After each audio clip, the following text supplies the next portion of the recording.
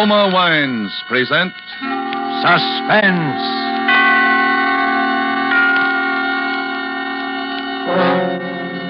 Roma Wines, made in California for enjoyment throughout the world. Salute. Your health, senor. Roma Wines toast the world. The wine for your table is Roma Wine, made in California for enjoyment throughout the world.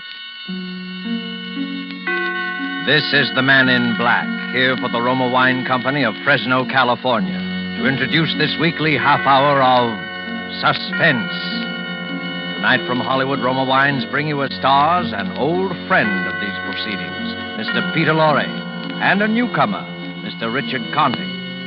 For their appearance tonight, Joe Eisinger has written an original suspense play with sporting blood in its veins, and in which death has a ringside seat. Its title, with apologies to Mr. Steinbeck, is Of Maestro and Man. And so, with the performance of Peter Lorre as the maestro and of Richard Conte as the man, we again hope to keep you in suspense.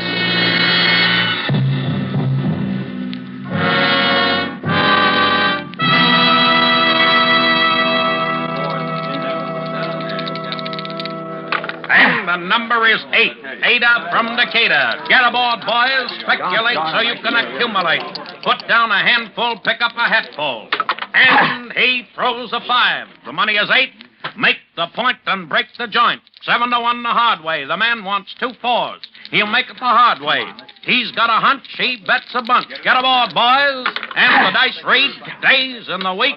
7 and the man's down. Pass the dice and make some ice. Everybody plays and everybody wins. Lay it on the line, we pay it on the line. 3 to 2, a 6 or an 8, even money, 10 or 4, I lay it and take it. Right or wrong, I go along. Tough one to lose, Maestro. Oh, Mr. Crip. Did I frighten you? Oh, no. It's just that I didn't... Maybe your nerves need looking over, Maestro. I think I'd have jitters, too, if I dropped a bundle like you did tonight. What time is it? 3 in the a.m., Maestro. Too late to play again. Oh, please, another hour, huh? I don't mean the time. I mean I think I got enough of your paper for one night. Huh?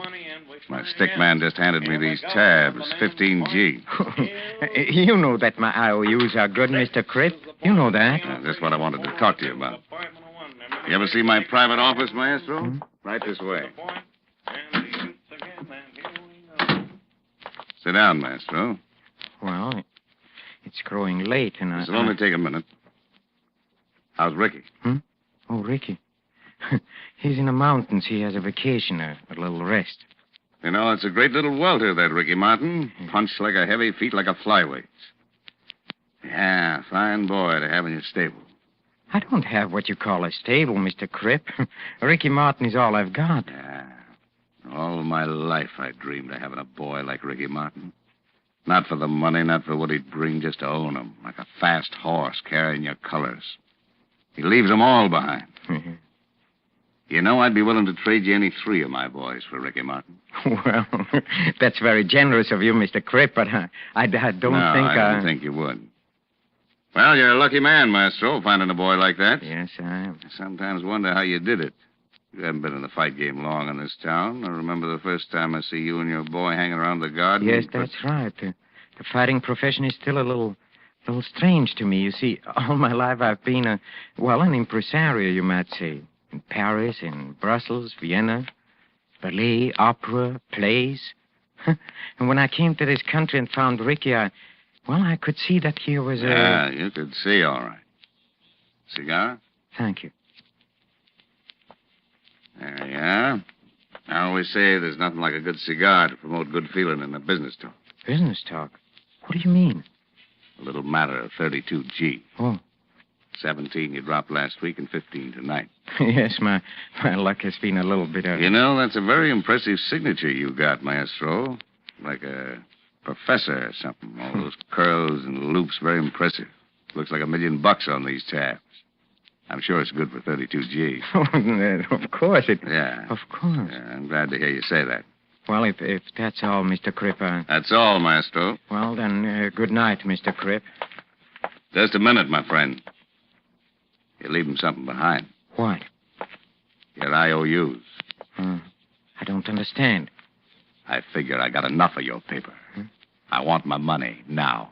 But I can't. I Then haven't... get it. I must have time. I run a cash business. But you gave me credit. You got assets. What? Ricky Martin. No. Then pay. No. I won't let you steal him from me. He's mine. Do you hear me? He's mine. I found him, I built him, and you can't steal him from me. I want that boy. No. I love him like a brother. Nuts, you'll swindle him on every fight. I won't give him up. Then you'll pay my collectors 32G. But it's a gambling debt you can't collect. My collectors don't carry a summons. A barrel and 50 pounds of cement. All right, Mr. Cripp. You leave me no arguments. And you have added greatly to my education. I don't think there's much I can teach you, Maestro. Only this time I'm out in front. I'll show you I'm a generous man. Honest John Cripp. Run an honest game and I make a square deal. 50G for the boy. 32 in tabs, 18 in cash. No beefs later. Thank you. I was sure you'd be sensible about this, Maestro. I had the contract drawn up. Just put that impressive signature on the dotted line. May I use your pen? Sure. Thank you. There you are, Mr. Cripp. Ricky Martin now belongs to me. Mm-hmm. Your pen writes very easily. You can keep it, part of the deal. Thank you. I shall treasure it as the most expensive pen in the world. How soon will Ricky be back in town? Oh, I expect him in my office tomorrow. Good. You'll tell him he now belongs to honest John Cripp. Yes, I'll tell him. You know, Mr. Cripp, I don't think Ricky Martin is going to like being owned by you. You just leave that worry to me, Maestro. I have a way of making people like me. Even if it kills them. Yes.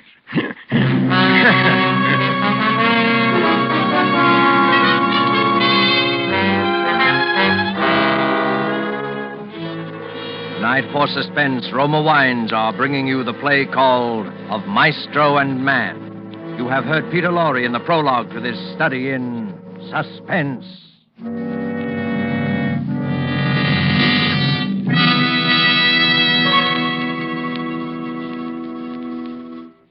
And now, for a moment, let's conjure up a scene of our own. Let's imagine ourselves in sun-drenched Havana. Let's imagine that we're dining in the gay Club Montmartre. As you listen to the music, you put down your wine glass to tell our host how much you enjoy his hospitality. Part of the credit belongs to Cuba, he smilingly acknowledges, but part of the credit belongs also to your country for producing this excellent wine which adds so much to our enjoyment. For this is Roma wine from California in your own USA. Now, it is a fact that connoisseurs of many other lands know the excellence of Roma wines made in famous wineries located in the heart of the choice wine districts of California. But millions of Americans also know these things and have made Roma by far America's largest selling wine. Here at home, Roma wines are truly inexpensive. No duty, no overseas shipping costs to pay. And for only pennies a glass, your meals, your entertaining can have the added delight of superb Roma wines. You will find them of truly excellent flavor and character. Fine products of age-old winemaking skill, perfected by modern quality controls and tests. Ask for R-O-M-A, Roma wines, made in California, for enjoyment throughout the world. And now it is with pleasure that we bring back to our sound stage Peter Lorre as the Maestro and Richard Conte as Ricky Martin in Of Maestro and Man, a tale well calculated to keep you in suspense.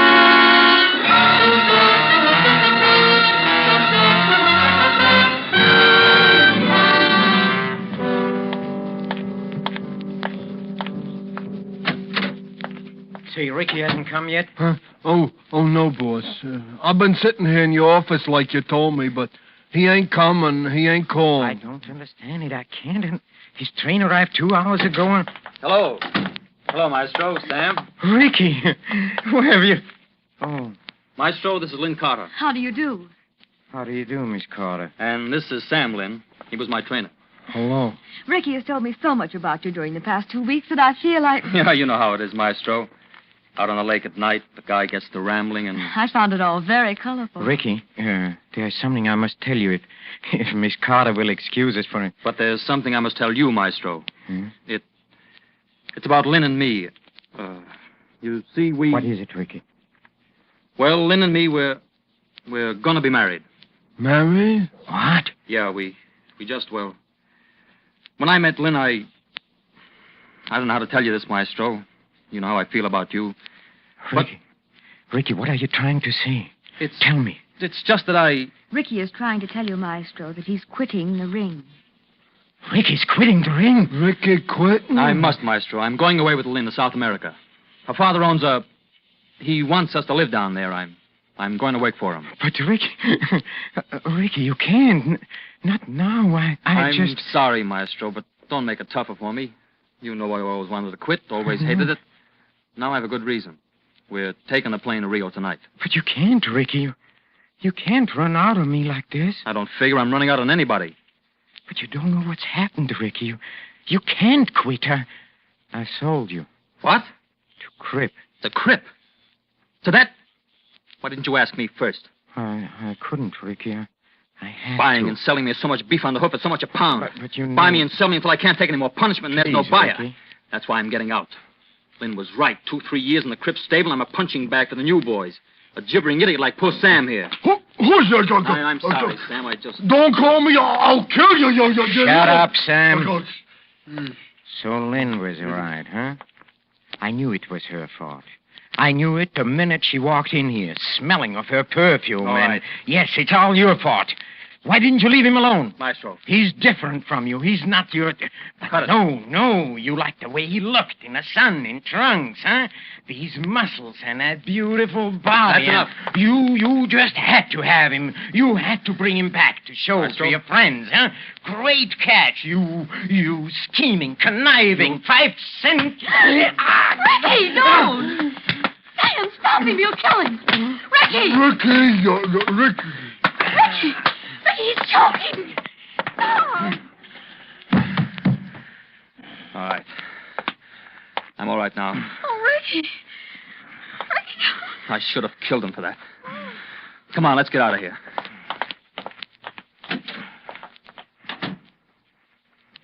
Boss, you all right, boss? Yes, sir.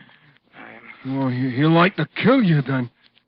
Hey, your face is a funny color. Come, Sam.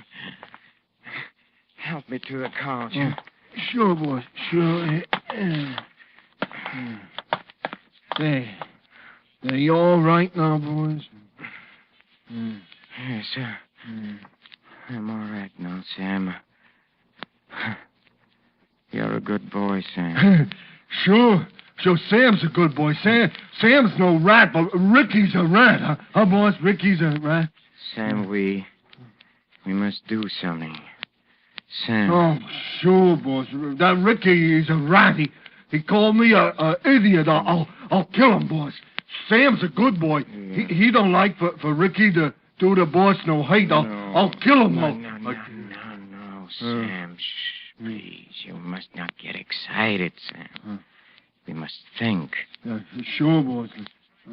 Let's think. Your lip is all it bleeds. Yes, you're a good boy. He called you an idiot, yes, but you're a good boy, Sam. I like when you pat me on the head like that, boss. We have a problem, Sam. Mr. Crip must not hear about Ricky quitting. Ricky quitting, boss? Something happened to Ricky. An accident. They happen every day, Sam. Oh, sure. Accidents happen. Well, when I was a little boy, a Crip and say, it's a tragic thing, Mr. Crip. Fine boy like that. You're a boy, Mr. Crip. You're a $50,000 boy, Mr. Crip. It's a tragic thing, huh? Yes. Tragic finale to a promising career. Oh, yeah, boss. That will be some tragic, some finale, It huh? must be an accident, Sam. Mr. Crip must never be able to say. Do you understand that, Sam? Oh, sure, but when I was a little boy, Sam? Yeah, boss? Sam, in Langton's gym. You know what a main steam valve for the steam room is? What, boss? The valve, Sam. The one that lets the live steam into the steam room. Sure, boss. The gadget that the guy turns off and on the steam with, huh? That's right, Oh, Sam. sure, boss. It's under the stairs in the basement on the other side of the gym. That's You know, on the side where the Yes, pipes... Sam, yes. Do you think you could get under the stairs into the basement? Oh, sure. Nobody cares if I go to the basement. Sometimes I go there... Yes, Sam. And do you think you could open the valve as wide as it'll go? Open the...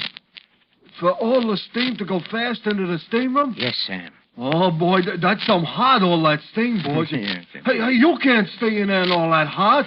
The Jew was up the gym when poor Sharky got all the hot because the valve broke and the door was stuck. The Jew was there when they brung him out, huh?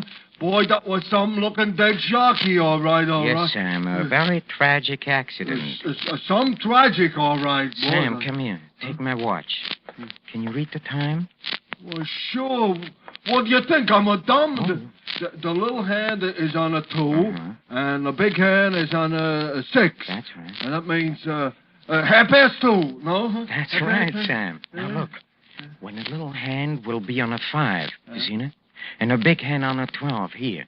It'll be... At 5 o'clock. That's right. Yeah, you see, I'm no dumb. 5 o'clock. And at 5 o'clock, Sam, you must be in the basement at Langton's gym by the steam valve. And exactly 5 o'clock, Sam, you'll open the valve all the way. For all the hot? Yes, Sam, all the hot. Oh, but you can't stay in... The Joe was up the gym when Shark... I won't be in the steam room, Sam. But Ricky will. Alone.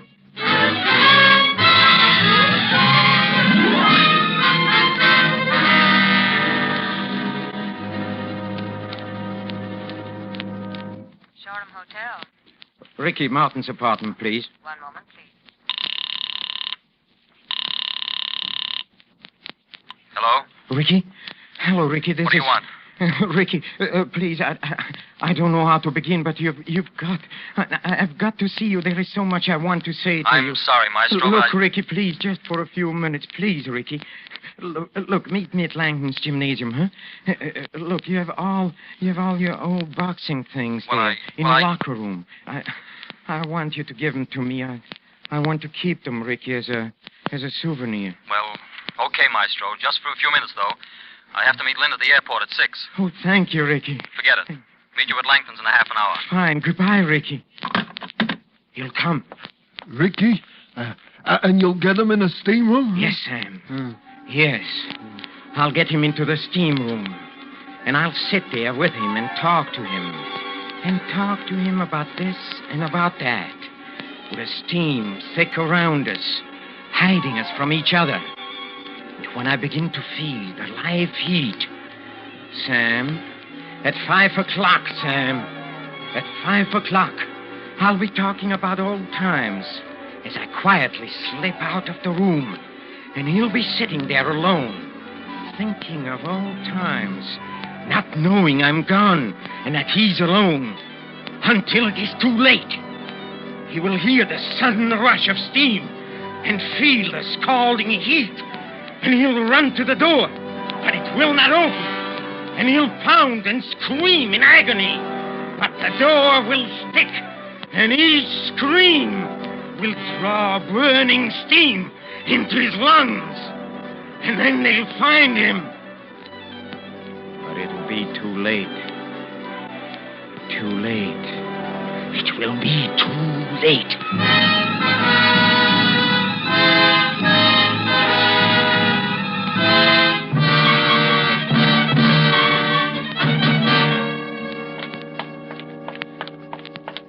Oh, hello, Ricky. Hello.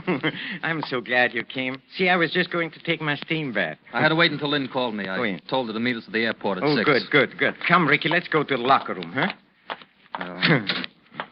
Look, here is your old locker, Ricky. You have the key? Yes. Here, you open it. Thank you. But first, Ricky, please, I want to tell you how I feel, how I've been so miserable because... You should have killed me, Ricky. Maestro. Yes, Ricky, I deserved it, but you see, I wasn't myself. You know that. Let's forget it, Maestro. Go ahead, open the locker. All right, thank you. See? Look. your punching bag. Look, your trunks, your gloves. And here, look here, Ricky, this pair. This pair you wore the night you beat Kit Foy. Wasn't that a fight, Ricky? How can we ever forget the third round? Remember what the newspaper said? Every word is burned into my memory. Last night, a new star of the ring was born. Ricky Martin, sensational new welter. Cut it, Maestro. Yes, sir. I'm sorry, Ricky. I know how you feel. Ricky, are you sure? Isn't there one chance that you'll change your mind? No, Maestro. Not a prayer. What time is it? Oh, it's only about 5:15. Come on, Ricky, don't you want to have your last team with the old maestro? Well, No, come. Well, okay, but remember, old Maestro, 5 o'clock's my deadline. Oh, well, Ricky, that I guarantee you. Say, who's around at this time of the day? Huh? Oh, Joe. Sam, I wanted to tell you how sorry I am. Oh, about- sure. I'm sorry, all right. Call me put on the boss a slug. Come on, get going. Oh, boy. Sure gonna be some hot sorry, all right. Sam, stop mumbling. Get going. Some hot, tragic finale, all right. Get going. Some hot... Oh, that poor guy. See, Maestro, that's why I'm getting out now. I don't want to look like that in 5 years. Here's your towel, Ricky. Are you ready? Yeah, I'm ready. How much time we got? Well, it's just a couple of minutes before 5. It's time for a quick steam and a shower, and then we meet Lynn, huh? Okay. Good old steam room. They really got that steam up today. Yeah. It's so thick you can't see your hand in front of you. Yeah, but it's good for you. Come on here. Feel your way over here, Ricky. Come sit here with me on a second shower. Here. Yeah, that's right. Just keep your head down and your eyes closed and relax like me. Yes. This feels fine. Yes. You'll begin to feel even better later. Tell me, Ricky, how you met Lynn. Well, she was staying at the same hotel with her mother and father. He came up on business. A right guy, Maestro. You'd like him. Yes, I'm sure I would. One night I just found myself dancing with her. I don't know yet how it happened. But there we were. And after that, well, it seemed like there was nobody else in the world but we two. I don't know, Maestro, but suddenly I realized that what I wanted most in the world was right there. Something I can't remember having. Something I wanted all the time and with all my heart. I'm tired of hotel rooms and training camps and fight talk and no one and nothing to come home to. I love Lynn. I love her family. They love me. That's all there is, Maestro. I guess that's the crop for any man. Hey, it's getting kind of hot, Maestro. Remember, Ricky, remember the day we first met? Maestro, the steam is getting a little too much. Remember, it was backstage at the Met. You wanted to be a ballet dancer. I must laugh when I think of those days. You had muscle and you had grace and you had power, but you didn't know what to do with them. And I showed you. Not ballet. Years of sacrifice. For what? I found you and I found the ring and I brought the two of you together. In 1 year, you were near the top. Yes, it was a long year, Ricky, but we went through it together. Yes, I can't help feeling that your leaving is almost a tragic finale to a brilliant ring career. What? Yes, a tragic finale. And then when we got your first fight in New York. How nervous you were. Your New York debut. Not at the Met to the music of Offenbach's Gaîté Parisienne, no. But at the Madison Square Garden to the roar of 15,000 throats. And do you remember the last thing you said to me before you went into the ring? Remember?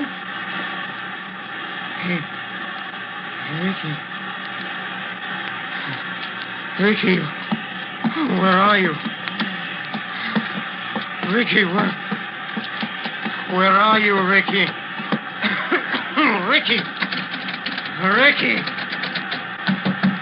Ricky, don't leave me here, Ricky. Ricky, come back. Please come back, Ricky. Open the door! Ricky! Don't leave me. Ricky! My God!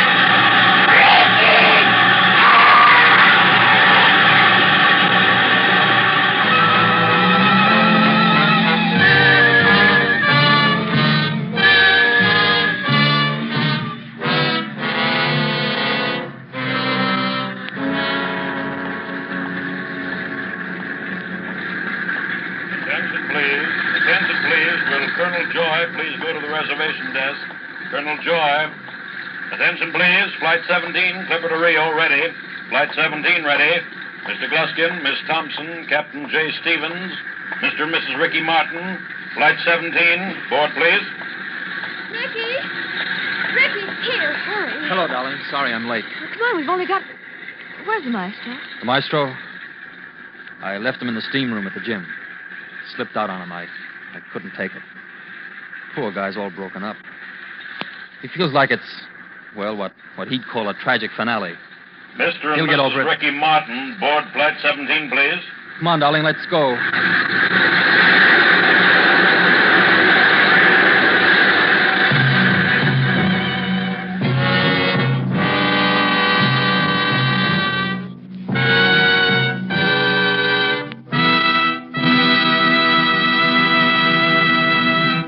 And so closes Of Maestro and Man, starring Peter Lorre with Richard Conte.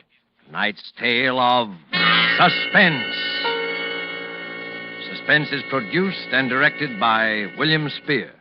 It's my job, it's my privilege, to tell you how much pleasure and enjoyment you can add to everyday living by serving Roma wines with meals, when entertaining, or anytime. And in hot weather, let me suggest Roma wine cooler offers. Just put ice cubes in a tall glass, half fill it with your favorite Roma wine, then fill it up with sparkling water. For a sweeter drink, add sugar. Ah, that, my people, is really something. And it's so simple, so good, and so inexpensive. It's a fact. The cost of Roma wines is only pennies a glassful. Get Roma wines today. Enjoy them regularly.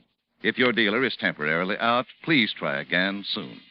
Just be sure you ask for ROMA, Roma Wines, America's largest selling wines, made in California, for enjoyment throughout the world.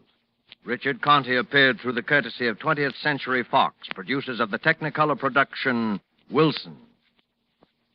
Next Monday, same time, you will hear two distinguished leading ladies, Miss Maureen O'Sullivan and Dame May Whitty, as stars of Suspense. Presented by Roma Wines, ROMA, made in California, for enjoyment throughout the world.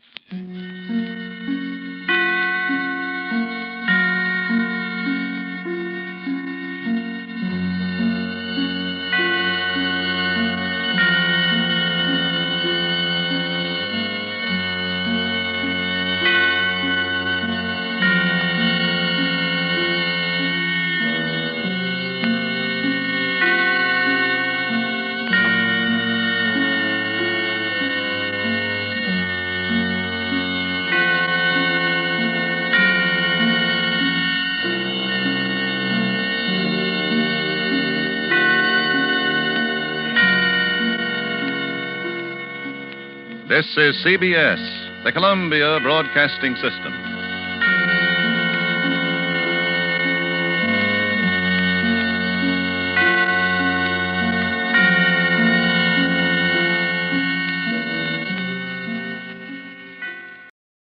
Now, Roma Wines present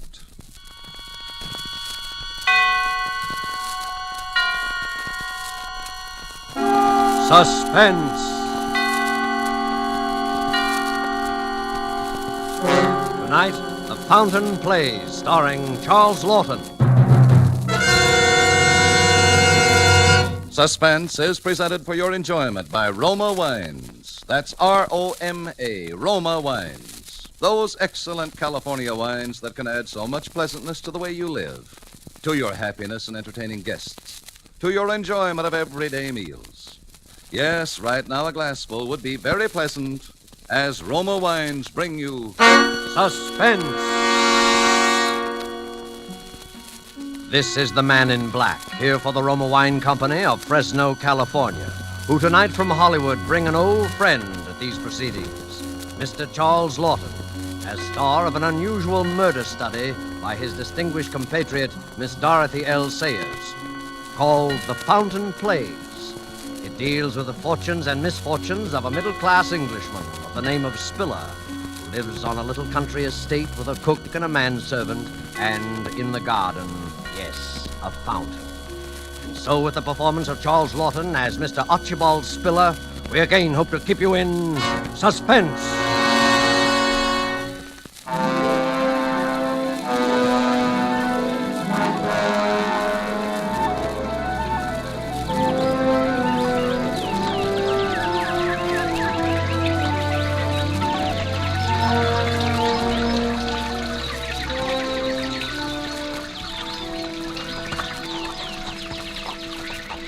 Now then, Mr. Spiller, what about it? Oh, I say, look out there, Sam. Look out for what? Still as blind as a bat, aren't you, Sam?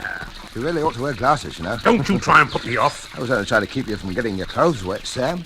You almost walked right into the spray of the fountain. Well, never you mind what I need glasses, and never mind your blasted fountain neither. I want a straight answer to my question, Mr. Spiller. I've given you an answer, I've told you. You've given me nothing but bluff and bluster. Do I get it all, don't I? That's what I want to know, and if I My dear don't... fella, please. My guests are arriving. I'll talk to you tonight. You better talk straight. It'll be your last chance, my lad. Hello. Hello there, everybody. Just in time for a little refreshment. Master said we'd find you here, Daddy. I hope we're not interrupting. Oh, certainly not, certainly not. You know Mr. Gooch, don't you, my dear? Yes, of course. And this is my neighbour, Mrs. Digby, Mr. Gooch. How do you do, Mr. Gooch? Yeah. And Ronald Proudfoot, my daughter's fiancé. How do you do, sir? How do you? Well, I was just showing Mr. Gooch the wonders of my little fountain. Oh, Daddy, you do make such a fuss over this fountain. Even so, I always say there's nothing like a bit of ornamental water to set a place off. Sort of like the Versailles garden, what? Oh, it's really lovely, Mr. Spiller, and so secluded, with the rhododendrons and the lilac hedge all around. You like it, eh? You know, I was thinking of cutting out some of these lilacs. Oh, I wouldn't. To make a vista, so to speak. You can't even see it from the house with these bushes on all four sides. Well, now, perhaps that might add something. But if you like the lilacs, Mrs. Digby, the lilacs shall stay. Oh, Mr. Spiller, I'm no authority, I'm sure. Well, if you want an authority, I'd say it's a mess. Plaster, backstop and all, a mess, see? A mess? Oh, maybe Mr. Gooch means the way the backstop arches up above the spray. It rather overshadows it. Well, I have to have that, you know, my dear, because prevailing winds from the south, don't you feel how nice and warm it is tonight? Blow the jet of water right onto the grass. If it weren't for that backstop, we'd have a proper swamp over there. Wasteful, too. Well, I'm glad to know that. You always were a fool, Archie. Squandering money on a fountain. No, indeed. It uses the same water over and over again. Like the one in Trafalgar Square. Most ingenious, really. Why, isn't that a wonderful idea? Of course, I have to be careful, even so, to turn it off every night to save leakage and waste and so on. Oh. Mr. Spiller, sir. Dinner is served. Oh, thank you, Masters. Well, what do you say, everybody? Ready for a bit of dinner? I should say so. Shall we go in, then? Why, Mr. Spiller, your modest little fountain, when you're past the bushes, all at once you can scarcely hear it. Yes, it's quite impossible to hear it from the house. Can't hear it at all.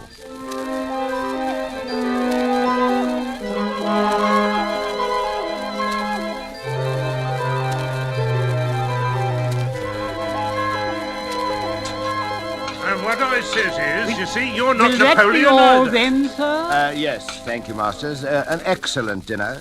My compliments to the cook. Yes, sir. And coffee in the drawing room, Masters. Very good, sir. Well, shall we adjourn? Shall we what? Oh, go into the drawing room, you know. Quite a toff, ain't you, Marchie? Big change from the old days, adjourned to the drawing room. What would you think, Mr. Spiller, about a rubber or two of bridge? It's an excellent suggestion, Mrs. Digby. Excellent. Good thing I don't play, ain't it, Archie? See, I'm counted out before the start. Oh, Mr. Gooch, I'm so sorry. Do take my place. I'm really very tired. No, thanks. We don't play bridge where I come from, and neither did Archie. Although I see he picked it up quick enough once he... Yes. It's never too late to learn, you know. No.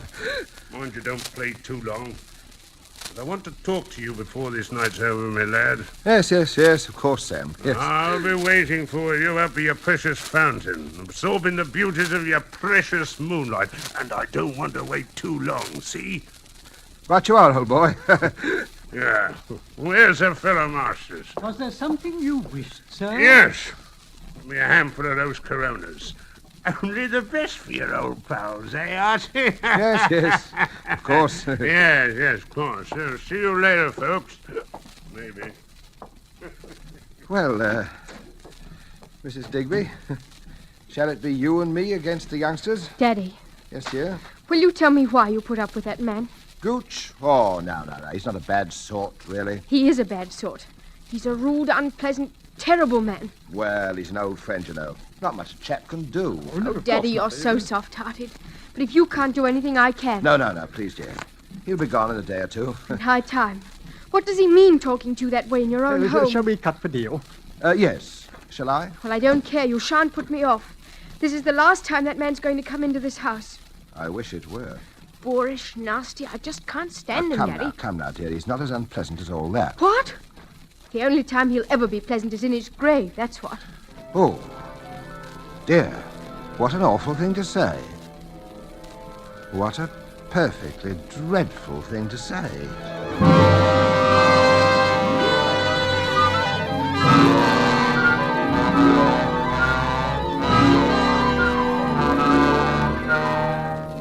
Tonight for Suspense, Roma Wines are bringing you as star Mr. Charles Lawton, whom you have heard in the first act of The Fountain Plays, tonight's tale of Suspense.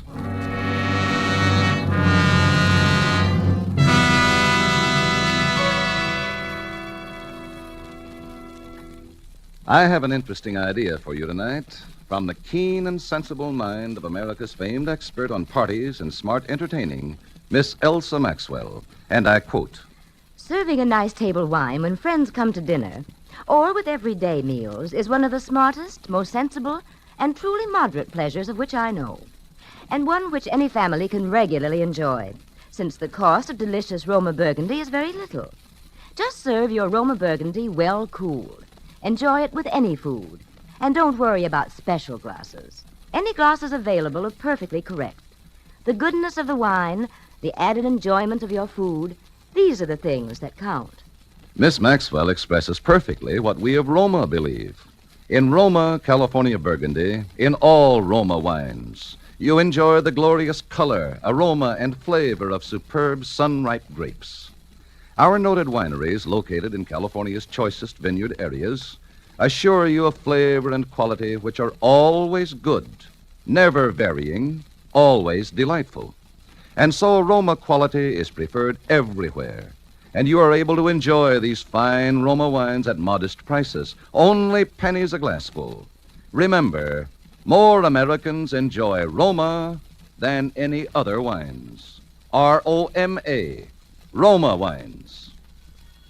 And now it is with pleasure that we bring back to our sound stage Charles Lawton as Mr. Archibald Spiller in The Fountain Plays, a tale well calculated to keep you in suspense.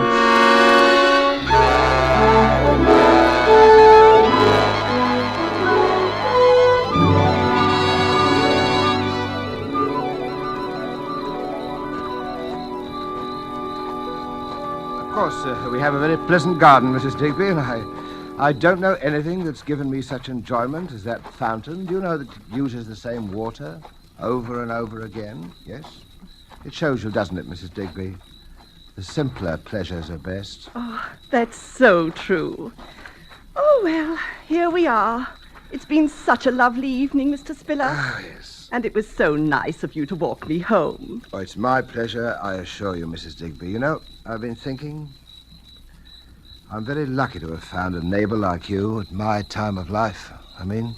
Maybe it's not luck at all. It's fate, you mean? Mrs. Digby, may I call you Rosalind? Oh, of course. And you call me Archibald? Silly name, only one I've got, though. Why, I think it's a very nice name. Do you? Well, you know, I've been thinking that it was true what I said tonight, that the place will be needing a new hostess soon. Oh, with Betty getting married, you mean? Oh, you must be very happy for her. I am, but what I mean is that, well, we're both alone in the world now. Yes. And, Rosalind, there's something I want to talk to you about soon. I can't just now. There are arrangements I have to make, but I want to talk to you very seriously. Well, I'll always be here, you know. But it's late now. Yes, it is, yes. Well, good night, Rosalind. It has been a lovely evening. Good night. Good night, Archibald.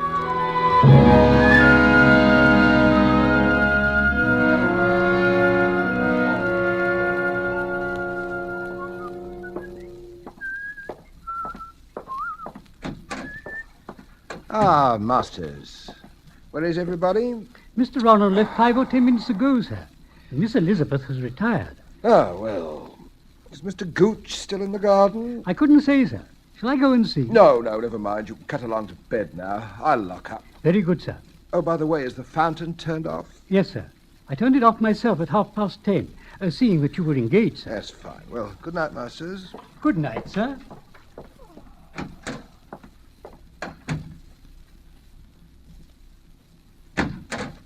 Oh, confound it. Oh, hello there. I was just coming out to look for you. Hello. Have a nice evening? Nice evening. Not as nice an evening as you had with your obliging little widow, That's eh? enough of that now, Sam. Oh, it is it? That's enough, is it? That's a good one. Who do you think I am, talking to me like that? One of your ruddy servants? Well, I'm not. I'm the boss here. Get that in your head. I'm the boss, and you know it. All right, Sam, but let's buzz off to bed now. We'll talk it all over in the morning. No. We're talking about it right now, Mr. Spiller. I'm short of cash. It's high time you kicked in with some more. Look here, Sam. I pay you your allowance as we agreed, and you stay here whenever you like, but that is all. Oh, it is it? Getting pretty high and mighty, aren't you? Number 41632? Sam, quiet, for heaven's sake. You're in a fine spot to tell me what you're going to do, aren't you? Quiet.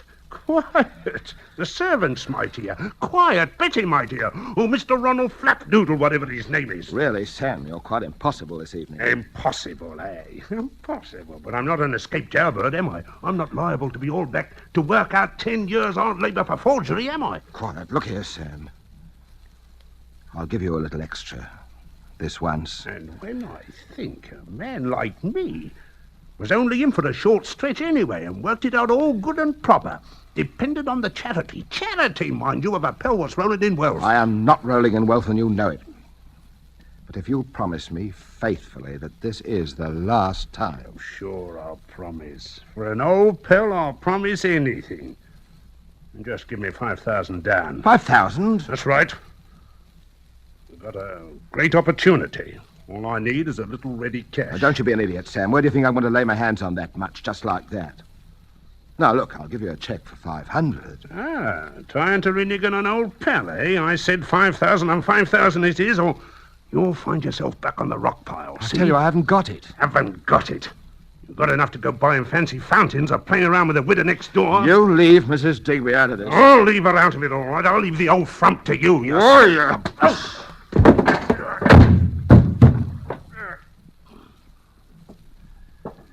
Sorry I had to do that. I told you that was enough of that, and I meant it. Now pull yourself together and go to bed. I'll talk to you in the morning. Do you hear me? Sam? Sam? Ah, come on. I didn't hit you that hard. Get up on your feet now. Sam? Sam?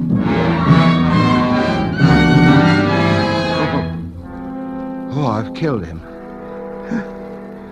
What was that? Oh, it's just the old clock. Hey? 11 o'clock. 7 hours. 8 hours, perhaps, until they find him. Of course, he hit his head when he fell, but the police won't care about that, and they'll take fingerprints, and they'll find out I was number 41632. No. What you need is an alibi. And if I could confuse him. An alibi. An alibi, that's it. Make it seem he was alive when he was already dead. First you have to fix the time, haven't you? The time. Well, you've got to make it earlier. Say 10:30 while everybody was playing bridge. If he could have died sometime before that, but how do I prove it? What happened at 10:30? What happened at 10:30? Oh, yes. The fountain. Masters and the fountain. That's right, the fountain, yeah. The fountain. Now I know what to do. Go out into the garden. Turn on the fountain. Then go down the garden path and call him by his name. Sam! Sam! Gooch!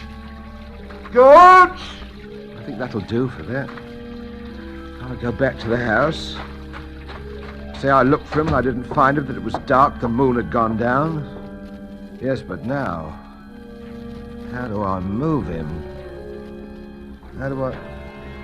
That's right, the wheelchair. The wheelchair. It used to be Mrs. Spiller's. I remember how she...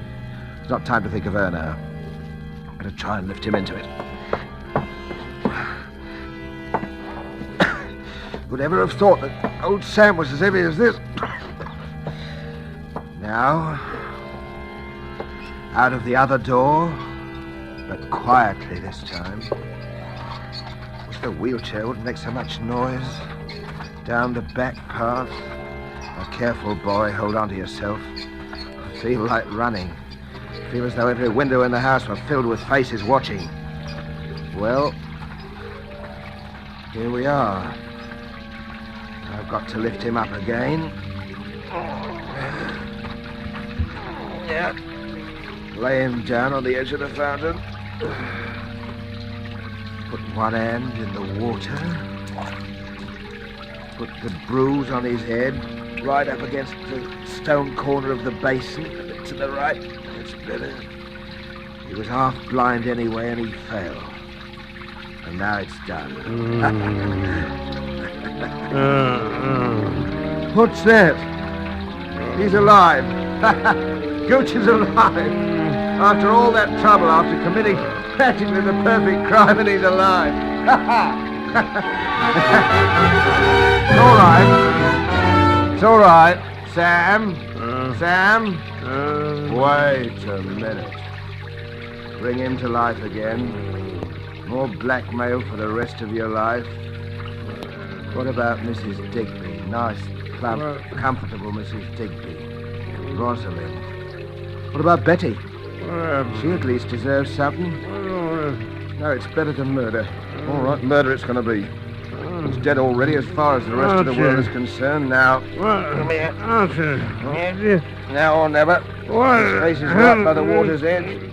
Push him under. Now.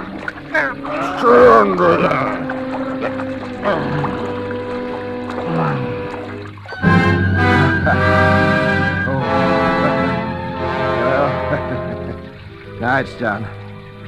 Now it's done, Mr. Spiller. I suppose I ought to feel remorse. Why should I feel remorse? Does the mouse feel remorse that the cat's killed? Nah. Does the prisoner feel remorse when he leaves his prison? Nah.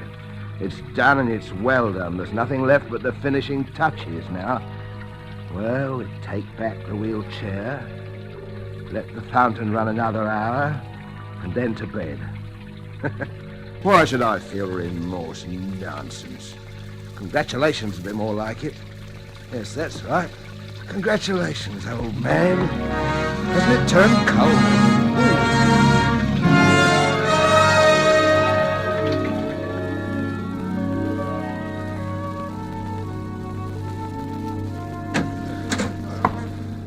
Inspector Frampton, sir. Oh, yes, come in, Inspector. Come in. I hate to trouble you, Mr. Spiller, but regulations, you know. Oh, of course, yes. Everyone here who was present the night of, last night. Yes, Inspector, there's Mrs. Digby. She's my neighbour, my daughter Elizabeth, and her fiancé, Mr. Ronald Proudfoot, and the servants, of course. Excellent. Well, now, if you'll all bear with me, I have to ask you a few questions, you know. Now, there was a blow on the head. Oh? As I understand it, the deceased was last seen alive at about 8:30, just after dinner.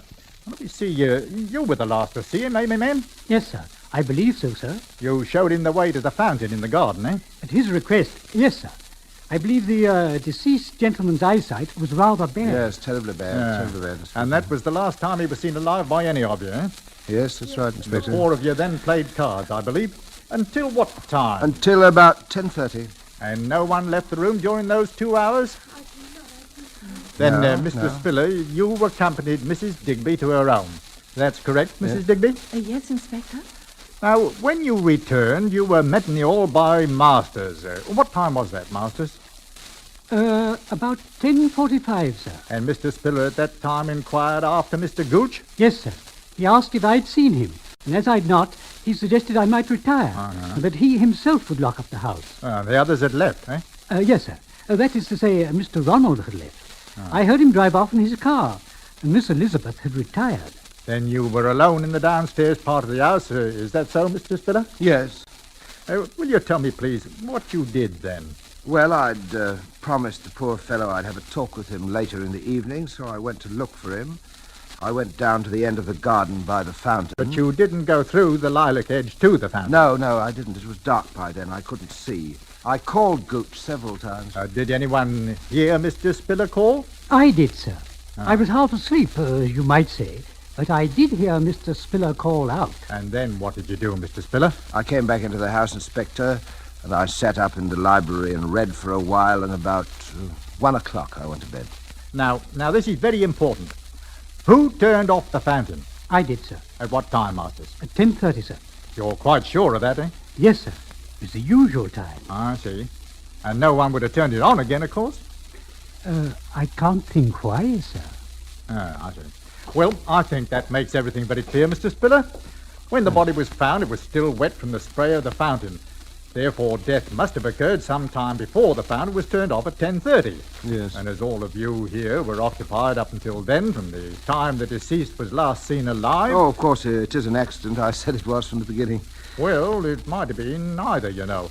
There had been a blow and there was water in the lungs, but the man apparently fell, missed his footing due to his poor eyesight and struck his head, falling into the water from which he was unable to rescue himself. Well, it does seem the obvious conclusion, doesn't it? My. Poor fellow, dear me. Well, thanks, everyone. I don't think we'd have to trouble you again, Mr. Spiller. I hope not. Thank you, Inspector.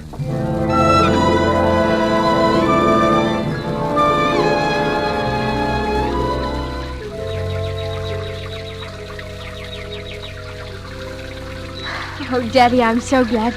I was afraid for a while. Nothing to be afraid of, dear, you know. Poor old Gooch just lost his footing and fell, that's all. I know. I was afraid of him. Afraid of him? I know it was silly, but he was so strange. I thought he had some sort of hold over you. Nonsense, darling. He's just an old friend, and I'm a sentimental old fool, and... You're an old dear. But I got to run now. Off with Ronald? Yes. Daddy, are you going to be awfully lonely when I've gone? You know I'll miss you. Maybe Mrs. Digby? Now, my girl. She's such a darling, Daddy. She is rather nice, isn't she? In fact, I thought I might pop over to see her this afternoon, as long as you're going to be out. Daddy, I knew it. I won't keep you another second. Ask her over to dinner. Perhaps I shall. You be on time, though. I will. Goodbye, Daddy. Beg pardon, sir. Oh, Masters, yes? If it's convenient to you, sir, I should like to have my bedroom changed. I should like to sleep indoors, in the main house. Oh, why is that, Masters? I'm a very light sleeper, sir, and noises keep me awake. Noises, Masters? The weather vane, sir, above the garage. Oh. When the wind changes, it creaks. Well, a little oil, perhaps. I hardly think that would do, sir, because when the wind changes, there are other noises. Oh. They can be most disturbing, sir. What are the noises, Masters? The fountain, sir. The fountain? Yes, sir. Ordinarily, I'm quite unable to hear it, any more than you can in the main house, sir. But when the wind is from the east, the plaster backstop acts quite like a sounding board in the direction of my room, sir. In fact, I can not only hear the fountain itself, but I can hear even the faintest noises in the grove around it. Quite clear. I see, yes. Quite so. I see. Yes. For instance, on the middle night, Mr. Gooch sustained his unfortunate accident. I noticed the wind changed a little after 11, because it got very cold. The weather vane wakened me, and then I heard the fountain. I seemed to hear other noises, too, if I may say so. You heard? Yes, sir. Yes. I might add that after noting the police inspector's observations, I took the precaution of pressing your dinner jacket. The sleeve seemed quite wet, sir. Yes. I think, sir, all things taken into consideration, you might find it worth your while to retain me permanently in your service. Oh, yes, of course. I wouldn't dream of ever wanting to replace you, Masters. At, shall we say, just double my present wage? For the present. Well, yes. Yes. I'm very much obliged to you, sir. Is there anything else, sir? No, nothing else. I'm going to sit here by the fountain. Very ingenious, the fountain. Most ingenious, my fountain. Costs a little to run because it uses the same water over and over again. Over and over again. Over and over again. Over and over again.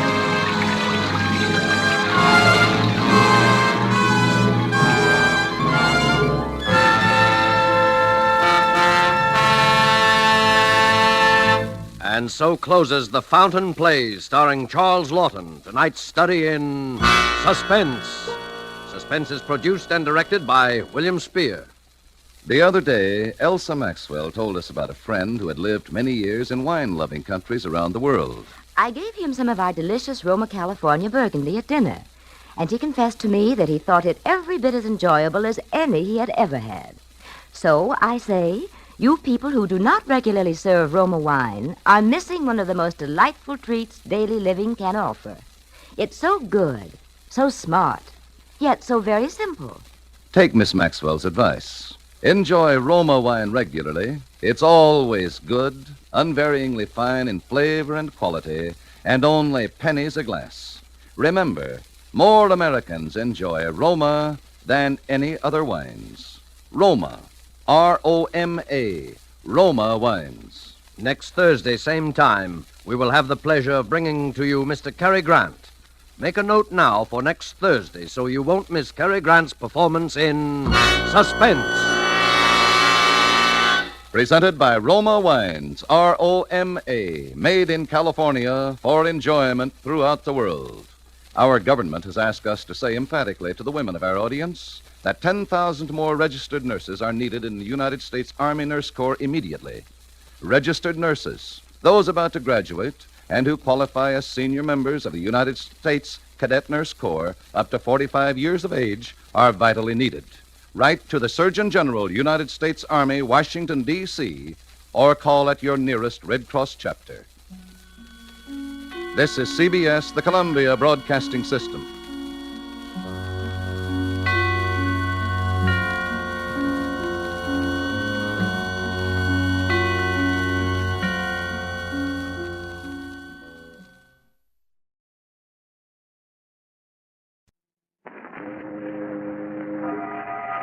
Boris Karloff on Inner Sanctum Mysteries. Brought to you by the makers of Carter's Pills.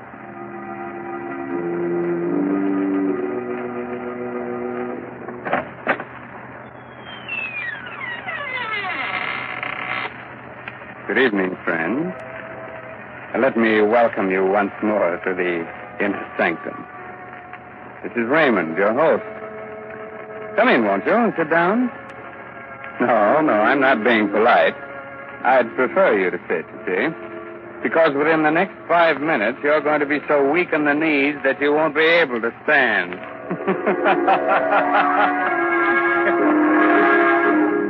Inner Sanctum Mysteries again has the pleasure of bringing you the famous star of radio, screen, and stage, now featured in the current Broadway success, Arsenic and Old Lace, Boris Karloff. This evening, Mr. Karloff appears in Robert Newman's dramatization of Edgar Allan Poe's famous story, The Telltale Heart. Presented for your entertainment by the makers of Carter's Little Liver Pill, the best friend to your sunny disposition.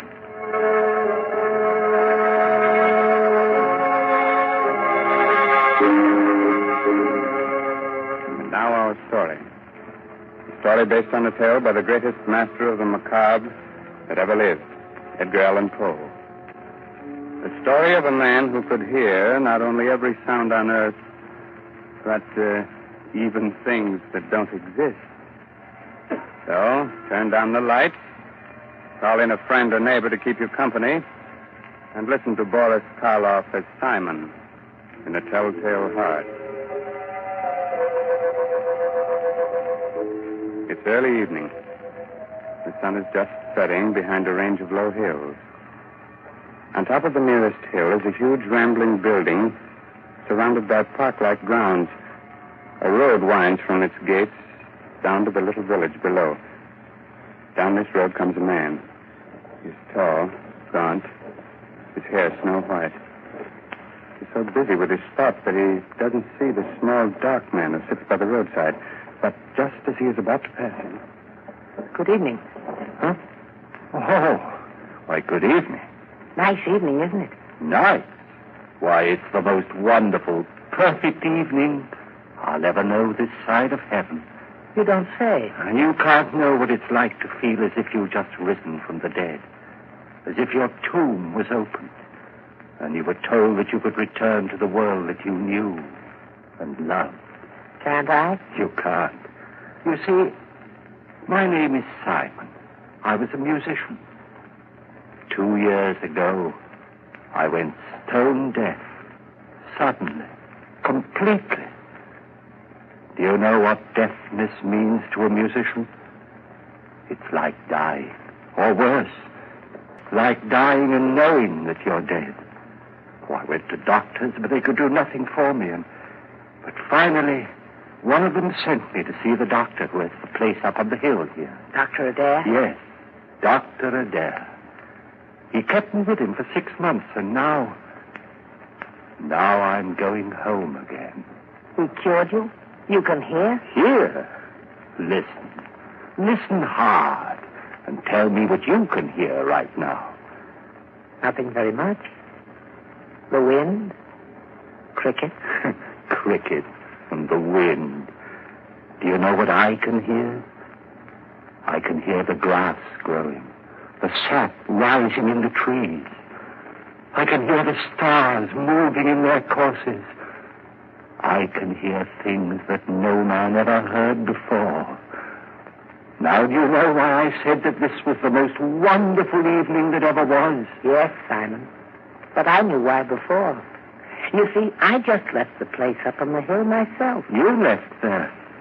You mean... When I was taken there, I was blind. Oh, your eyes, yes.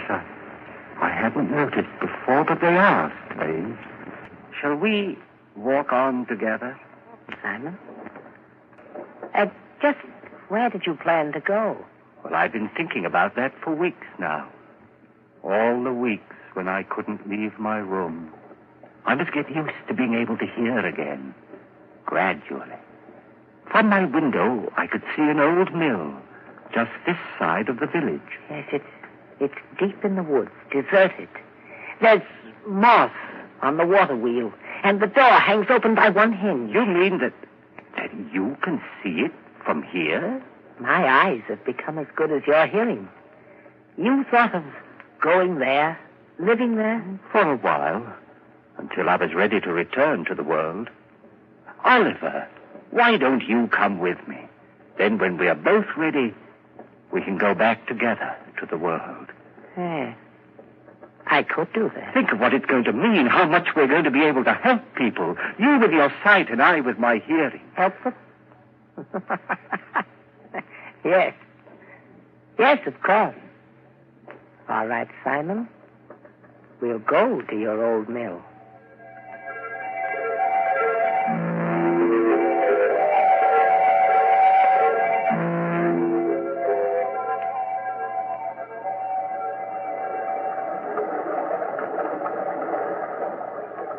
This way, Oliver. Up this path. Ozzy! Someone's coming. The farmer, he seems to be looking for something. Good evening. I'm looking for my cow. Have you seen her? Well, what kind of a cow is she? A brown and a white one with a crooked horn. Wait. I hear her. She's grazing in a field on the other side of the woods. Hear her? That's almost a mile from here. I have good ears. Good. You must have ears like a fox. But that field, that's the squire's. How did she get there? You think someone took her? Who would? Well, it's the squire's land, but he's the richest man around here. Why should he have taken my cow? Wait a minute. Let me see. Yes. Yes, I do see someone with your cow. He's just leaving her. You can see that? Right through the woods? I have good eyes. Who is it? What's he like? Is he tall, wearing a brown jacket? Yes. I knew it. It's the squire. He's trying to steal my cow. I'd better go get her. Thank you very much. Perhaps I'll see you both again. Perhaps. We'll both be staying around here for a while there in the old mill. Why did you tell him that, Oliver? Did you really see the squire taking his cow? I saw what he wanted me to see. What do you mean? He hates the squire because the squire's rich and he's poor. But what? Never mind, Simon. Shall we go on to the mill? Here we are. And it's just the way I knew it would be. Quiet, peaceful, no noises, just sound. And even those are dulled by the waterfall. Yes, it's just the way I knew it would be, too. Dark, dank. The home of the rats and spiders. We'll be happy living here with them. Happy with rats and spiders? Why? Because they're like me.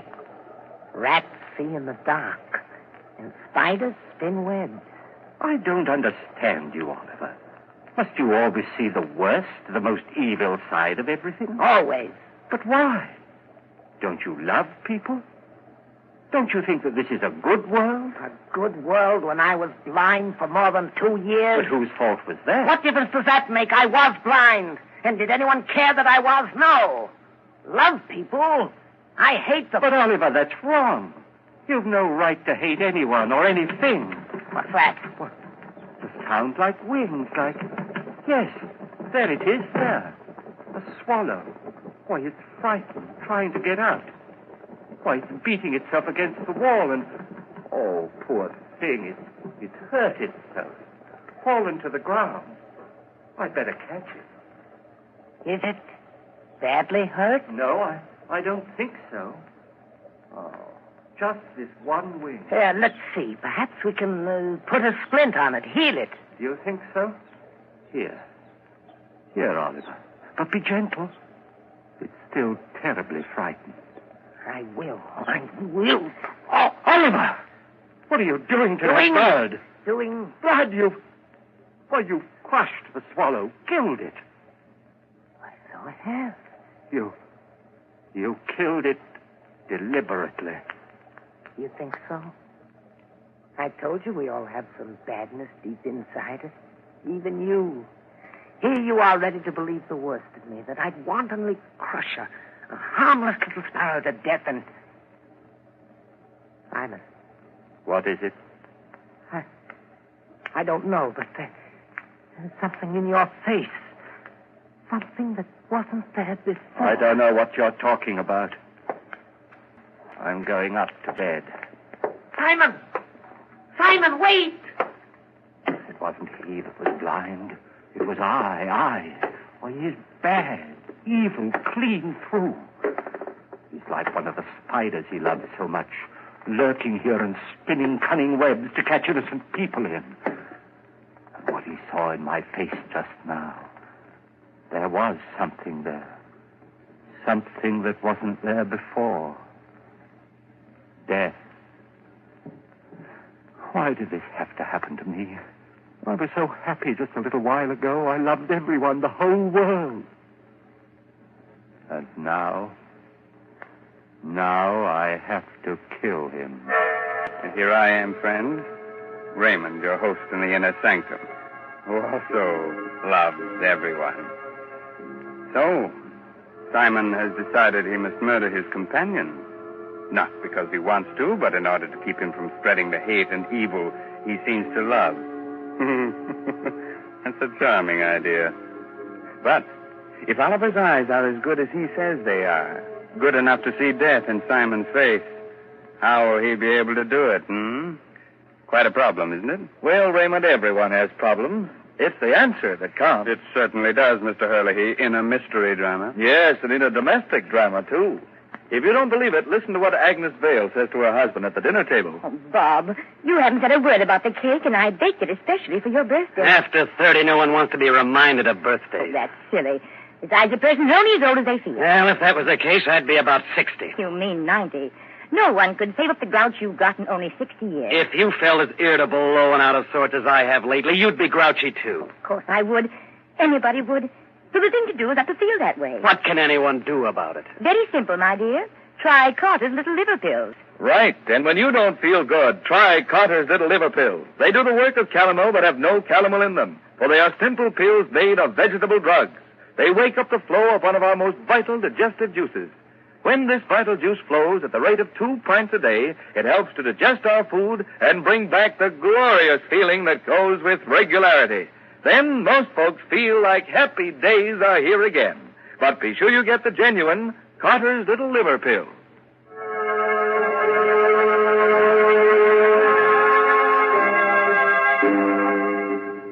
Well, friends, are you sorry I advised you to sit down before? No, I thought not. You still want me to go on with the story of the Telltale Heart? Very well. It's a little later that same evening, and Simon is sitting in the upper story of the old deserted mill, waiting, listening. Sleep, Oliver, sleep. Aren't you ever going to sleep?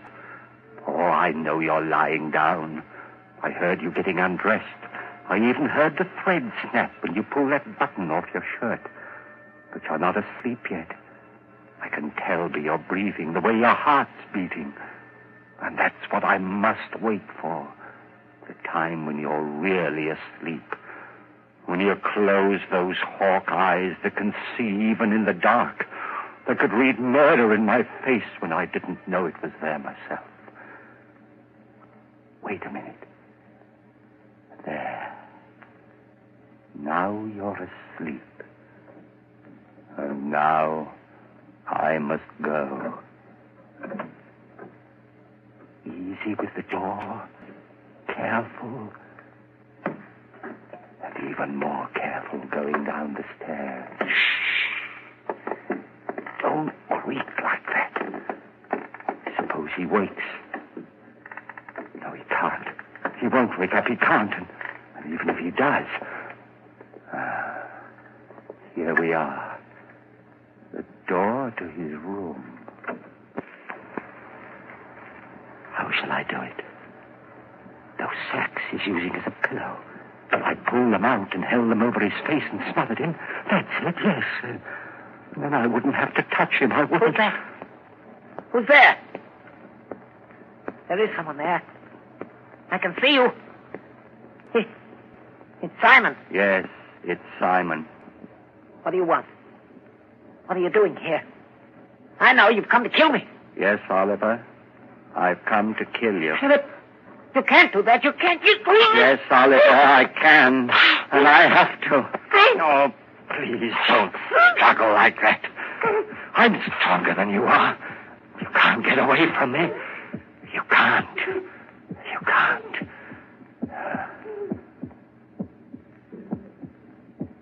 That noise. Hear it? It's your heart. Beating, pounding, driving the blood through your veins. It's beating more slowly now. slower and fainter, running down like a tired clock. And I'm not going to let you go until it's stopped. So don't struggle. Don't struggle, please. Just a few seconds more. I can hardly hear it now. Just a faint, throbbing murmur. And now, even that's gone. Yes, it stopped. And you're dead. Oliver, listen.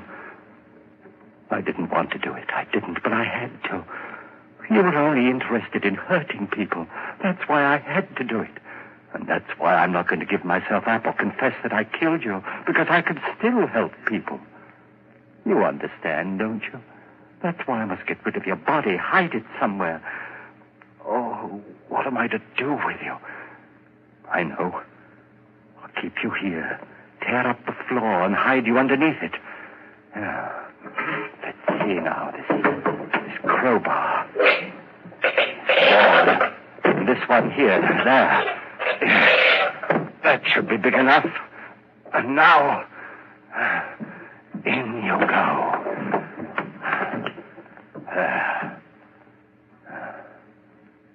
Goodbye, Oliver. Goodbye. Just put these boards back. Nail them down again with the same rusty nails.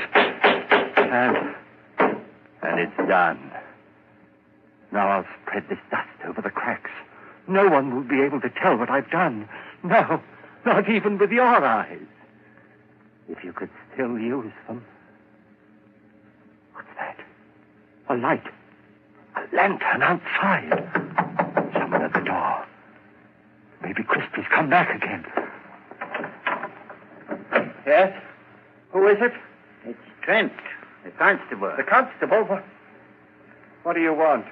Oh, nothing much. Thought I'd drop in. Say hello. Come in, constable. Come right in. Thanks. Queer time of night to be visiting, but I heard there were strangers living out here, and I thought I might... Why, of course, it's part of your job to investigate strangers, isn't it? In a way. Not that you're a stranger, exactly. What do you mean? Well, you've been around here for some time, haven't you? Up at Dr. Adair's place in the hill, I mean? Oh, yes, of course. I just left there this afternoon. Uh-huh. And your friend, where's he? Sleeping? Friend? Why, there's no one here with me. I'm all alone. But the doctor said... You mind if I look around? No, of course not. Not that I doubt your word or anything like that. Oh, no, don't apologize, Constable. Go right ahead. Well, Constable? There's certainly no sign of anyone else. Well, I told you so. Yes, you did. Now, I'll just sit down here for a minute. I'll get my pipe going. No, not there. Don't sit there. Why not? Because, well, it was just that the floor looked a little rotten right there, and I was afraid that... Oh, I guess it's all right. Sure. Strong enough to hold me, anyway. Don't step on it like that, you... Good heavens. What's that? What's what? That throbbing. That noise. Beating away like... I don't hear any noise. But you must, you... Those ears of mine. Sometimes they're too good. It's just your watch ticking. Watch? I haven't got a watch on me. You haven't? But then what? Oh, look, Constable, I could use a bit of exercise. Suppose I walk you back to the village. Well, it's mighty nice of you. I'm glad to have your company. But there's no hurry, is there? Just let's sit here for a while and... I don't want to sit. Constable, will you come now? Now, this minute. If you don't, I don't know what I'll do. Hey, you have gotten yourself into a state. Is anything the matter? No, of course not. It's just that I get nervous, restless, and you won't mind if I walk up and down right here, will you? If it'll make you feel any better, go ahead. Thank you. This floor, it is noisy, isn't it? It isn't noisy enough. Constable, this lever here, I've been wondering about it. What's it for, do you know? Yes, I think it opens the sluice, starts the mill wheel turning. It does? Then let's try it. See if it still works. There. Yeah, still works all right. It's quite a racket, too. You're not loud enough still. Constable, for heaven's sake, will you come now? Leave here with me. If you don't, I'll go back. Look, there's no need to get so excited. I'm not excited. I'm perfectly calm and quiet. Will you come now, right away? But I told you. I know what you're doing. Sitting there, pretending you haven't heard, making me stay here and listen to it, beating louder and louder and louder. All right, I confess. I killed him. I killed him. His body is right underneath you, under the floor. I killed him, and that noise you hear is his heart. The beating of his telltale heart.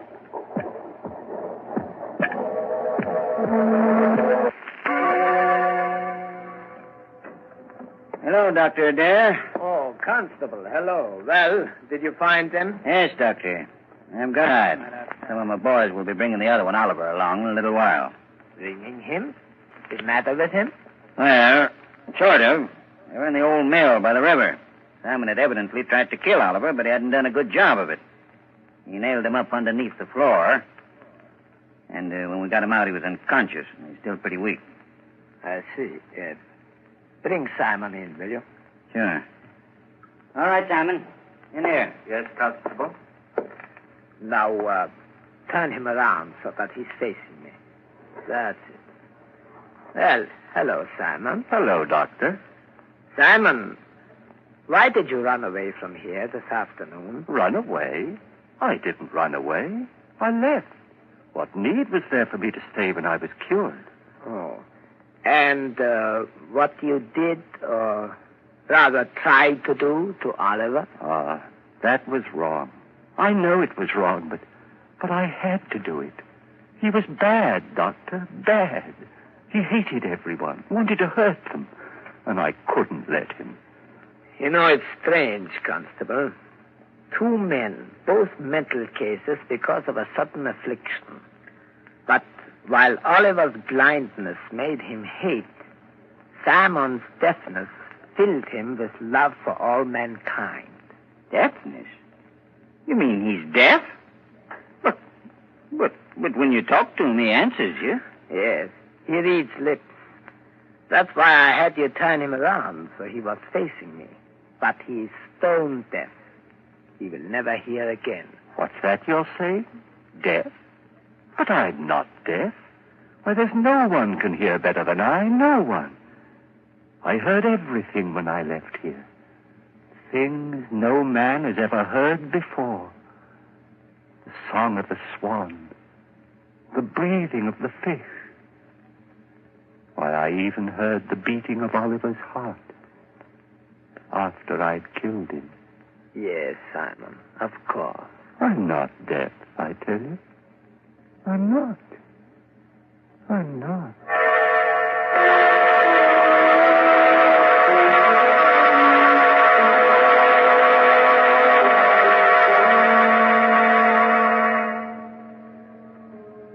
So, Simon did hear all the things he said he did. Even the beating of the telltale heart. And not with his ears, but with something else deep inside his poor, sick brain. Speaking of telltale heart, I saw it's not a heart at all. It's just Mr. Herlihy's knees knocking together. And if you think you're kidding, Raymond, you're crazy. Oh, I'm not kidding, Ed. In Mr. Karloff's audiences, that's the equivalent of applause. Since everyone's generally much too scared to show the usual approval with their hands. So we won't take any chances. We'll just use words and say, thanks, Boris Karloff, for your splendid performance of tonight's dramatization of Poe's The Telltale Heart. It was a pleasure, Raymond, to be able to bring our friends one of the world's most famous stories. And I'm very grateful to Everett Sloane as Oliver and Santos Ortiaga, who played Christie, for the help they gave me. So now, I suggest that you listen to Ed Hurley, who has some helpful advice for which you may be very grateful. This is Raymond again, your host, getting ready to close that door to the inner sanctum and say goodnight until the same time next week. In the meantime, if you care to do a little bloodthirsty reading, try this month's Inner Sanctum novel, I'll Eat You Last, by H.C. Brandon. In case you've already read that, why not try some of the other stories by the author of tonight's mystery drama, Edgar Allan Poe? According to all critics, this writer has quite a future. Oh, good night. Pleasant dreams, huh? Inner Sanctum Mysteries will be on the air again next Sunday night, same station, same time, with another chiller for thriller fans. So be with us then. This is Ed Hurley, speaking for the makers of Carter's Little Liver Pills and reminding you, when you don't feel good, try Carter's Little Liver Pills, the best friend to your sunny disposition. This is the Blue Network of the National Broadcasting Company.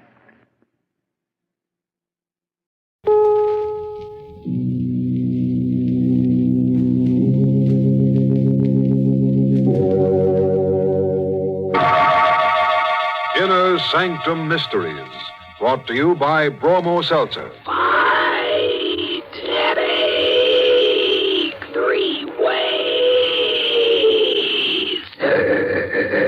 Bromo Seltzer, Bromo Seltzer, Bromo Seltzer, Bromo Seltzer, Bromo Seltzer.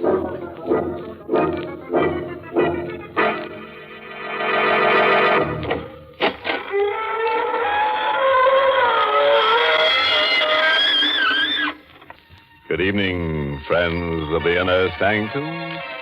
This is your host inviting you through the gory portals of the squeaking door for another soiree with some super-duper supernatural personality. And if you've never met a super-duper supernatural personality, aren't you the lucky one? Because they're devitalized people, usually somewhat dead, with transparent complexions and morbid imaginations. Would you like to become one? You won't have to worry about the high cost of living. And you'll never have to worry about dying, because once you're dead, that little matter will take care of itself. But, why don't I become one? I've got news for you. I am.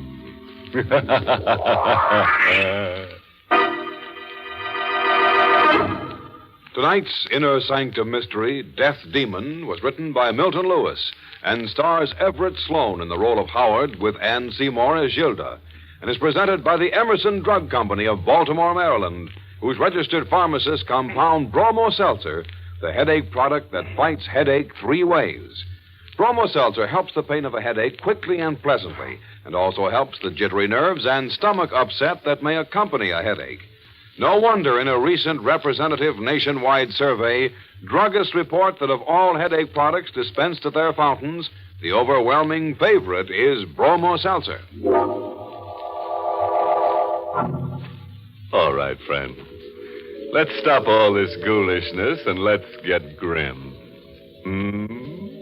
Now remember our rule. Don't jump out of the window unless it's open. Ready now. Then listen as Howard Rhine tells us his strange story. The wind was rising when I returned to Greystone Farms late that night. The house with its Victorian gables and towers looked like a clawing hand reaching into the scudding clouds. I went directly to my room, even though the living room was lit up. I had no desire to see my stepmother or the man she had married. The moment I got into my room and turned on the light, I gasped. My things had been disturbed. Many of them were gone. I ran down to the living room. Come in, Howard. We want to talk to you. I looked at this young woman, not more than 10 years older than myself, whom I called Mother. In the flickering firelight, she looked more beautiful than ever. But he was there, too. And I felt his voice cut across the room. You needn't stare at her like that, Howard. She didn't take those things out of your room. Who did, sir? I did. Please stop this absurd trick of calling me sir. Whether you like it or not, I'm your stepfather. I'm sorry, sir, but my manner of addressing you is the politest I could think of. Please, Howard. Where are the things you took out of my room, sir? Here. You had no right to take them. I told him to. You? For your own good, Howard. We were worried about you. Were you really? You've been ill. You know what the doctor said. What we found in your room justified all our fears. How long have you been reading these horrid books? Ever since my father was murdered. What do you expect to get out of them? Perhaps, sir, I expected to find some way of reaching my father. You know that's nonsense. Is it? Books on witchcraft, necromancy, morbid rubbish. I gave you credit for more intelligence, Howard. This brooding about your father might destroy your mind. And why should you care about that, Mother? Because, well, I'm fond of you, Howard. I'm not your real mother, I know, but I tried to be one to you when your father was alive. I want to help you now. Help? Then why don't you try to find out who murdered my father 2 years ago? The police are doing everything they can. Do you think I've stopped trying? Yes, Mother. I don't believe you even care who murdered your former husband. All you care about is him. Now, see here, Howard. It's true, I know it. I'm not a fool. The only reason you permit me to stay in this house is because my father's will compels you to take care of me, or you wouldn't have a penny of income. Howard, you're hysterical. Can't you see what these books have done to you? Perhaps you'd like to see what they've done for me, sir. What are you talking about? This morbid nonsense. What if I tell you that some of those things are true? They can't be. Someday I'll be able to talk to my father and find out who murdered him in his sleep. Perhaps I might be able to do it right now. Right now? You're frightened? You wouldn't like to see him again. This man you loved so deeply that you remarried a year after his death. Stop it, Howard. Stop it. And you're frightened too, aren't you, sir? And with good reason. I don't think you'd care to meet this man whose wife you stole. Howard! Would you like to see him? I'm not afraid. Then perhaps I shall make him appear. What are you saying, Howard? Do you know where I was all day, Mother? At my father's grave. And look, this earth. I brought some of it back. This earth that's now mingled with his remains. Listen. That's Dane, my father's dog. Animals know when the dead are near. This time it will work, I'm sure. The signs are right. What are you going to do? Throw this earth into the fire and follow an ancient ritual to set loose the chained spirits of the dead. There! Howard! Did you see how the flames leap up, Mother? The lightning struck that tree and knocked a branch through the window. You're wrong. It's my father. Father! Where are you? Father!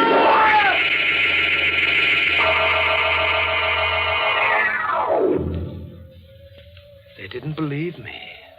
But I knew that at that moment my father came back to this earth. They were terrified, both of them, though they tried not to show it. That night I went to my room, listened to the storm howl itself out. But there was no further sign of my father.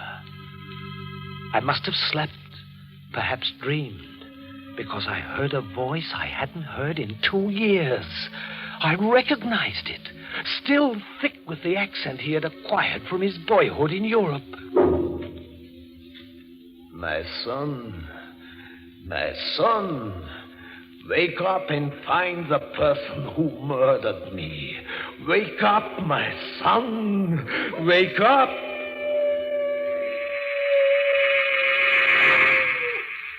The next thing I knew, I was rubbing my eyes. My room was full of mist, tinted a strange yellow gold by the murky moonlight that filtered through the windows. My father's dog, Dane, was tugging at my leg. He was trying to lead me out of the room. I followed him through the halls of that huge silent house to my father's study. It had been locked up since he died, and no one ever used it since. But when I tried to handle this night, the door opened, as though being pulled by some unknown force. Mist and moonlight crept into the study, lit the dust and cobwebs and shadowy furnishings with an eerie light. And then something crashed. A broken vase with a tiny key among its fragments lay on the floor. It might have been Dane who knocked over that vase, but I don't think so. I picked up the key. The moment I had it in my hand, I remembered a scene from my childhood. I had secretly observed my father remove a book from one of the cases, take out this tiny key, and open a hidden panel in the bookcase. Like a man in a dream, I repeated the action. I removed the book, and there was the secret panel. I opened it with the key. There was nothing in it but a few large notebooks. I took them out, opened one, and by the flickering yellow light of my match, my father came back to me. In this journal, I record thoughts that, if they remain unexpressed, might drive me mad. I know now that my wife, Gilda, is seeing another man. I know his name, Dale Barton.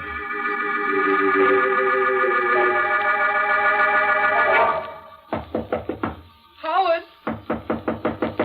open the door. Please. What do you want, Mother? Just to see you. I've been worried about you. Really? Why? You've been locked in this room for the last 2 days. Here, I have brought you some food. Thank you. Where is your husband? He had to drive to town. Howard, you can't go on like this. You love him very much, don't you? I wouldn't have married him if I didn't. You love him more than you loved my father? Please, there's no point in discussing this. Your father's dead, and that's all past. Not quite dead. In fact, he's very close to us at this moment. Close? Yes. So close that he can reach out and touch you. Howard, let go of my hand. You don't believe me, Mother. This is all nonsense. Is it? What would you do if I told you that my father is holding your hand this very minute? What would you do if I told you that he has taken possession of my body? Howard, you're ill. You don't know what you're saying.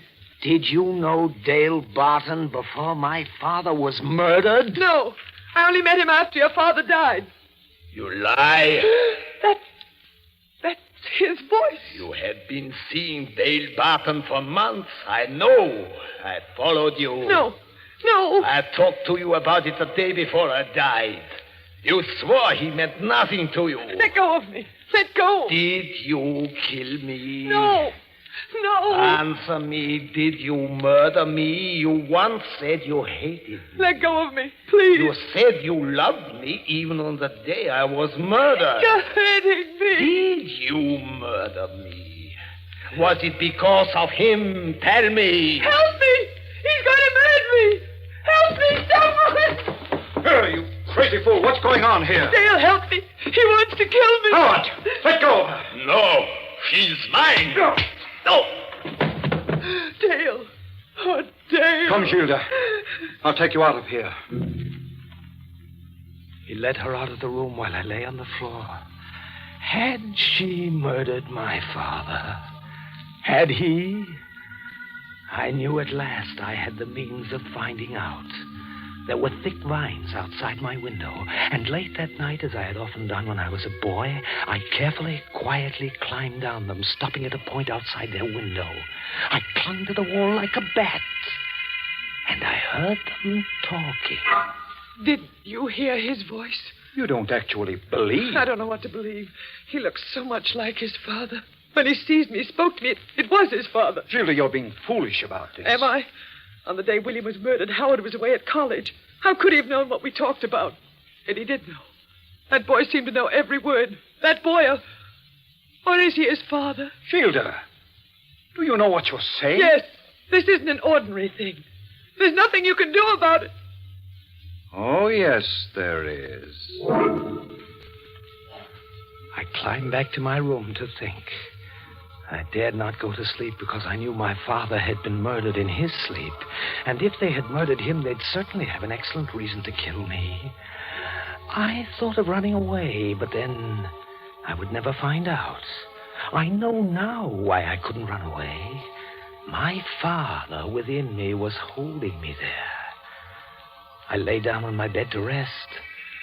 And then suddenly I found myself dreaming that a pair of powerful hands were clutching at my throat. I struggled, gasped for breath, tried to scream. I was being murdered in my sleep just as my father was. I tore at those iron fingers, clawed at those hands that were cutting off my life. And then I opened my eyes and discovered that it was not a nightmare. I hadn't been dreaming. It was real. I was being murdered.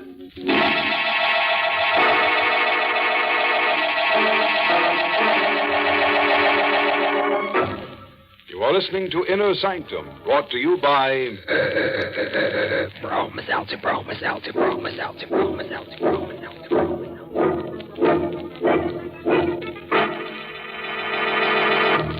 Right now, after all the excitement of the 4th of July, I'll bet lots of people have holiday headaches.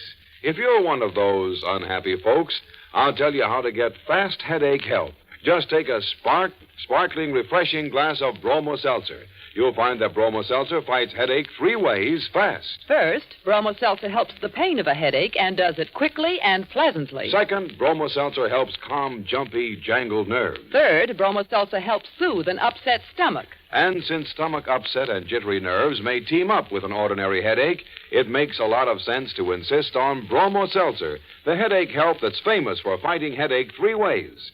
Bromo Seltzer is a favorite help all year round because it's so refreshing and pleasant tasting. Ask at your druggist's fountain or counter for speedy, economical... Bromo Seltzer, Bromo Seltzer, Bromo Seltzer, Bromo Seltzer, Bromo Seltzer, Bromo Seltzer.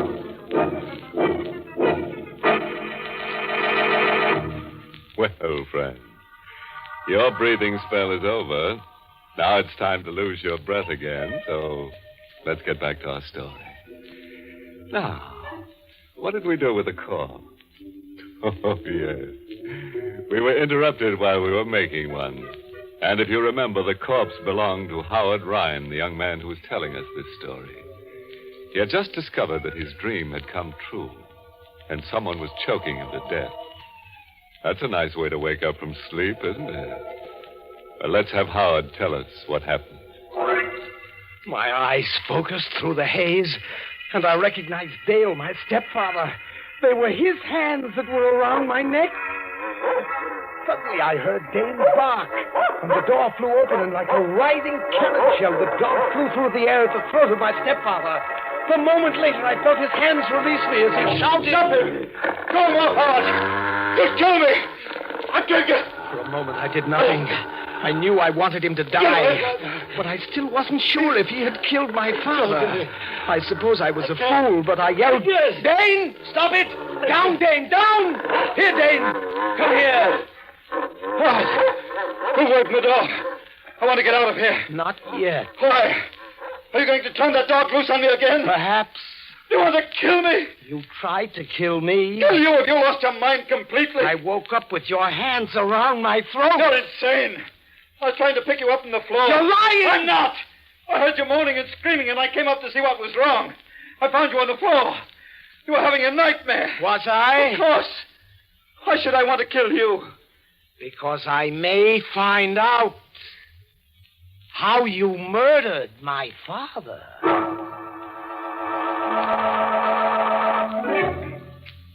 What he said could have been true. I had had little sleep for a long time, and his attack on me could have been a nightmare. I could never be certain. But to protect myself, I kept a gun with me at all times. I read and reread the journals of my father, which I had found. More and more often, it was his voice that came out of my mouth, his thoughts that filled my mind. And then came the night when I found out the truth. Good evening, Howard. What are you doing in my room, sir? I came to have a talk with you. Dane! Dane! There's no use calling for your dog. You'll never see him again. What did you do with him? What should have been done long ago. What have you got there? A knife. And it's quite sharp. Quite suited to the purpose I intend it for. You came to kill me. Did my mother put you up to this? No. As a matter of fact, your stepmother is in town right now. We two are quite alone. I see. You've always hated me, haven't you, Howard? Yes, sir. I suppose you can't help it. Your stepmother's a very beautiful woman. She has nothing to do with us. Makes very little difference. Fact of the matter is that you become dangerously psychopathic. I want you to know that I've taken steps to have you confined. Oh, so that's the game, sir. You're going to kill me and tell the authorities you were protecting yourself from a homicidal maniac. I'm glad you're aware of your disadvantages. But you're not aware of yours. A gun. Did you murder my father? What are you going to do? Did you kill me? Who's speaking? Answer me. Did you murder me? Who are you? What are you? Answer me. Yes, I'll answer you. I'll kill you. Don't. Speak before you die. Did you murder me in my sleep? I have got to know now. Murder you? Did you? Did you? But he never spoke again. My father, using my body, had murdered him. Howard, have you seen Dale? Yes, Mother. Where is he? Come in. He's in here. Howard, you murdered him. Yes, when he tried to throw that knife at me, you see, he still has it in his hand. Howard! Don't try to get away. Let me out of here. No, Mother! And don't call me Mother. You're no son of mine. You're a murderer. Yes, Mother, but less of a murderer than you are. At least I killed in self-defense. Not when my victim was asleep, helpless, and unaware of danger. Let me out of here. No, you're going to stay. Oh. Yes, this gun. The same gun I used to murder your husband. Oh. Stay just where you are. Why? Because I want you to see this man who succeeded my father. This creature whom you love. Look at him there, Mother. Twisted grotesquely into the whining coward he proved himself to be in death. Look at him. This is the man you gave up my father for. This is the man you committed murder for. Let me go. No, look. This is the man who used his last breath to betray you. Betray me? Yes. How? He said that you killed my father. I? Yes. It's a lie. Is it, Gilda? William. Is it? Yes, I didn't murder you. I mean to know the truth. Do not think this is some trick played by my son. I am William. I know things which only you and I in all the world know. Stop it. Tell me the truth. Don't point that gun at me. Your only chance is to tell me the truth. Will you let me live? It will depend on what you tell me. Then why should I tell you? Because I am your husband, who once loved and trusted you, Gilda. Tell me. Tell me now, or you will die. Very well. I did it. I committed the murder. That's what you wanted to hear, isn't it? That's what you wanted me to tell you, isn't it? It is what I wanted to know. What are you going to do? What do you think I should do? Let me live. I've loved you. I've always loved you. It wasn't my fault. He put me up to it. Now that he's dead, I realize what I've done. Do you? Yes. Let me live. Let me live. Perhaps I shall, Mother. Howard. Oh, you understand, don't you? It's just as it happened with you and your father. So it happened with Dale and myself. You won't do anything to me, will you? I'm not your real mother, I know, but I have loved you, Howard. You know I've loved you. And I still love you. Tell me one thing. Was he as guilty as you? Yes. Yes, it was really all his fault. Then come with me, Gilda. We're going to the police.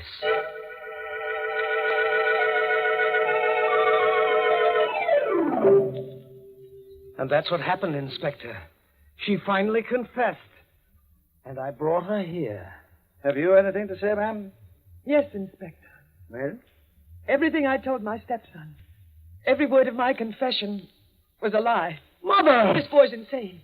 He's been out of his mind ever since his father was murdered. I only made that confession to humor him and save my life. And I can prove what I say. More than one doctor has found him unbalanced. I believe you, ma'am. Inspector, you can't. This woman murdered my father. She told me. We know who murdered your father, son. It was not this woman. We picked up a man yesterday. He confessed, gave us all the details. They all checked with the evidence. His name is Ralph Stone, criminal with a long record. And he murdered your father for money.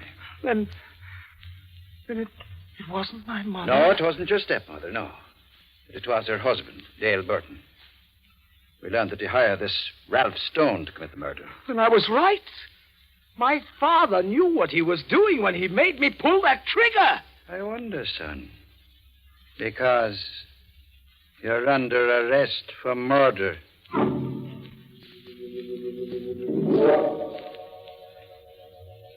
I kept telling them that I didn't murder Dale Barton. I didn't pull that trigger. It was my father who murdered him. They don't believe me. But it has to be right, you see. How could Father have known Dale was guilty without supernatural knowledge? My father still lives inside of me. And sometimes he talks.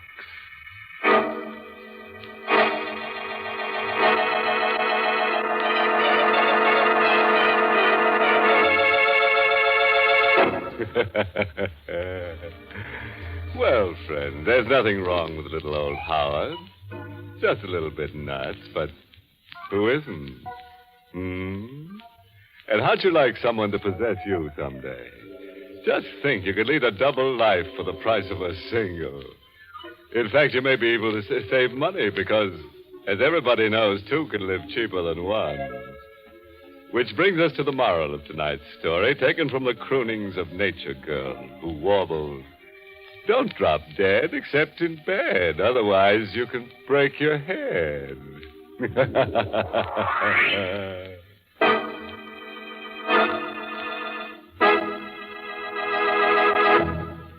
It's common knowledge, I suppose, that jittery nerves can help to cause a miserable headache. And it's almost as well known, I think, that Bromo Seltzer can help a headache in short order, even when that headache is accompanied by jangled nerves or stomach upset. Because Bromo Seltzer not only helps the headache, but helps calm the jumpy nerves and stomach upset at the same time. The makers of Bromo Seltzer have just received a letter from Mrs. Helen A. Haas of Mount Vernon, New York, in which she said, "I've used Bromo Seltzer many times.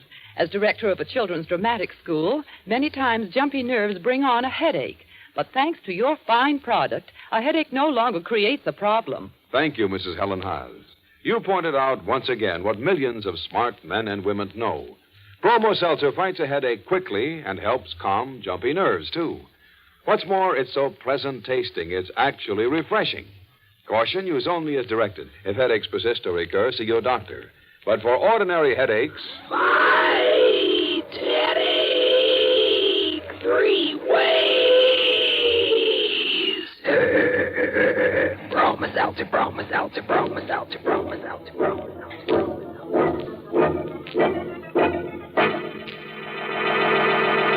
Well, it's time to close that squeaking door for another 7-day rest.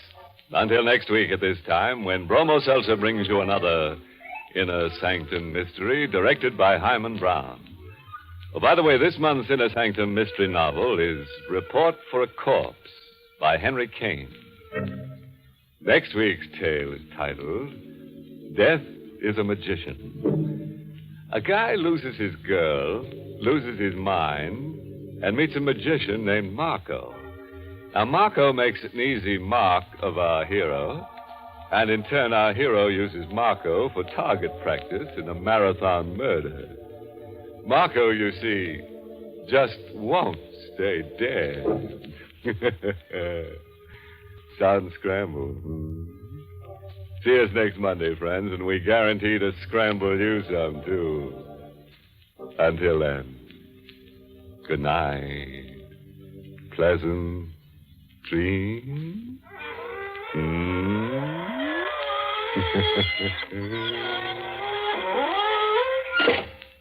This is Dwight Weist inviting you to tune in again next Monday at this same time to Inner Sanctum, which is brought to you for your entertainment every Monday right through the summer by...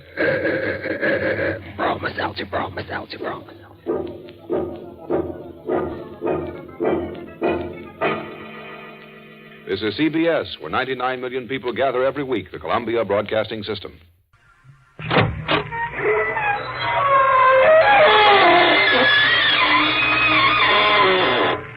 Good evening, friends of the creaking door. This is your host to welcome you into the Inner Sanctum. Come on in. Well, let me tell you about the loot we picked up in our family. Mother got a new broom. Yeah, she needed it ever since she wrecked the old one in a forced landing on the roof last month. Uncle William got a fur-lined straitjacket, and dear, darling little Aunt Matilda got a new hat pin. Yes, her last one got stuck in the skull of her fourth husband.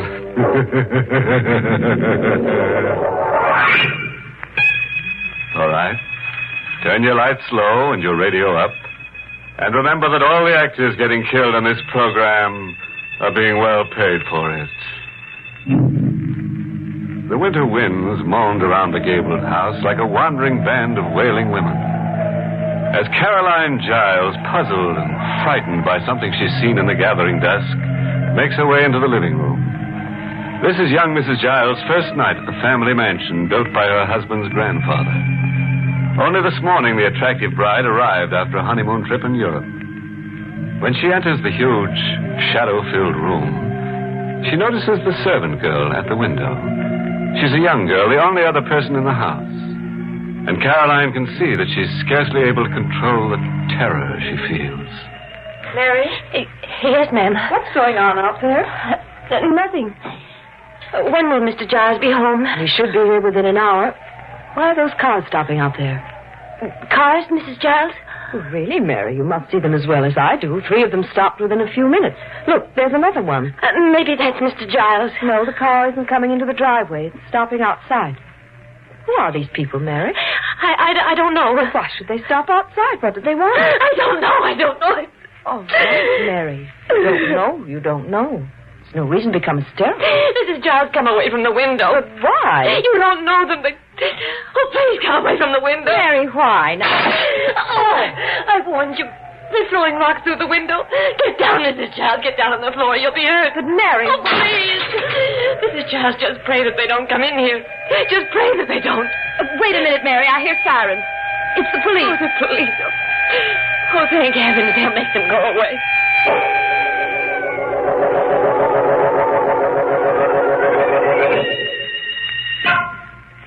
Mrs. Giles, I'm Richard Croydon, the mayor of this town. I'm sorry we had to come here under these circumstances. How do you do? This is John Dent, our local chief of police. Mrs. Giles, I'm very sorry about what happened tonight. The crowd is gone now. I'll do my best to see that it never happens again. I've also come to offer what apologies I can. Must have been a frightful experience for you on your first day here. Our people may appear civilized enough, but in many ways we're a very primitive community. I suppose your husband told you that? No, he didn't. But David told me about you, Mr. Croydon. He said you were the oldest friend he has. I believe you live down the road? Yes, that's right. That's how I happened to see those cars coming, and I phoned Chief Dent. But why did those cars come, Mr. Croydon? Why? Well, yes. Why should those people who hardly know me do a thing like this? Well, didn't David tell you? Tell me what? Where is David now? He went to town. I expect him any minute. Well, perhaps he'll tell you what you want to know when he returns. Why can't you tell me? I'm not sure that I care to. Mr. Dent, perhaps you'll be kind enough to explain this? Well, them people weren't after you, ma'am. They were after the man you married. David? But what? Dent, if Mr. Giles hasn't told her, I don't think it's your place to do so. Well, the woman has a right to know. The reason them folks are trying to kill Mr. Giles is because they think he's a murderer. Some call him even worse than that. What do you mean? Mrs. Giles, 2 years ago, a series of killings began in this here county. Girls, young girls, 4 of them were found on lonely roads, stabbed to death. Homicidal maniac, that's what the state police officer said. And my husband? Well, your husband was arrested for them crimes. He was tried right here, but they let him go. We didn't have enough evidence. David, can't believe it. Why should they suspect him? Well, he knew one of them girls, and, he had been sent away, ma'am. Sent away? What are you talking about? Well, everyone knew there was something wrong with him. He had to go to an asylum for a while. That's quite enough, then. Mrs. Giles, I must tell you this. David was discharged from the rest home, completely cured. It was nothing more than a nervous breakdown. Dent, you have no right to frighten her like this. I'm not frightened. And I'm very grateful to Mr. Dent for telling me what he did. I just want to know one thing. If my husband was acquitted, why should they still believe he's guilty? Because since he left town 6 months ago, there ain't been none of these murders. Not a single one. Now that he's back, they'll start again. That's what you believe, Mr. Dent? Oh, no, ma'am, but that's what the folks are saying. Thank you. And now, if you don't mind, I'd like to be alone. Mrs. Giles, if there's anything I can do... No, thank you. There's nothing. Good night, Mr. Croydon. Good night. Come along, then. Good night, ma'am. Good night.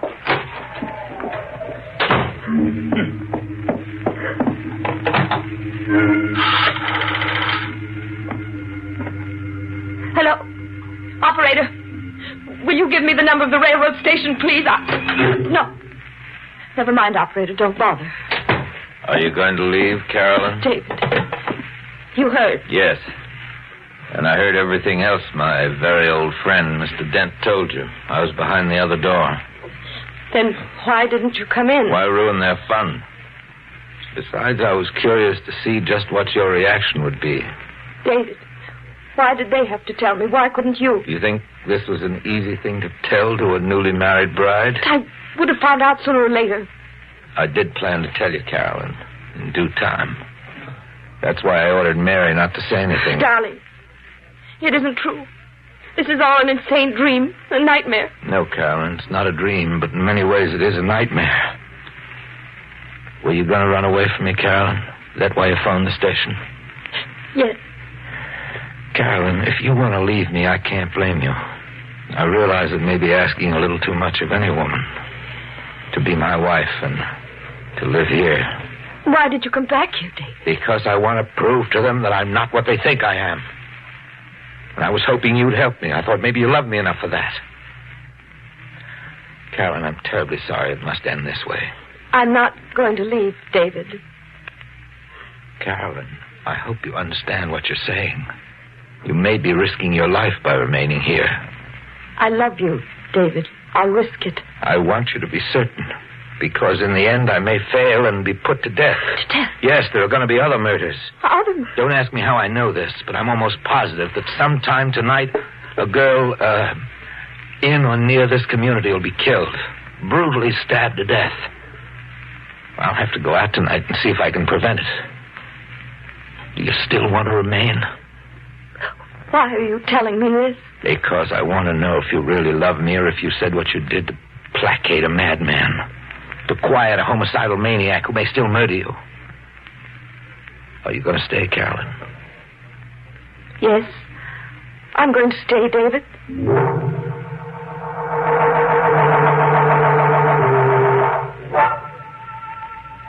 Mrs. Giles! Mrs. Giles, are you coming here?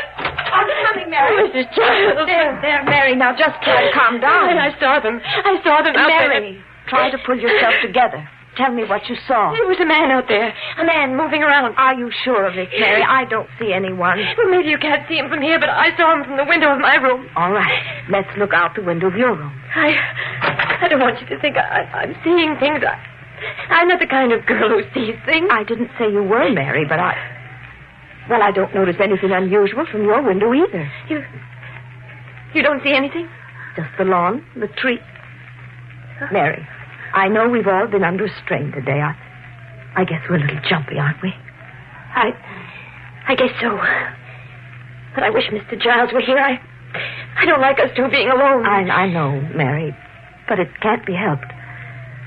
Now, come, dear, I think you'd better go back to bed. But I'm afraid to be alone in here. They can get in through the window. Then we'll close the shutters.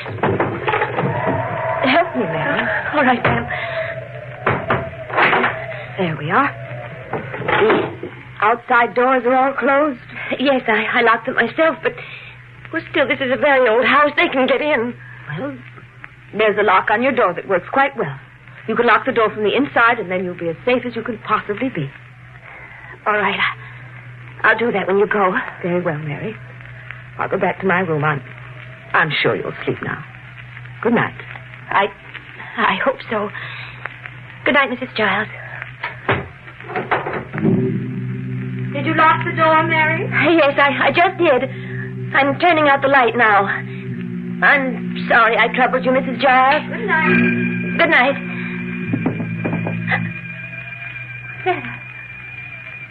Oh, she's right. I must be hearing things. Mrs. Giles! There's someone in here! Let go of my hand! Mrs. Giles! Mary? He was locked in here with me. Help me, Mrs. Giles! Mary! He's got a knife. I can feel it, a knife. Oh, no, let go of me, please. No. Mary!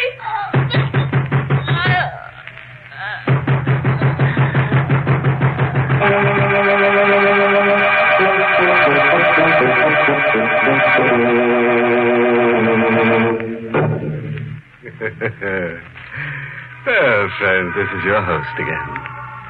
You ready to go on with our story of married bliss? I mean bliss. You know, if Caroline had only listened to this program, she'd have realized that it's always a mistake to marry a man who has a weakness for murdering the domestic help. It not only makes house cleaning difficult, but creates a terrible servant problem. But there is one compensation in marrying a homicidal maniac. When you'd call your mate crazy, you'd be so right. Well, let's get on with our story. As you remember, Caroline couldn't break into Mary's room, and now she rushes to the telephone and dials the operator. Hello? Get me the police. Hurry, please. Hello? This is Mrs. Carolyn Giles. Will you please send someone right away? I think there's been a murder. Hang up, Carolyn. Hang up that phone. What's the matter with you? Why didn't you do as I told you? I don't want the police to know about this until we're ready. That room. You just came out of Mary's room. Yes, I saw her. Saw her? You were in there all the time. You were locked in the room with her. You killed her. Carolyn. You murdered her. They're right about you. You murdered her. Carolyn, you're hysterical. Stop it now. Stop. I'm sorry I had to do that. Now, you must get a grip on yourself.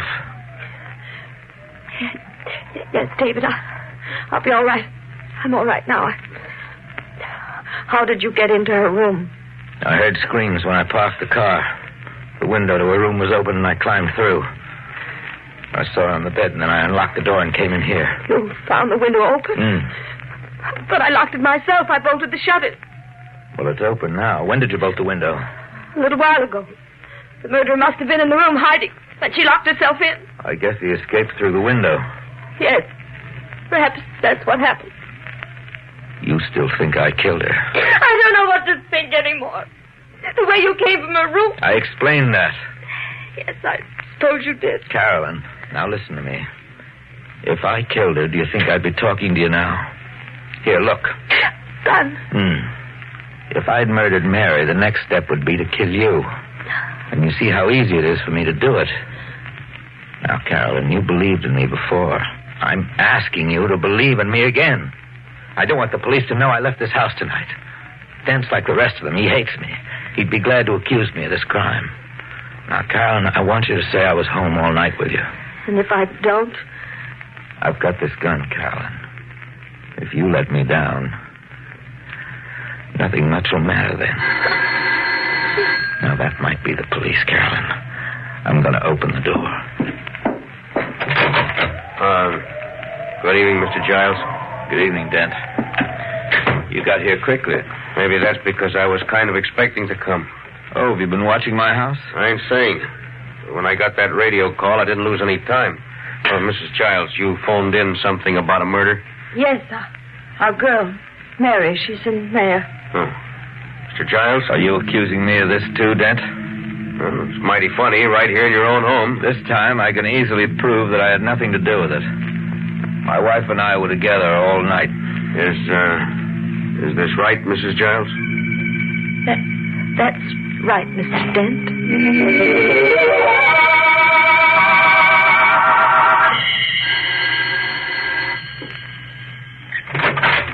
Hello, David. Richard. Come in. I understand that Dent questioned you again this morning. Yes, but he didn't get anywhere. I think even he's beginning to get the idea that I'm not a murderer. I see. Oh, Carolyn, dear. Oh, hello there. David, why didn't you warn me your friend was coming tonight? Well, I phoned Richard only a few minutes ago. You see, Carolyn, I have to go out. Go out? Yeah.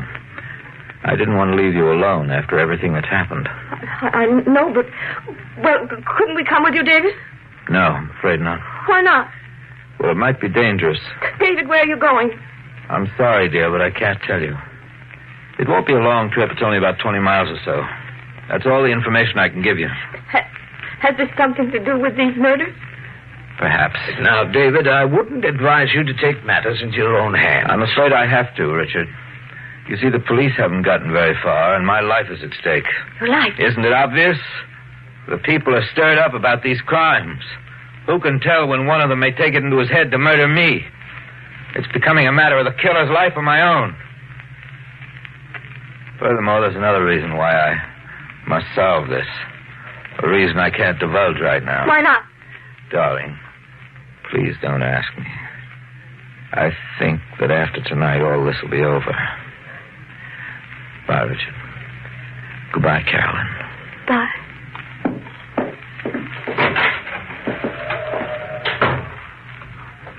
Richard? Yes? What did he mean by another reason? Well, Carolyn, if he's right about the murderer, then the next logical victim will be a girl, an attractive girl who's very close to him, so that people will suspect him even more. And the most likely person is yourself.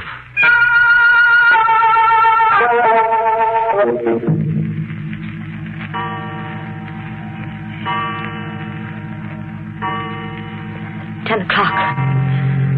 Did he tell you how long we'd stay away, Richard? No, he didn't. Shall I deal another round? Oh, that must be David. Hello? David, are you all right, darling? Well, when will you be home? All right, I'll tell Richard. Goodbye. David's on his way home. He'll be here in an hour. Where did he call from? A town called Waverly. He says he knows who the killer is. That's impossible. How do you know? Because if he knew, he'd never have made that call. I don't understand. It was a perfect signal to the murderer. Murderer? It told him that he was safe. That he had all the time he needs. A full hour. Richard. You... Please. I must warn you not to do anything foolish. It will only make matters worse for yourself. What do you have in your hand? A knife. You see, I simply press this button, and it snaps open. Try to control yourself, Carolyn. Don't try to fight the inevitable. Take my advice and submit to what will come. It will be less painful. Let go of me. You see how futile it is to struggle. I have the knife at your throat now. I have only to move my arm, and it's all over. Why don't you? Why are you waiting? There's no rush. For once, I have a little time. Time? Time seems to extend the experience. I must warn you not to scream. The moment you do, it will all come to an end, suddenly, violently. Screams are dangerous. One can never tell who hears them. Take the knife away. No. Please. Fear seems to do something to your features, Carolyn. You look extraordinarily beautiful.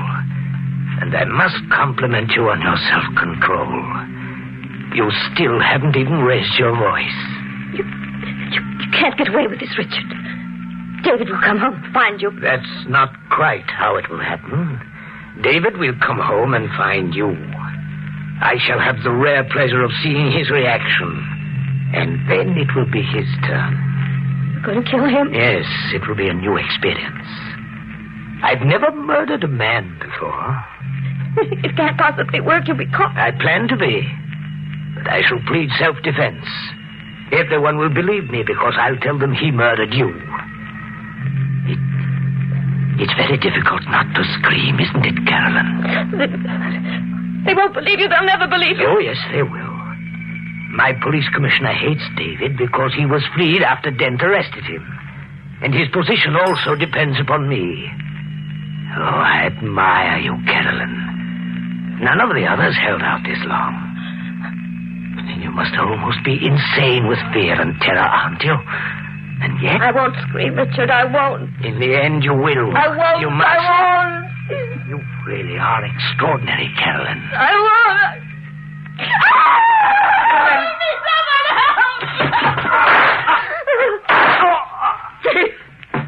Carolyn. Don't understand. You were here. Almost all evening. I phoned from a neighbor's house to make him force his hand. I got back just in time. Still alive. Yes. Richard. David, did you know? You couldn't have been that clever. I suspected you, Richard, but I wasn't certain until tonight. It was a trap. And Carolyn the bait. All a trick. I'm afraid that's what it was, Richard. Why did you make them think it was me? Why? Because you were a Giles. Always a little too clever. Never quite one of us. But you'll die for this, David. You'll be blamed for this and the other murders. I've left letters accusing you of the crimes. And Dent will believe them. Even over your wife's testimony. You'll die for this. They'll kill you.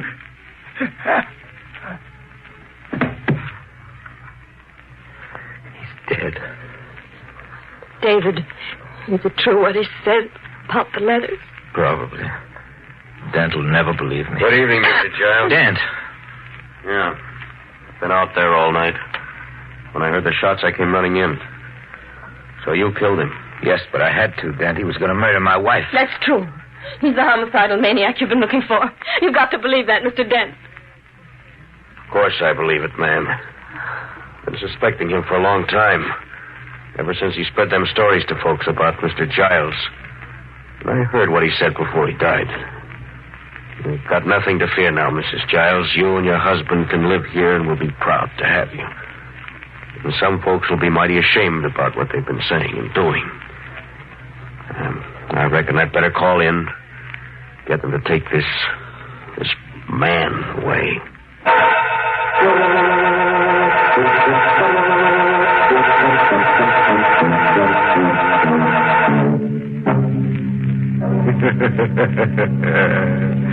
I bet you thought David was crazy, but he fooled you, didn't he? As the squirrel said to the walnut tree, you're still not as nutty as people. And that brings us to the moral of this story, which is taken from a retired witch who once said, Why slice your husband's head off when it's so easy to nag him to death? Oh, here's a little thought to take to bed. Never murder your enemies, because then you'll have no one to hate but yourself. In Inner Sanctum has been brought to you through the facilities of the United States Armed Forces Radio Service, the voice of information and education.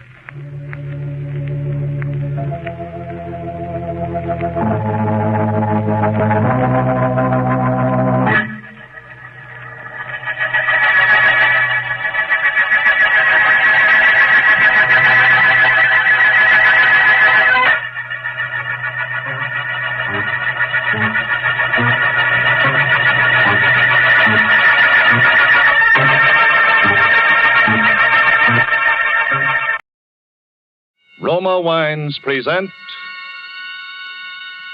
Suspense.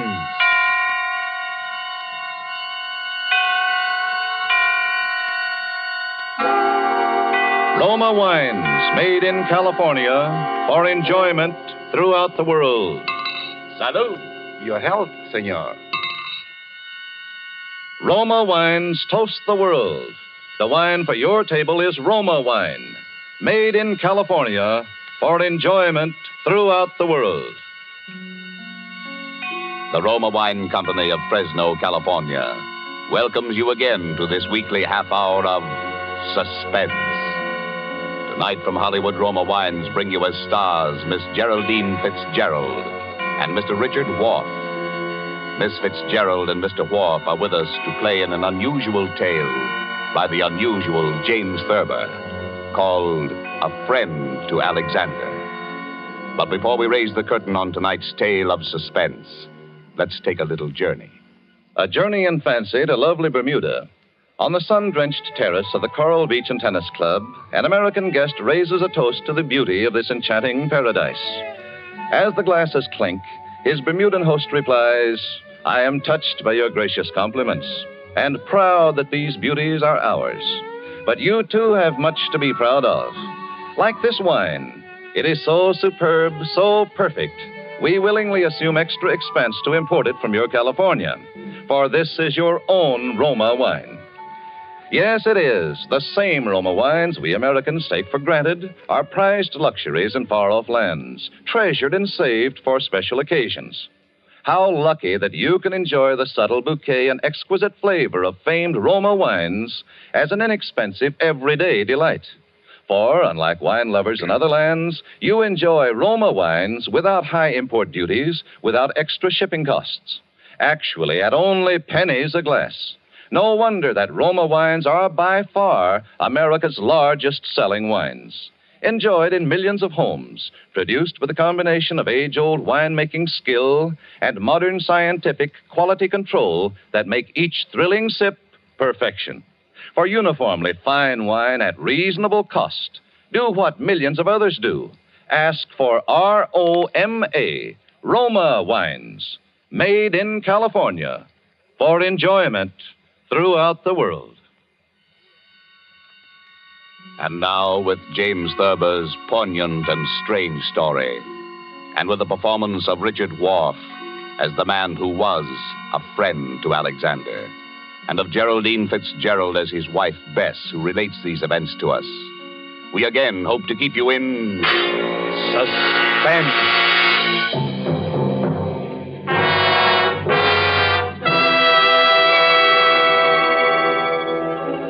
Harry was a laughing, happy-go-lucky fellow before he began to have those dreams. I guess he was pretty much like dozens of other men who go to work every morning, settle down in soft chairs with their newspapers after dinner, and like a weekend in the country now and then. He was fond of easy living and good times.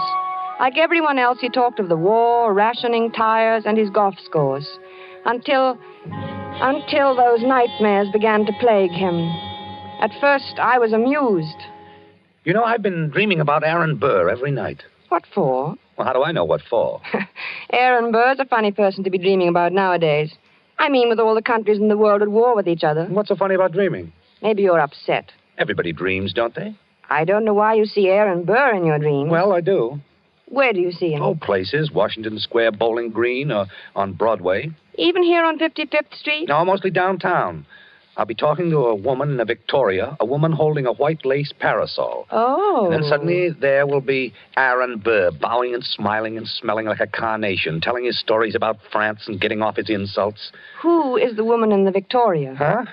The woman, who is she? Oh, how do I know? You know about people in dreams, don't you? They're nobody at all or everybody. But you see Aaron Burr plainly enough, though. I mean, he isn't anybody or nobody or everybody. Oh, all right. Maybe I don't know who the woman is. Maybe it's Madame Jumel or Mittens Willett or a girl I went to high school with. Who's Mittens Willett? Well, she was a famous New York actress in her day, 50 years ago or so. She's buried in an old cemetery on 2nd Avenue. I've seen the tombstone. That's very sad. Why is it? I mean, she probably died young. Almost all women did in those days. He's a vile, cynical cad. I was standing and talking to Alexander Hamilton when Burr stepped up and slapped him in the face. When I looked at Hamilton, who do you suppose he was? I don't know. Who? My brother Walter, the one I told you about.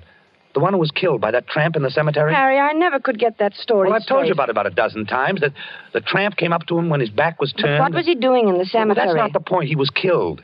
That's what's important. I loved him very much. I don't understand what anyone... What's the use of telling you? Every time I start mentioning it, you ask the same question. I understand now, dear. When you looked at Hamilton, he was your brother Walter. Yes. Harry, maybe we ought to go to the country for more weekends. Weekends? Yes, maybe we don't... Oh, I'm going to bed.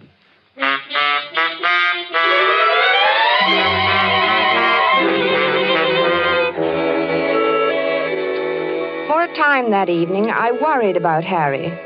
Not about his dream. Why shouldn't he dream? But I wondered about his health. He looked so unlike himself. I was glad when he went to bed. A good night's sleep was just what he needed, I thought. Sleep. How could I know? The next morning, we were quietly eating our grapefruit when Harry flung down his spoon. I wish he'd go back to France and stay there. Him and his la-la. Who, dear? Oh, you mean Aaron Burr. Did you dream about him again? Yes, and he said la-la to me. Why should he say la-la? Look, I was at the tavern and we were drinking ale. I said something funny. I don't remember what it was. Something amusing about what Ben Franklin had said to Washington once. It was one of those things, you know. No, I don't. Have some more coffee, dear. No, I don't want any more coffee. I made this remark and everyone laughed. Everyone but Burr, that is. He sort of sniffed and then he said la-la. Well, why not? I mean, is there anything wrong about him saying la-la? Well, it's the way he said it. He was sneering at me. They all noticed it. Who, dear? Who noticed it? The others, all of them, and Hamilton. I was there with Hamilton. It was swell until Burr came in, Aaron Burr. I don't see why you dream about him all the time. Don't you think you ought to take some luminol? I'm not sick, I tell you. I know what I'm dreaming. I just thought, well, it's always Burr, and that seems odd. Why? Why shouldn't I dream about Burr if I want to? But you don't want to. No, but I can't help it. Everywhere I go with Alexander, sooner or later, Burr shows up, and he makes those nasty remarks. Last night, he elbowed Alexander out of his way. He did it deliberately. Alexander? Hamilton. Oh, Alexander Hamilton. Yes, goodness knows I'm familiar enough with him by this time to call him by his first name. You know, we might go to the Old Drovers Inn this weekend. You like it there. Hamilton has become not only my brother Walter, but practically every other guy I've ever liked. Don't you like the Old Drovers Inn anymore? Isn't it natural that Hamilton should represent my brother and guys I like? Well, that's natural, isn't it? Yes, I suppose it is. Then why are you looking at me like that? You know, dear, I wish you'd go and see Dr. Fox. But I don't want to go and see Dr. Fox. I want Aaron Burr to stop sneering at me. And my clothes. He looks at me and his lip curls up and he says, la, Mr. Andrews, what odd taste you have. I wish you'd go and see Dr. Fox. I'm going to the zoo and feed popcorn to the rhinoceros. That makes things seem right. For a little while, anyway. I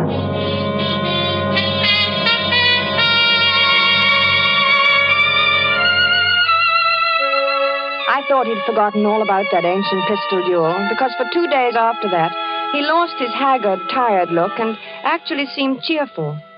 But one night, about 5 a.m, he came into my room in pajamas and bare feet, his hair disheveled and his eyes wild. He got him! He got him! The rotter got him! Alexander fired in the air and smiled at him, just like Walter must have smiled. Like Walter?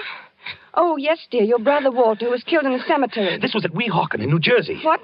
Your brother? No, Hamilton and Burr, their duel. Hamilton had a white ruff around his neck. Burr was in black tights, French clothes.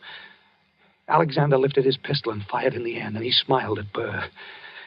And then that fiend from hell took deliberate aim. He took so long. He meant to take his time about it. I saw him grin. Then he pointed his pistol at Alexander and fired. He killed him in cold blood. Foul scum. Don't. Here, darling. Take some of these pills. No, I don't want any. Oh, take it. You'll feel better. No, I don't want any, I tell you. Here, swallow. Please, dear, swallow. All right. There, that's better. Cad. A rotten, sneaking cad. He grinned just as he fired. And Alexander clutched himself at the stomach. And then he shook his head and he tried to walk forward. And then he fell with his mouth open. As though he wanted to say something. And Burr just stood there, grinning.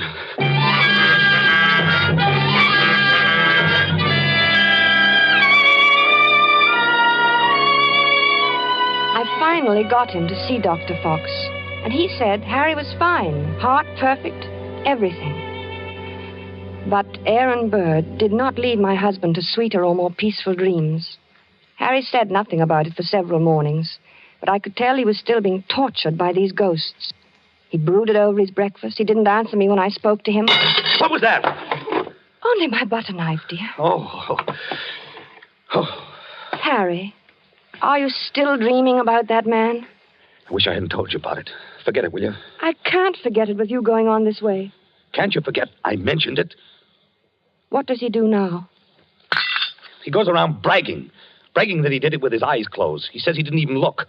Didn't look when? When he killed Alexander in the duel. Well, what does... He claims that he can hit the ace of spades at 30 paces blindfolded. Furthermore, since you asked what he does now, he jostles me at parties now. I think you should stay out of this, Harry. It wasn't any business of yours anyway, and it happened so long ago. I'm not getting into anything. It's getting into me. Can't you see that? I see that we've got to get you away from here. Maybe if you slept someplace else for a few nights, you wouldn't dream about him anymore. I don't know. Oh, let's go to the country tomorrow. We'll stay at Lime Rock Lodge. Bess, why can't we visit the Crowleys? They live in the country. All right, fine. Bob has a pistol. We could do a little target shooting. What do you want a pistol for? Plenty of open space. I'd think you'd want to get away from shooting. Yes. Yes, sure, dear, sure.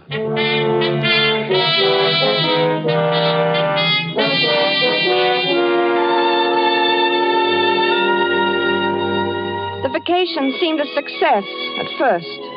When we arrived at the Crowley's house in the cab, I thought I'd left my suitcase at the railroad station. Harry laughed his old normal laugh for the first time in many days as he found the bag and handed it to me. And then he leaned over and kissed me. Good old Connecticut. Oh, Harry, this is wonderful. We'll have a grand time. Yes, darling. Here they come. Oh, good old Bob. Hello. Remind me of telling that rabbit joke. Hello, Madison. I'll take your bags, Mr. Anderson. Oh, thanks, Madison. It's good to see you. Thank you, sir. Hello there. Well, Bob, how's the old country squire? Fine. How have you been? Never better, boy. It's good to be here. Hello, Alice. Well, you two, I'm glad you've come. It gets kind of dull out here in the hinterlands. Well, Harry and I will fix that. Wait until you get one of our extra special cold martinis into you. You'll feel ship-shape then. You still know how to mix them, huh? Better than ever. Get lots of practice these long country winters. Right.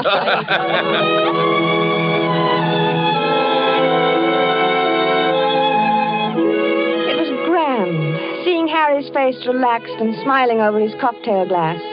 When I went to bed that night, I felt that at last that nasty old business of the dream was over. And I was happy. But when I awoke the next morning, I saw my husband lying rigid on his back, staring at the ceiling. One Henry Andrews, architect. What's the matter, dear? Nothing. Oh, why don't you go back to sleep, Harry? It's only 8 o'clock, and this is the country. One Henry Andrews, an architect. What are you talking That's about? what he calls me. Calls you? Who? One Henry Andrews, an architect. He keeps saying it in his nasty, sneering little voice. One Henry Andrews! Harry, please don't yell. You'll wake the whole house. It's early. People want to sleep. I'm beneath him. I'm just nobody. I'm a man in a gray suit. Be on your good behavior, my good man, he says, or I shall have one of my lackeys give you a taste of the riding crop. Why should he say that to you? You ask me why? He wasn't such a great man, was he? I mean, didn't he try to sell Louisiana to the French or something behind Washington's back? He was a traitor. Then why worry what he says? He was a scoundrel, but he had a very brilliant mind. I was in hopes that you weren't going to dream about him anymore. I thought if we came up here that... It's him or me. I can't stand this forever. Neither can I.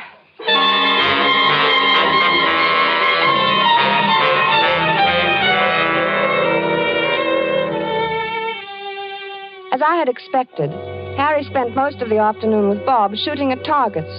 At first, they just aimed at the paper squares. It all seemed to be good-natured and in fun. After a while, Harry stood with his back to the dead tree trunk on which the targets were nailed. Then, he walked 30 paces ahead in a stiff-legged manner, and his face was set in stern lines. His revolver was at arm's length above his head when he turned suddenly and fired. Bob dropped to the ground, scared. What's the big idea, Harry? But Harry didn't answer. He started to walk back to that dead tree trunk again. Oh, I get it. Then, with his back to the target, he began marking off the 30 paces. Bob called to him. I think they kept their arms hanging straight out. I don't think they stuck them up in the air. But my husband continued to count off. At the 30th step, he lowered his arm, wheeled about suddenly, and fired from his hip. Hey, what are you, Kurt? 2 of the shots missed the tree, but the last one... Hey, watch out! Like a mechanical man or someone in a trance, Harry began to walk back to the tree again without a word, his lips tight, his eyes bright, his breathing coming fast. Look, it's my turn, Bob. But Harry about-faced and stalked on. This time, when he fired, his eyes were closed. Poor Bob didn't know what to make of this strange behavior. Good heavens, man. Give me that gun, will you? Without a protest, Harry let him take it. For the first time, he spoke. I need a lot more practice, I guess. Well, not with me standing around. Come on, let's get back to the house and shake up a drink. I got the jumps. I need a lot more practice.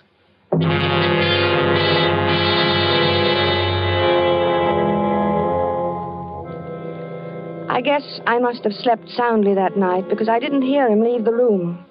He must have crawled out of bed, dressed silently, and crept out of the room. The sun was just coming up, and the light was hard, and the air was cold. Then I heard the shots. Harry! I threw on a dressing gown and ran downstairs. The Crowleys were in the hall. What's happening here? Good heavens, Is Harry all right? Certainly sounds like it. Where is he? What's he doing? Well, it sounds as though he's out behind the studio shooting. Oh, Alice. Oh, take it easy, Beth. Bob will go out and get him. Well, maybe he had a nightmare or walked in his sleep. No, he never walks in his sleep. He's awake all right. Well, let's go down and get some coffee. He'll need some. I'll need some, too. What the dickens is the matter with him, anyway? Oh, I don't know. I'm so sorry to You go get him, Bob. At your service, madam, alive or dead. Bob, stop it. Well, okay, I'll do my best. Hey, Harry! Harry! Harry, what's the matter with you? Huh? What? What the dickens you doing out here in this freezing air? What? Only your pants and your shirt and your shoes on. I'll get him one of these nights. What are you... I'll get him one of these nights.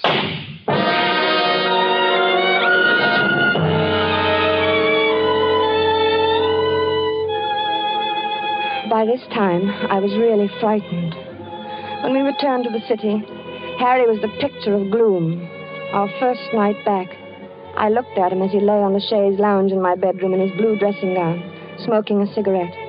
He was haggard and tired, and he kept biting his lower lip. I mixed a scotch and water nightcap for him. No, thanks. No liquor. I need a steady hand. Look, watch my hand. Does it tremble? Is it steady? Yes, very. That's good. That's very good. You need a steady hand, you know. For what, dear? Oh, things. Harry, will you sleep in my room tonight? No. You'll keep shaking me all night to keep me awake. You're afraid to let me meet him. Are you still on that? Why do you think everybody's better than I am? I can outshoot him the best day he ever had. Of course, dear. In the waistcoat, right next to the middle button. He has 3 big pearl buttons on his waistcoat. Came from France. Why don't you dream about it somebody else? Anybody else, You'd please. like that. You'd like that, wouldn't you? You'd like to have me dream about somebody who wouldn't hurt a fly. Somebody like that because you knew I'd never get in a duel with him. A duel? You're dreaming of a duel now? Ever since Hamilton died, Burr knows I hate him. It's nearly over now. Harry. It's him or me. I'll get him, the rotter. But Harry... I know I'll get him. I have a modern pistol. He has to use an old-fashioned single-shot muzzle loader. Is that quite fair? Fair? What do I care whether it's fair or not? Was it fair the way he shot Alexander? Was it? Don't be mad with me, Harry. I'm sorry, darling. I'm very unhappy. I'm sorry, darling. And I'm worried sick. Oh, I'm sorry, darling. Don't cry. Please don't cry. It upsets me when you cry. And you mustn't be upset. I mustn't be upset.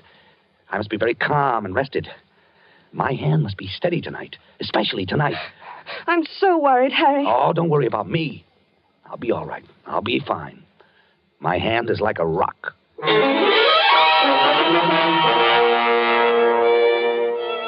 Later, when I kissed him goodnight, I knew it was really goodbye. He didn't say anything, and neither did I. It's just that he seemed so far away, in another world. And each moment I felt that he was becoming more and more remote.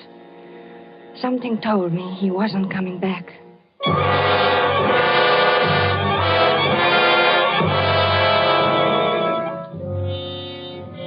I couldn't sleep. After an hour of tossing and turning, I went to Harry's room. He was sleeping peacefully. I sat down in his chair and watched over him for a long while. Then finally, I must have fallen asleep.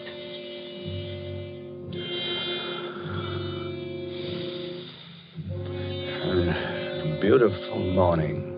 It was about 5 in the morning when I awoke. Harry was talking in his sleep. Oh, yes. Doctor? Good of you to come, Doctor. Yes. Often misty at this hour. Harry? Are they loaded? Splendid. Harry?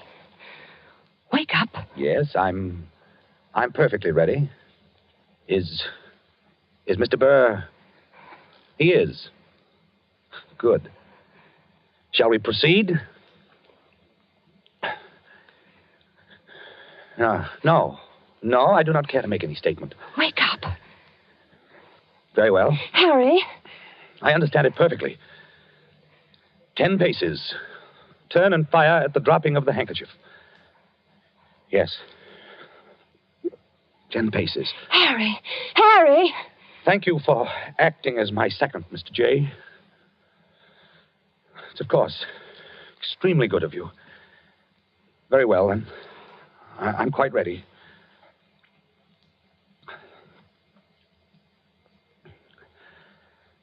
One. 2. 3. 4. Harry! Harry, please! 5. Don't, Harry! 6. 7. 8. 9. 10. Oh.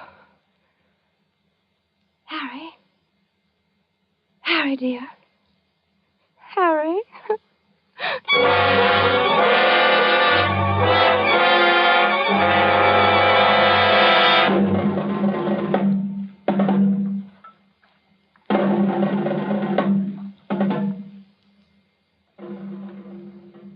Dr. Fox was puzzled when he examined Harry. It's extraordinary. His heart was as sound as a dollar when I saw him the other day. It seemed to be fine, Dr. Fox. I can't understand it. What? Why, his heart stopped as if he'd been shot. Shot? Yes, of course there are no gunshots. Shot? Now, Mrs. Andrews, That's it.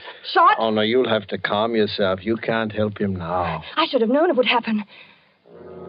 I kept staring at Harry's right hand. The 3 fingers next to the index finger were closed stiffly on the palm, as if gripping the handle of a pistol. The taut thumb was doing its part to hold that invisible handle tightly and unwaveringly. But it was the index finger which held my eye the longest. I looked carefully to make sure that I was right. Yes, it was so. That index finger was curved inward slightly, as if it were about to press the trigger of a pistol. So there had been a duel after all. Perhaps there was no gunshot wound, but Harry had been shot as surely as he was dead. Dr. Fox saw me staring and spoke to me. What are you looking at, Mrs. Andrews? Harry never even fired a shot. Aaron Burr killed him the way he killed Hamilton. What are you talking about? Aaron Burr shot him through the heart. I knew he would. Yes, but there's no evidence. I knew he would!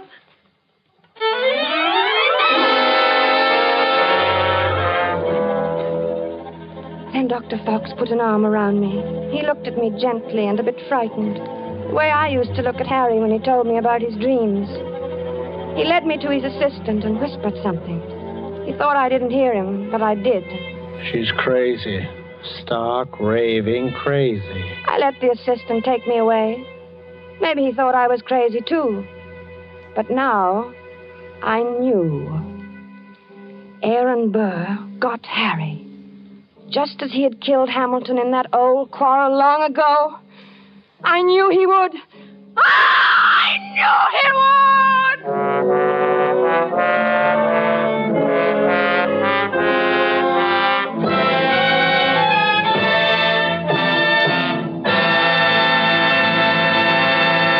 And so closes A Friend to Alexander, starring Geraldine Fitzgerald and Richard Wharf, the James Thurber story, which was tonight's tale of Suspense. Suspense is produced and directed by William Spear. It is a significant fact that when lovers of truly fine food gather in many a far corner of the world, there you may well find Roma wines lending their subtle magic to the greater enjoyment of living. They furnish a gracious prelude to any meal, a flavor complementing delight during the meal and even at dessert time, too. For truly, the exquisite flavor of Roma California wines used in cooking and also served with the food can make even the simplest everyday meal the simplest entertaining, a special occasion treat. Discover for yourself how much far-famed Roma wines can add to your meals and delight your friends when you entertain. Remember, Roma wines are almost unbelievably inexpensive for wines of such distinguished character. Only pennies a glassful. Ask for R-O-M-A, Roma wines, America's largest selling wines, made in California for enjoyment throughout the world. Next Thursday, same time, you will hear Lucille Ball in Suspense. Presented by Roma Wines, R-O-M-A, made in California for enjoyment throughout the world. This is CBS, the Columbia Broadcasting System.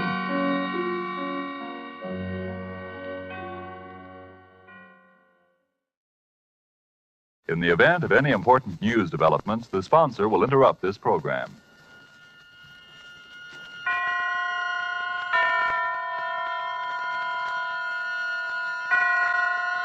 Roma Wines present Suspense.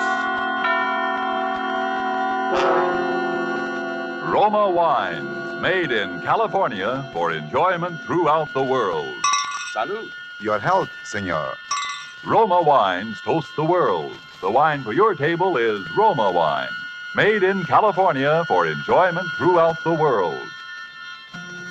The Roma Wine Company of Fresno, California, welcomes you again to this weekly half hour of Suspense. Tonight from Hollywood, Roma Wines bring you as stars two of the screen's most distinguished actors, Mr. Thomas Mitchell and Mr. Donald Crisp. They appear this evening in a play written for suspense by Robert Tallman, in which psychiatry is called upon to deal with a sick mind which has unknowingly been tempted thrice by murder. And so are the performance of Thomas Mitchell as the millionaire tycoon Edgar Lowndes and of Donald Crisp as the psychiatrist Dr. Aronson.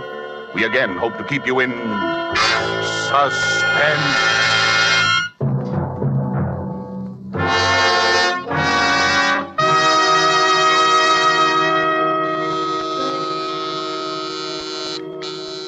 Yes? There's Mr. Edgar Lowndes here to see you, Dr. Aronson. Lowndes? Edgar Lowndes? When did we get him for patient? I think you'd better talk to him, Doctor. Yes, and I think he'd have to go through the usual routine. I don't go through usual routines. I'm Edgar Lowndes. I dare say you've heard the name before, Doctor. Well, who hasn't? Edgar Lowndes, the railroad magnate. Sit down, sir. Thank you. Well, I'm a man of a few words, Doctor. Frankly, I'm at my wit's end.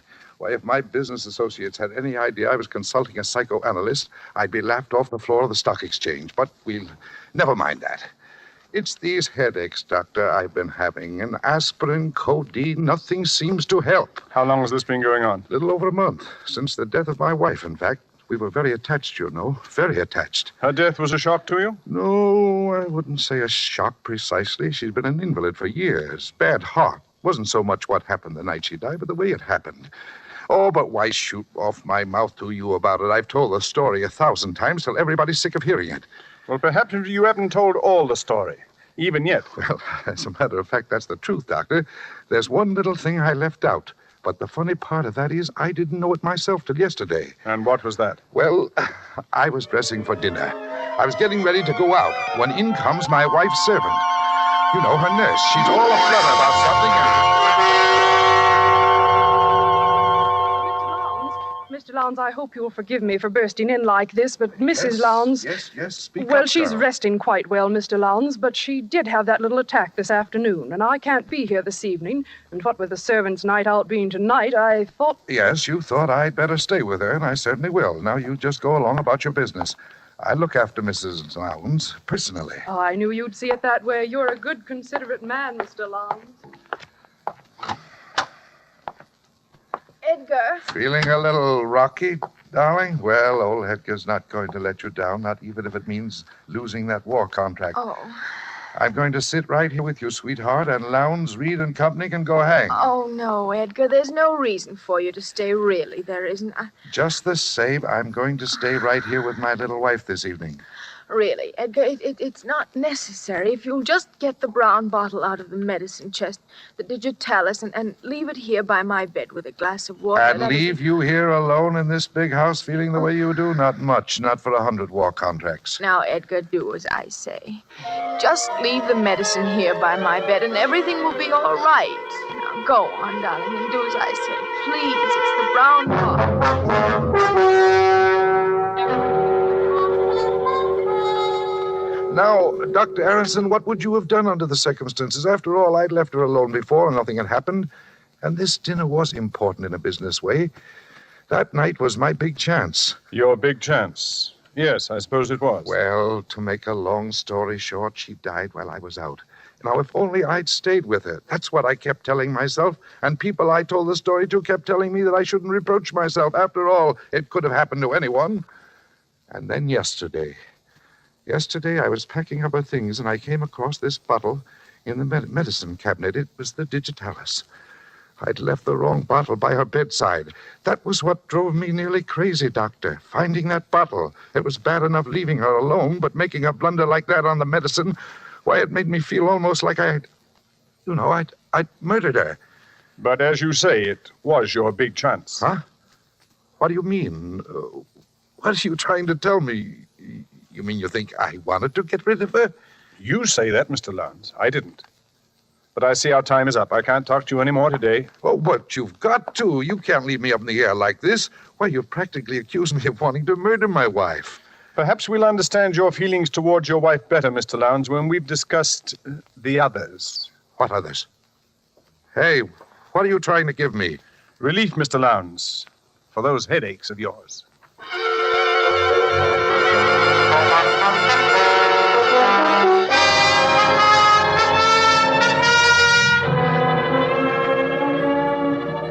Tonight, for Suspense, Roma Wines are bringing you as stars Mr. Thomas Mitchell and Mr. Donald Crisp, whom you have heard in the first act of Case History on Edgar Lowndes.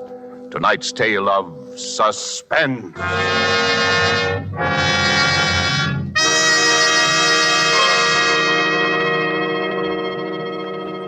Far from the scene we've just left, far to the south, across the equator, is another scene I ask you to visit with me. It's just before the dinner hour on the beautiful roof terrace cafe of the Hotel Metropolitano of Guayaquil, Ecuador. We're finishing our appetizers, an excellent sherry, and lifting your glass, you remark to our host that you envy him such wine. He laughs. You're very kind, he says, but I'm afraid the compliment is misdirected. It is your own California you must praise for this splendid wine. And then he holds the bottle up, and looking at the label, you see Roma California Sherry.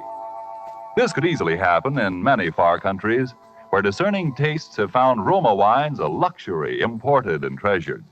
For these are, in every sense, fine wines, excellent in flavor and character, from the rich vineyard country of California. Products of age-old skills in winemaking, aided by modern scientific quality controls and tests. And here in the United States, Roma wines cost astonishingly little, mere pennies a glassful, because here there is no import duty to pay, no overseas shipping costs.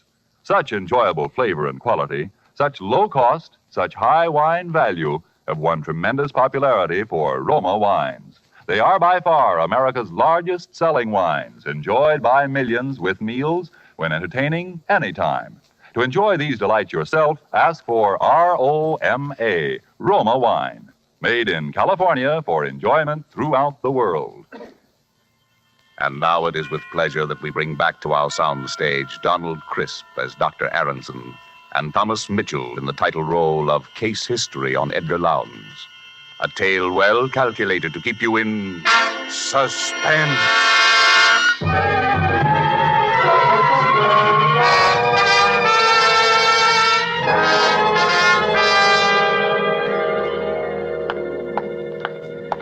He's outside now, Doctor. Here are your notes on the case. Oh, good. Just leave them here on the desk. And, oh, Miss Finchley. Yes, Doctor? From now on, when Mr. Lowndes is in the consultation room, I want you to keep an eye on my private office. Make sure that the recording equipment is in operation at all times. I want a record of every word he says in his own voice. Is this a criminal case, Dr. Aronson? I don't know yet. But hadn't you ought to... I'm sorry, Doctor. You can let him come now, if you will, Miss Finchley. Yes, Dr. Aronson. The doctor will see you now, Mr. Lowndes. Thank you. Well. Here I am again. Surprised to see me? How are the headaches, Mr. Lowndes? Well, sir, they evaporated just like that. I slept like a top. Don't know how you did it, but you've sold me on this psychiatry deal.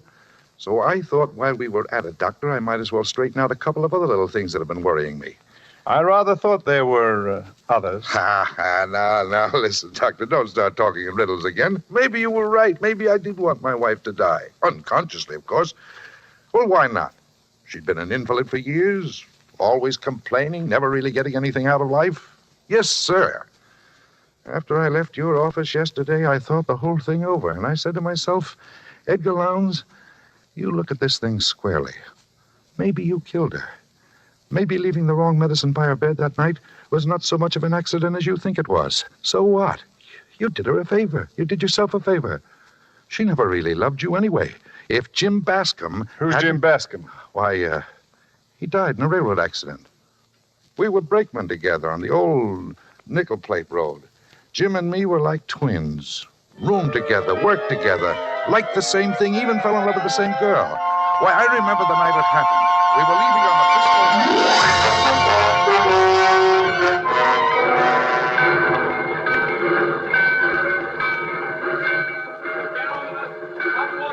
Reckon we better climb on top, Ed. It's our signal. Hey, wait a minute, Jim. There's Virginia. Ah, bless her heart. I knew she'd come to see us. So hurry up, sweetheart. Oh, gee, I'm glad. I was afraid I'd be too late. There's not a train in the whole nickel plate line you wouldn't haul up for us, Virginia. Oh, Jim. Baby. Hey, what about a kiss for me, too? Why, Edgar, you're jealous, I do believe. Well, why not? Oh, there. How's that? Like my own sister. Oh, come on, Ed. They're getting impatient up there. You've got to tell him this time. You hear me, Jim? Yeah, I'll tell him. I promise, Virginia. Hey, come on, Jim. Coming, Ed. Coming. One more kiss, baby. Oh, darling. My darling, take care of yourself, Jim. I will, baby. Don't forget to send out the invitations.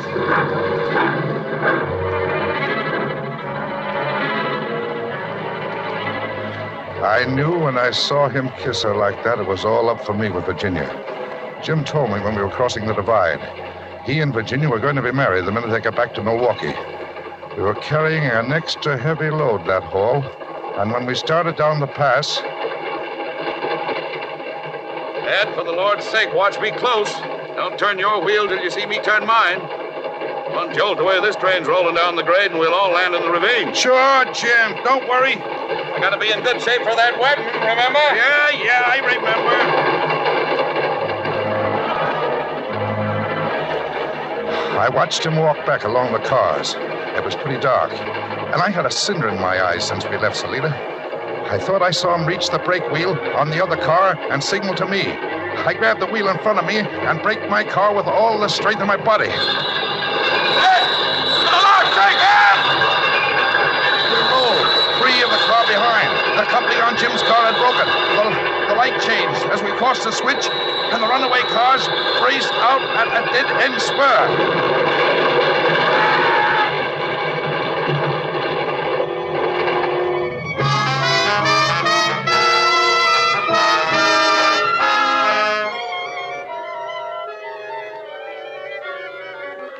I saw Jim's body jolt free of the splintering car and hurtle out over the gorge. Just then we plunged into a tunnel. I never found Jim's body.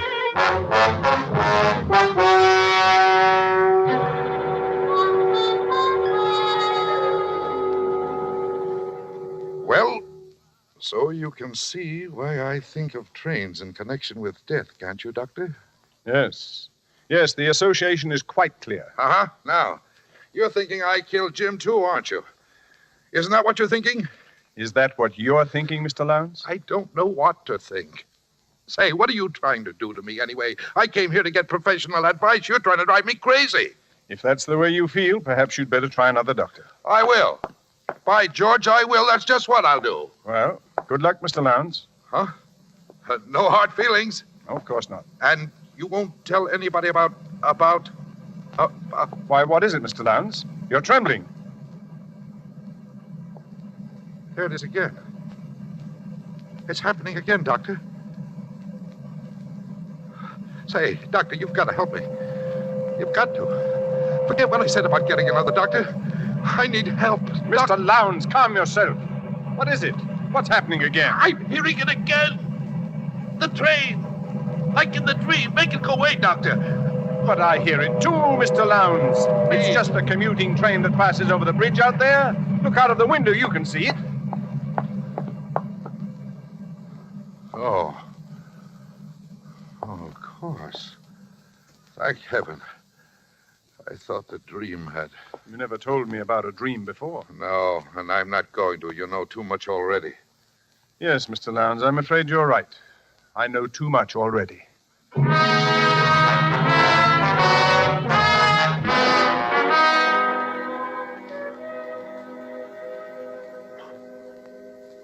And I have kept a complete record of each interview with this patient by means of a recording machine concealed in my private office. There is no doubt that the patient has twice committed murder unconsciously, and on the day the patient stopped the analysis, he exhibited hysterical symptoms which were brought on by the sound of a railroad train. Yes, go on from there, Miss Finchley. New paragraph. The train is a death symbol for this man and appears to be the subject of a recurrent dream. The danger of the present situation lies in the fact that the patient's unconscious impulses have been brought to the surface without being rationalized. There is, in my opinion, a positive danger that the patient, in his present condition, may commit one or even more conscious murders, particularly should he take it into his head to board a railroad train.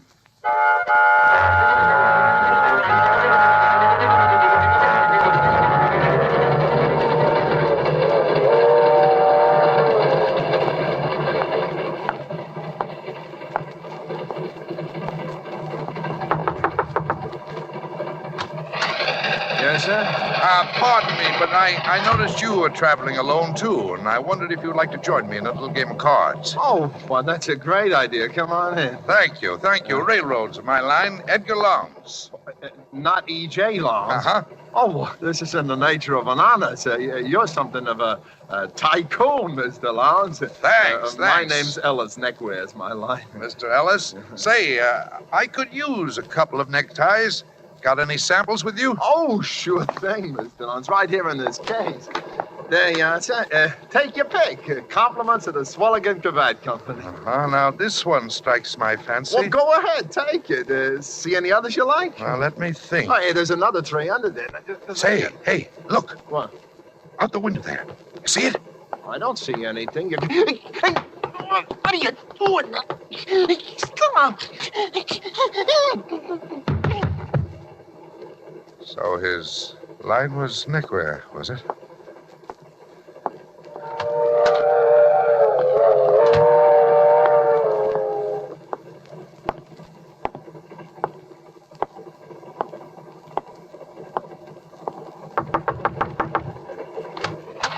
Yes, sir.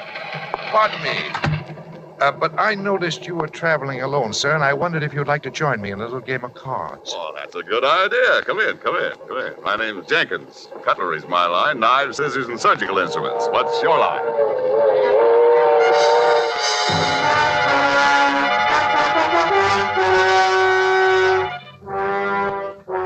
Police of 5 Midwestern states are on the lookout tonight for the homicidal maniac who stalked the corridors of the Lightning Express transcontinental luxury train. claiming the total of 3 victims murdered in cold blood. Edgar J. Lowndes, an executive of the railroad who was aboard the train on the fatal night, has posted a personal reward of $50,000 to anyone giving information leading to the arrest of the murderer. Well, it's happened. There was nothing you could have done to prevent it, Doctor. Even if you'd sent your report to the police, there wasn't enough evidence. And there still isn't enough evidence. Well, you run along. I'm going to stay here and finish these reports in longhand. You can type them in the morning. You're sure you don't need me? Absolutely. I think I'll take your advice. Good night, Doctor. Good night. Oh, Miss Finchley. I almost forgot to tell you... Oh, she's gone. What a nuisance. Talking to yourself, Doctor? Lowndes. How did you get in here? The door was unlocked. Would you rather I'd come back during office hours? Why, yes. I'd rather you did, Mr. Lowndes. Was it very urgent? It's the headaches, Doctor. They've come back. It started again about a week ago. Well, that's after what happened on the train. Doctor, tell me the truth. Did I commit those murders, or didn't I? You're the only one who knows the answer to that. Something to do with the dream, I think. Oh, yes, the dream. We were getting around to that when you left here the last time. Now, tell me about it. Well, I hear the sound of the train, and I'm sitting there beside someone, a stranger, I think. He's wearing a checked waistcoat, and there's a heavy gold watch chain with an elk's tooth suspended from it, like the one my father used to wear when I was a child in Wisconsin. Tell me something about your father. He died when I was quite young. He'd been an invalid, Doctor, ever since I could remember. He used to sit in an armchair, in a wheelchair it was, really, in front of the parlor window. He looked out into the street hour after hour. Sometimes, when I came running into the house, he'd put out his cane and trip me, and I hated him for that. At one time, Doctor, I think I was about 8 or 9 years old at the time. Edgar, come in here this instant. Your father wants to talk to you. Oh, heck, Mother, I was going to get up a ball game. Now, the ball game can wait. You come along with me. Can I ever have any fun, Mother? Can I? Hush up. Here he is, Jonathan. Come closer, boy. Want to have a look at you. Yes, Father? Just as I thought. Grass stains all over the new suit I bought for you, huh? Where? There. And there, and there, and there, and there. I won't have him get the idea just because his father's an invalid. He can roll in the dirt like a gutter snipe and get away with it. Stop blubbering. Now go wash your face. I'm driving into town today. Want you to go along, run errands. The car my father drove was an all-electric, a battery job. His legs were completely paralyzed, and my mother had to practically lift him into it. But the car itself was entirely controlled by hand. Driving it gave him a sense of power he needed. I used to dread those trips into town with him, the horrible spectacle of Mother helping him in and out of the car while the neighbors stared, and then riding along with him alone without anyone, nothing, to intervene for me. That was the worst.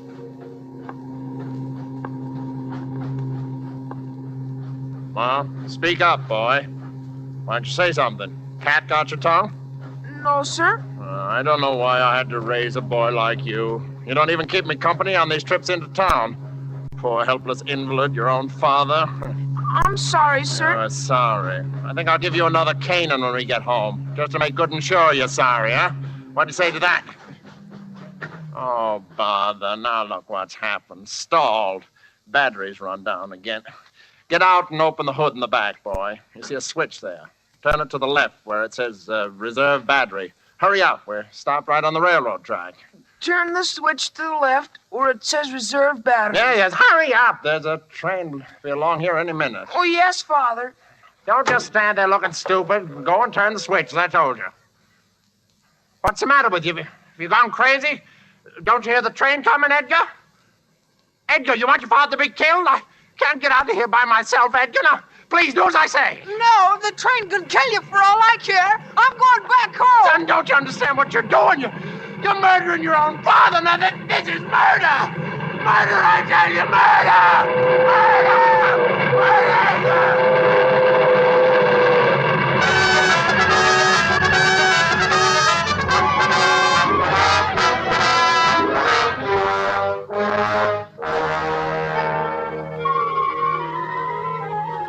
I walked home with those words of his ringing in my ears. I can hear him yelling yet. Son, don't you understand what you're doing?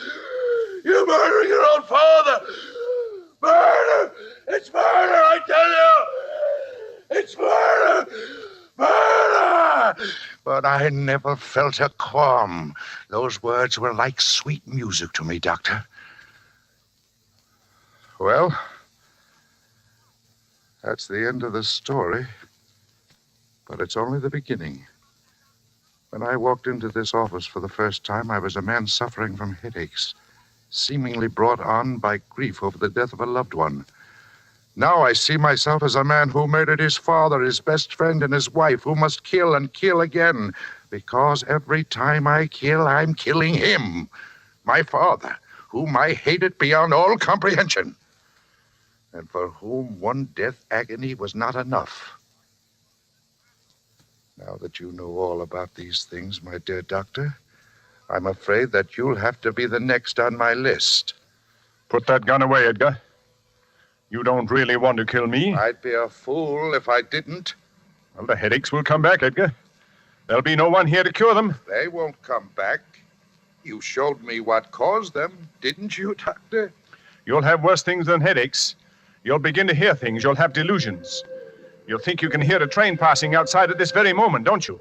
But if you look out of the window, you'll see there's no train there at all. You won't trick me into turning my back. Come out from behind that desk. Keep your hands up high. That's it. Now then. What was that? Don't you understand what you're doing? Where's that voice coming from? You're murdering your own father. There it is again. It's murder, I tell you. Murder! Stop it. Murder! Stop it. Murder! Stop it. I hear no voice. Stop it!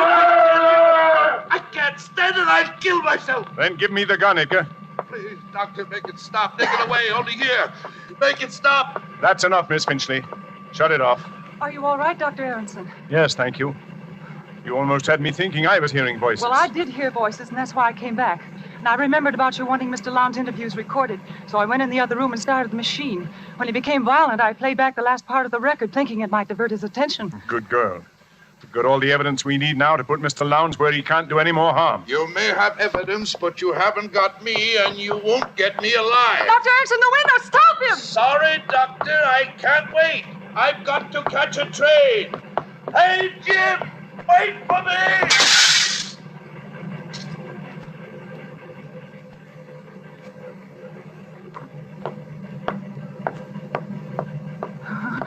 "21 floors to the street.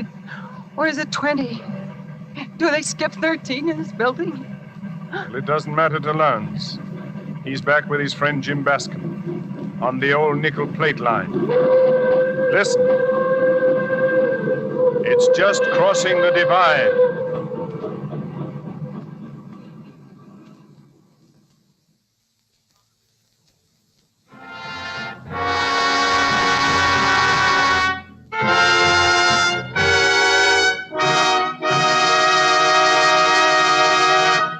And so closes Case History on Edgar Lowndes, starring Thomas Mitchell and Donald Crisp. Tonight's tale of Suspense. Suspense is produced and directed by William Spear. To every woman listening tonight, I want to say a special word about making every dinner or supper you serve taste better. I want to urge you to start serving Roma wine with your meals. It's simple, the cost is very, very little, and it works magic in making food more enjoyable. You can serve Roma wine with any meal or any time in any kind of glass you wish. Serve it chilled. Try different kinds of Roma wine until you find those you enjoy most of all. Try hearty red Roma California Burgundy or the delicately delicious Roma California Sauterne.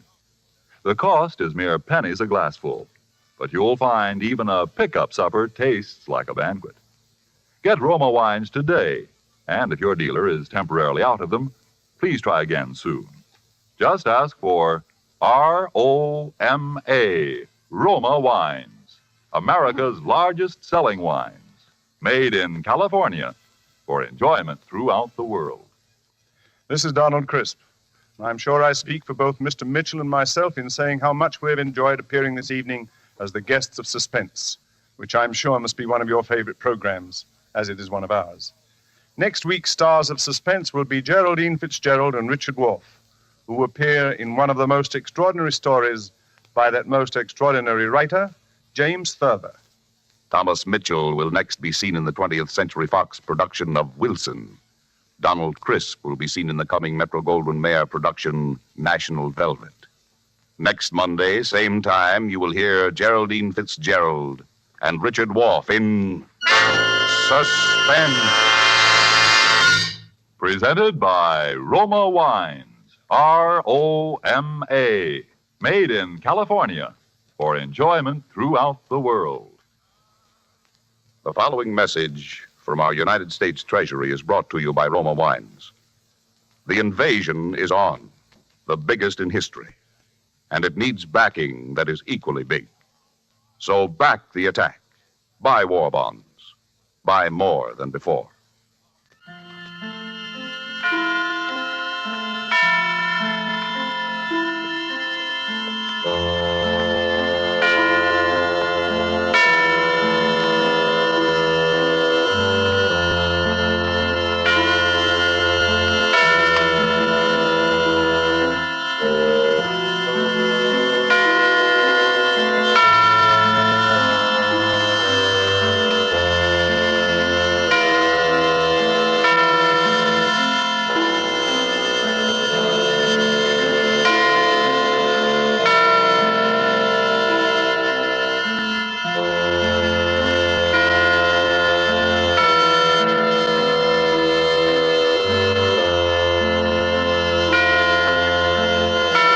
This is CBS, the Columbia Broadcasting System.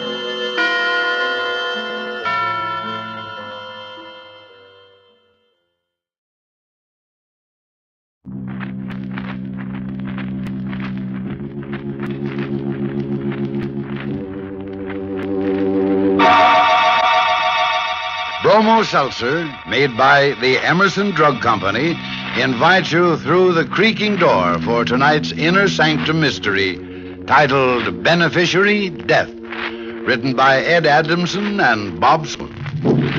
Bromo Seltzer reminds you to Fight headache 3 ways. Bromo Seltzer, Bromo Seltzer, Bromo Seltzer, Bromo Seltzer.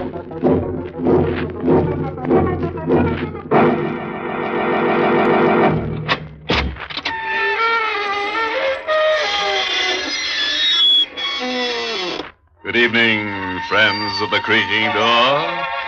This is your host to welcome you once again into the inner sanctum. Come in, come on in. Oh, I'm tired. Just finished my spring gardening, planted a couple of dozen of bulb heads. But I'm sure they won't be content to stay in their new loams. That's how things are here behind the creaking door. Whatever goes down must come up at night. Oh, by the way, folks, I want you to meet our laughing ghost. We call him Silly Willie because it's easy to tickle his fantasy. But Willie's not really so silly when it comes to getting rid of his mates. The first one left him because he started each day by beating her over the head with a club. Well, naturally, she got sick and tired of such treatment. But his second wife, a brunette, had a much more interesting conclusion. Willie buried her head in the sand at the ocean front. Now she's a beached blonde.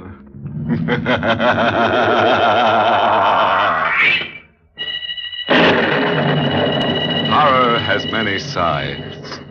It can make itself felt in an almost hidden, quiet sort of way. Just as it did that rainy Monday morning that Sam and Helen Braden were at breakfast in their small southern home. The Bradens sat in the kitchen nook near the window, the same as they'd done for 20 years. But still, this morning, things were not quite the same. Sam, you've just been sitting there staring out the window. You haven't touched your breakfast. I'm not hungry, Helen. You didn't sleep last night, did you? A little on and off. You're just worrying yourself sick over nothing. Now, business is bound to get better. Oh, Well, there's no use kidding you any longer. The store is on its last legs. The bank refused me the loan. Oh. Said I was a bad risk. Then you don't need the bank's money. You can still raise some yourself. Yes? How? Your insurance. Yes. I begged and borrowed everything up to my teeth, but I won't touch that insurance. That's for you, Helen, in Sam, case... please, listen to me. No, I don't want to talk about it anymore. Getting late. I'm starting for town. Sam, wait. Yes? I wish you'd take the train instead of the car. Why? Well, weather's so awful. Look at the way the rain's coming down. I drove into town in lots worse weather than this. I know, but... But what? Feeling the way you do, Sam, I wish you wouldn't drive. Oh, I'm all right, Helen. I'll see you this evening. Sam, please take the train. I told you I'm all right. I had an awful dream last night. I saw you driving the car along the turnpike, and then suddenly the car crashed and you were... Killed? Yes. Well, that's not such an awful dream at all. Why, Sam... Well, it isn't. When you consider my insurance, I'm really worth more to you dead than alive.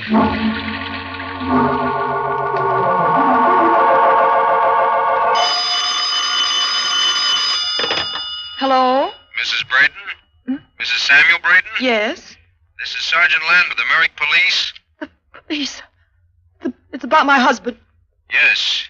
His car was in a crack-up an hour ago on the turnpike. Was he hurt badly?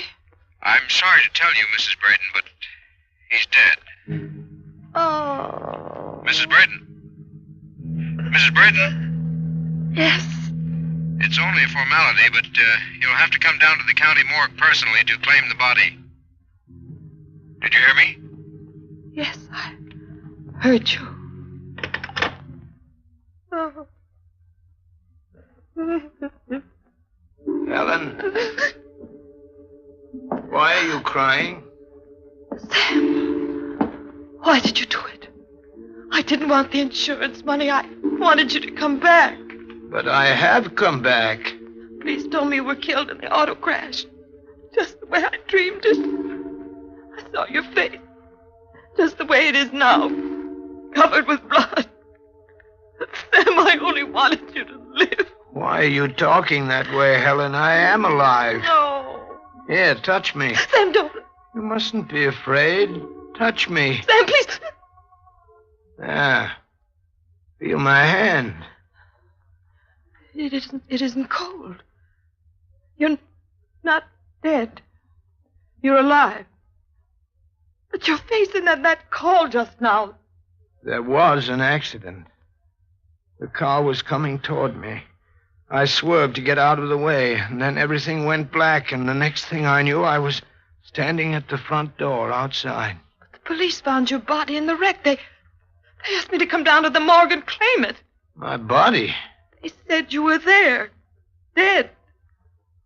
The hitchhiker. Hitchhiker?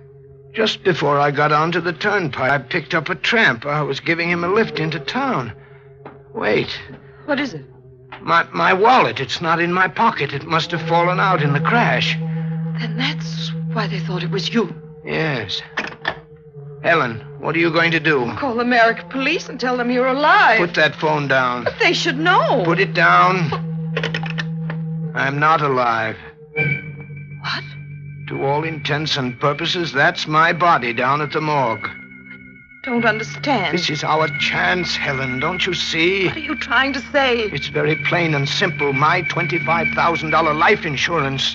Now do you understand? Sam, we can't do a thing like that. And not for just $25,000. Accidental death, the double indemnity clause, $50,000. Sam, please. $50,000. I told you at breakfast time, worth more dead than alive. $50,000. After you collect, we can go away. For the first time, we can really live. We won't have to worry about pennies anymore. Darling, we don't want money that way. All you have to do is go down to the morgue at Merrick. Sam, we can't do it. Of course we can. They'll find us out. The tramp I picked up told me he was homeless, no family. It's all so perfect. Once you claim my body, no one will ever find out.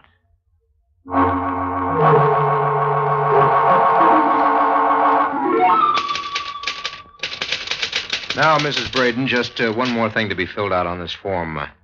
Where do you want your husband's body sent? To the Winston Funeral Home in Crestview. Winston Funeral Home, Crestview. Now, come with me, please. Sergeant Landau. Where are we going? To that room at the end of the hall. That's where the bodies are kept. Do I have to go? Well, I'm sorry, but that's the law. You know it's my husband, don't you? Sure. But the next of kin has to make identification. Oh, Sergeant Landau. It'll only take a second. Here we are. Yes, Sergeant, that's my husband. Mrs. Braden, how many years were you married? 20. Why do you ask? Well, it just hit me as peculiar, but it may be because you're upset by your loss. I don't understand. The body you just identified has been here in the morgue for 3 days. What? Your husband's body is here to your right. On this other slab.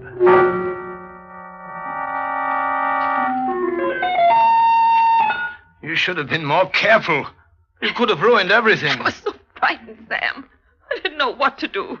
When Sergeant Landau stopped, I thought that was the body. I didn't know what he looked like. Oh, well, I guess it was my fault. I should have described him to you. Anyway, you got away with it. They gave you the death certificate, and they sent the body to the Winston Funeral Home. Came so near to getting caught. But luckily, you acted upset enough to save us. We may not be so lucky the next time. There won't be a next time. From here on, there won't be any trouble for us. Sam, please, let's forget about the whole thing. Are you crazy? Before it's too late.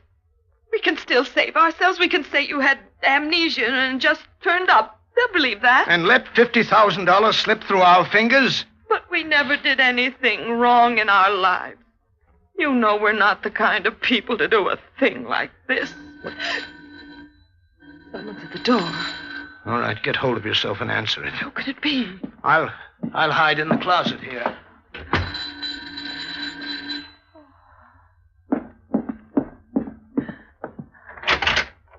Mrs. Braden? Yes? My name is Granger. I'm from the Acme Insurance Company. Sure. I'm here in regard to your husband's death. Oh, come in, please. Thank you. I'll just be a moment. I don't want to bother you unnecessarily at a time like this, but before the company pays you the double indemnity benefits of your late husband's policy, you'll be required to sign these papers. Now, you may mail them in if you choose, or you may sign them right now, and I'll take them back to the office with me. Oh, I'll sign them now. Very well. Oh, by the way, Mrs. Braden. Yes, Mr. Granger. Where will the services be held? The Winston Funeral Home in Crestview. Tomorrow? Yes, at 10 in the morning. I'll be there. You'll be there? I don't understand. To pay my respects. You see, Mrs. Braden, I knew your husband quite well some years ago when I sold him the policy.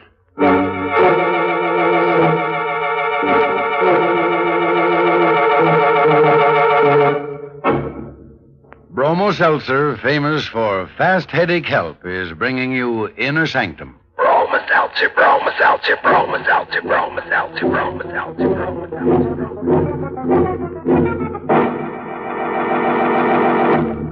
How do you do, ladies and gentlemen? How do you do? This is your old friend Norman Brokenshire.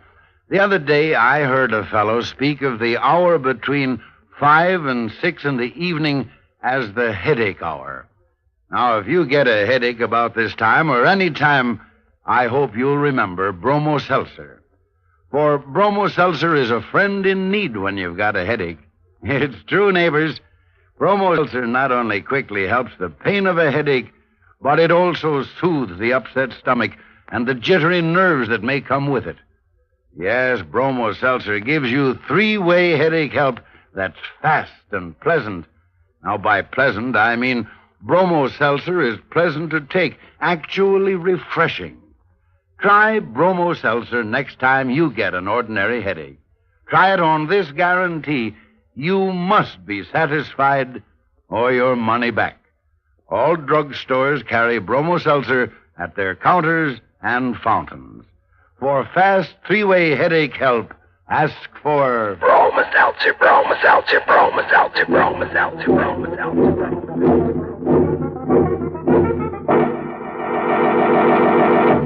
You know, personally, I feel kind of sorry for that Sam Braden. The only way he can make a decent living is by being dead.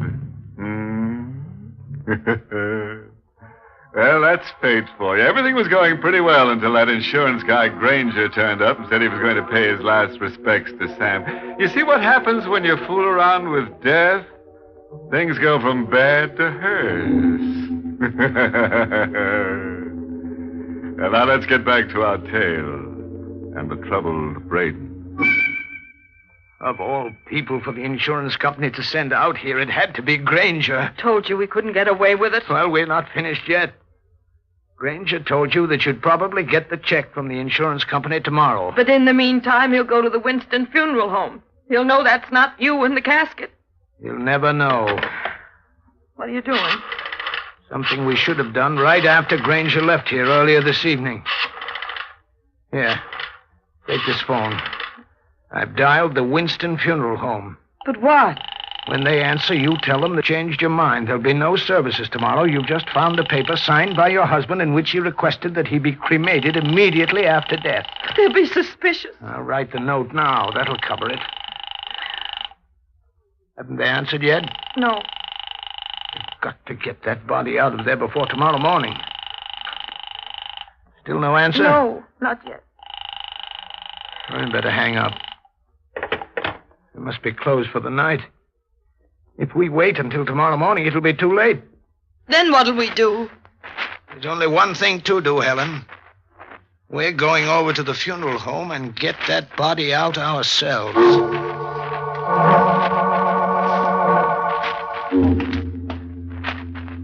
We'll try the back door down at the end of this alley. We'll never get away with it. I've had the feeling all along Will you that... stop talking like that, Helen? Don't you understand? It's worth any risk we take to get that $50,000. But I told you I don't want the money. Wait and see. When you get your hands on it, you'll feel differently. Here's the back door. It's locked, isn't it? Well, of course. What did you expect? There's no way we can get in. Yes, there is.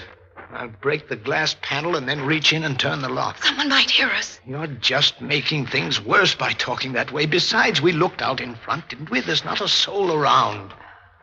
Yes, I'll need something to break the glass. What can I use? I know. Helen, give me your compact. Here. This compact should do fine. Oh, Sam, you cut yourself. I guess I'm not much of an expert on housebreaking. Don't you see we can't do any of this, right?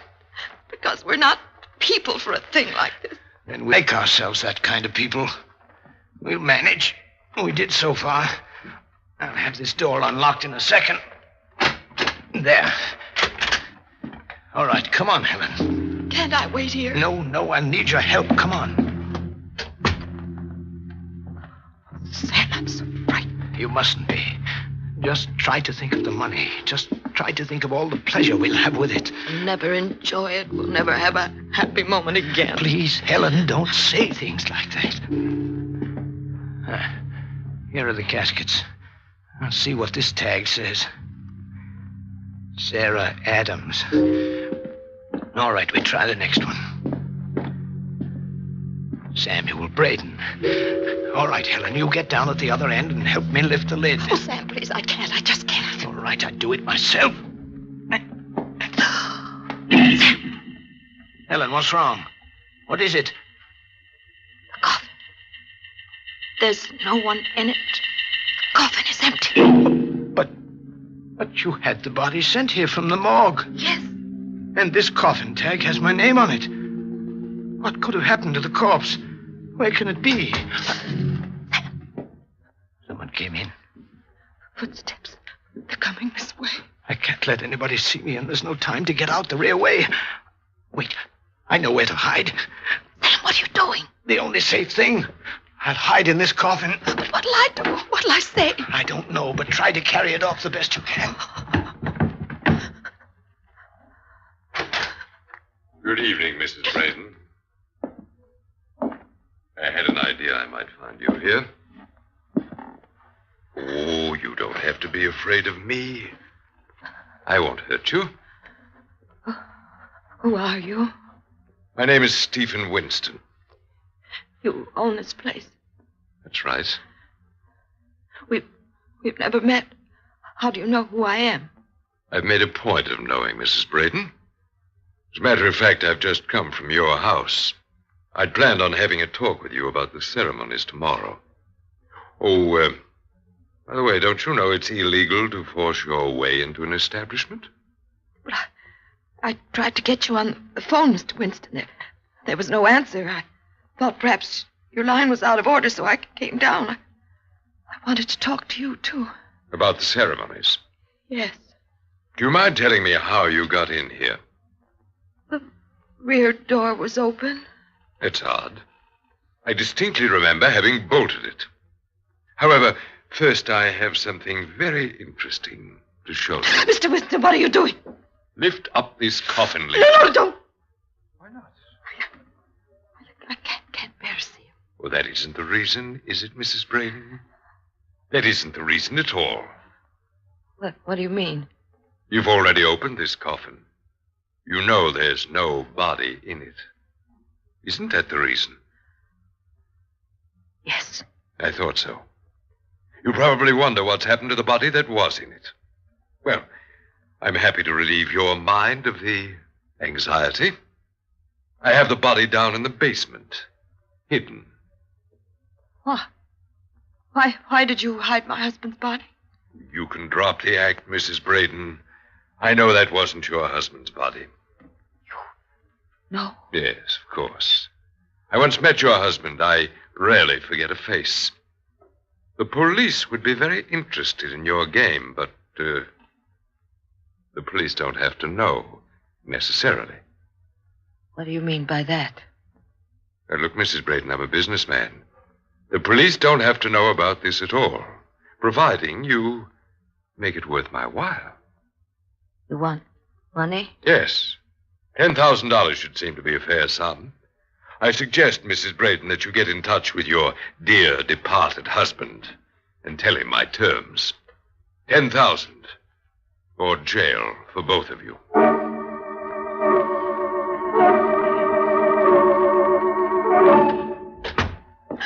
Sam, it's been hours. Thought you'd never get back here to the house. It became light out. I had to be careful no one saw me. Winston knows everything. It was he who took the body out of the casket. Yes, Helen, I know. I heard from inside the coffin.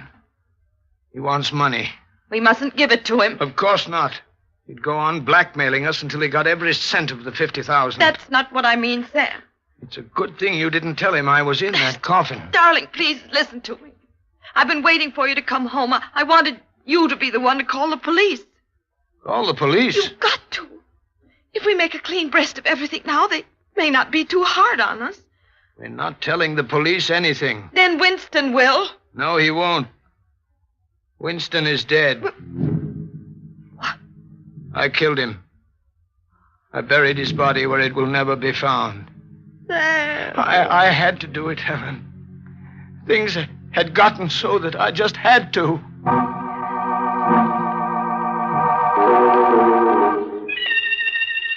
Helen, do you have to keep standing at the window there looking at the birds down in the garden? Why don't you talk to me? Talk? What can I say?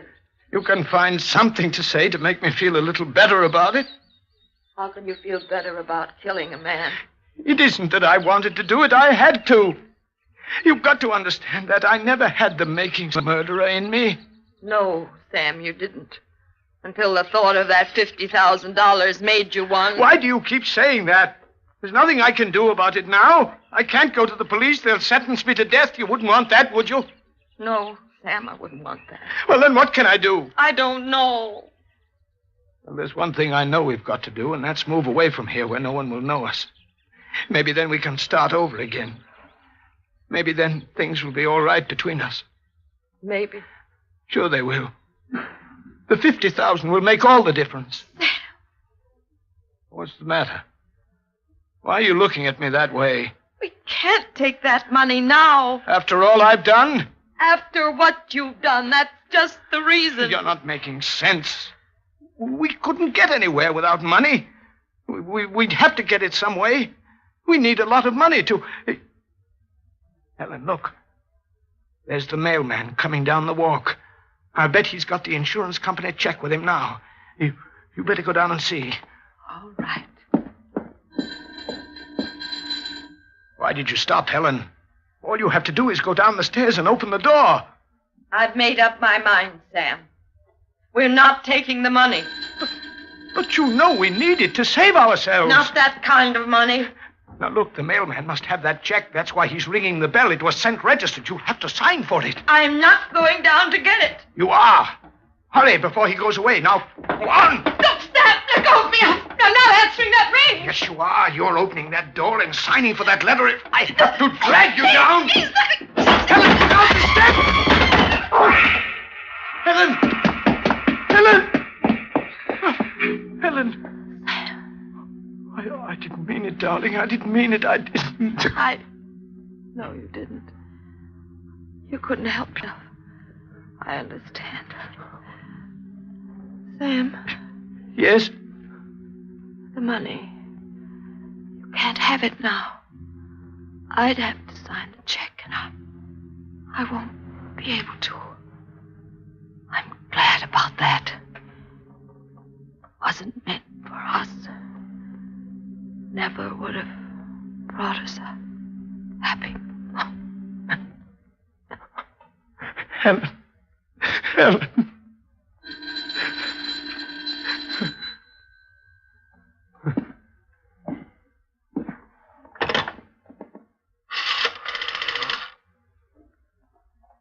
Operator, will you please get me the Merrick police? Hello? Is Sergeant Landau there? No, he won't have to call back. Message? Yes. Just tell him that Sam Braden is on his way over.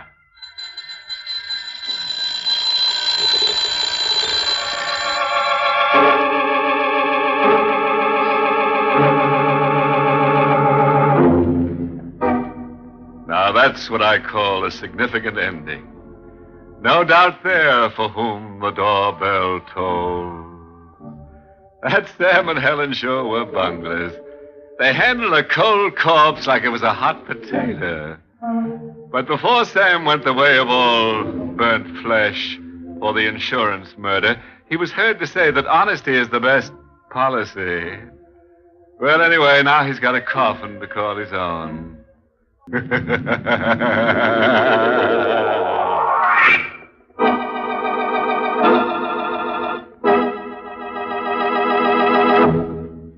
Say, neighbors, here's a fact I'm sure you'll agree with. To help a headache one way is good. To help it two ways is better. But to help your headache three ways is best of all. And that's exactly what Bromo Seltzer does.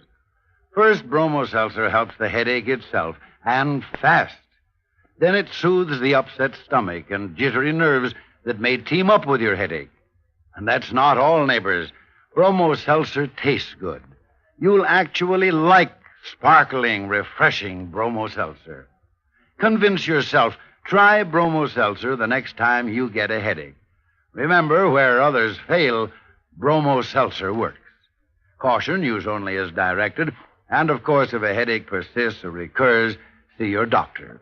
Be ready for fast headache help at all times. Get Bromo Seltzer today at any drugstore. And remember, don't just fight a headache one or two ways. Fight headache three ways. Bromo Seltzer, Bromo Seltzer, Bromo Seltzer, Bromo Seltzer, Bromo Seltzer.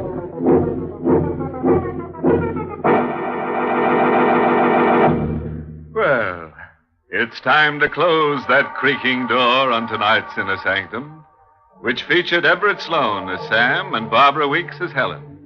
The music was by Lou White, and the entire production was directed by Hyman Brown. Tonight, friends, we close the creaking door for several weeks, while Inner Sanctum takes a short vacation. We'll be back soon, so be sure to listen for that familiar creaking door. Oh, by the way, this month's Inner Sanctum mystery novel is The Motive by Evelyn Piper. Until we meet again, then, good night. Pleasant dreams.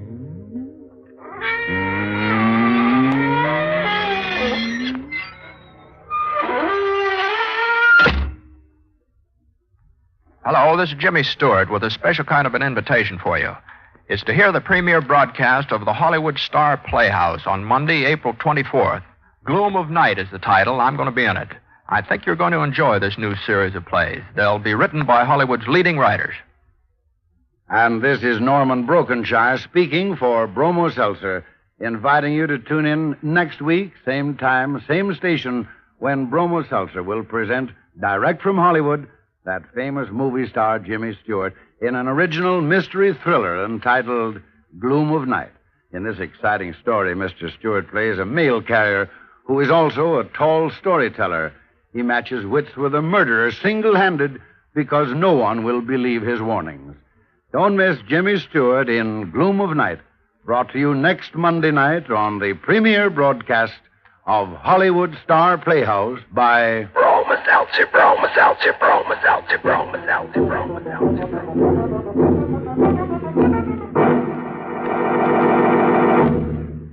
This is CBS, the Columbia Broadcasting System.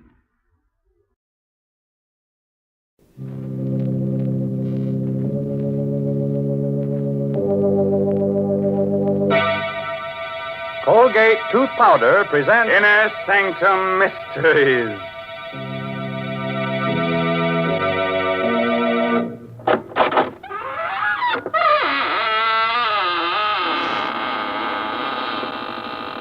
Good evening, friends of the Inner Sanctum. This is your host, Raymond, inviting you in through the squeaking door. Well, it's so nice of you to come here tonight and help me sit up with the corpse. Hey, such dull company, so cold and stiff, bored with being dead. All the life seems to have gone out of him. What? You say you've seen him before? Oh, no, he's not that horror man who plays in pictures. But he does look like him. So much so, in fact, you might even call him a dead ringer.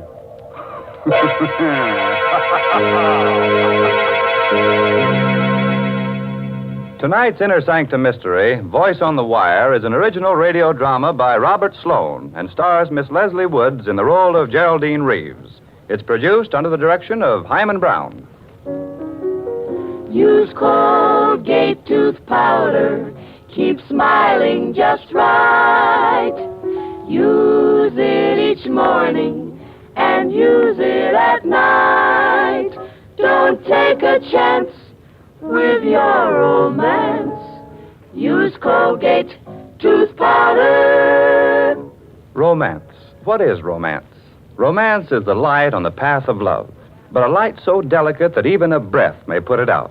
Even a breath. You'd hate that to happen to you, wouldn't you? Well, don't let a breath of trouble ruin your romance. Don't let unpleasing breath offend the one you love. I tell you what, brush your teeth night and morning and before every date with Colgate tooth powder. Because scientific tests have definitely proved that in 7 cases out of 10, Colgate tooth powder instantly stops unpleasing breath that originates in the mouth. And let me add, Colgate tooth powder is the only tooth powder that offers proof of this fact. And then, too, Colgate tooth powder cleans your teeth beautifully. No amount of money can buy you a dentifrice that will clean your teeth more quickly and thoroughly. Remember the name Colgate tooth powder, with the accent on powder. Don't take a chance with your romance. Use Colgate tooth powder.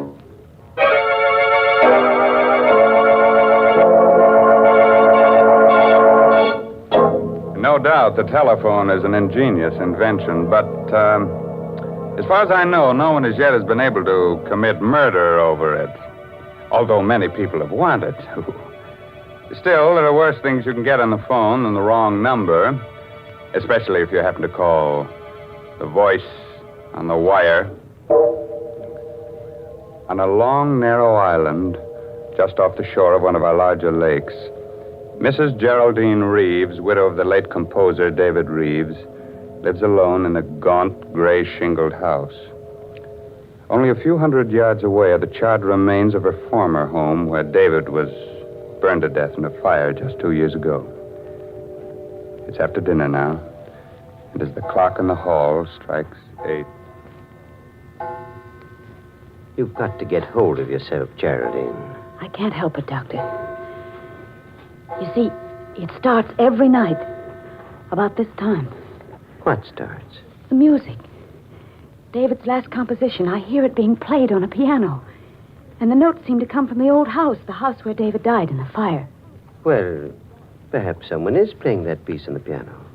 Someone on the island. No, there's only one other house out here, and those people are away. And the dog. The dog keeps howling all night long. What dog? I don't know. There's no dog on the island, but David and I did have a dog. You remember? He stayed with David the night of the fire. He died with him because David was too ill to get out of bed. There it is again. It's amazing. That's a real dog. Somewhere on this island. Oh, do you think so? Why, of course. Probably some stray got across the bridge or swam over from the shore. Well, you see, Oh, excuse me, Doctor. Certainly. Hello? Hello? Mrs. Geraldine Reeves. Yes, speaking. Who is this? Listen.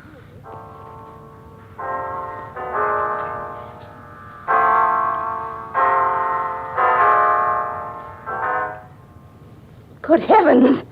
You have 4 hours to live, Mrs. Reeves. 4 hours to live. What?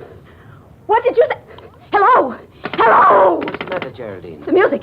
The same music. I heard it again. What? Over the phone. Someone's playing it on the piano. It must be some sort of a prank. No. A man spoke to me. He said I have 4 hours to live. 4 hours to... Here.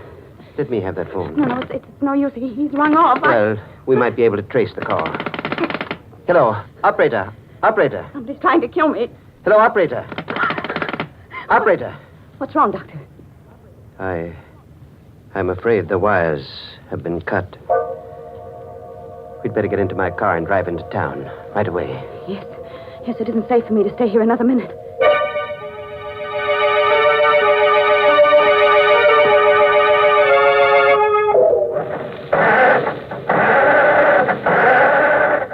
Can't understand it. The motor won't turn over. Somebody must have meddled with this car while we were in the house. Well, try my car, Doctor. I think perhaps I'd better. Is it in the garage? Yes, I'll... Great heavens, it's gone. The garage is empty. The car's been stolen. Now, let's not lose our heads, Geraldine. But... We're not completely cut off yet. We can't use a car. We can still walk. But it's almost a mile to the bridge, and the road is so dark down along the water. It won't be too dark with a flashlight. We can go down through the woods to the edge of the water and walk along the shore. Oh, wait a minute. What's the matter? I just remembered. David's brother's driving out here tonight. Harvey? Yes, and his wife, Laura. They said they'd be here by 8:30, and if we wait for them, they can take us back in their car. What do you think, Doctor? That's safer than trying to make it alone. If we wait right here, perhaps we can watch the bridge and see them coming. For heaven's sake, Geraldine. What are you staring at? The bridge, Doctor. The bridge, look. This end of it's been washed out.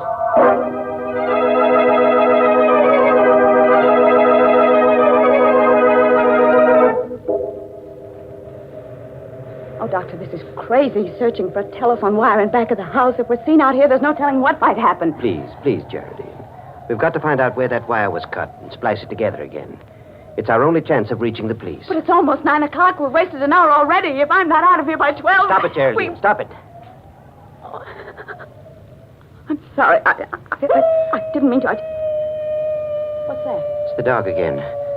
That confounded dog is tied up around here somewhere. No, I didn't mean that. I meant the light on the road. There's a strange light on the road. The headlight of a car. Coming this way. A car? Yes. Quick. Behind the house and stay out of sight. It's turning into the driveway. How could a car have come out onto the island with that bridge out? They're getting out. Oh, why, it's Harvey and Laura. Good heavens. Oh, Harvey! Hello? Harvey! Oh, Harvey. Pete's sake. Oh. Jerry, what are you doing? Playing hide-and-seek with us back there? Oh, Harvey, I'm so glad you've come. Jerry, what's the matter? Oh, everything. But first you've got to tell us how you got here. Why, we just drove over the bridge and on up the road the way we always do. But how could you drive over the bridge? It's been washed out. What? Well, I saw it with my own eyes, and Dr. Pricing saw it too, didn't you, Doctor? I certainly did. Oh, you must be mistaken. We drove over the bridge not more than 2 minutes ago. Are you sure you haven't been on the island longer than that? Well, I'm positive. Why? Well, some very strange things have been happening here tonight. Geraldine's life was threatened, her car stolen, and mine tampered with. What? What are you talking about? Look, I'll show you. The starter in my car won't even turn the motor over. Here. By George. It's working now. Say, what is this, Jerry? Have you and the doctor been taking a few pills? Did you drink too much wine at dinner? Oh, no. Everything he said is true. Even the telephone wires have been... I must be going out of my mind. That is my telephone ringing, isn't it? Yes, of course. Aren't you going to answer it? Well, I'm almost afraid to. Come with me, Harvey, will you, while I do? Sure.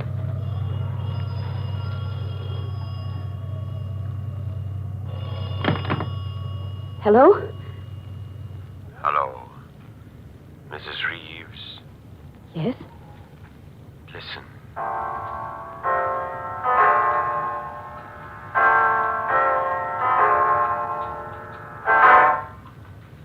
It's 9 o'clock, Mrs. Reeves. You have 3 hours to live.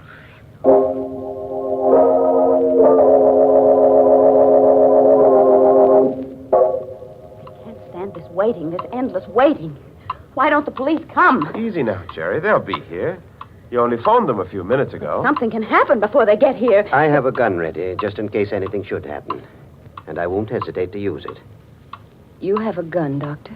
Why, yes. Geraldine gave it to me before you arrived. Oh. What's the matter? You trust me with a gun, don't you? Why, of course. Laura, what is it? A face at the window. I just saw a face at the window. Laura, please, you're letting your imagination run away with you. No, I saw it right there. It was the face of a dead man. Quick, Harvey. Out the back way. Right. No, please don't leave us. We'll be right outside the window. Jerry, I'm afraid. Well, there's nothing we can do, Laura. They won't be far away. But I don't trust Dr. Pricing. You never should have given him that gun. Why not? Because I think he's a murderer. Laura! Yes. Don't you remember how he acted at the trial? When you were accused of starting the fire that killed David? He testified against you time and again. Subtly. To make them think you did it. Because he started that fire himself. What on earth are you saying? I'm telling you the truth. During the trial, he swore that he wasn't on the island the night of the fire. But he was. And I can prove it. How? By this cigarette case of his. Here, look at it. You see how it's charred and melted on the side where his initials were? He must have left it in the fire that night, by mistake. But he couldn't have. The police searched everything the next morning. They would have found it in the ashes. Not if it wasn't there. He came back for it that same night, as soon as he missed it, and dragged it out of the fire. He knew it would incriminate him if it were found in his possession, so he threw it into the lake as he drove home over the bridge. And that's where we found it, in the water. The last time we were out here. Oh, Laura, I hope you're wrong. So do I. But if I'm right, we're all in for... Laura! The lights! Somebody's cut off the lights! Laura! Laura, where are you? Carry the door! Going through the door, it's the face I saw! Laura! Laura!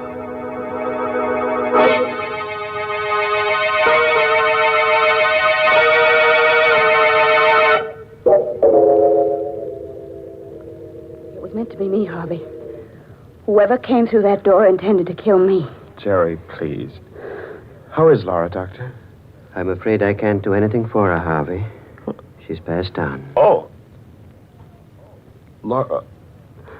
Laura, darling. You'd better not touch the body, Harvey. Oh, leave me alone. You've done enough already, Dr. Pricing. I beg your pardon? You'll have a lot of explaining to do when the police arrive, Doctor. I'll tell them how you ran away from me out there before the lights went out, and how you were here in this room when they went on again. Harvey, don't say things you'll regret later on. Just a moment. Where is the cigarette case Laura had in her hand when the lights went out? What cigarette case? You know the one I mean, Dr. Pricing. The gold one that was charred in the fire. I haven't the faintest idea what you're talking about. I have. And if you're as innocent as you claim to be, you won't mind being searched. Not at all. Go right ahead. I will. Whom are you calling, Geraldine? The police. Can't understand why they haven't arrived yet. It's almost 10 o'clock. Maybe something's happened to them on the way. Maybe their car broke down. Their car, too? Huh? Nothing. Only it seems as if your car is the only one that works when you want it to. Headquarters. Oh, Sergeant. Sergeant, I can't understand why your men aren't here yet. A murder's been committed. Do you think you've been calling the police department all this time, Mrs. Reeves?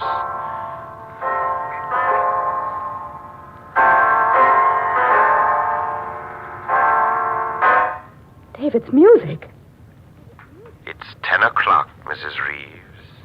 You have 2 more hours.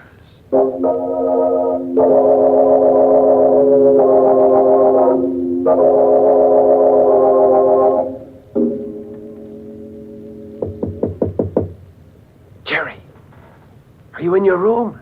Yes, Harvey. What is it? This is our chance, Jerry. We've got to run away from Dr. Pricing now, while we're alone. Yes, of course, Harvey, but how will we go? In my car. It's just... Wait a minute. Listen. What is it? It sounds like footsteps in the living room. Pricing must be in there. No, I saw him go outside. He said he wanted to see if he could find the dog. Well, there's someone in there. I'm going to find out who it is. Be careful, Harvey. He may be standing just outside the door. Yeah. All right. You stay behind me. Is anybody there? Is anybody in the living room? No. There doesn't seem to be. Don't overlook me, Harvey. Well, Dr. Pricing, you've been standing at this door with your ear to the keyhole? No, not exactly. I thought you were supposed to be outside, looking for that dog. I was outside for a while. But I saw someone moving around in here, so I came back. When I got here, your wife's body was gone. What? Gone? Laura's body is gone? I assume that it's gone. It's not where it was on the floor. But how could it... Look here, Pricey. You were alone in this room. And so were you. After I left. Wasn't it, Geraldine? Well, yes, now that I think back, he was. Certainly. What's more, Geraldine saw me leave the house. And when I left, the body was still here. After that, I don't know what happened. What are you driving at? Draw your own conclusions. I've drawn mine. Why, you... Harvey, stop it! Stop it! I'm sorry, Jerry. I just... The dog again. Yeah. I can't understand why you didn't find that dog, Dr. Pricing. He must be right out there where the old house used to be. But if you think you can find him, why don't you go? Good heavens, man. What? Look. There's a fire burning out there. On the grounds of the old house. Pricing, you started that fire yourself, and you're burning Laura's body in it to cover up your crime. Harvey, where are you going? I'm going to the fire, Jerry. I've got to stop it. I've got to put it out. I'm going to lose my mind if someone doesn't stop these awful things from happening. Won't anybody help us? Easy, Geraldine. The man who hopes to kill you was trying to break you down first. It's part of his plan. Here. Take a sip of this brandy. It'll help you.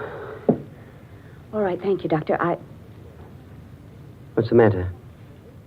Oh, nothing, really. I just don't care for any brandy just now. What's wrong with it? Well, I didn't say anything was wrong with it. I just don't... You fool. Do you think I'm trying to poison you? I don't know what to think. Here. Give me that brandy. I'll drink it myself. There. Believe me now? I don't believe anyone. Listen to me, Geraldine.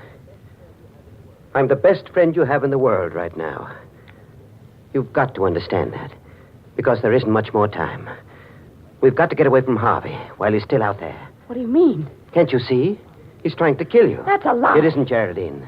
Harvey's the one that's lied to us. He and Laura both. They intended to kill you when the lights went out. But in the darkness, Harvey made a fatal mistake. He thought it was you he was strangling, not Laura. I won't believe that. It's the truth. They never drove across that bridge at 9 o'clock tonight.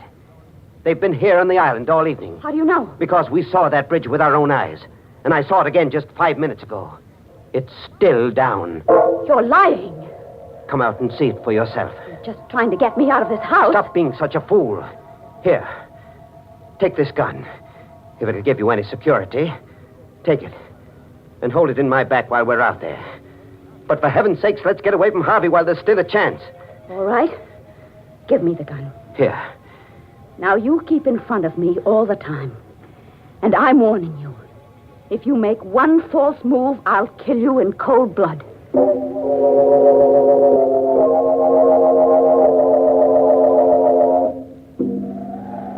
You see, Harvey and Laura were lying to us. The bridge is still down. You're right. They couldn't have come across that bridge. Of course not. The only trouble is, we can't get back over it now either. We've got to get away, Doctor, now, before we're seen. What about that house at the other end of the island? People are away. But they might have a boat. Yes, of course they do have a boat. We can row to the mainland. Come on, quick. All right. I have a feeling we're being followed. It's your imagination. Hurry, Geraldine. Hurry. We are being followed, Doctor. Look behind us. There's a man with a dog. Good heavens. It's just like the dog you owned. The one that died in the fire. Yes. And the man... It's Dave.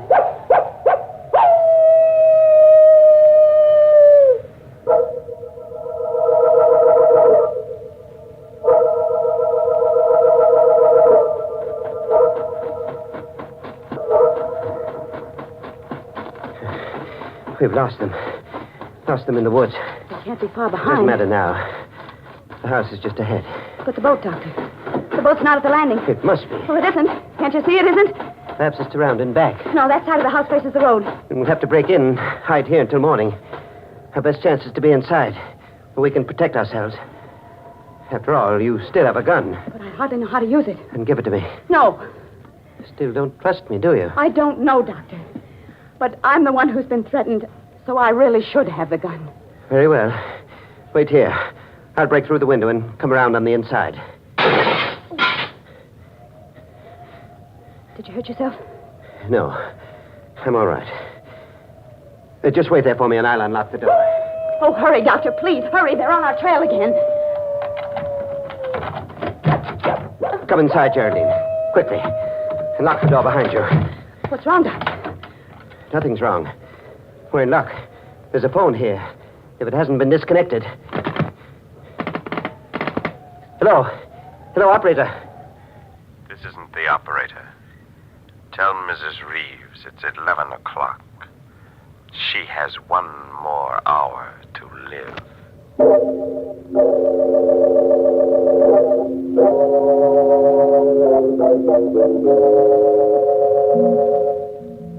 11. I won't leave this house. I'm not going to run away any longer. If they're going to kill me, let them come here and do it. Only for heaven's sakes, why don't they do it right away? Why don't they come here and get it over with instead of waiting until 12 o'clock? Geraldine, please. Well, I can't stand it any longer. I'd rather die than go through any more of this torture. I just... Sit down for a moment. Relax. And try to ease your mind. Oh, for...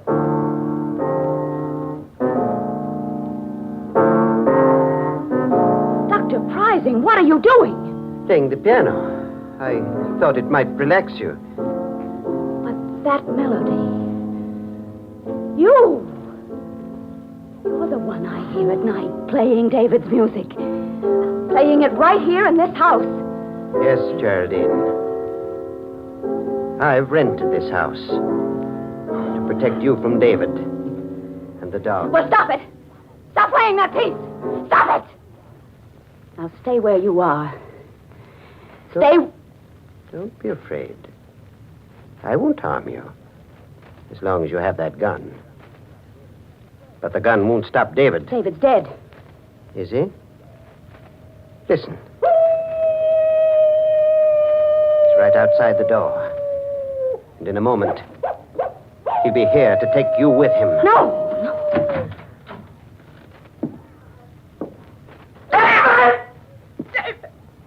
Yes, Geraldine. I've come back to see you. In spite of everything you've done. Stop! You killed me, didn't you, darling?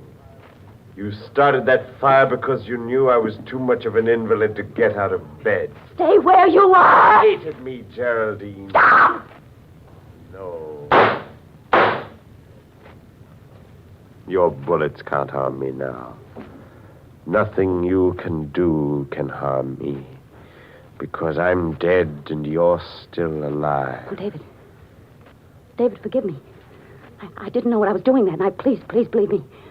I was sorry as soon as I'd started that fire, but it was too late then. I couldn't put it out. I couldn't. How dare you ask my forgiveness when you're still lying? But I'm not lying. I'm not. I told you everything. Why didn't you tell the police? Because I wanted to live. You'll confess everything now? Yes, David. Yes, I will. If you'll only leave me alone, please.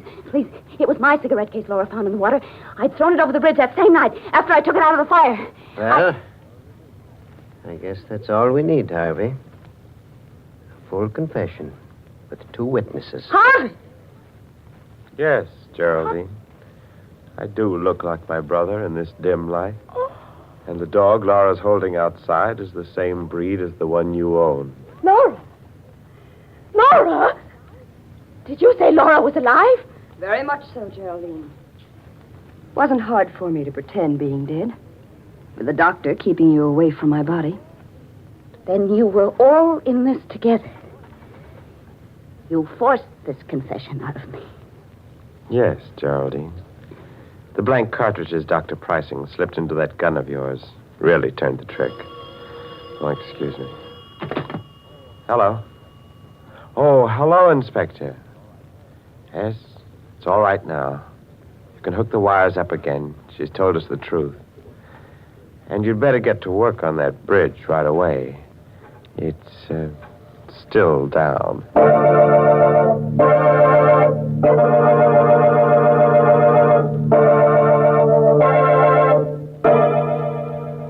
What an outrage, all those opportunities for murder and not a drop of blood spilled all night long. Oh, well, some days you can't lay away a corpuscle. And now, a moment while our Colgate voices bring you a message. Use Colgate tooth powder. Keep smiling just right. Use it each morning and use it at night to help you rate with every date. Use Colgate tooth powder. Tell me, do you really mean it when you say, I want to be alone? Or are you just pretending that you don't care about dates? Could it be that a little breath of trouble has cooled your romance? A little breath? What a pity to let unpleasing breath ruin your romance. Why not brush your teeth night and morning and before every date with Colgate tooth powder? Scientific tests prove that Colgate tooth powder, in 7 cases out of 10, instantly stops unpleasing breath that originates in the mouth. So use Colgate tooth powder for all it's worth. Enjoy its exciting cleansing results, too. No amount of money can buy you a dentifrice that will clean your teeth more quickly or effectively than Colgate tooth powder. Remember the name, Colgate tooth powder, with the accent on powder. Don't take a chance with your romance. Use Colgate tooth powder. Well, it's time for me to join the moonbeams now. But before I leave under a cloud, before I'm missed, I thought I might pass on the moral of tonight's story. If you must light a fire under your husband's bed, be careful where you drop the ashes. By the way, this month's Inner Sanctum Mystery novel is Puzzle for Puppets by Patrick Quentin. Well, now it's really time to close that there squeaking door until next week when Colgate tooth powder brings you another Inner Sanctum Mystery. So until then, good night. Pleasant dreams.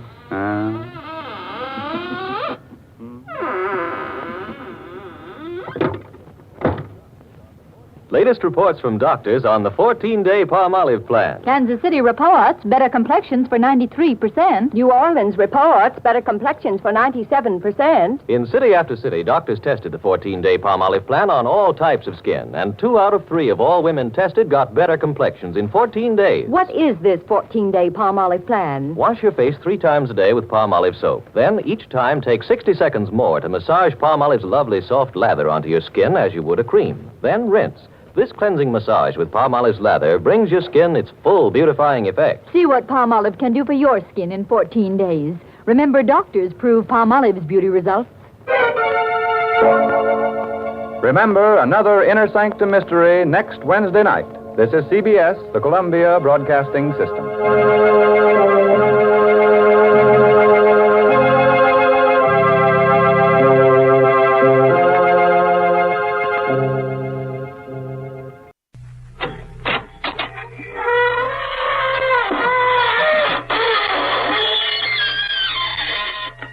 Good evening, friend. This is your host to welcome you through the creaking door into the inner sanctum. Come in, come in. We had a surprise visitation here a scream or two ago. A sightseeing delegation simply crazy to take it all in. One onlooker's mouth was so agape you'd think his face was split from ear to ear. Confidentially, chum, it was. The head of the delegation was terribly proud of his honorary title. Poor chap, it was the only head he had. Ah, yes. Things went along cozily until some wag suggested holding hands. We brought out a trunk full of hands we keep for just such occasions.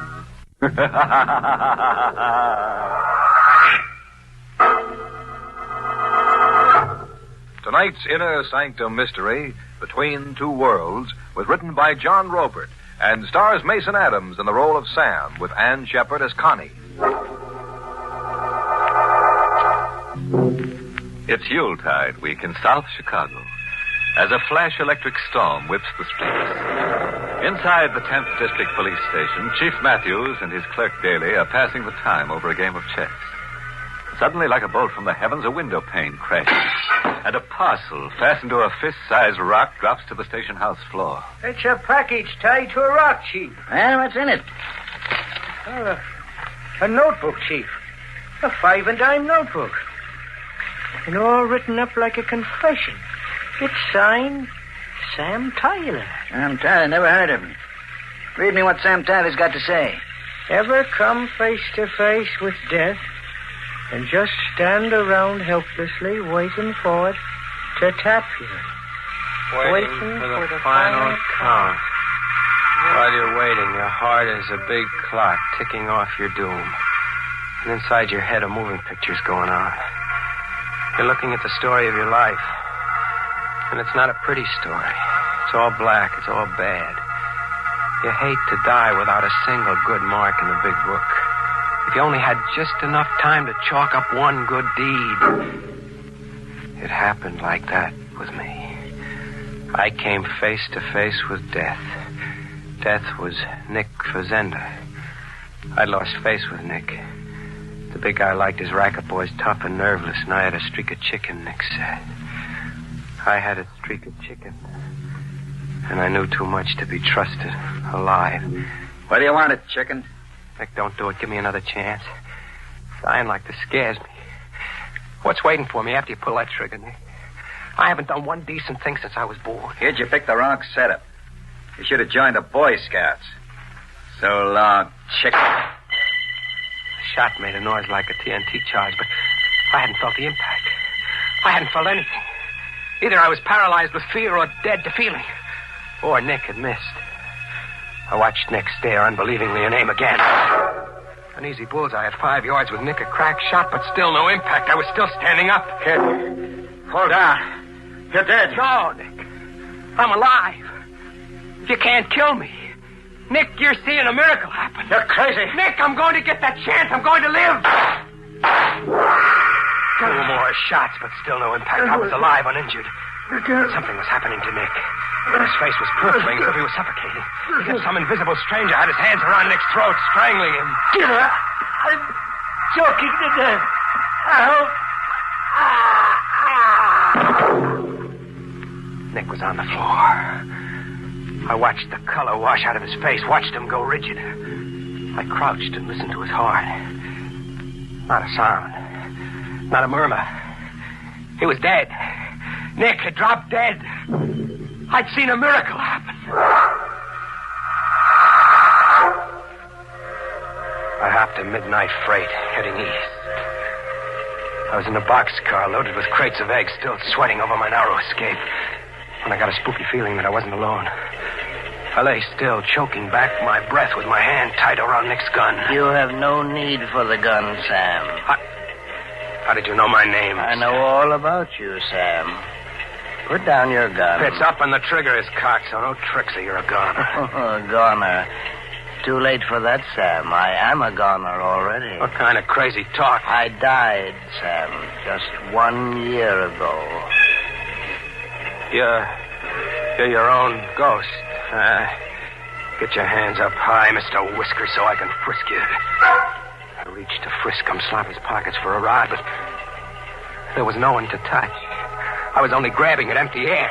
I told you I died a year ago, Sam. I saved your life tonight. I gave you your wish. Your chance to do one decent thing before you died. Did you mean the promise you made? No. Scram. You drive me crazy. When you lied in the face of eternity. I'll have to recall the time given you. What do you mean, recall the time? You're living on borrowed time, Sam. You were meant to die by Nick's first bullet. You remember how Nick died? Yeah. All of a sudden he couldn't breathe. Felt like his lungs were gone and his heart was calling quits. Like you're beginning to feel now. What? Like I can't breathe. I'm choking. My lungs are exploding.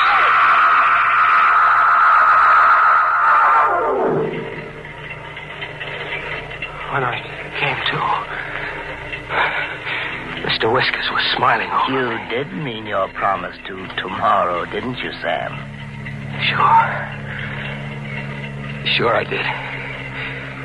Anything you say. Then continue on to Chicago. When you arrive there, spend your time waiting in a restaurant called the Spread Eagle. Sooner or later, you will be approached. You are to lend yourself to any situation that arises. Any situation, understand? Sure, I understand. This good deed I'm to do on borrowed time. What's your interest in it? Deeply personal, Sam. I am no longer among the living, but I have no place among the dead. I walk between 2 worlds. You see, Sam, in life, I didn't have one decent thing to point to either. Through you, I hope to find rest.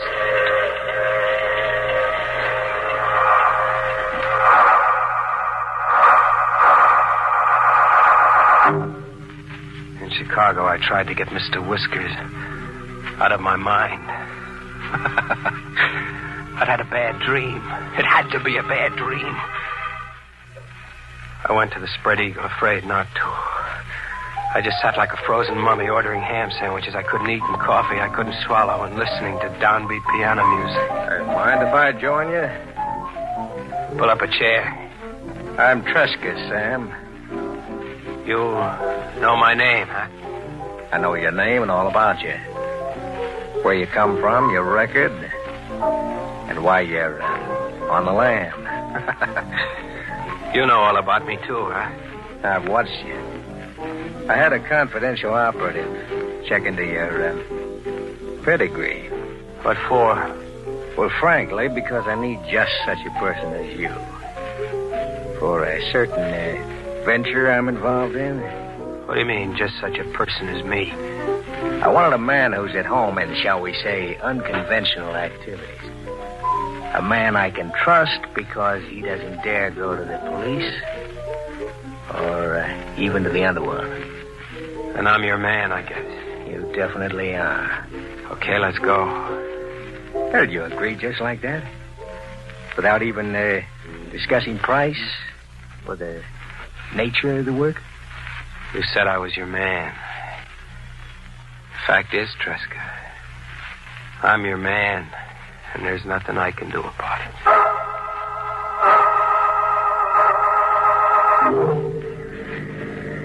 This is our destination, Sam. Here? In the middle of nowhere? Up that footpath over there, say 1/8 of a mile, you'll find a private lake. I own it. All right for you. Yeah, thank you. And there lies your first chore. Behind us on the floor of the car is a burlap sack. Its weight, I would estimate, is 118 pounds, more or less. What? We've been riding a corpse around. We have. You're to carry the burlap bag and contents up that footpath to the lake and drop it in there. And without tears, Sam. Mind you, without tears.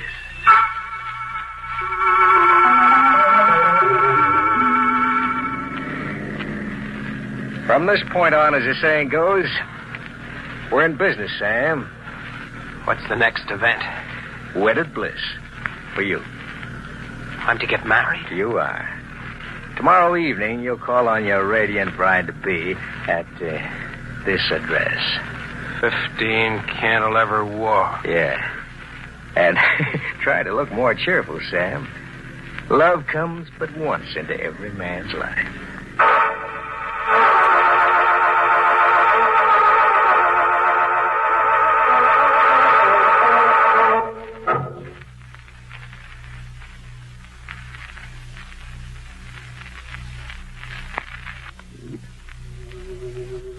I could hear Mr. Whiskers giving me the horse laugh somewhere as I climbed the steps to 15 Cantilever Walk. Big gray stone, as if someone had imported the side of a mountain. Iron over every window. And gloomy enough to give even a crepe hanging a St. Vitus dance. I rang the door buzzer.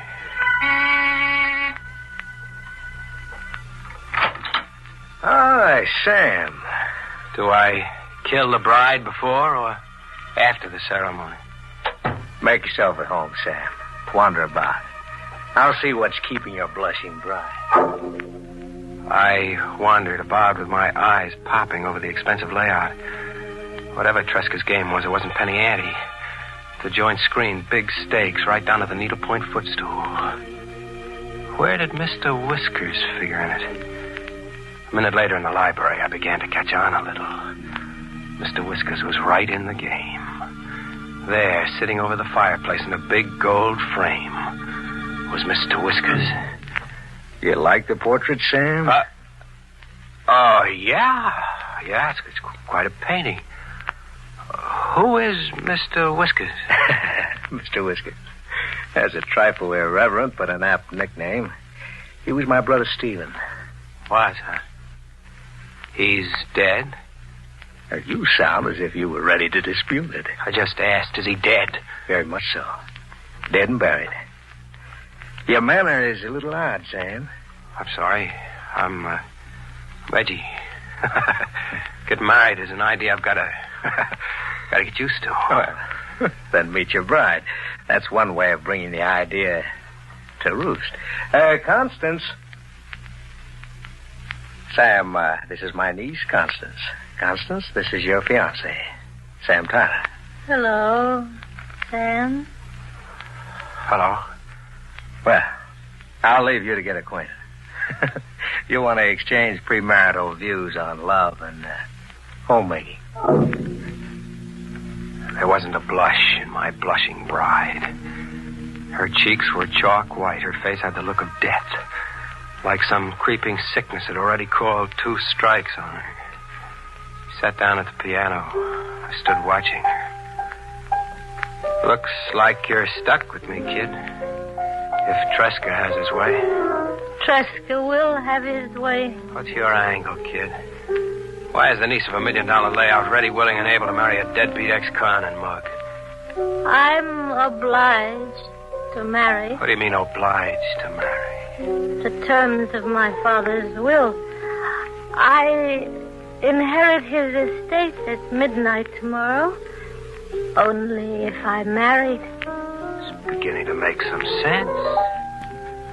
Mr. Whiskers up there was your father? Yes? Well, why pick me? A mug your uncle brought home. Why not scout your own dearly intended?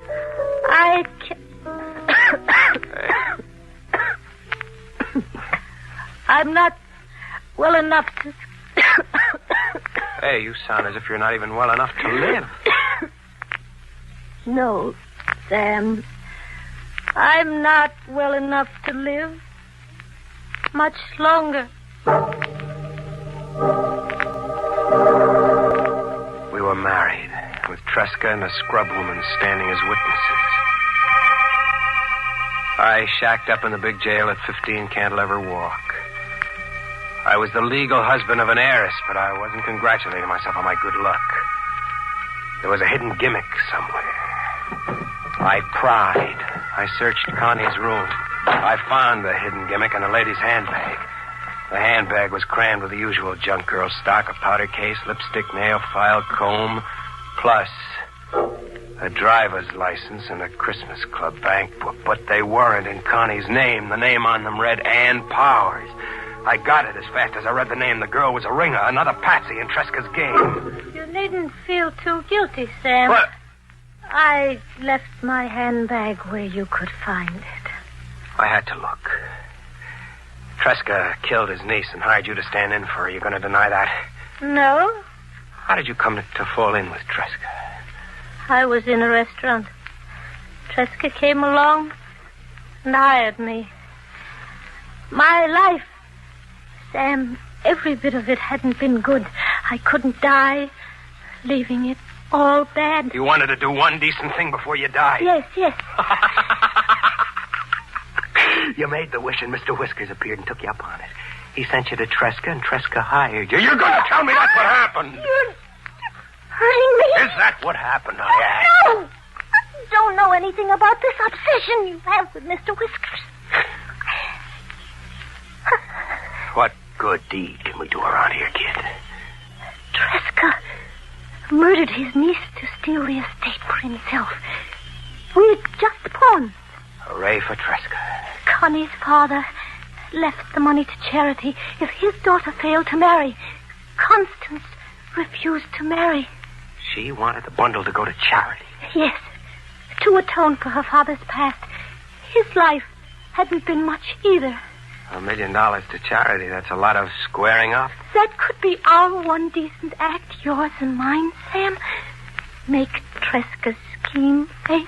Quite an ambitious undertaking for newlyweds. Huh? Oh, now, don't you two look at me as if I were another supernatural or occult visitation. I entered through a secret sliding panel on the north wall. I overheard your odd tete-a-tete simply by donning earphones. The room is wide. You don't miss a trick, huh? What's the gun for? What are guns for? There was a charge like stale air exploding. I spun around but didn't drop. This was where I had come in. Tresca, like Nick, could empty his gun point blank, but he couldn't rub me out. It was exactly where I had come in. There in front of me, Tresca was getting the same dose Nick got. His face was purpling as if he was suffocating. As if some invisible someone had his hands around Tresca's throat. Having trouble with your breathing, Tresca? I can't breathe. I choked to death.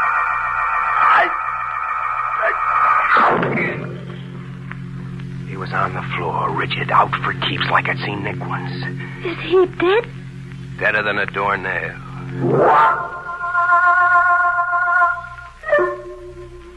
We sat around, the three of us. Tresca, the girl, and me, waiting for Mr. Whiskers. We sat all day and all night and through half the next day, but Mr. Whiskers didn't show. Mr. Whiskers didn't show. as if he never was. Sam, What? he exists only in your mind. You're waiting for a man who died a year ago. How do you explain that to yourself? I don't explain it. Maybe Mr. Whiskers doesn't have to come anymore. His job is done. One last thing, and our job is done. What? One last thing, Sam? The cops. We tell them what gives and hand $1 million over to charity. That's the one decent act, the purpose that brought us here. It's the purpose that brought you here. I just hired out to Tresca for pay. What about that wish you made on the docks, kid? It was different on the docks. I was sick and broken, hopeless. I'm not broke or hopeless anymore. I can buy a cure. I can take a trip, spend money, all kinds of money, have a good time I never knew. I can laugh. You're saying we shut up and keep the estate between us. Why not? In a way, we earned it. It's no good, kid. I've got a promise I've got to keep. A promise you made to a ghost. My promise to tomorrow. But if you can't keep that promise because I won't let you. What if I won't let you cheat me out of my one chance to live? How? Like this? She backed away from the piano with Tresca's gun in her hand. The gun is no good. I don't kill, kid. You saw how I don't kill. That was before, Sam. You do kill now. Don't kill now!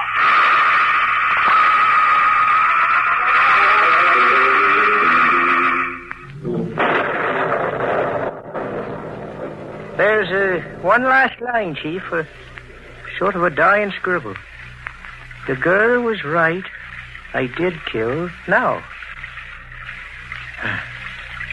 That's the end of it, Chief. What do you make of it? Suppose we let the answer write itself at 15 Cantilever Walk.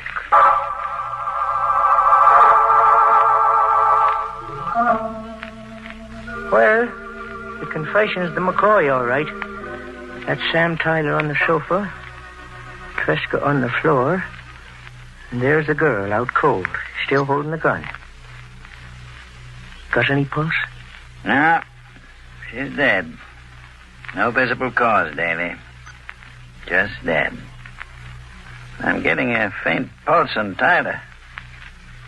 Sam. Sam Tyler. What? You the police? Yes. The girl shot you and you just about bled to death. You know the whole story, Sam.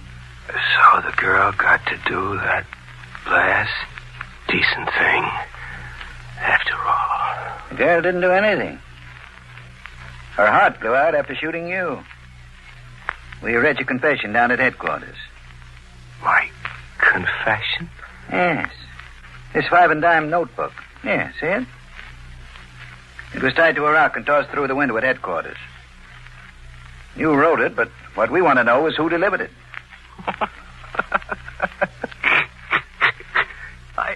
I didn't write that confession, mister. I didn't write it or deliver it. You didn't write? And it was the girl. She had enough left to get downtown and get your story to us. If not you, it had to be the girl. You'll have to ask Mr. Whiskers about that. If you hurry, you might catch him somewhere between two worlds. Merry Christmas, Chief.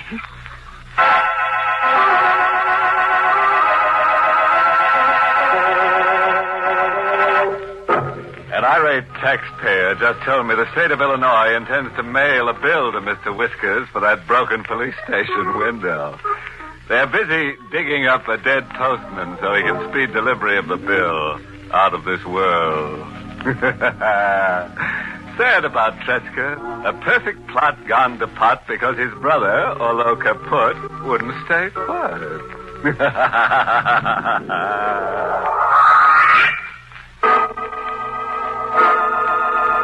We invite you to join us again next week at this time for Inner Sanctum. This is the United States Armed Forces Radio Service, the voice of information and education.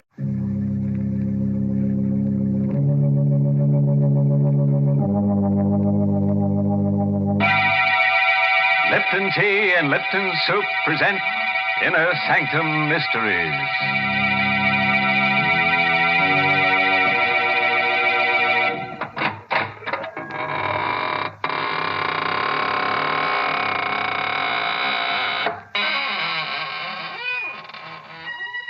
Good evening, friends of the Inner Sanctum. This is your host to welcome you in through the squeaking door. We're having a party tonight for two of my favorite corpses. I call them Romeo and Juliet. They're newly deads, you know. Yeah, she's the daughter of a famous society murderer, and he's the pride of the East Side morgue. Oh, they're so happy together in their mausoleum built for two. And you should see the bridal casket. Shame on you, Mr. Host, making fun of such a tragedy. But, Mary, it was a touching ceremony. Of course, I stood up for the groom. Naturally, the poor fellow couldn't stand up for himself. Oh, please. It's an occasion for tears, not for laughter. That's right, Mary.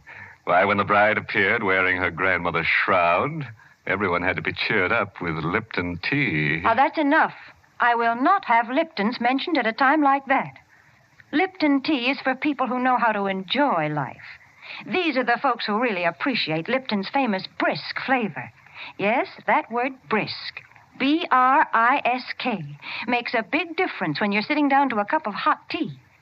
Brisk means that Lipton tea tastes fresh and full-bodied, never flat or wishy-washy. I wish you'd try Lipton's, folks, even if you're not a regular tea drinker, because you just don't know how good tea can be till you know how good Lipton's is. Well, Mary, let's tee off into tonight's story. It's called The Shadow of Death, and it's an original radio play by that boogie-woogie man, Robert Sloane. Yes, and our star tonight is Richard Widmark, who plays the role of Howard. All set? Then turn off the lights and let in the shadow of death. On a lonely dirt road that borders the village cemetery, a single car slows to a stop and parks in the moonless night. Inside it, a man leans back in his seat and reaches for the hand of the girl he loves. Howard, Yes, dear? why did you stop here? The cemetery's right over there. Oh, I didn't notice. You drove here last night, too. Did I? Yes. Well, you're not frightened, are you? Tonight I am. You've been so strange, so far away. I feel as if I hardly know you. Darling, you mustn't feel that way. What's the matter, Howard? There's something on your mind. I'm going away, Marie, Oh, no. and I'm not coming back. Howard, why? Well, I don't really know if I can explain it. It seems so incredible, and yet I know it must be true. What? Something I've discovered about myself. Something strange and frightening, Marie. Wherever I go, I seem to cast a shadow. A shadow of death. I don't understand. No, I didn't either at first. I thought it was just a strange coincidence. But it isn't. It's me. I bring death wherever I go. Oh, Howard, you don't really believe that. Well, how can I believe anything else? Haven't you noticed what happens to every living thing I have around me? No. I can't keep a pet of any kind, a cat or a dog. Even a plant dies when I have it in the house. Oh, darling, that's just your imagination. You've been working too hard. You need a rest. No, I'm going away, Marie. I don't want any harm to come to you. Oh, no, please. Nothing's going to happen to me. This is just... What's the matter? Well, nothing. I was just looking at the flowers in my corsage. Good heavens. They're dead.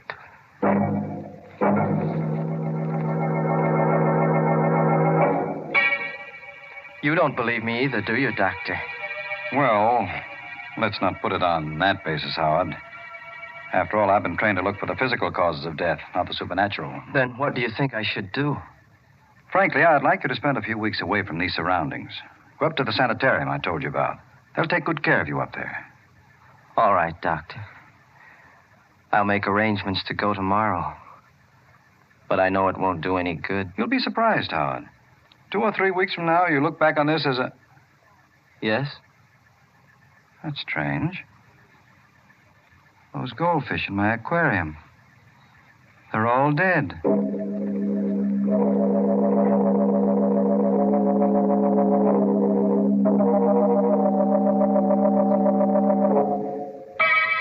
Tell me the truth, Howard.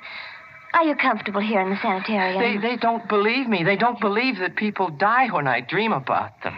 People die? Yes, didn't you know that? Every time I have a dream about someone, it's a sign of death.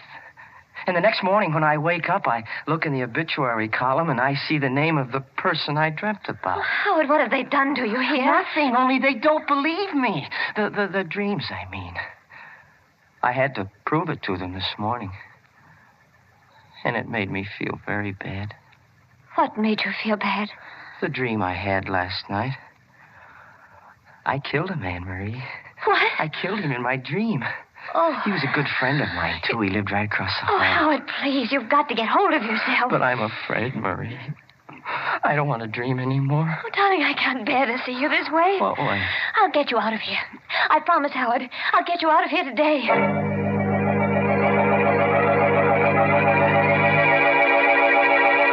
But, Marie, there isn't a chance of getting him out. He may have to stay in this institution for months. Oh, no. Dr. Gerard, can't you see what's happening to him? He's losing his mind. Well, I know he's taken a turn for the worse. That's all the more reason for keeping him here. It might be dangerous to discharge him now. Then why don't you do something to help him? We're doing everything we can. It's not easy. He persists in thinking he has this strange power of death. Nobody is able to convince him he's wrong. What about the man across the hall? Howard said they were good friends.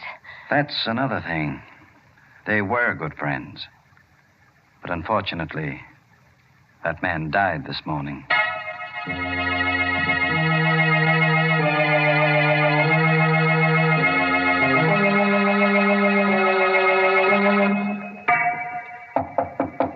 Come in. Good morning, Howard. How do you feel today? Oh, much better, Doctor, much better. No bad spells last night? No curious moods? No, I feel fine. Almost well enough to go home. Let me look at your eyes. You will let me go home again, won't you, Doctor? Yes, Howard, of course, of course. You, haven't had any of those dreams lately, have you? No, not for a long time. Are you sure? Well, I did have one last night. You dreamt that someone was dead? Yes, I did, but I know it's not true. It can't be true. Whom did you dream about? Marie? No, Doctor. I dreamt about you. That's why I know I'm wrong. You're alive, Doctor. Don't you understand? You've proven it to me. Easy now, Howard. Tell me about your dream. Well, I dreamt I was going home, and all the people I'd killed in my dreams were alive again. Yes, go on. Well, somehow or other, I could see my house from this window, and everything was just as it was a long time ago. The flowers were growing, the dog was in the yard. The one that was run over? Yes, everything was well again, and I was well, too. That's why I wanted to go home. But you and Marie's mother didn't want me to. She was in the dream, Marie's mother? Yes, I don't know how she happened to be there, but she was. That's all right, Howard. Go on. Well, I started to leave, Doctor, but she held me back. She held my arms like this, and then you jumped up to ring the bell for help. But before you reached it, I was on top of you like this. Oh. I had my fingers around your throat, and I was squeezing it so hard, I could feel your windpipe bending back until you couldn't breathe anymore. Howard, let go. That's what you said last night, you fool. You wanted me to let go. I held on until your face turned as blue as it is now. It was almost black before I let you go. But first I made sure you were dead. And then I dropped the body. You see, Doctor, my dreams do come true.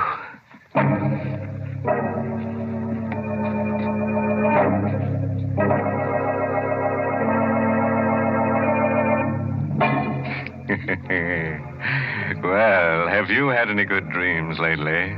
Howard has. And you know, his dreams don't need interpretation. No, they need cremation. Say, it's a lucky thing that guy works on the night shift. It'd be awful if he had daydreams, too. Good gracious, yes.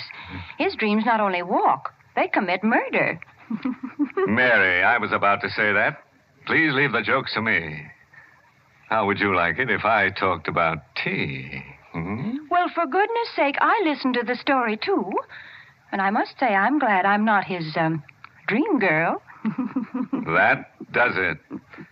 Friends, let me tell you about Lipton tea. All right, you win. But it's only because I have something important to say about Lipton's. Folks, did you know that Lipton's is the largest selling brand in the whole world? Yes, and the reason for that is Lipton's well-known brisk flavor.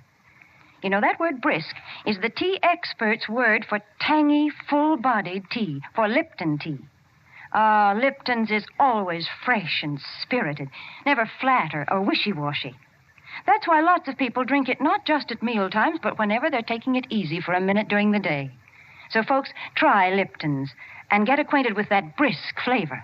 Well, let's get back to our dream man and find out what he does in his waking moments. When we left him last, he had just done a little manual work on Dr. Gerard's windpipe.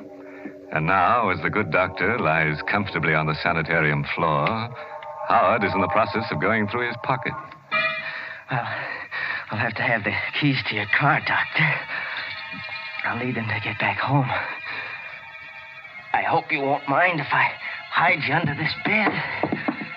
It may take them a little bit longer to find the body if I do. But... Yes, who is it? Dr. Frisbee, Howard. May I come in? Well, yes. Yes, I'll open the door. What is it, Doctor? Well, I was looking for Dr. Gerard. I thought he was in here. Oh, yes, he was a moment ago. I think he went down the hall. No, I just came from there. I guess he went back to his office. Oh, yes, I guess he did. How are you making out, Howard? Fine, Doctor, fine. You seem a little nervous. Your hands are shaking. Oh, well, You see, you've dropped your keys. I'll get them. It's all right, Howard. I wasn't going to take them away from you. But I am wondering how you happen to have any keys in your possession. Well, they're not really mine. Whose are they, Dr. Gerard's? Yes, he left them here. I mean... You mean, you stole them from him? No. Oh, come, Howard. You can't expect me to believe Dr. Gerard would give you any keys. Now, you'd better let me have them so I can give them back. But I didn't... Let me have them, Howard. Thank you. You won't tell him I took them, will you? No, Howard, I won't tell. But please don't take them again. I'll go anyway. I'll get out onto the road and I'll get a hitch, yes, sir. I'll get away. I've got to speak to Marie.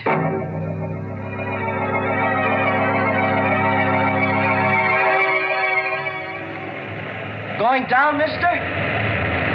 Guess I'm not. Oh, here comes another one. Hey, stop! Give me a ride, will you? Give me a ride, please, mister? Oh, he's stopping. Hey, wait for me, will you, mister? I'm coming. I'll be right there.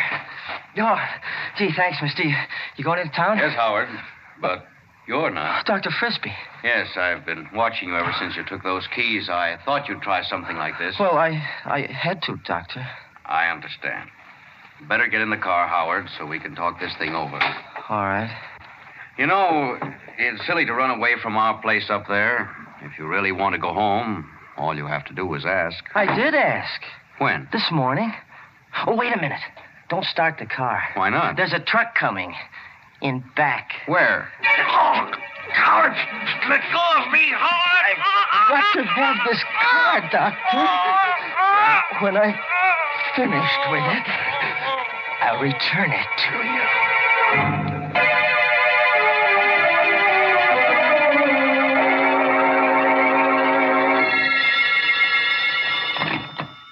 Hello? Hello, Mrs. Walker. Who's this? Howard. You remember me, don't you?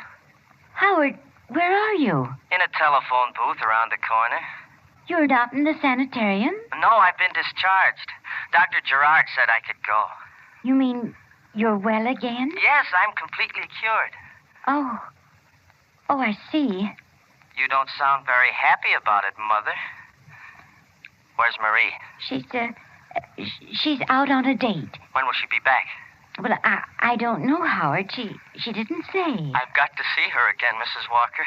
I've got to see her once more before I die. Before you die? Yes, I haven't much longer to live. Now, where is she? Well, I think she said she was going to movies. You're lying. I'm not, Howard. I just can't be sure.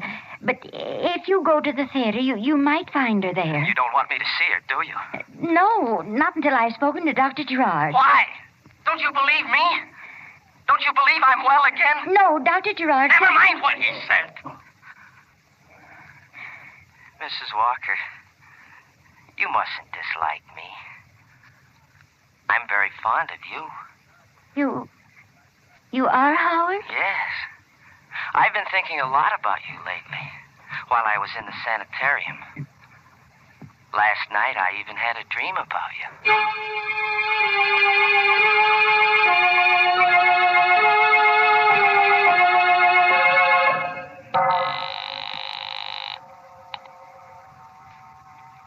Keep ringing that number, operator. I've got to locate Dr. Gerard. Why the hurry, Mrs. Walker? Howard, how did you get in here? Through the back door. Put that phone down, please. But Put it down, I said. Yes. You lied to me about Marie being at the movies, Mrs. Walker. I didn't mean to, Howard. I told you I wasn't sure she was there. Where is she? This time I've got to know. Howard, how dare you? Take your hands off me. I'm not in a gentle mood, Mrs. Walker. I'm fighting against time. You've done something wrong, Howard. You've escaped from the sanitarium. No, I've done more than that, Mrs. Walker. I've killed a man. Howard. 2 men, 3 men. I can't remember how many it was, but there's going to be one more. Howard, you wouldn't kill me, would you? Wouldn't I? What have you done to deserve your life? Let it ring. But that may be my call. Your call is coming now, Mrs. Walker.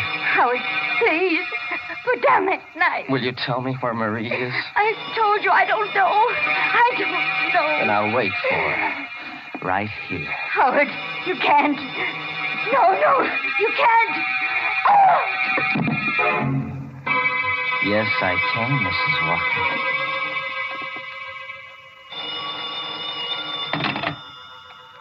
Hello?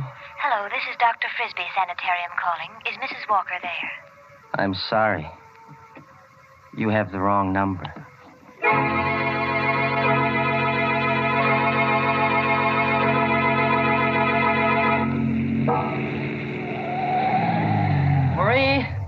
Marie, darling? Why, Howard. Howard, what are you doing here? I've been waiting for you to come home, darling. Aren't you glad to see me? Oh, yes, of course I am. It was such a surprise I couldn't catch my breath for a minute. Where's Mother? Upstairs. Why? Oh, I just wanted to know. You had no other reason? No. Howard, why are you staring at me? I'm not really staring. I'm just looking at you, darling. It's been such a long time since I've seen you. I'd almost forgotten what you were like. Well, let's go inside. No, if you don't mind, darling, I'd rather go for a ride. You're all right, aren't you, Howard? I mean, you're completely well now. Oh, can't you see I am? Yes, but yes. Then let's not wait any longer, darling. Come on, we'll go for a ride.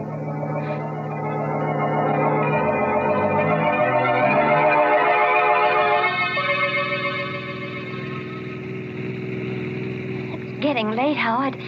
Don't you think we ought to go back? No, not yet, Marie. You just keep driving. These few moments we have together, maybe I'll... Marie, why are you stopping here? We're low on gas, dear. I don't want to get stuck on the highway. Oh. Yes'm? What'll it be? You'd better fill her up. All right. And have you got a telephone here? Yes, I'm right inside. Thank you. Wait a minute, Marie. What do you want with a telephone? Oh, I was going to call my mother. She'll be worried about me. Oh, no, she won't. She knows you're with me. Besides, she went out for a little while. Well, maybe she's back by now. It won't hurt to call, will it? No, I guess it won't. I'll be right back, Howard. Well, hurry, darling. I want to be with you as much as I can. Yes, I won't be a minute. Number, please. Operator, quick, get me the police. This is an emergency. Yes, ma'am, right away. Headquarters, Sergeant Dunn speaking. Sergeant, listen carefully. I won't have time to repeat it. The murderer of Dr. John Gerard is right here in a filling station on Route 6 at the Hadley intersection. What shall I do? I can't keep him here. Does he know you're onto him? No, he doesn't know I read the story in a newspaper just before I got home. He was waiting there for me, and I haven't been able to get to a phone since. Well, don't take any chances. He's a homicidal maniac. Don't even try to stall him if he wants to leave. No. Just stay where you are, and we'll be over there in 4 minutes. Oh, no, that's no good. He won't let me stay here. He'll take me with him. Marie. Oh, he's calling for me now. Marie. Just a moment, Howard. What can I do, Sergeant? What can I do? Give me the description of the car, quick. It's a dark blue sedan. License number 468J3. We've been going east on Route 6. Oh, I can't talk anymore. He's coming. Marie, for heaven's sake, what kept you so long? Oh, I had a hard time getting the number. There was something wrong with the lines. But you were talking to somebody. Yes, I was speaking to Mother. You were speaking to your mother? Yes. She told me not to stay out too late. You're lying, Marie. No, I'm not, Howard. I talked to her. You talked to the police. That's why you lied to me. No. You did. Your mother's dead. Howard. I know, because I killed her. Howard. Be quiet. Get back into the car. You're coming with me. No, Howard. Howard, you're hurting my arm. Get back in the car. Hey, you leave her alone. Keep out of this, you fool. Leave her alone. I told you to keep out of this. Howard, no. Hey, put down that wrench. Now put it down. Howard, how could you? Never mind. Get into the car.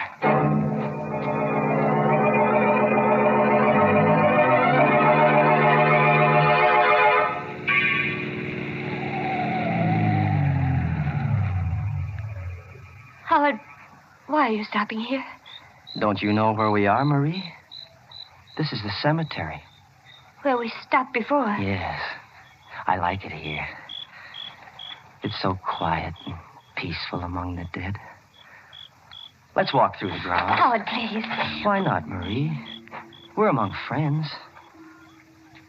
So many of our loved ones are buried here. It's nice to be near them. Come on, Marie. All right, Howard. You know, darling, we haven't much more time together.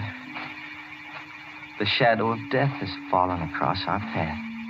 You said something like that before, but you never told me why. I'm being selfish, Marie.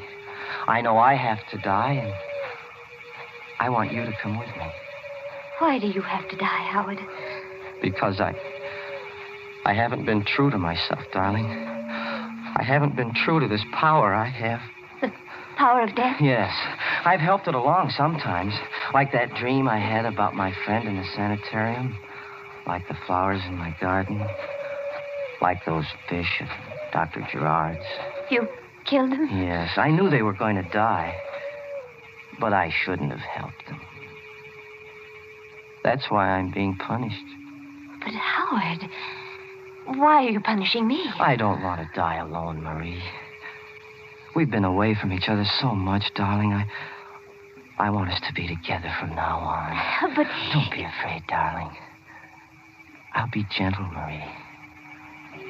So gentle. But you're making a mistake, Howard. No. You are. You've forgotten what you've done. You can't kill me, darling. Why not? Why, good heavens, Howard, don't you remember? Don't you remember that day at the sanitarium? You said you dreamt about me. No. No, I couldn't have. Yes, you did. Didn't they tell you what happened? No. Your dream. Your dream, it was true. That's why you can't kill me now. Marie, you mean... Yes, Howard. I'm dead. I can't believe it. Oh, you must believe it. Here. Look at this tombstone. My grave is right here. No. Read what it says. Read the name on it. It's your name, Marie. Your name. Marie Walker. Yes. Then you really are dead. I told you I was, Howard. The shadow of death passed over me. Then let it pass over me. Hey, got him, Sam. Got him the first shot. Keep out of the way, miss. He may not be dead yet. No, I'm sure he's dead. Well, you certainly had a close call. Took us all this time to locate your car. Finally spotted it on the road. You all right? Yes, I'm all right. Yeah. The name of my grandmother's tombstone saved me. How's that? Oh, it doesn't matter. Say, that's funny. What? This guy was shot through the shoulder. My bullet wounds weren't serious enough to kill him. What do you mean? Well, I know it sounds crazy, but my shots didn't kill him. He was dead before I hit him.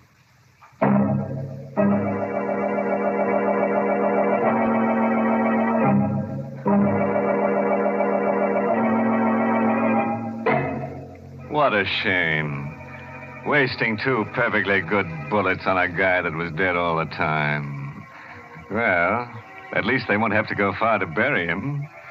Here's one villain who died practically in the middle of his own plot. Isn't it funny how many of our stories seem to take place in cemeteries? You know, Mary, I think you ought to open up a concession in the cemetery. And you know what you could sell. Hmm? Don't say it, don't you dare. You know very well that the place to buy Lipton tea is and always will be your neighborhood grocery store. And, folks, that reminds me. You'll find it wiser to buy Lipton's in the larger, more economical size packages. That way you not only save money, but you also make sure that you won't run short on a beverage that's really a household necessity. Brisk-flavored Lipton tea.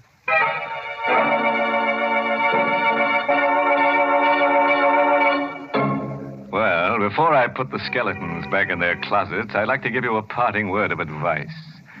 A body should never be left alone at the morgue at night. After all, it might become slab happy.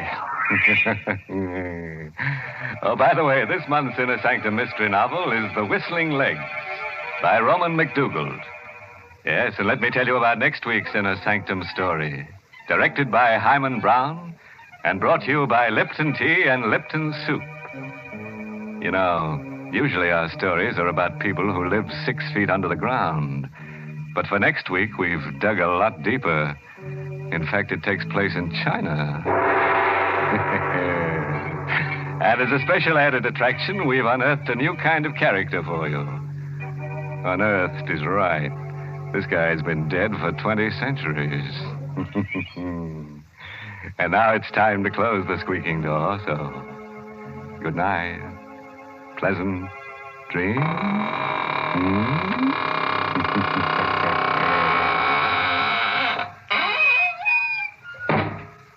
Ladies, if your child comes home from school for lunch, you want to give him a quick but appetizing meal. And that's why you should serve Lipton's noodle soup.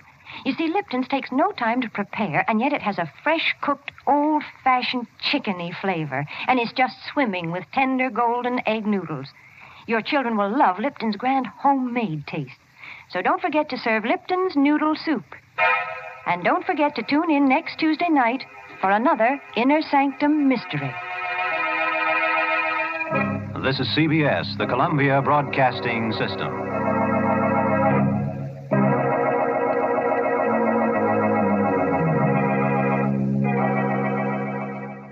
Now, Roma Wines present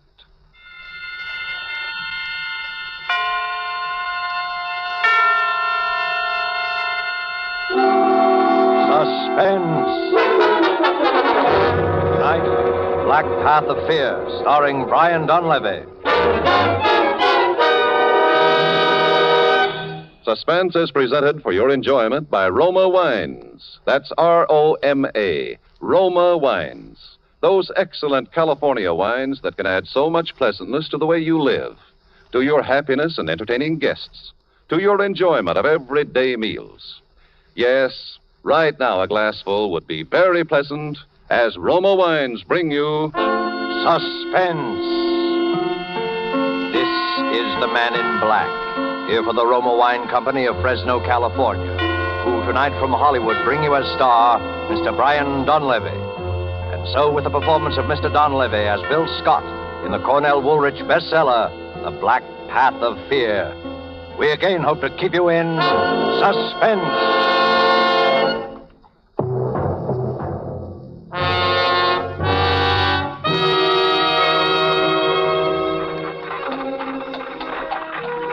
It was our first day in Havana.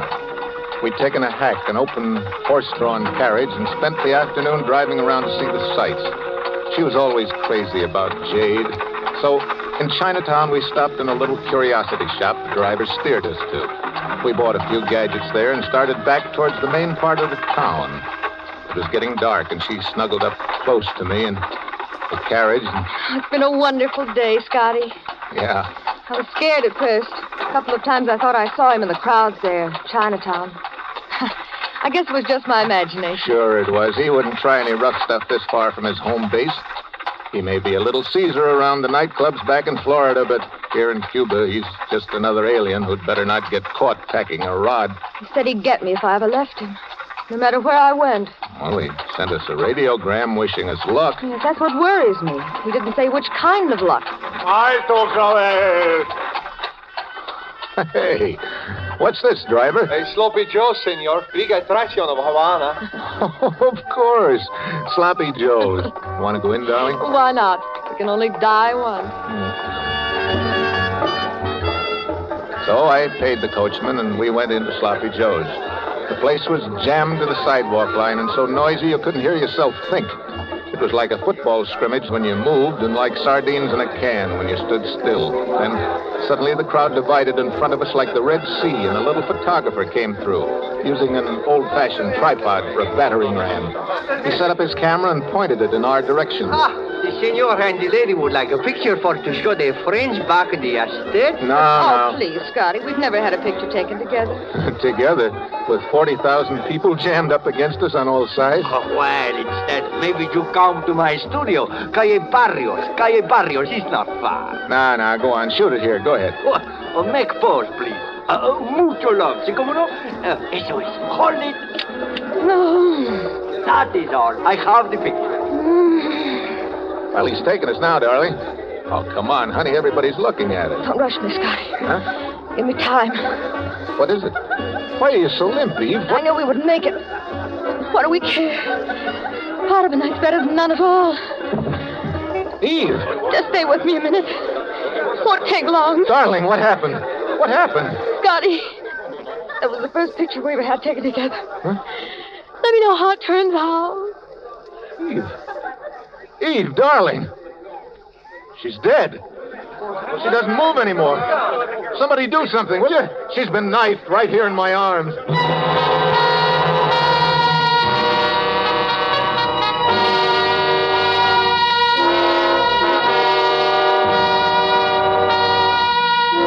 Murder in Sloppy Joe's. Murder that is to start a man twisting and turning down the black path of fear. Brian Donlevy is our star this evening. You have heard him in the prologue to tonight's tale of Suspense.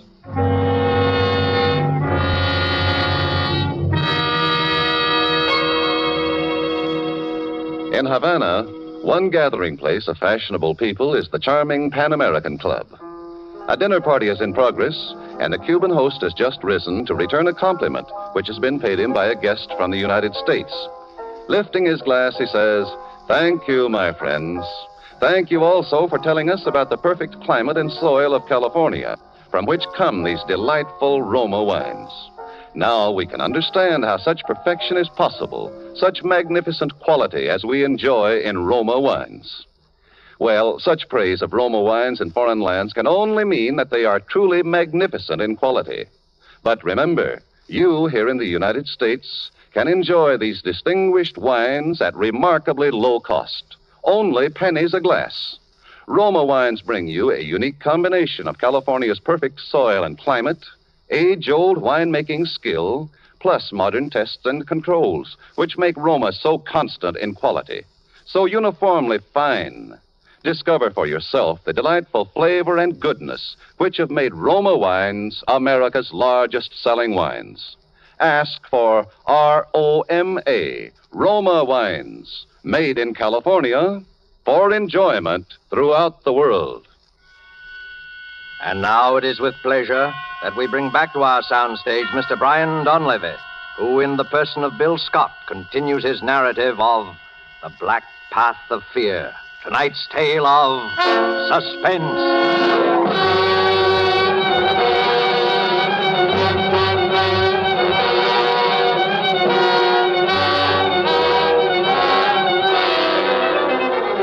Havana is a fast town for anything. Love, life, and death, too. A minute ago, I'd been half of a honeymoon couple getting their first picture snapped by a little Cuban photographer in Sloppy Joe's. Now, I was alone with a corpse in an empty saloon. But that didn't go on for long either. There were cops there in half a minute, and finally a detective. This woman is dead. Yeah, I know. You were the man with her? I was the man with her. Your name? Scott, Bill Scott. Mr. Scott, how long have you been in Havana? 4 hours. You quarreled with this girl here in this bar? No. You were traveling together? Yes, that's right. Her name on her tourist card is Mrs. Edward Spinelli. Yeah. Where is Mr. Spinelli? Not where I'd like him to be, which is roasting. You are not being very cooperative, Mr. Scott. Okay. I'll tell you the whole story. She was a singer in a nightclub in Tampa, Florida. Spinelli owned the nightclub. He was a killer. He gave her the choice between getting killed and marrying him. So she married him. And how did you meet her?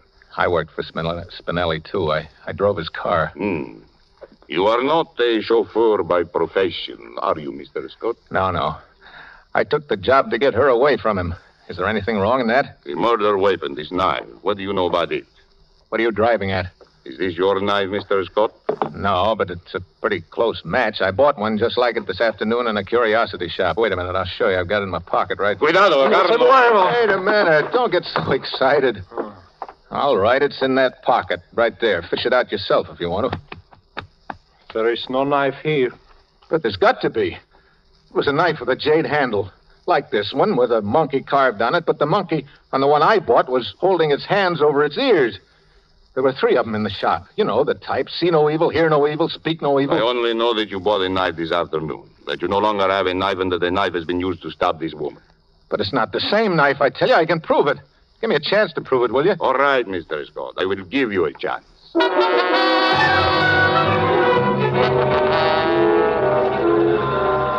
So we went back to the shop where I'd bought the knife, back to Chinatown. Inspector Acosta, that was the Cuban detective's name, questioned the old duck who sold it to me. You remember this man buying something in here this afternoon, Viejo? Yes. Gentleman, buy knife. Ornamental knife. Knife with jade handle. Describe the jade handle.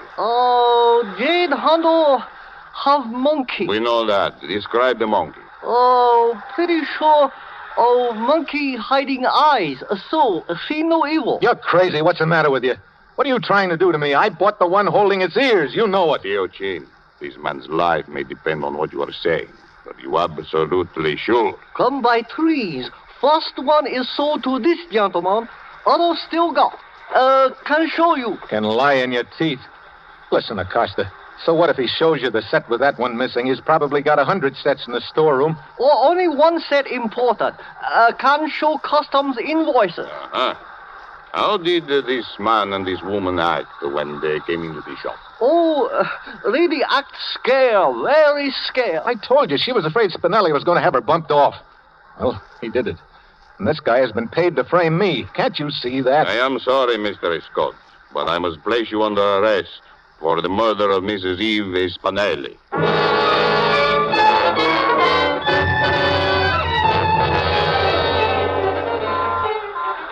As we threaded our way back through Chinatown in the police car, I thought the whole thing over.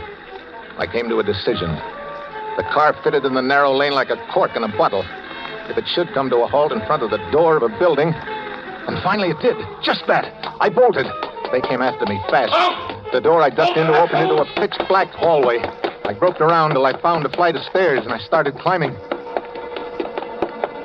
Up, Dracula! Go ahead and shoot! I ducked back in the shadows, turned the knob of the nearest door. I tossed my hat over at the foot of the roof ladder to make it look as if I'd lost it while climbing. I backed through the door into a room.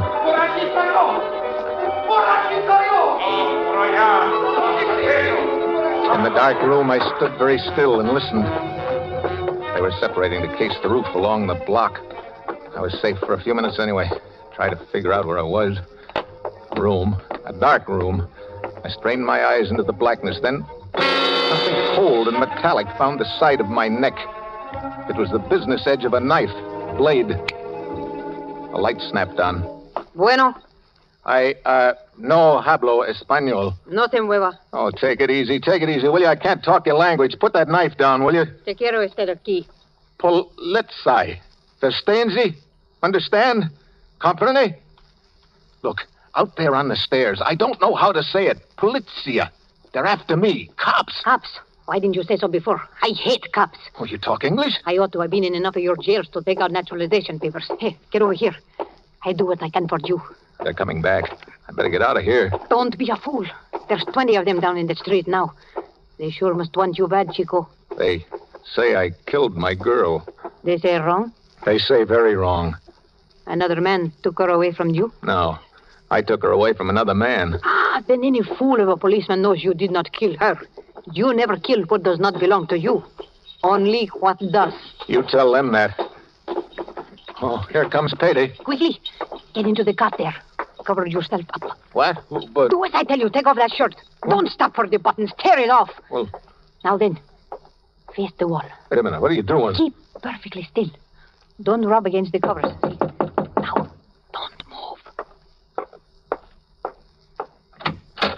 Suspense, señor. ¿Ha visto usted un hombre alto, macizo americano? No he visto a nadie. ¿Quién es ese? Mi hombre, mi marido. Veámoslo. Está muy enfermo. Vuela. ¿Vuela? Sí, vuela. Ve a la cuarentena. Es verdad, Viorella, vámonos. Suspense, señor. Buenas noches. Buenas noches. What was all that about? Shh. What are all these red spots on me? I put them there with lipstick. Huh? I told the cops you were my husband. You have smallpox. And they believed it? Why not? I showed them the quarantine sign on the door. Manolito, that was my man. He died of smallpox in this room. Huh? Oh, do not be alarmed. It has been disinfected. Oh. Oh, say, thanks. But why did you go to bat for me like that anyway? Different reasons. Flowers on a grave, I guess. Flower? What do you mean? It's hard to explain. It's my way of doing something for somebody that's not around anymore, I guess. It's the only way I have. I do not know any other way. You see, I know what it is to lose someone you love, too. Just like you. Manolito? He got smallpox in jail. Then he come back here to me to die. What is your name, Guapo? Bill Scott. It's Scott? No, Scott with an S. It's too hard to say. I call you Guapo. Guapo? That means handsome. Oh. Well, thanks. What'll I call you? Around this neighborhood, they call me Medianoche. It means midnight. Try it that way. Okay, midnight. They call me that because now I always hang around late by myself since he's gone. Well, midnight, I don't know what to say to you except thanks. De nada. Flowers on a grave. Yeah. Well, I guess I'd better get going. What do you want to throw away all my hard work for? Hmm? They spot you at the next corner. Well, I can't hang around here for the rest of the night. What's the matter with it here? You know, if I could only get hold of that photographer. Photographer? Yeah, there was a photographer in Sloppy Joe's. He was snapping a picture of us just when it happened. Oh, you think maybe in this picture is the man who killed your sweetheart? Yeah, I'm pretty sure of it. Think, Guapo. What do you remember about this photographer? Oh, he's just a typical cheap photographer of tourists. Wait a minute. He said something about having a studio somewhere near Sloppy's. Calle Barrios? That's it, Calle Barrios. look, do you know this guy? Sailors go there with the girls to get their pictures taken. His name is Pepe Campos. I've got to get that picture, Midnight. I'll have to risk it. Un momentito. I first get you some other clothes. Huh? Here. I think this fit you. What? Manolito was one big sailor. And now listen. I tell you how to get from here over to the Calle Barrios, so maybe the police don't see you. You go down to the mouth of the alley. You turn to the right. That is this hand here. Just a few steps from there.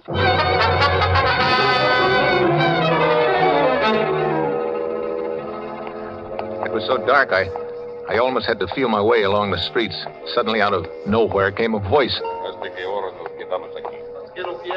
There were two of them there, keeping the alley covered. I looked back the way I had come.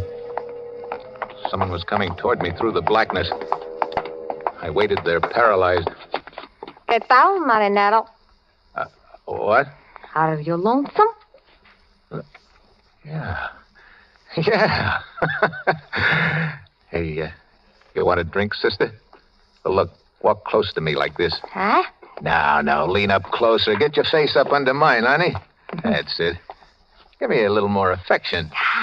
That's the stuff. Now, look. Walk down this way with me, just past the corner. You said it, big boy. You said it. What do you want to drink, honey? You said it. That's good. Here's the turn. Goodbye, sister. Shipskit! Shipskit!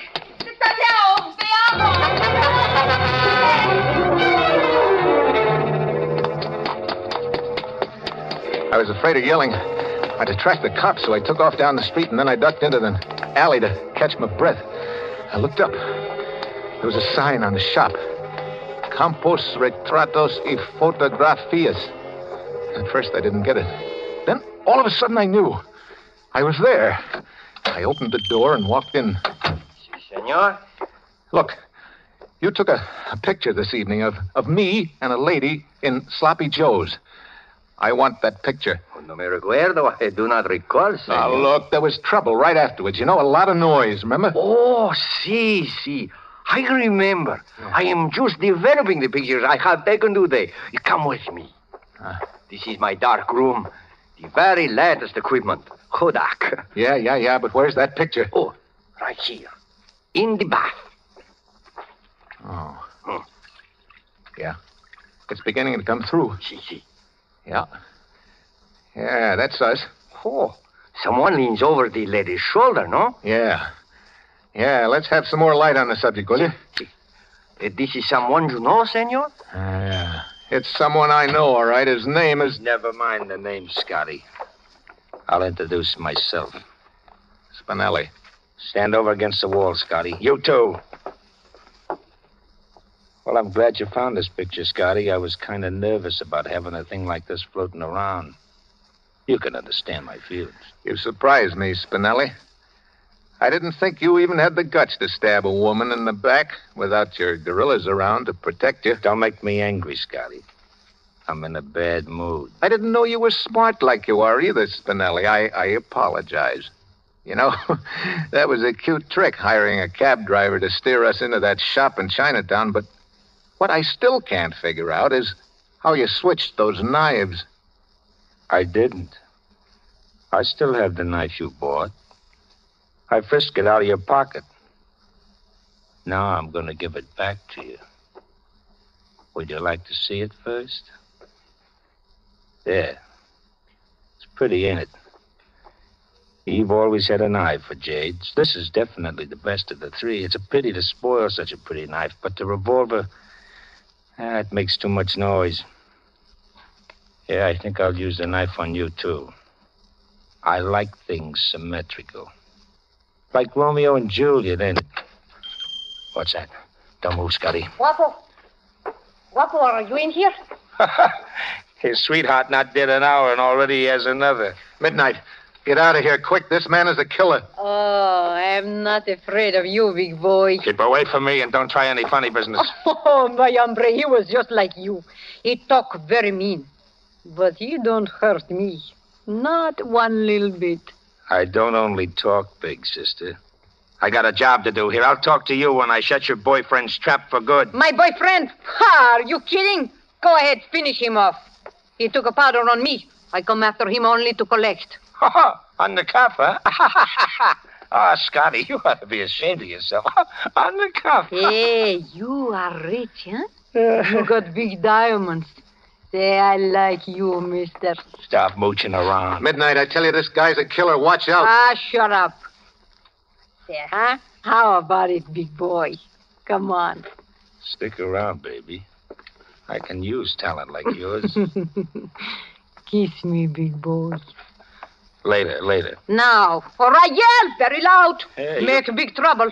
You're pretty hot stuff, ain't you? You don't know the half of it, big boy, huh? Come here. Now, Bobo! Now, your chance! Grab the gun! You dirty little stool pigeon. Shut up, Spinelli. I've got the gun now. Scotty, I was only throwing a scare into you. Why, I would have knocked you off right away if that's what I meant to do, wouldn't I? What's it worth to you to stay alive, Spinelli?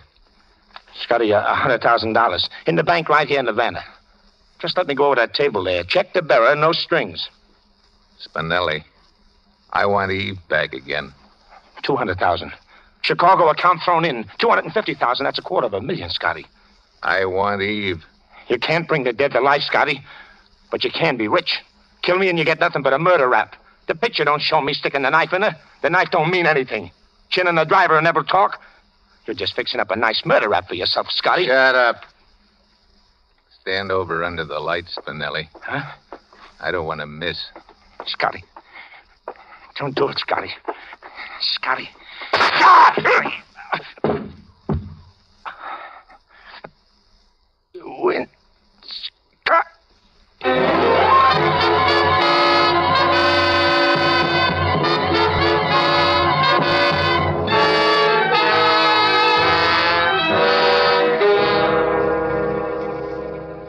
So, that's the story, Inspector. I've come to give myself up for the murder of Ed Spinelli. Well, what are you going to do about it, Inspector? About what? About what? About what I just told you, the murder. I don't speak English so good. I often miss hearing things that are said, especially when they are said too fast. All right, I can say it slower. I just killed a man named Ed Spinelli. My English stinks today. I don't understand. You don't understand? I said... I don't know what you said. If I should get word from the commissioner to hold a man named Scott for murder, that would be different. It would be in my language. Unless that should happen and it hasn't, please, would you mind not coming in here and mumbling in this English of yours that I don't understand? Senor Scott. Yeah? This girl, this medianoche. Midnight? Oh, what about her? Do you know where she is? That girl, that woman. She's been raising Cain in my jail all night, all day yesterday. Whoa. What's she charged with? My foolish officers questioned her, and then they didn't know any better that they put down some charge other than the book. Senor Scott, we have been stuck with her ever since. She's like a hurricane. Well, I'll agree with you there. Senor Scott, if you have not enough to bail her out, I'll pay it out of my own pocket. Anything to get her out.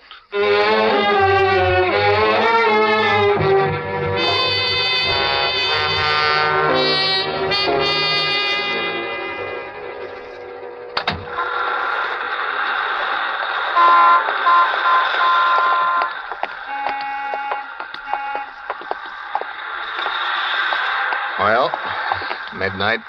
It's all over. Yes, Guapo. It is over. Have you any idea where we're headed for? A Sloppy Joe's. The feet of an American in Havana walk always in the direction of a Sloppy Joe's. No? Yeah. Yeah, I can hear it already. I'd like to ask you in for a drink, Midnight. No, Guapo. You go in alone. Oh, won't you just have one with me, please? No. Why not? There's someone waiting for you in there. Oh, that's crazy, Midnight. I don't know anybody in Havana except you. Someone is waiting for you in there, Guapo. How do you say flowers on a grave? No? Flowers on crave. And sloppy joes? Love makes any place beautiful, even a sloppy joes. Go on, Guapo. Buy her a drink at the bar and tell her how that picture you took together turned out. You promised you would, remember? How do you tell something to somebody that's dead? In your mind, Guapo, where she will always be. Oh. I'll try and tell her midnight. I'll tell her about you, too. No, she will be jealous. Oh, no, not when I tell her. Oh, you do not know women, Guapo. Well, maybe not. Well, Adios, Guapo. Goodbye. Midnight.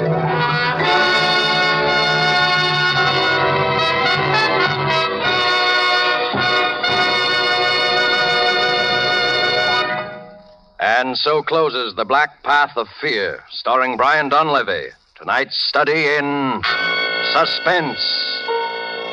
Suspense is produced and directed by William Spear. Have you discovered the secret of lovers of fine food? Namely, how good wine makes even the simplest, most inexpensive meals really exciting events? Well, the next time you serve any of the red meats, stews, fish, or poultry, place on the table a well-chilled bottle of Roma California table wine, delicious sauterne, hearty burgundy, or tasty claret. You will be amazed at how much Roma wine, in bringing out all the appetizing goodness of even the simplest foods, adds to the pleasure of the meal.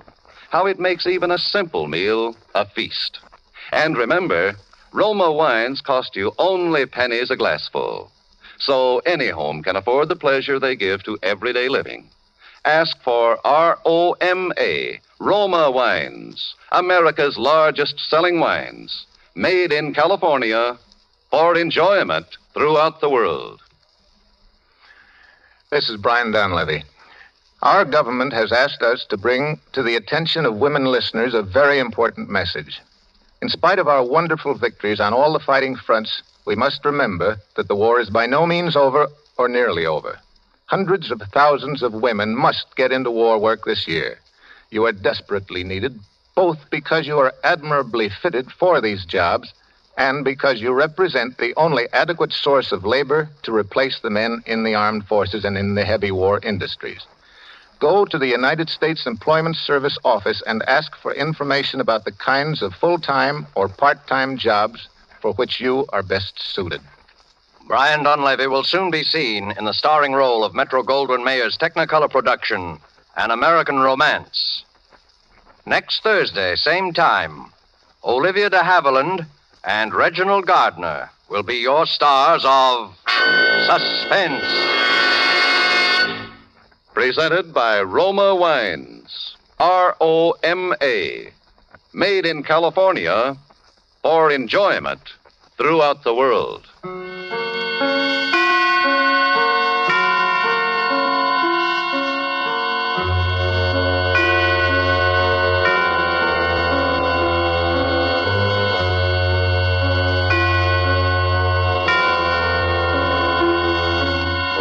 This is CBS, the Columbia Broadcasting System.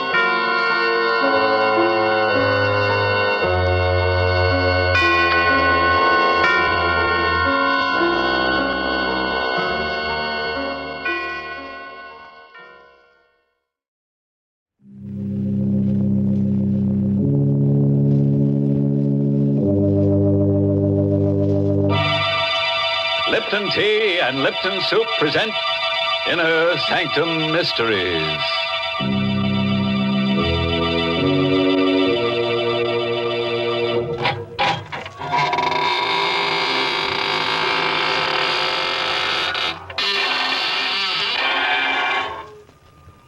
Good evening, friends of the Inner Sanctum. Welcome. Come right in. There's room enough for everybody. As a matter of fact, the more bodies, the better. Don't be surprised by the gloom. It's our new paint job. In black, so the bloodstains won't show. Why, Mr. Host, that's an awful thing to say. Giving all these nice people the wrong impression about our program. Oh, on the contrary, Mary. You know very well that our proceedings here are rather terrifying and our little family a bit on the gruesome. Of course, it used to be different in the old days of Inner Sanctum, but since then we grew some. We have indeed, Mr. Host. But now, while you're busy making last-minute arrangements, I'm going to enjoy a chat with our Lipton listeners. When you tip up the teapot and pour yourself out a cup of Lipton tea, what a lively, inviting fragrance curls up from the cup to greet you. And above all, what sheer delight there is in Lipton's delicious taste. You say to yourself, there must be a reason why Lipton tea is so much more enjoyable than any tea I've ever tasted. And friends, there is. It's Lipton's brisk flavor. Briskness in a tea is what folks like. And brisk is the very word the tea experts themselves use to describe Lipton's hearty, more flavorful goodness. So no wonder tea drinkers love Lipton so much. Unlike ordinary, dull-tasting teas, Lipton's has a world of fresh, lively, full-bodied flavor.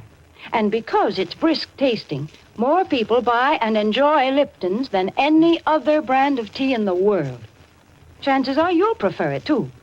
Try this tangy, more flavorful tea soon. It's Lipton tea.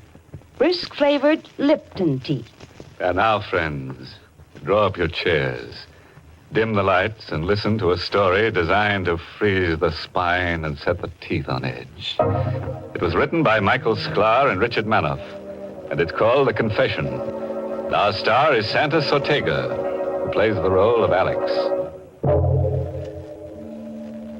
The last thing I remembered was the gunshot, the thud of the bullet, and the burning pain in my stomach.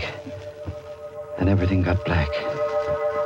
When I regained consciousness, my impression was of blinding whiteness. There, don't try to move, Mr. Sturgis. Where am I? This is the emergency ward of the General Hospital. I felt no pain. Just an overall numbness and a desire to sleep.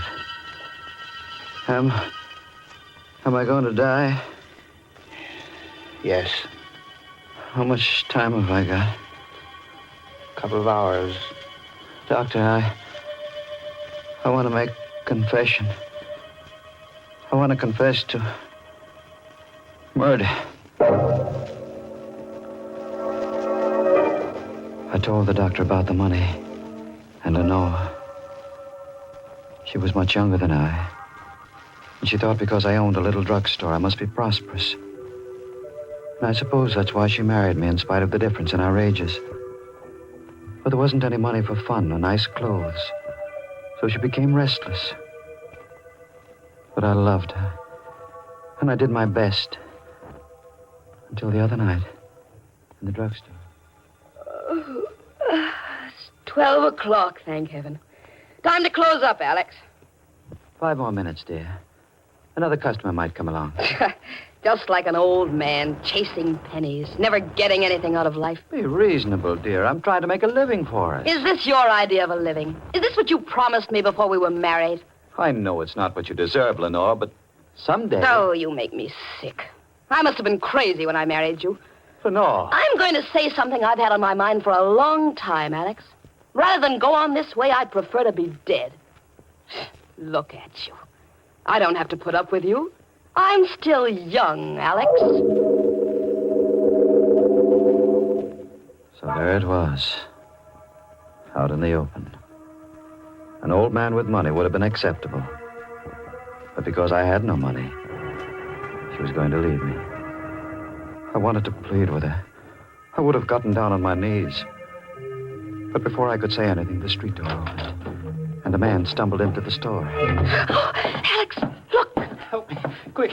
I'm wounded. I helped the man to a chair. He'd been shot on the chest, and the front of his coat was covered with blood. His breathing came hard. Bullet in my chest. Patch me up. I'm only a pharmacist. You need a doctor. I'll call Dr. Johnson. No, I don't want any doctor. I want you to help me. Is it because doctors must report bullet wounds? Is that why you want a doctor? Never mind my reason. I got plenty of dough. I'll give you $500 to take care of me. Well, I'd better call the police. No, lady, no. Look, mister, take care of me. Keep it quiet. I'll give you $1,000. $1,000? Let me see the money. Here's a $1,000 bill, but I got plenty more. No. Help me take him into the back room. Oh, but Alex. No, I'll take him myself. You get busy and wipe the blood off the floor. Oh, no. No, you can't. Wipe up the blood. Do as I say, Lenore.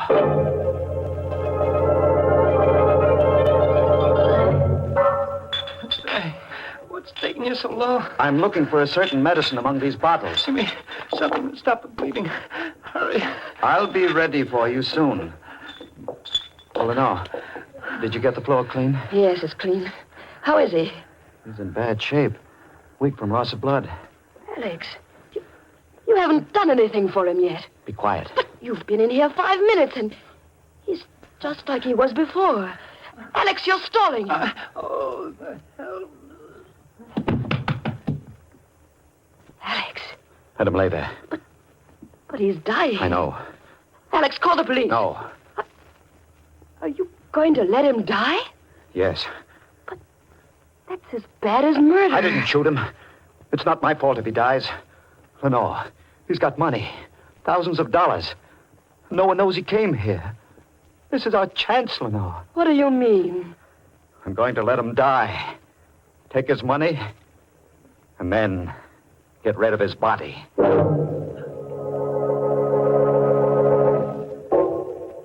He lay still.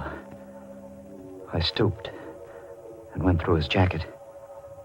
There was a wallet containing a few $1 bills and a driver's license, which I handed to Lenore. His name is James Kirk. He lives in Hillsborough. His pockets were crammed full of bills of large denominations. Lenore watched, fascinated, as I counted. How much is it, Alex? A little over $78,000. We're rich, Lenore. I'm frightened. There's nothing to be afraid of. All we have to do now is wait until he dies and get rid of the body.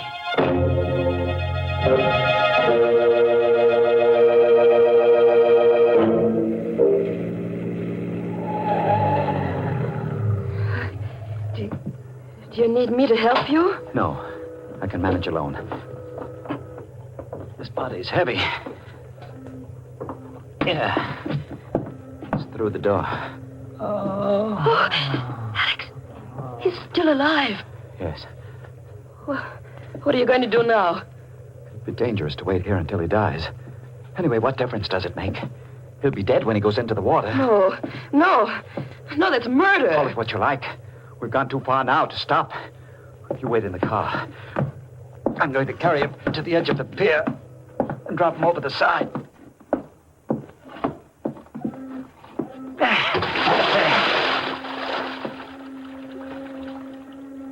He's gone.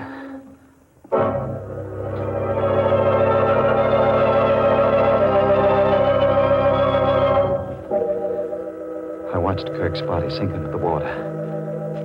I knew the current in the bay would carry it out to sea. One doesn't picture a middle-aged druggist committing a perfect crime. But I felt sure that I had done it. For I had Kirk's money, and it seemed that no one could connect his death to me. I rejoined Lenore in the car, started for home. After I'd driven for a few minutes, I noticed she was strangely quiet. What's the matter, dear? Nothing. Nothing at all. Something's troubling you. What is it? Nothing. You act as though you're afraid of me. No. You are afraid of me. Lenore, why?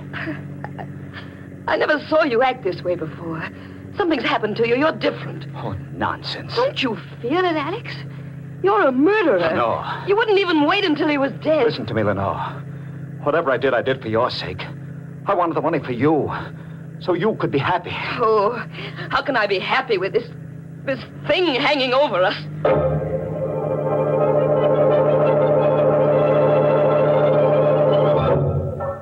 We had breakfast the next morning in absolute silence. Then Lenore went to open the store, while I wrapped the money in a parcel, took it to the bank, placed it in my box in the safe deposit vault.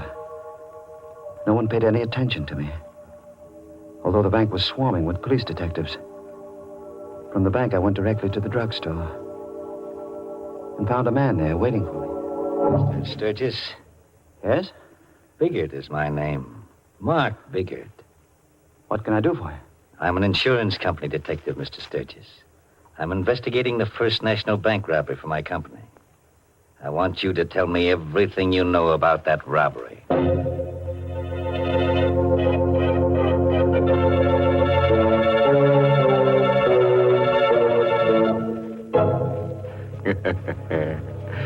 Don't say I didn't warn you about Alex Sturgis at the beginning of our story.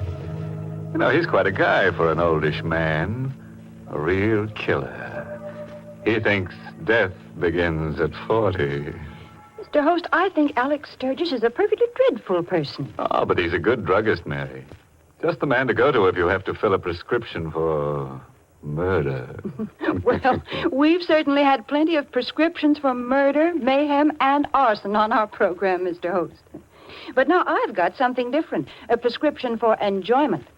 The directions are pleasantly simple. First, just stretch out in an easy chair in front of the fireplace. Then make sure there's a cup of brisk-flavored Lipton tea at your side, and your pleasure will be complete. There's just nothing more delightfully good than the zestful flavor of Lipton tea. It's so bright and refreshing and satisfying. Its familiar, welcome fragrance seems to fill the whole room with summer. And how beautifully its deep amber color fits the scene. A color as warm and cheery as the flames dancing on the hearth. Now there's a real prescription for enjoyment. Try it tomorrow with a piping hot cup of delicious, brisk-flavored Lipton tea. Well, that should be a very pleasant prescription to take, Mary. And now, friends, let's get on with our story. Lying on a hospital bed, Alex Sturgis has confessed to the murder of a bank robber who entered his drugstore in much the same manner as the fly who entered the spider's parlor. Alex pocketed the robber's loot and dumped him, still alive, into the bay. An insurance company detective has just come in to question him. He was a big man, but not fat, this detective. And although he didn't appear to be very intelligent, he had a look of cunning. His clothes were rumpled, and he rolled an unlit cigar around in his mouth as he spoke. Suppose you start from the beginning, Sturgis. There's nothing to talk about, Bigot. I don't know anything about the robbery. You don't, eh? No, I don't. Why should you come here annoying me with silly questions? I'll tell you why I'm here, Sturgis, and then maybe you'll see your way clear to talk. You know the bank was robbed last night, and the crook got away with better than $78,000? Yes? The night watchman was shot. He's in a coma now, but before he was shot, he shot one of the crooks. What does that have to do with me? I'm coming to you, Sturgis. I'm a slow man, but I'm thorough, which is more than you can say for the harness bulls on the police force. Take those harness bulls. They didn't spot the trail of blood that wounded crook left when he ducked on the alley behind the bank. Funny thing, they clean missed it. But I noticed it, Sturgis. I followed it through the alley and straight up this street. And here's another peculiar thing. The trail ended right smack at the door of this drugstore. Are you implying... 2 and 2 makes 4, Sturgis. As I said, I'm not a fancy-pants detective, but here's how I figure it. This yegg was wounded, so he came in here and asked you to fix him up, which you did. In exchange, he gave you a nice big piece of the tape to keep your mouth shut. Am I right, Sturgis? You're 100% wrong. If you were smart, you'd talk now and save yourself a lot of grief. I've got nothing to tell you. Suit yourself, Sturgis. But here's my business card. In case you change your mind, you can reach me at the Hotel Empire. By the way, the company is offering a $5,000 reward for the return of that money. I'm not interested. Good day. Okay. It's your next, Sturgis. I'll be seeing you. Alex, I heard what he said. He knows. I should have thought of the blood outside. How can you stand there and act so calm about it? He knows, I tell you. Take hold of yourself and know. He only suspects, and his suspicions aren't worth 2 cents unless he can produce evidence. Believe me, we've got nothing to worry about. I was cocky then. Too cocky. Lenore was right. I was a changed man. That money had put iron into my spine. And then, that afternoon, I got the first of the phone calls. Hello? Sturgis Drugstore. This is Western Union calling. I have a telegram for Mr. Alex Sturgis. This is he speaking. Will you accept the message over the telephone, Mr. Sturgis? Yes, of course. The message reads as follows. Place the money in an envelope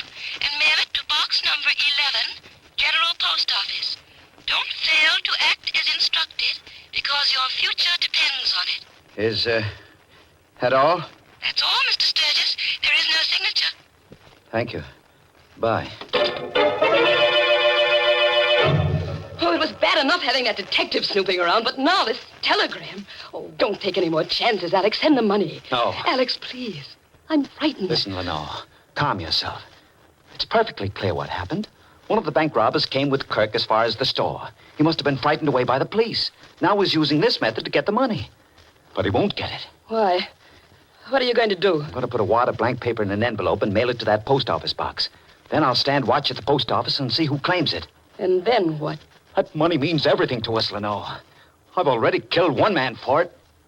If necessary, I'll commit another murder. I placed blank strips of paper in an envelope and mailed the envelope to that post office box. The next morning, I went to the post office and stood near the window, waiting for someone to come along and claim the envelope in box number 11. Hours passed. I got hungry. My legs began to shake from exhaustion. But I couldn't leave that spot. I meant to stay there until... What are you waiting here for, Sturgis? A voice cut through my thoughts. I looked up. It was Kelly, the policeman. He was suspicious. The clerk noticed you hanging around and called for a cop.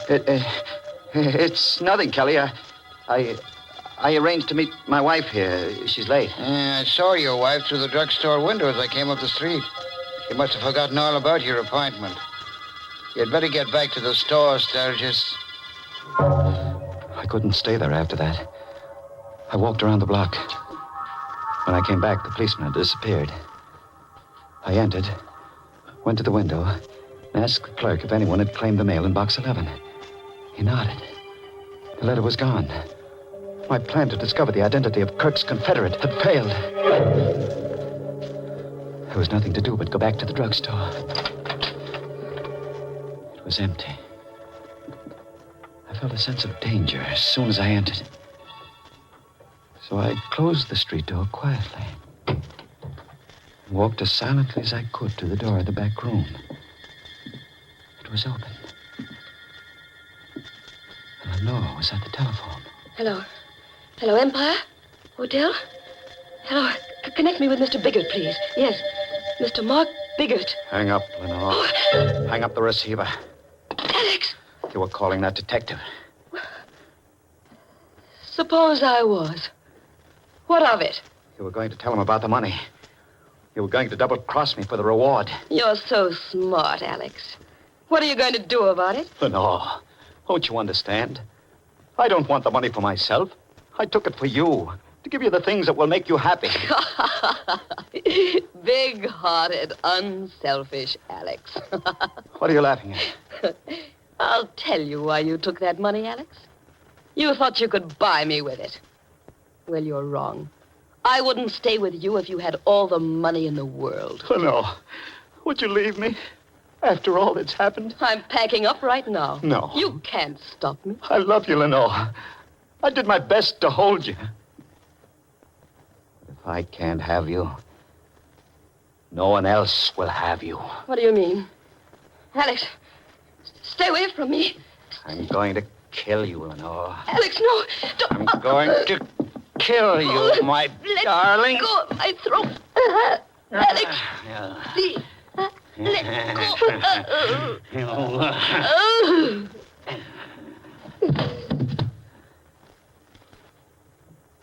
She's dead. All men kill the thing they love. And I've killed you, Lenore. I felt empty, drained of all emotion. I buried her body in the cellar of the drugstore. I was even a bit glad that it ended in this fashion. For now, Lenore would be with me forever. Did I say it was ended? I was wrong. I found no peace. For the very next morning, Biggert came to the drugstore. Good morning, Sturgis. Nice morning, isn't it? What do you want? Just stopped by to have a chat, Sturgis. Been giving a lot of thought to the First National Bank robbery. You know, that night watchman came out of his coma this morning. Why, tell me about it. I thought you might be interested. Here's an angle, Sturgis. The watchman says the robbery was pulled by only one man. One single crook, and he was shot. Nice angle, isn't it? Is it? Yes, it gave me a new idea, Sturgis. Now, I'm no Sherlock Holmes, but I figure it this way. That crook came in here and asked you to fix him up. We've gone through this before. I'm going to take it a little further, Sturgis. The crook asked you to fix him up, but you got a peek at all that money. So you let him die, took the money, and disposed of the body. How's that for a theory? Very clever. But can you produce the body? No, the police haven't been able to locate it, but I'm not discouraged, Sturgis. Those harness bulls aren't very smart. I'll find that body. And when you do? I'm an insurance company, Dick Sturgis. I want that $78,000. When I find that body, I'll come around here and you'll cough it up. I've told you before I know nothing about that robbery or the money. Now I've got work to do. Suppose you run along. Okay, Sturgis. So long.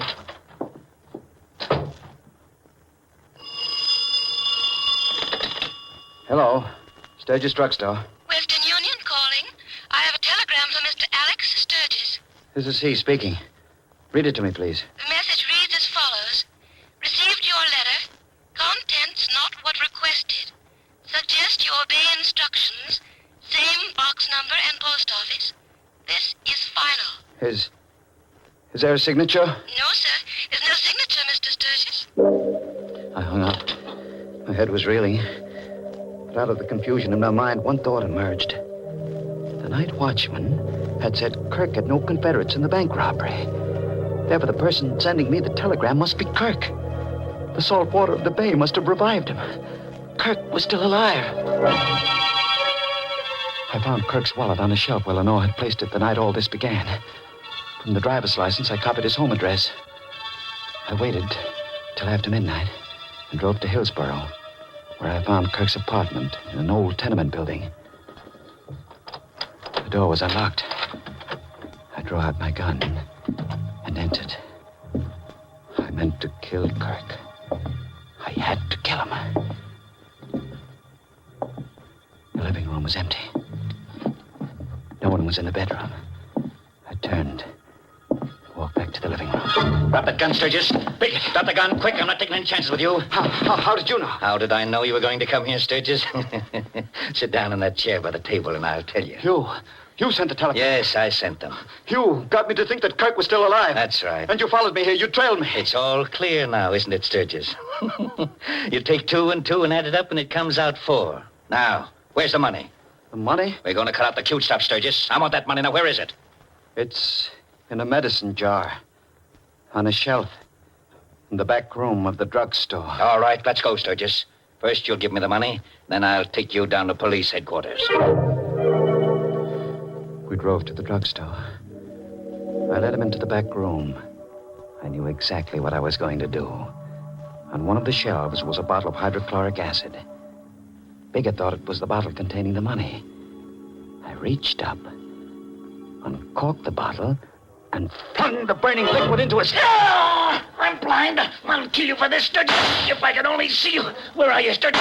Sturgis, where are you? I was huddled against the wall. He stood between me and the door, screaming in pain, firing his gun blindly.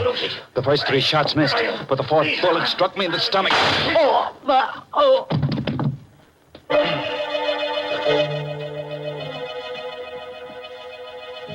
The last thing I remember is Biggett running out of that room, shouting for help. I lost consciousness soon after. When I came to, I found myself here in this hospital. You know the rest of the story, Doctor. That's your confession, eh? That's my confession. Did you get all that down on paper, Mr. Biggert? Got every word of it, Doctor. Biggett, how did you get here?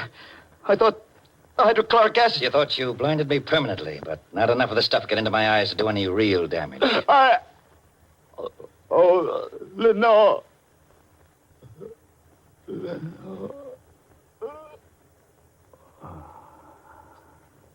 He's dead, Biggert. I've seen a lot of funny cases in my time, Doc, but this beats them all. He's a man who commits murder to get a lot of stolen money for his wife. Then he kills his wife. And finally, he gets killed himself. And the money? The money is safe and sound in the bank safe deposit vault.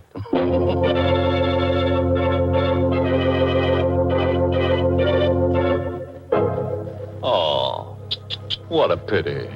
Exit Sturgis. Yes, Bigot smoked him out just like a poor fish. Smoked Sturgis. Think of it, a respectable pharmacist ending up that way, and all because of his wife. Now, there you go again, Mr. Host. Always blaming it on a woman. Oh, come, Mary. You know very well that was Lenore's fault. If you ask me, Alex should have tossed her outside and tended to his bismuth.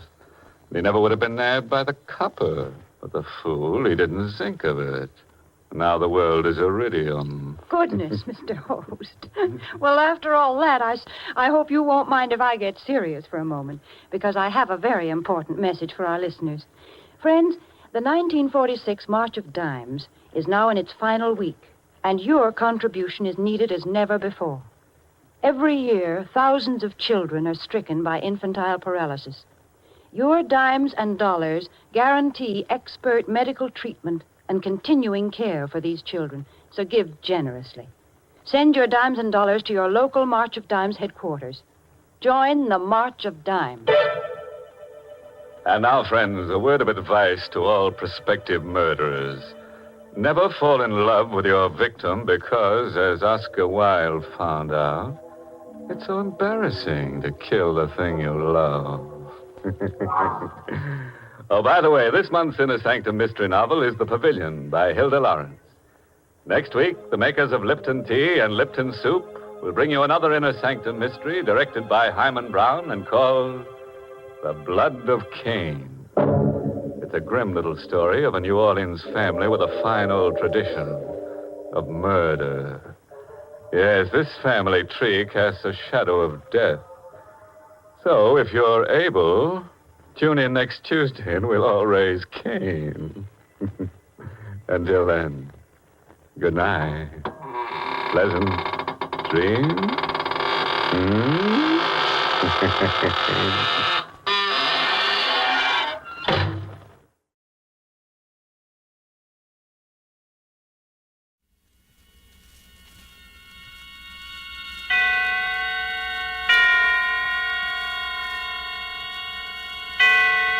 Roma Wines present Suspense.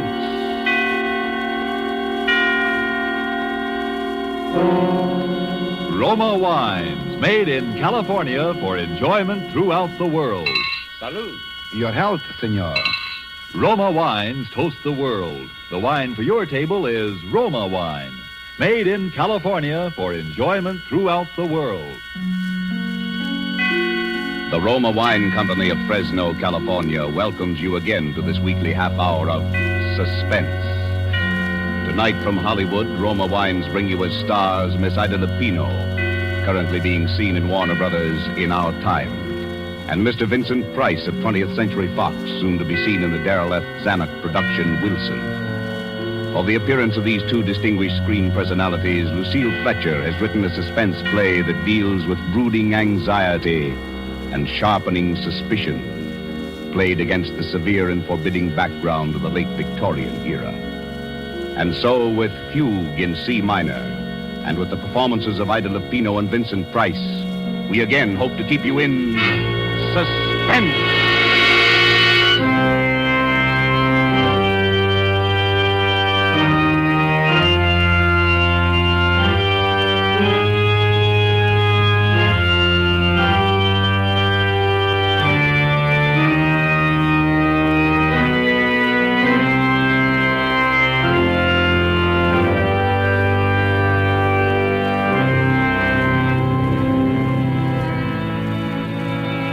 April 1st, 1900.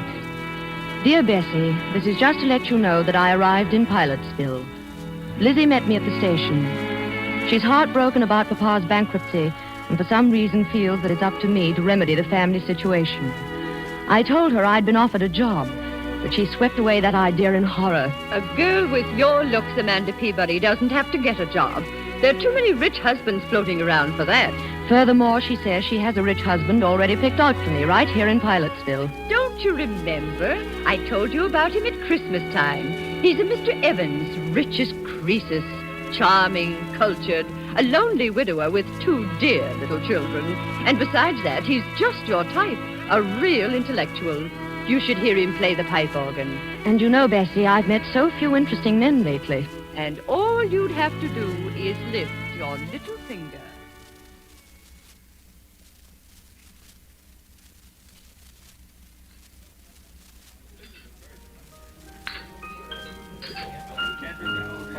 Mr. Evans. Oh, good evening, Mrs. Chumley. How delightful to see you here. I'd like you to meet my sister. Mr. Evans, my sister, Amanda Peabody. Delighted, I'm sure. It's a lovely party, Mr. Evans. Thank you, Miss Peabody. Have you just come to Pilotsville? Yes. She's down from New York visiting me after the whirl of the hectic social season. Oh, indeed. Well, I'm afraid our Pilotsville society must seem a bit dull to you, Miss Peabody. Oh, no, not at all. It's charming. I've enjoyed everything so much tonight. Your beautiful house, the music. I hear you're going to play for us, Mr. Evans. Oh, a bit. Do you care for organ music, Miss Peabody? Very much. I never miss a church recital. But what a luxury it must be to have your own pipe organ right here in the house. I'm afraid I couldn't do without it. It's my hobby, you know. Bach, Buxtehude, César Franck. Don't you adore their work? Oh, Amanda's very musical. You should hear her render the burning of Rome. Yes.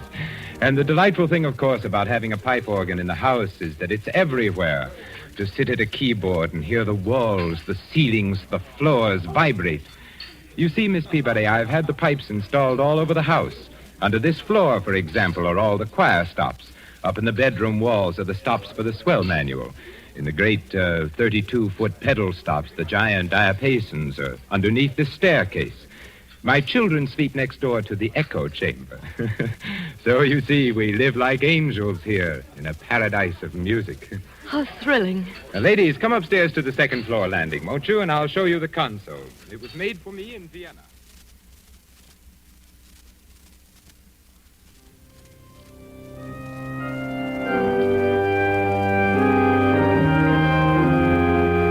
April 7th, 1900.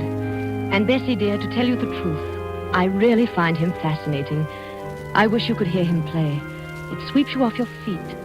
There is such wildness to it, and at the same time, such dignity. And to hear the sound all through that marvelous house, rolling through those gorgeous rooms with their beautiful tapestries and potted palms. I could sit and listen to him all night. You have the most amazing eyes, Miss Peabody. What are you thinking about? The music. Oh, please don't stop. It's so beautiful. Well, you seem to be as mad about music as I am. Your sister says you play, too. Oh, no, only a little. My appreciation of it is all inside, I'm afraid. That's plenty. If one can't play, it's better just to enjoy the music of others. I can't bear this sentimental drumming, can you? I shouldn't think you would enjoy it. The idiotic tunes people play nowadays. Give me the old stern classics. They have strength and power. Give me something with life to it, something that will flood the whole house with sound.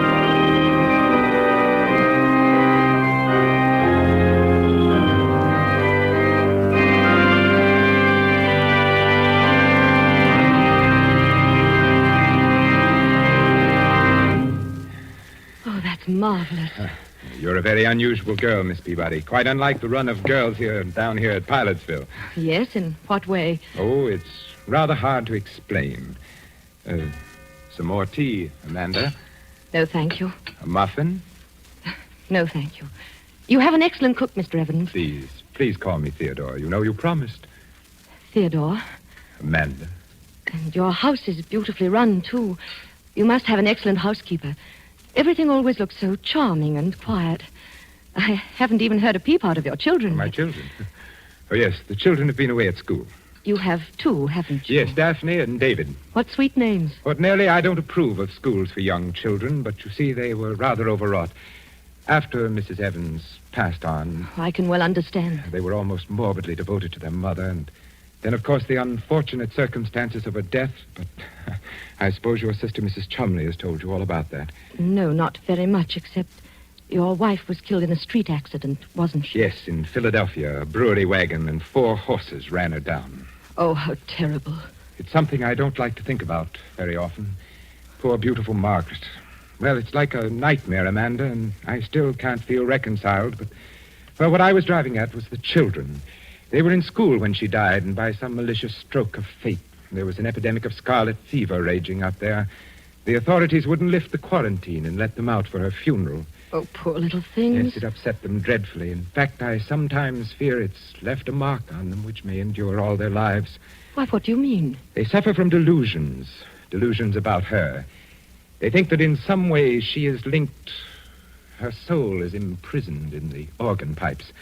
How horrible. I wish I could do something about it. It's a frightful notion, but they don't let me play when they're at home. That echo chamber in particular, next door to their bedroom. Yes? You know, it's nothing but an empty sealed room with a few wires. Of course, it's all because they never saw her dead. But they have a notion that she's, well, somehow hidden there. How ghastly. They really think that, do they? Children can think up such very strange things in their little minds, can't they?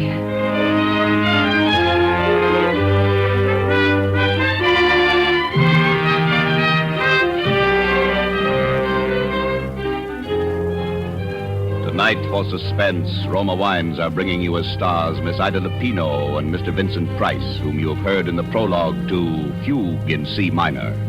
Tonight's tale of suspense.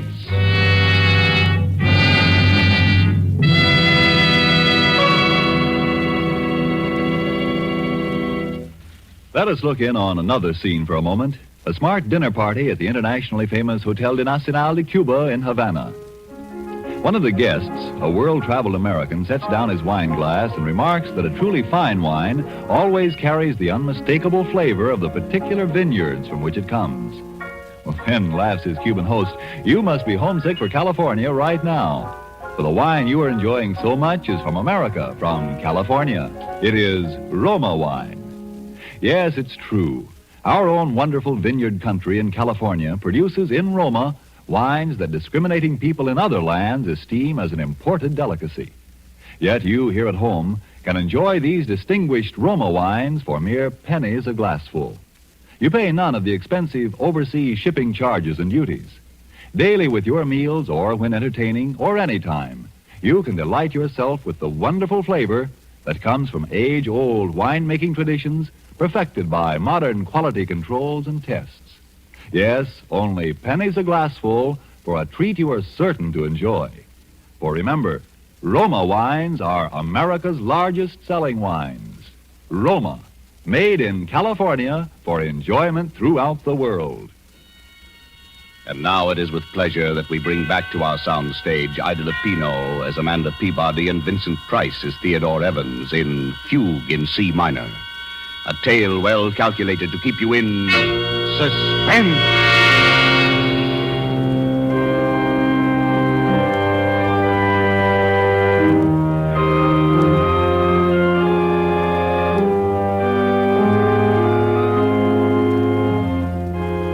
April 18th.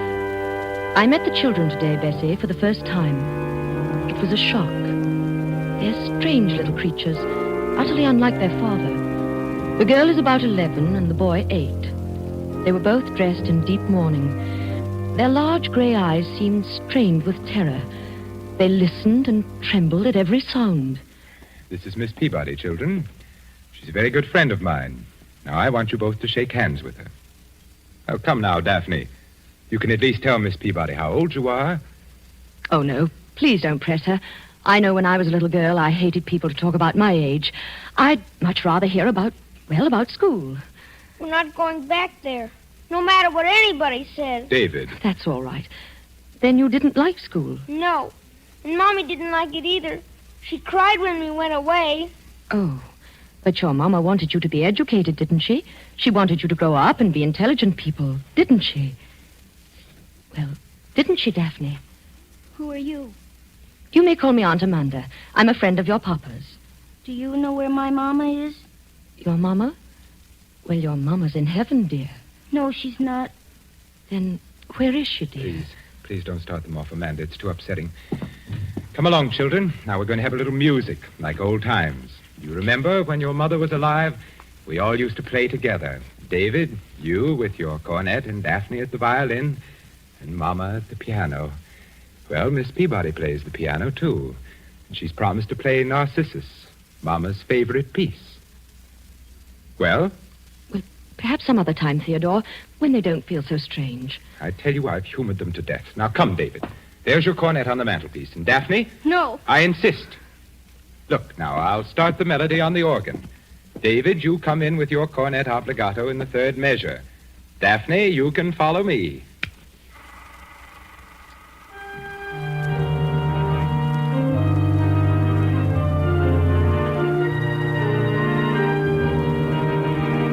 What's that? Come along, children. What's that note? That note making that funny noise. What note? Oh, you mean that? Oh, that's just a cipher. A wire must have stuck somewhere. One of the pipe valves. It's Mama. That's where Mama is. She's calling for us. Oh, don't be silly. I'll just hit the key a few times and it'll stop. You've heard these ciphers before, haven't you, Miss Peabody? Well, I don't know much about pipe organs. It's a common technical occurrence, but very annoying, of course. What is she doing in there? Why doesn't it stop? That's where she is. She's in the pipe and she can't get out. Daphne, stop that nonsense. Oh, hush, dear. Your papa will fix it. No, he won't. He can't. She won't let him because he killed her. Daphne, what did you say? Oh, she didn't mean it, I'm sure. The poor little thing's hysterical. We should never have tried to persuade them. Oh, Amanda. Just because they never looked upon her face, because they never saw her lying there in the coffin. Hush, hush. My own children believe that I am a murderer. Theodore, you're making them both sick. As though I who loved their mother so much, who was so devoted for 12 years. Do I look like a murderer, Amanda? Do I? No. There it is again. It's Mama. It's Mama. Shh, dear. I'll take them upstairs for you, Theodore, while you try and fix it.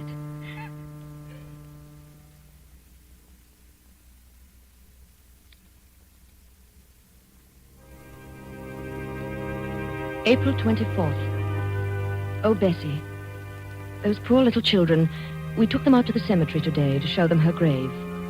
A marble angel guarded it. It was planted with pure white tulips. How final it was and peaceful. And yet they began to tremble again the moment we set foot inside the house. Poor Theodore. The man is nearly out of his mind. What can he do? I keep asking myself that question.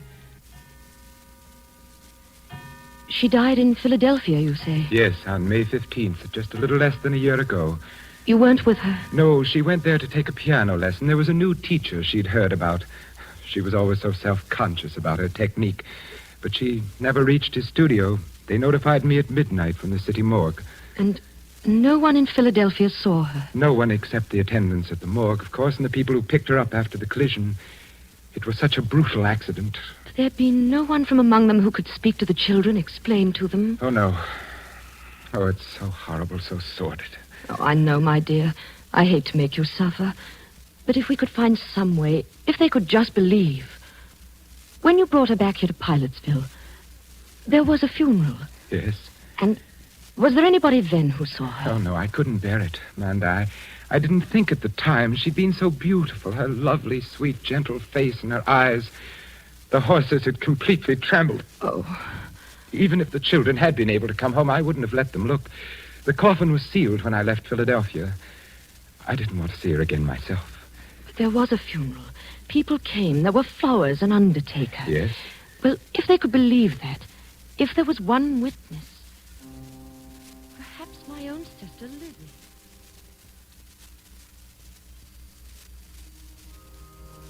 Funeral, Amanda? Of course there was a funeral.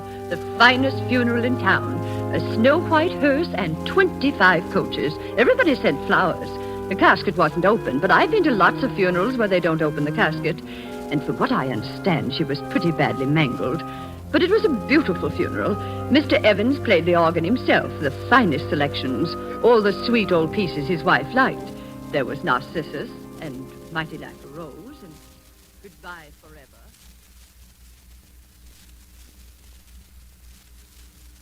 That's the way it was. So you see, David, my sister, Mrs. Chumley, was there. Yes, but how did she know it was Mama? Oh, David. She didn't see Mama, did she? Well, nobody saw your poor Mama, dear. She wouldn't have wanted anyone to see her. Mommy wasn't there. She talks to us every night. She tells us to look for her. Where, dear? In the pipes. But, David, your Mama's dead. She's been dead for nearly a year. Now, you saw her grave out in the cemetery. She's happy and at rest. Why doesn't Papa give us a key? If he'd only let us have it, we could look for her.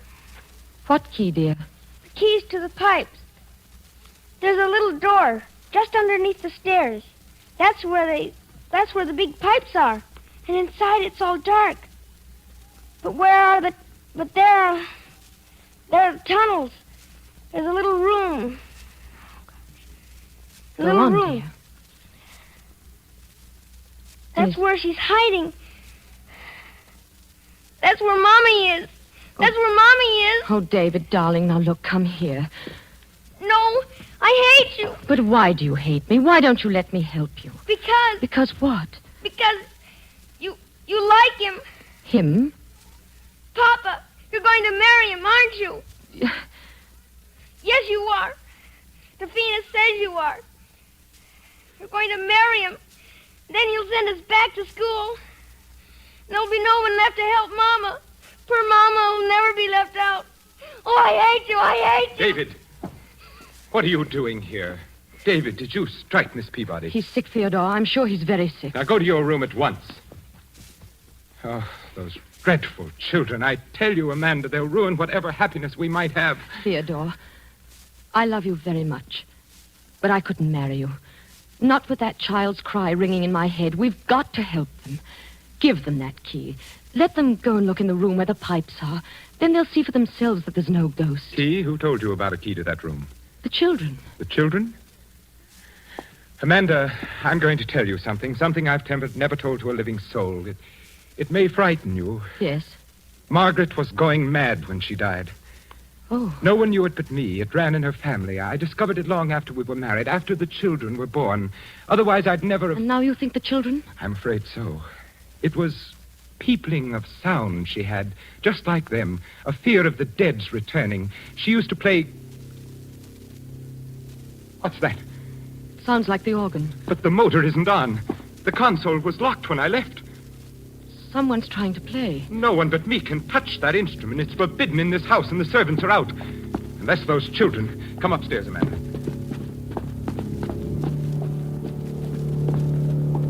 Theodore. Why, there's no one here. No one at the keyboard. The organ's playing itself. That's impossible. The motor's not going. The motor? Yes, it sets the bellows going. There's no air in the pipes unless it's on. No air to make the pipes speak. It's impossible, I tell you. Perhaps the children found the key and got in. Key? No. The key's here in my pocket. There's no other way in. No. Theodore, open that door. Go in there and see what's happening, please. No. Theodore. I won't give in. I won't be a prey to it. Do you hear? I won't. I won't. Here. It's stopped now. Yes. It was probably nothing but the wind. Theodore, give me the key. I'm not afraid. Are you saying that I am? I don't know. But I'll be fair with you, Theodore. I couldn't marry you and live here with that any more than your children can. What do you mean? Rip out those pipes. Rip out the whole pipe organ. Give it to a church, but don't keep it here. Get rid of it's the not pipe worth organ? It. Yes. But I couldn't. The whole house was built around it. It's been the very soul and spirit of this home. It's been the curse, you mean. Theodore, I know I'd go mad, too, if I had to listen to it night and day. It's so hollow. Think of those pipes so huge down there in the darkness. I'd begin to hear things, too. Oh, here! Be quiet. Be quiet. Come outside. We'll take a walk. No, give me the key. Give me the key. You're hysterical, Amanda. I'm sorry I've overburdened you. Why don't you want to go in there? Is it because you know something? You did something? What do you mean? Did you kill her? Amanda. Very well, Amanda. Here's the key. If that's the way you trust me, we'll go down and look around together. Come now, Amanda. I'm sorry, Theodore. It slipped out. It was a dreadful thing to say. It's all right, I understand. Yet it hurts a little. I've trusted you so completely, Amanda. Theodore. Yes, Amanda? Let's not go in there. I do trust you, darling. I believe everything you've told me. No. This little key, to think it should mean so much. Oh, black it is. Yes, pitch black. And cold. Where are the pipes? I can't see them. Come in further, Amanda. You'll see them as soon as your eyes grow accustomed to the darkness. The biggest pipes packed this well under the great staircase like giants. Oh, yes, I'm beginning to see them now. Shouldn't we go and get a candle? No. Go in a little further. Be careful. The floor's a maze of wires. Now stand there for a second. Theodore, don't leave me. I won't be long. I thought you said you weren't afraid. No, I'm not only... Where are you going? Just upstairs to play for you. Theodore. I'd like you to hear how the music sounds in the darkness. It's quite an experience being so close to the pipes. You know, narrow, suffocating, especially when I play the great Passacaglia and Fugue of Bach. Oh, Theodore, please. I don't want to stay here. Perhaps one of the Rheinberger symphonies or the great chorales of César Franck. Margaret, of course, preferred Narcissus. Margaret? You're very gullible, Amanda. Then you did kill her. You killed her in this room. And you're going to kill me. Yes, simple, isn't it? But why? I don't Why? know. One gets tired every now and then of mere music. Sometimes the classics demand competition. A scream, for example. There's something so exciting about pulling out all the stops and drowning out all human sound. Have you ever tried to match your voice, Miss Peabody, against the thunderous voice of Bach? It's most effective. And then when the struggle gets weaker, when the air is almost gone and you choke and gasp for breath, to bring the music down softer. Theodore, you're mad. You're mad. Come, Amanda. Would you deny me that pleasure? No. I Help. promise you the concert won't be too long. It takes about 8 hours before the air gives out. But you know, I could play for days. And don't worry about the children. I think you've convinced them about the ghost. What's that? Theodore. Someone shut the door. It's locked and the key's outside. Who's there? Let me out. Let me out. Theodore. Get away from me. Let me out, do you hear? Let me out. Let me out. I can't breathe. I'm suffocating. It's so dark. I can't breathe. Let me out, please. Please. I can't breathe. I can't. No, don't. I can't. Let me out. I can't breathe.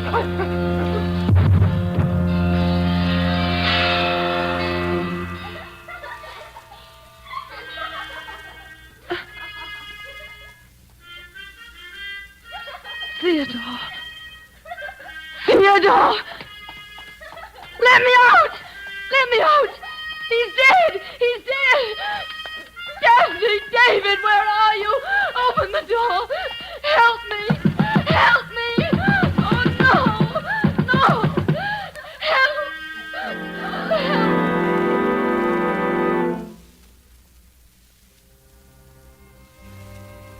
May 1st, 1900. I shall be coming home in a few days, Bessie. I still can't sleep at night. I still hear that laughter.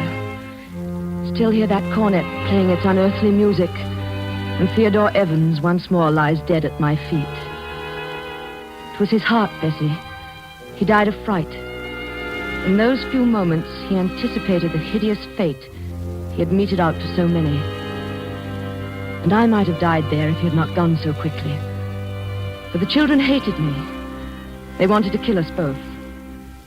Those terrible, pathetic children. What horrors they must have sensed in that charnel house. There were other women beside his wife. The police found them all buried and stuffed away into unused parts of the pipe organ.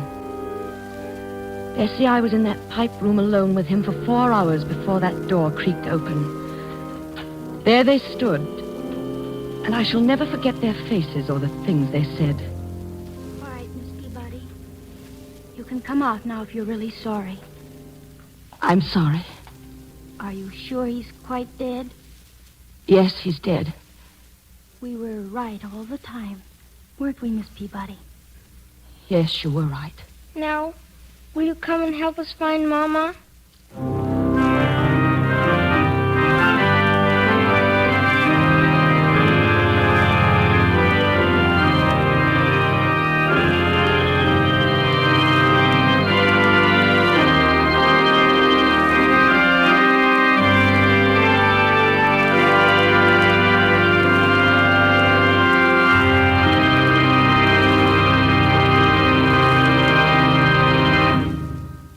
And so closes Fugue in C minor, starring Miss Ida Lupino and Vincent Price.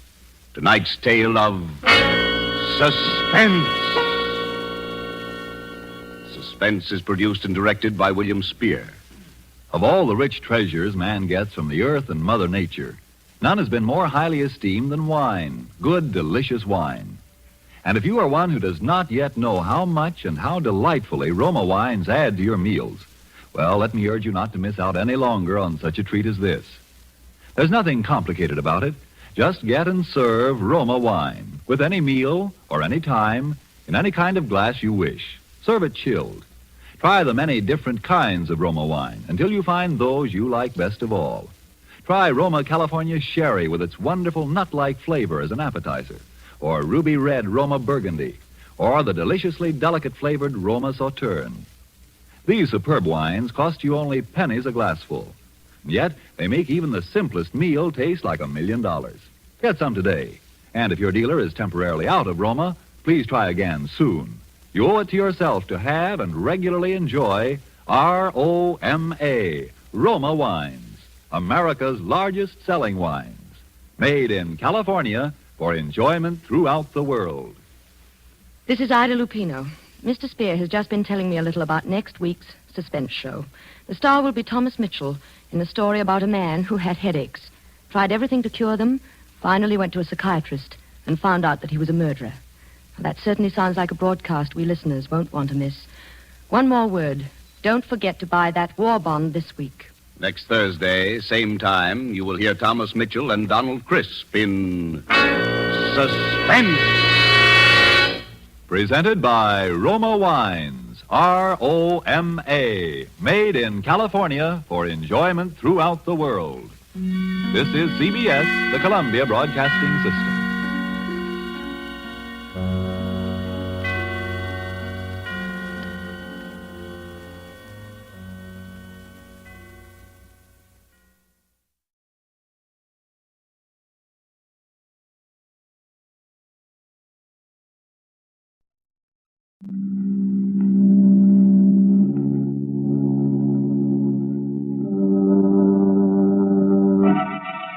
Lipton Tea and Lipton Soup present Inner Sanctum Mysteries, starring Irene Wicker.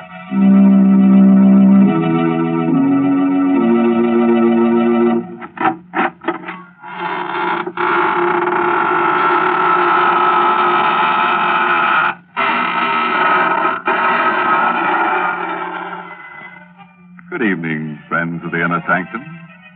This is your host inviting you in through the squeaking door. Ease yourself in. The welcome bat is out. Pick yourself a place to stand. You have several choices. You can stand in awe, or stand aghast, or stand rooted to the spot.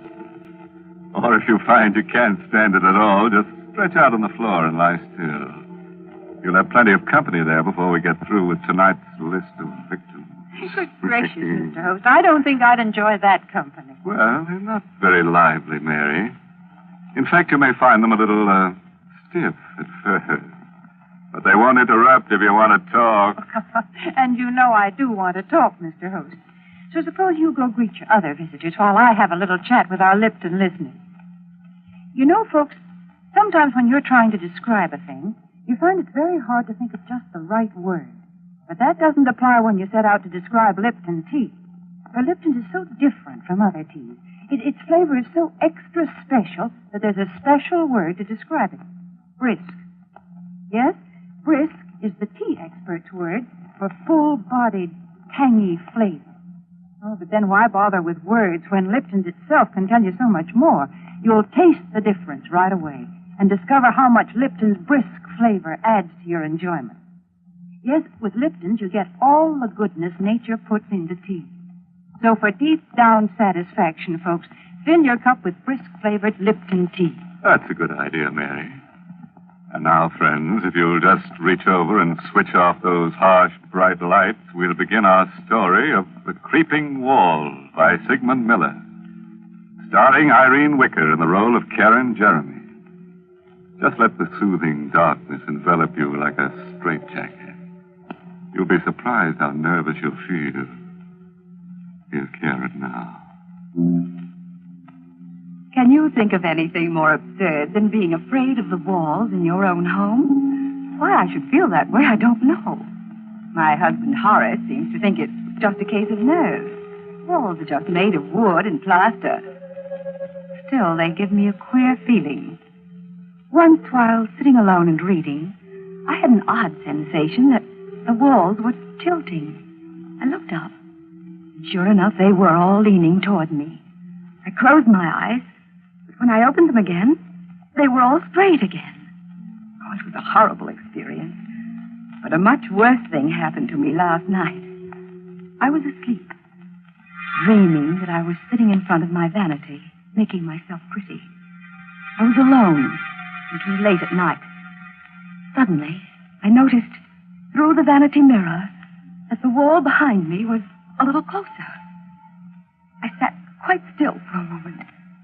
Then I turned round, and it was closer. You have to experience it to know what a dreadful feeling that is. Then I heard a crunching sound.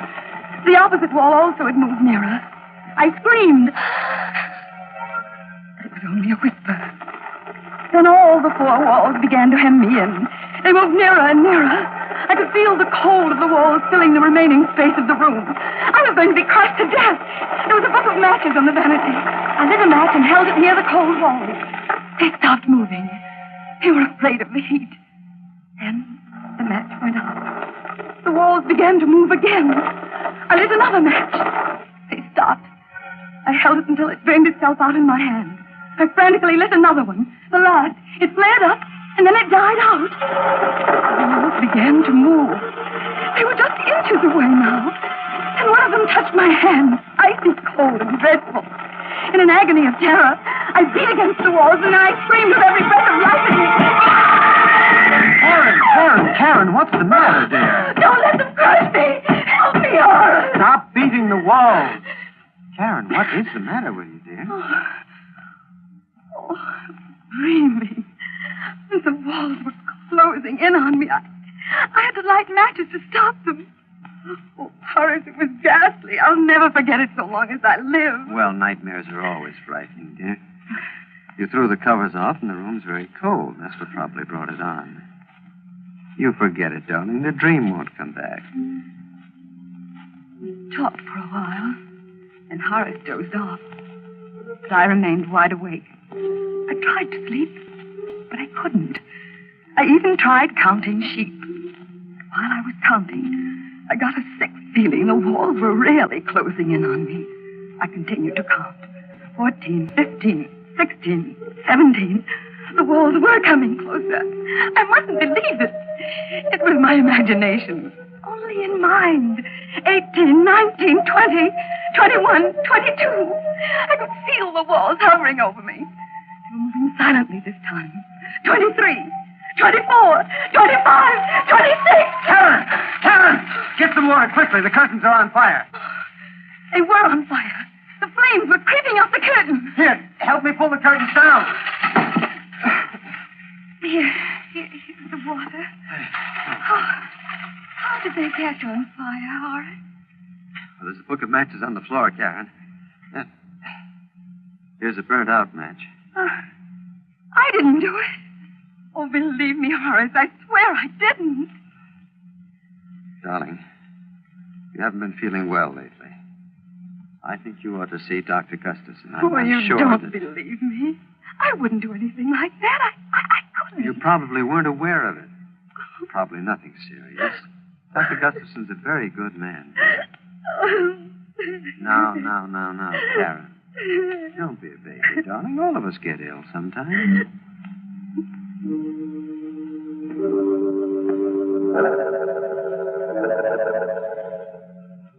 Dr. Gustafson is a little man with sharp eyes.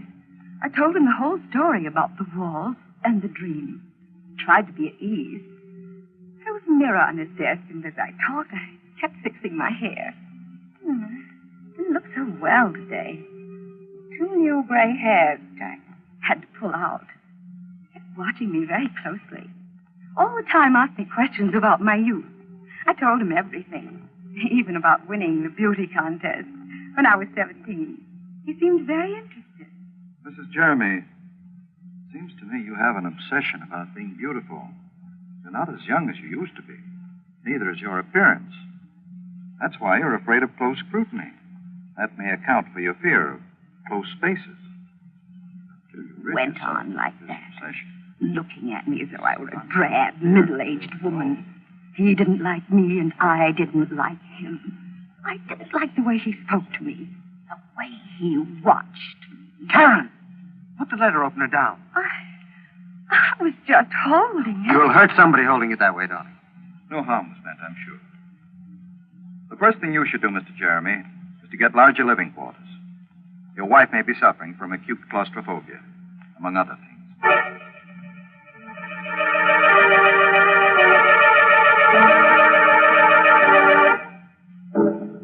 I was glad the visit to that horrid little Dr. Gustafson didn't influence Horace at all. He still loved me. Told me I was the loveliest woman in all the world. One day he came home in great excitement. Darling, I've got a wonderful surprise for you. I've just bought the famous Meadow Mansion. Oh, Horace, do be careful. You mussed my hair. What is this Meadow Mansion? Well, it belonged to John Aiken. You know, the famous naturalist. Mm-hmm. He was killed, poor fellow, in an auto accident. It's a huge house, and you won't be troubled by walls ever. Come on now, darling. We have to see the agent and sign lots of papers. We went to the agent's office. Mr. Swanson was his name.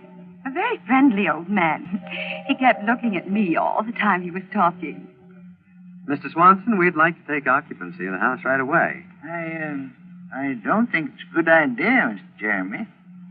You see, there's still a lot of Mr. Aiken's property in the house, and... Oh, well, we don't mind that. You don't understand.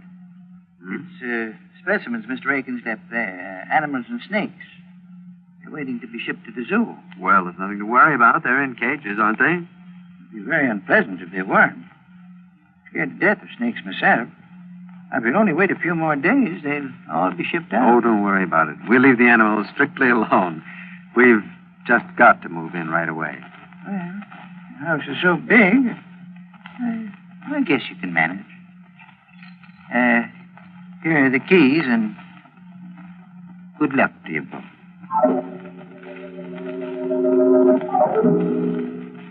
Meadow Mansion was magnificent. It was big and gracious. The rooms were huge and beautifully decorated. The high ceilings gave you a wonderful feeling of freedom. But the drawing room was loveliest of all. A large prism chandelier hung in the middle of the room, and the walls were paneled halfway up to the ceiling. But most exciting of all, each wooden panel had a darling little mirror set into it. There were easily 100 such mirrors. Oh, it was very gay. You could see images of yourself anywhere in the room. It was all breathtakingly beautiful. Except for a picture on the wall of a very flashy-looking woman called Delilah. Well, darling, how do you like our new home? Oh, it's wonderful, Horace. I love it all. Everything. Except that picture. Oh, you mean Delilah? Well, that's a fine painting, dear, of a very beautiful woman. Well, she looks evil to me. Darling, I do believe you're jealous. You needn't be. She isn't half as pretty as you are. Alice! Alice, answer the door, please. We didn't talk about the picture anymore, because Mr. Swanson, the agent, came in to see how we were getting on. I left Horace talking to him, and I wandered into the next room. There were a dozen cages standing near the fireplace, ready to be shipped off to the zoo. There were mostly snakes and lizards in the cages. All of them were quite motionless, except one. It was labeled Bushmaster, Venezuela. Very odd name for a reptile. Fearfully ugly, yet it fascinated me. Some 4 feet long, fat and clumsy looking, yet it slid round the cage with wonderful grace. Kept moving round and round, trying so hard to get out. It looked at me pleadingly. And then I found my hand on the safety catch. I drew it away in horror. The snake kept going round and round the 4 glass walls. Must be maddening to have walls so close they touch you all the time. I remembered what a terrible feeling it was to be frightened of walls. Then suddenly, the snake was in the middle of the floor. Karen, don't move! Good heavens. It's out of the cage. Stand still, Karen. I didn't move. Not one bit. I wasn't frightened. I was only wondering how it had escaped from the cage. The snake lay there in the middle of the floor with its head up, hissing. And it started to move. It slid in a wide circle toward Horace and Mrs. Swanson. It's coming towards me. I've got to get out of here. Don't run! But he didn't listen to Horace. He started running and the snake struck him. It struck him twice in the left. Then he continued running past me. Then suddenly he fell. Horace picked up a chair. He smashed it down on the snake. He smashed it again and again and again till it was dead. His body, it's swelling. He's dying. I didn't open the cage. I swear to you I didn't. It got out by itself. Oh, the door must have been loose. Please believe me, Horace. I didn't open it. I couldn't have opened it. You must believe me. You must. Oh, you must.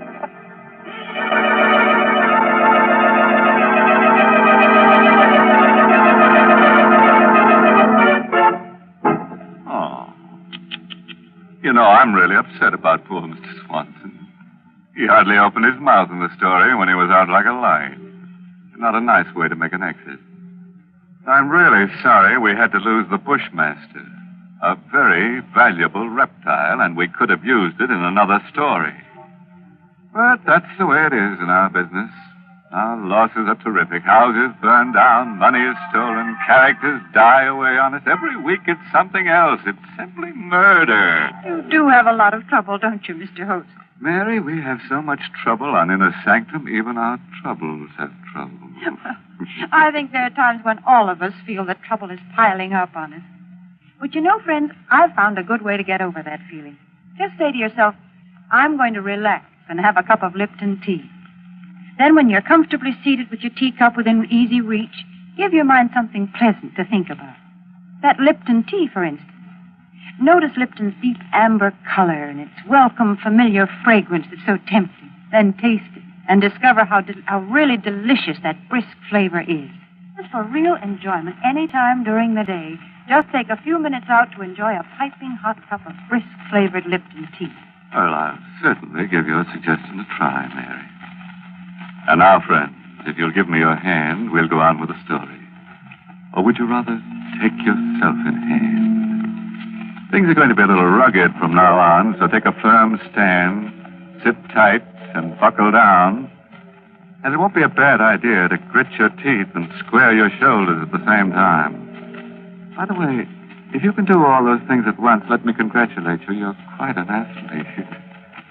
Well, here she is. Karen Jeremy. I was ill for a long time. I don't remember how long. Weeks, maybe months. Horace never spoke about that horrible afternoon. And after a while, I stopped thinking about it.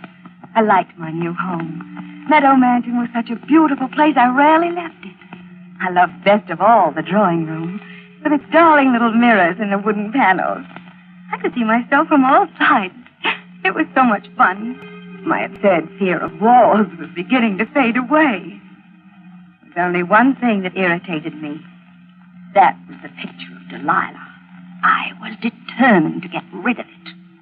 Karen, stop glaring at that picture. I don't like it, Horace. I wish we'd get rid of it. It's a fine work of art. Why? I don't care. It's an evil picture to me. Karen, look here. You're just jealous of her. You're jealous of any beautiful woman, even if she's only a painting. You don't care for me anymore. That is a ridiculous thing to say. You know it's not true. If you really love me, you take that picture down off the wall. That picture is staying right where it is. Now, it's for your own good. I'm going out for a walk. And, Karen, I absolutely forbid you to touch that picture. I'm in it. I sat there for quite a while, staring at that picture that was upsetting my life with Horace. He was always kind and gentle with me. For the first time he'd ever lost his temper. I looked at Delilah. There was a gleam of white teeth between her full lips. She was an abandoned-looking thing. Her long hair cunningly untidy. Her eyes sparkling, black, shameless. She seemed to be laughing at me. I made up my mind. Horace would understand. I got a knife from the kitchen, and I pulled a chair over to the picture. And I stood up on the chair, then began to slash down the length of the picture. Mr. Jeremy! What are you doing? It's no business of yours. Go away, Alice. Oh, you mustn't do that. Mr. Jeremy will be angry. I told you it's none of your business. Please. Please come down off that chair. You're destroying a beautiful painting. Meddling little fool. I'll teach you to interfere. Mrs. Jeremy, I've put up with you for a long time. Nobody's ever dared to slap me. You vicious, miserable hag. That's what you are, a hag. For years I've pampered you. I've always told you how beautiful you were, how lovely you looked. Well, maybe you were beautiful once, but now you're just a self-centered, haggard old woman. Well, just look at your face. She was lying on the floor, silent, bleeding. I didn't stab her. It wasn't me. It couldn't be me. I wouldn't do such a thing.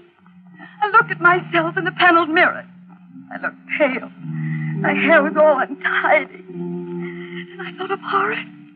He would never believe I didn't do it. He'd look at me in that piercing, sad way. No, he mustn't see the body. I must hide it before he gets back. I dragged her over to the closet. And I hid her body in the corner. I locked the door with a key. There was blood on my hand. I don't know how it got there, but I had to wash it off. And the knife, I threw it in the garbage pail. There was blood on the carpet, too. I took a scatter rug and carefully placed it over the spot. Then I sat down. I waited for Horace to come home. The room was very queer. The chandelier seemed to be lower. All the walls, they seemed to be closer. I sat there fighting off that old terror, praying and praying that Horace would come home. As soon as he came, I'd put my arms around him and never let him go again. Never let him go. And I heard the doorknob turning. I hurried over to the door. Hello, Karen. Oh, darling, I'm so sorry. It was all my fault. Please forgive me, Horace. I can't bear your being angry with me. Please say you forgive me. That's all right, Karen. I shouldn't have lost my... What happened to the painting? It's cut. I don't know what came over me. But you see, I didn't cut it all. I stopped. It just cut a little. I can repair it. It'll be just as good as new. I'll never do it again. I swear I'll never touch it. Well, it's not too badly damaged. I'll get Alice to take it over to the art shop. Maybe they can repair it. Oh, well, Alice isn't here. She's gone to get your blue coat from the tailor's. Karen, that is not true. Alice got that coat this morning. Where is she? I don't know where she is. Karen, you do know. Where is she? She was here just a little while ago. She must have gone out. Alice! Alice! I'm going to find her. No. Please don't leave me. Please, Horace. You must tell me where she is, Karen. I can't remember. I can't remember anything. Karen, did you do anything to her? No, nothing. You're not telling me the truth. Something has happened to her and you're hiding it. Now, I'm going to find her. She must be somewhere. No, she isn't in the house. How do you know she's not here if you don't know where she is? I didn't mean that. I'm going to look around. All right. There's blood on the floor near the closet. Yes, I cut my finger. The closet is locked. Have you the key, Karen? No, I don't have it. Karen, give me that key.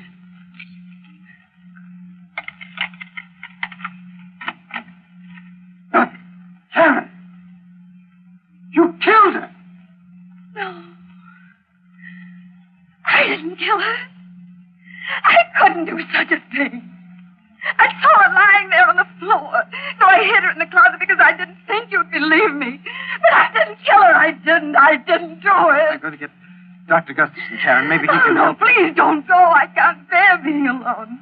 The walls, they'll crush me if you leave. I'll be back as soon as I can. He left me in the room all alone. I looked at myself in the mirror. All my beauty was gone. I wasn't beautiful anymore. My face was all wrinkled and pale.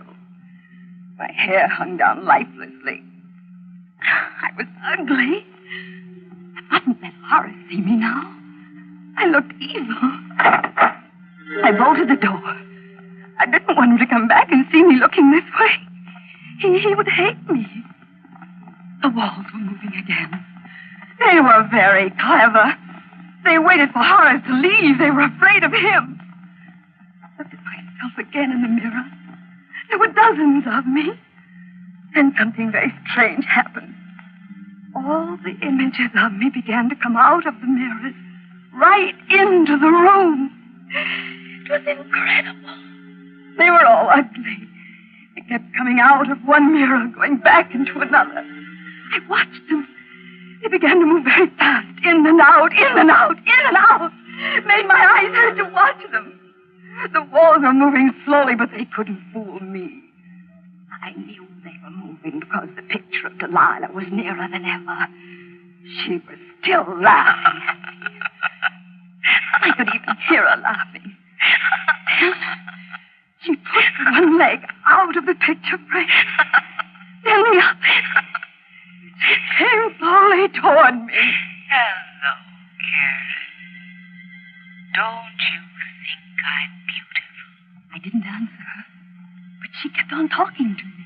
I'm Delilah, and I'm going to cut off your hair. Oh, I couldn't stop her. She laughed as she cut my hair. It made me very, very sad. I began to cry.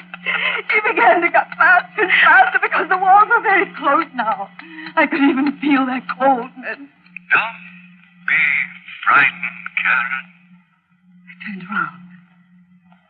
A man I never had seen before. He had a kind, good face. He looked at me tenderly, admiringly. I'm Meadow, the spirit of his love. You mustn't be afraid of me. I think you're beautiful. I've always admired you. You're even lovelier than Delilah. Oh, please help me, Mr. Meadow.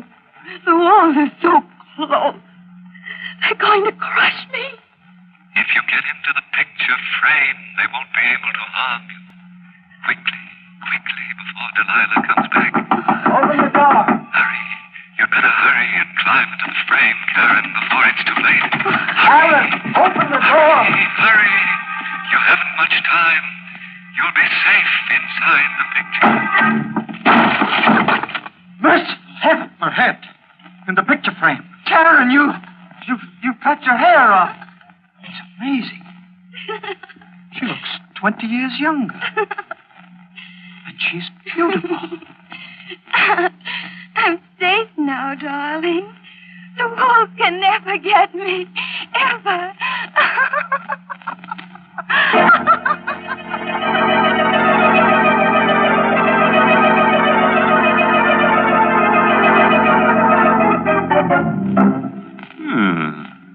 I think we did rather well tonight. Two of our characters were gathered to their forefathers. I'm sort of sorry about that maid. She seemed like a nice sort, and I don't think it was quite kind to be so cutting to her. But that renting agent, you couldn't get an apartment out of him anyhow. As for our heroine, it's true we didn't kill her off, but we certainly framed her. Well, it couldn't have been a very pretty picture, Mr. Host. No, Mary, but you'll have to admit it was remarkably lifelike. Well, while you're admiring it, I have a few words for our friends listening in. You know, some people tie a string around their finger to remind them of things. Well, I'm not going to ask you folks to do that. All I want you to do is just remember all the good things I've told you about Lipton tea, and let them remind you to get a package of Lipton's tomorrow. Lipton's wonderful brisk flavor, its full-bodied goodness mean more contentment in your teacup. Remember, Lipton's is the tea that gives you extra pleasure and extra satisfaction. Ask your grocer for a package tomorrow. Well, that should be easy to remember, Mary. Well, friends, it's time to close the squeaking door until next Tuesday, when we'll get together again for another killing time. Oh, by the way, this month's Inner Sanctum Mystery novel is The Pavilion by Hilda Lawrence. Yes, in next week's Inner Sanctum story, directed by Hyman Brown and brought to you by Lipton Tea and Lipton Soup, next week's story is called The Edge of Death. Feeling a little edgy already? A very interesting story. Yeah, it's sort of a mixture of Russian legend and modern psychiatry that tells of a beautiful and sinister old sword. I'm sure you'll get the point. So, until we meet on the edge of death next Tuesday, good night. Pleasant dreams.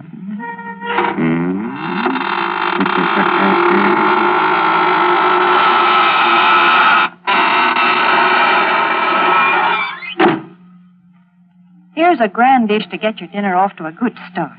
Lipton's Noodle Soup.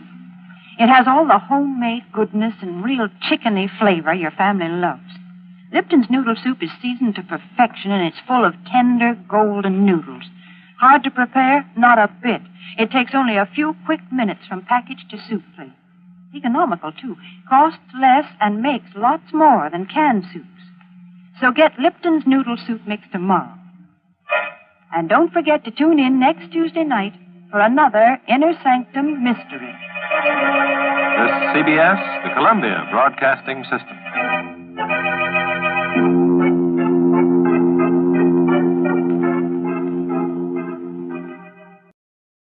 Now, Roma Wines present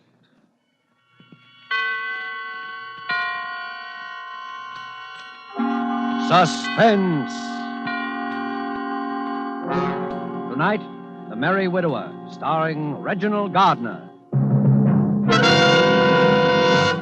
Suspense is presented for your enjoyment by Roma Wines. That's R-O-M-A, Roma Wines.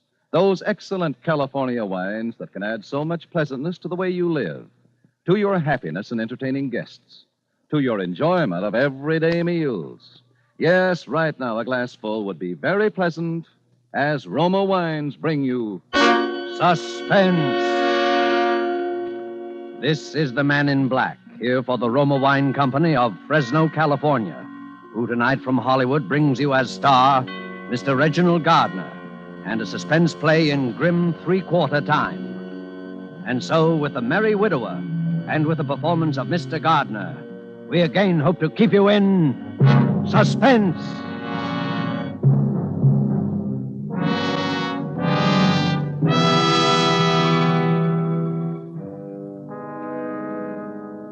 While we're swaying to the playing of the dance, Oh, George! eyes will George! listen George as Munsey, we if you don't listen to me... My good woman, pray, what is the meaning of this intrusion? What?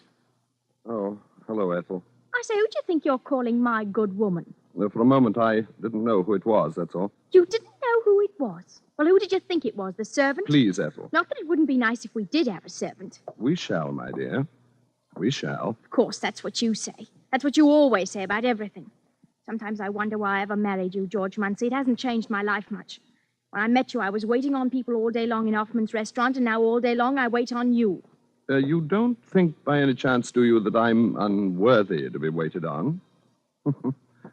That would be amusing. Oh, George, it isn't that. I'm no snob, and you know it. And I'm not afraid of a little hard work, either. But you're always making such great plans and such big promises. Yes, well, I have big plans. Someday you'll realize, my dear, that you've married a rather remarkable man. Well, remarkable man. If you don't hurry up and get down to work, you'll be fired. I'm not going to work this morning. You're what? I said I'm not going to work this morning. George Munsey, are you crazy? What? What did you say? What's come over you lately, anyway? Ah, then you've noticed something. I should say I have. Wearing wing collars in the daytime all of a sudden and buying yourself a fancy hat and a cane. Really, Ethel, it's quite appropriate that I should wear a Homburg hat and carry a walking stick. After all, Appropriate, is it? Well, I haven't had a new hat since I can remember, and you know how we have to scrape along here, and now you're not going to work. Well, where are you going? I'm going up to London. London. Yes, there are certain very important affairs that I must take care of in London, my dear. Just what are these very important affairs, Your Royal Highness? Why did you call me that? Because you act so high and mighty sometimes. Oh, George, why can't you be a little more practical? My dear, has it ever occurred to you that I might be different from other men? Oh, George, you are. I know you are. In most ways, you're the most wonderful husband a girl could ever have. But really... Yes, perhaps it's time. Yeah, I think it is. Time that I took you into my confidence. Well, perhaps it's time I took you into mine. There's just 10 shillings sixpence in the house to buy groceries for the rest of the month. Please, Ethel, don't be sordid. Sordid? Well, if you think 3 meals a day is so sordid all of a Shut sudden... up! George. You're not fit to share my confidence. You're not fit to share my confidence or my station. George! George! George! George!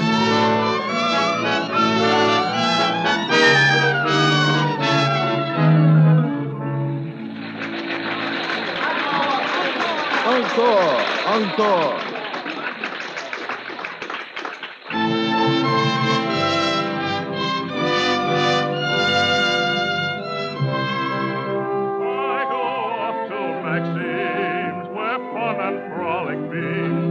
With all the girls I chatter, I laugh and kiss and flatter.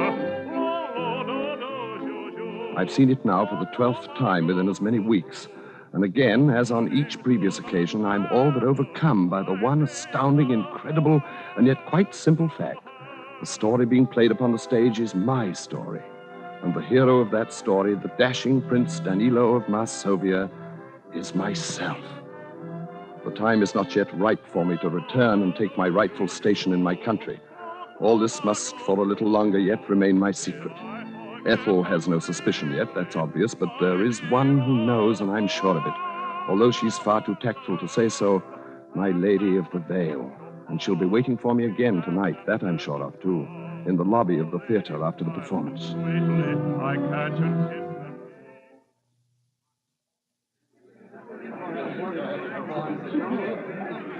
Ah, fair lady. It's you again. My, this is a coincidence. No, I'd set my heart on meeting you again.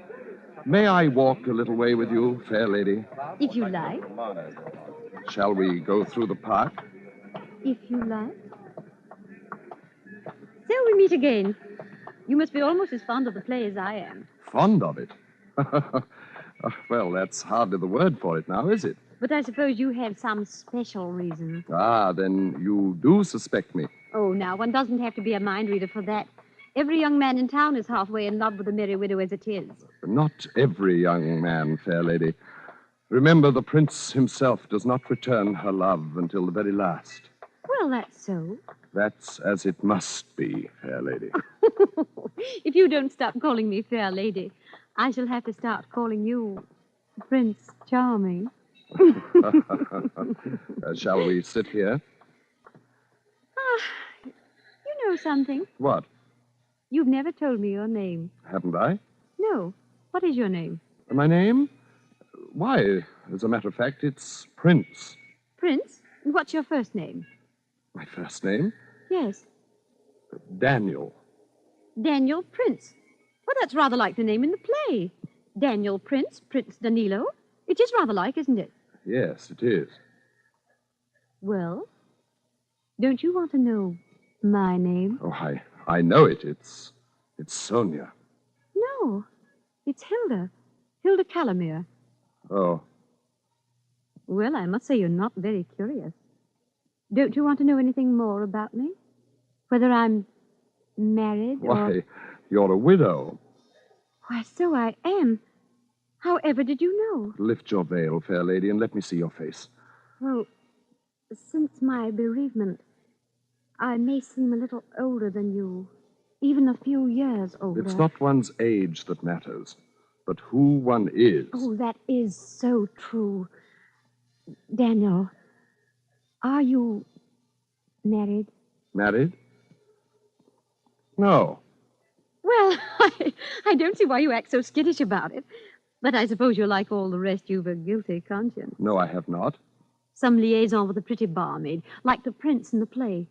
That's it, isn't it, Mr. Prince? Yes, there is a little liaison, yes. And now you're tired of her, and you're wondering how to break it off. Is that it? Yes. My poor Prince Charming. Miss Calamere, if you could help me, No, Daniel. That's something you must do for yourself. But I can tell you this. It's best to be strong about it. Break it straight off, open and above board, like a true gentleman. Isn't it now? Yes. Yes, of course. And things like that are always so unsatisfactory for a young man of your station in life, aren't they? My station. Yes. Well, what's that? Why, 12 o'clock, I expect. I'll have to hurry. Daniel! Wait! Where are you going? Home.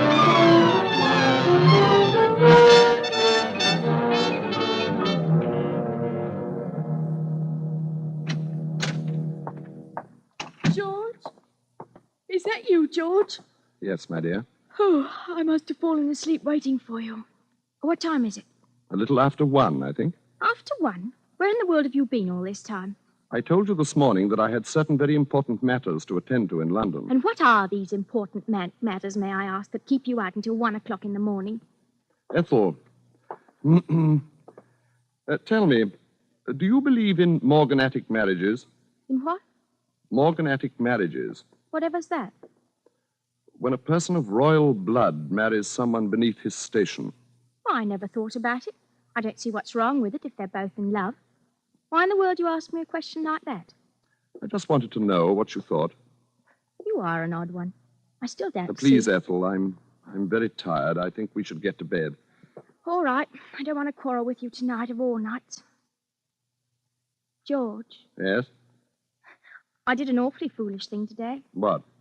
I spent all our money, or most of it. Here, look what I got. What's that? A little box. It's for cigarettes or hairpins or whatever you like. But when you open it, it plays that tune you like so much. See?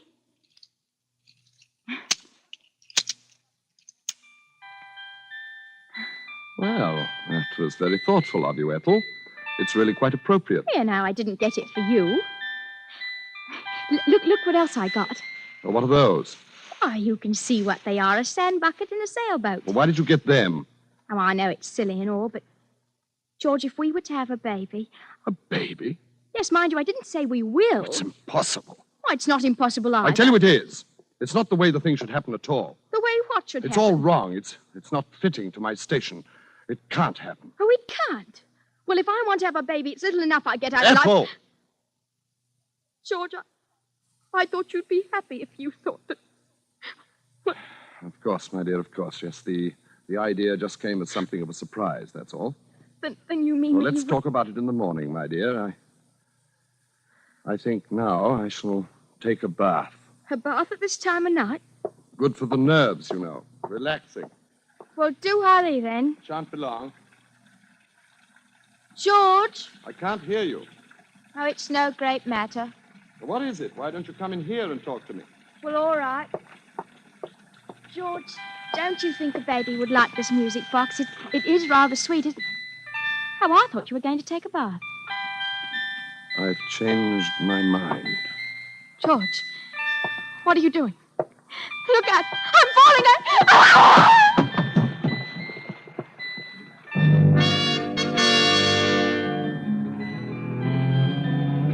The thing kept playing as she lay there in the water. I looked at her very closely. It wasn't necessary now to do anything more. There was a deep bruise on her forehead, just above the temple. She was no longer breathing. I got my hat and my walking stick, and I left the house.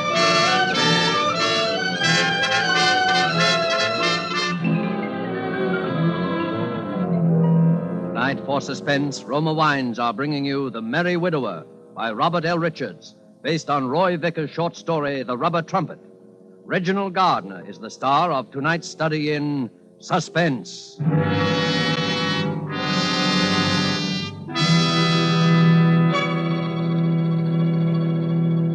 In many foreign lands, wine connoisseurs could propose this toast. California has given us this superb wine, so delicate, so excellent in taste and bouquet, that we import it.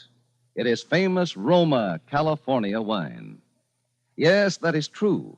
For in Roma wines, you will find the uniform qualities which make a wine truly magnificent. More Americans enjoy Roma than any other wine, for greater enjoyment of meals, for delighting their guests. These delicious Roma wines are the result of California's perfect soil and climate, plus a combination of old world winemaking skill and modern knowledge that mean constant quality. Yet they cost you only pennies a glass. Tomorrow, before dinner, serve an appetizing glass of cool amber gold Roma California sherry. Then, with the meal, serve cool glasses of hearty Roma Burgundy. Ah, there is a real treat indeed. No matter what the meal or what glasses you use, the result is the same. New compliment-rousing enjoyment of the meal. New pleasure from even the simplest foods. Try this easy, inexpensive way to better living tomorrow. Just ask your dealer for ROMA, Roma wine. If your dealer is out of Roma, please try again soon. Remember, more Americans enjoy Roma than any other wine. And now it is with pleasure that we bring back to our soundstage Mr. Reginald Gardner in The Merry Widower, a tale well calculated to keep you in suspense. Shall I tell you more? Yes, I believe I shall. You've been very attentive, and it pleases us to have you share our confidence. Very well, then. At the performance that evening, the lovely widow and I sealed our betrothal.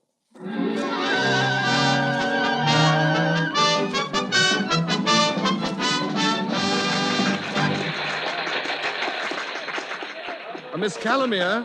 Why, it's my Prince Charming. Miss Calamere, may we have our walk again, please? Why, of course.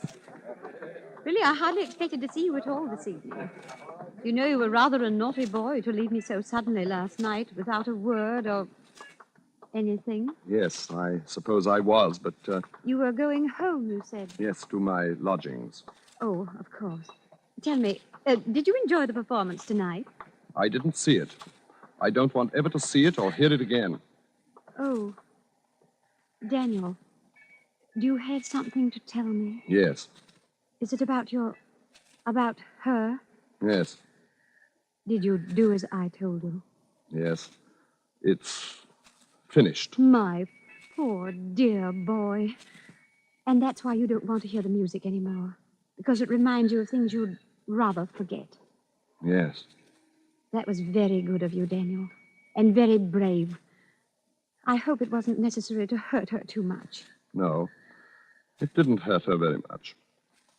And what are your plans I've now? come to you, Miss Calamere. I've come to you. Daniel, you mean... You're the only person in the world who understands me, Miss Calamere. Oh, my Prince Charming.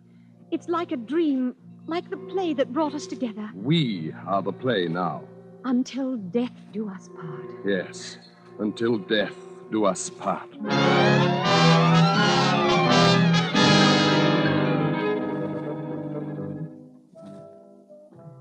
It has come off precisely as it should have.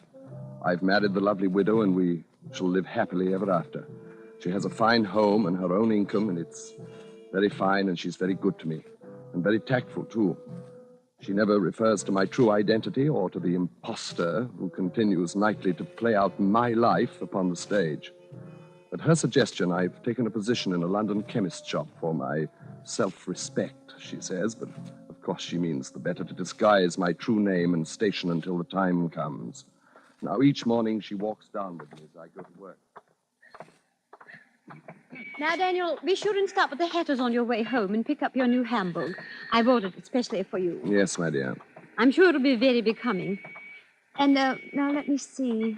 Oh, yes, this is the day you're paid, isn't it? Yes, so it is. You know, I've been thinking you should have your own bank account. What would you say to that? Whatever you think best, my dear. Very well. But bring the money home as usual, and I'll arrange it all for you tomorrow. Yes, my dear. Well, here we are. Mind you come right home after work, and don't be late. We're having something very special for dinner this evening. I shall, my dear. Goodbye. Goodbye, Daniel. Oh, so there you are. Good morning, Mr. Arrowsmith. You're late again, Prince. I'm sorry, Mr. Arrowsmith. Well, being sorry isn't enough. This is the second time this summer. See if it don't happen again. Yes, Mr. Arrowsmith. Now, get them fancy togs off and into your work coat with you and behind that counter. Yes, sir. Here's something new I want you to pay attention to today. It's a novelty I want you to try out, see? I'm putting it in your counter. Oh, very good, Mr. Arrowsmith. You have to demonstrate it, so look sharp here. Yes, sir. It's a cigarette box. When you opens it, it plays a tune like this.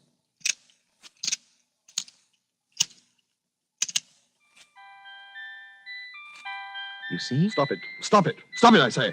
What? I'm sorry, sir. But you see, I'm quite allergic to music. Oh, you are you? Well, mind you don't talk to me in that tone of voice, or you're liable to find that I'm allergic to keeping you on here. You understand? Yes, sir. And here's your pay. The sixpence dock for that glass you broke Saturday. Thank you, sir. And mind you give some attention to trying to sell that music box. Allergic or not allergic? Yes, sir. Oh, hello, Prince. What's all the row with the old man? Oh, nothing at all. Just a minor difference of opinion and a matter of policy, that's all. Matter of policy, eh? Oh, here, what's this? Don't touch it. What's wrong? Has it got a snake in it or what? It's a very delicate piece of mechanism. Well, let's see. Oh, I say. Give it to me. Well, you are edgy. Why, you look as though you'd seen a ghost. A ghost? At the lunch hour, I took the wretched thing out to the back of the store. I smashed it to bits and threw it into the rubbish bin. It had been priced at 7 6. And I rang it up on the cash register. I say, Prince. Yes, sir? Where's that music box? I sold it, sir. You did, eh? Well, that's jolly good. Nice to have you show a bit of initiative for a change. Thank you, sir. Here you are. Here's another one. What? Salesman talked me into buying 3 dozen of them. Thought for a while I'd be stuck with them, but I guess that's going to be you that's stuck with them. Eh, Prince? That's it. Now it's you that's stuck with them. 3 dozen. Yes, sir. I'll get rid of them, I'm sure. Well, come on, Prince. Let's go have a spot of lunch together, eh? No, I'm going home to lunch today. I must get something very important.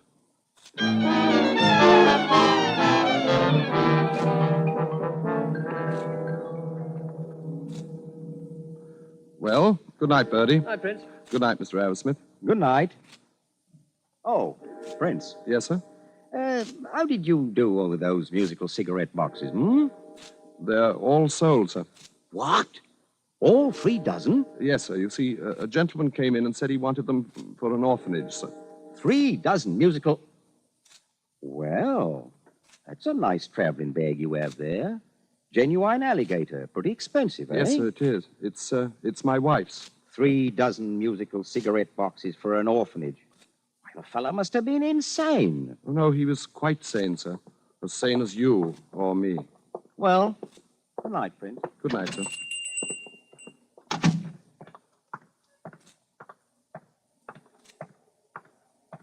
Can you spare a poor man a copper, Governor? Yes, here's a shilling. Oh, God bless you, Governor. But there's something you must do. I want to give you something else. Oh, what? Here, take this suitcase. It's yours. You can do anything you like with it.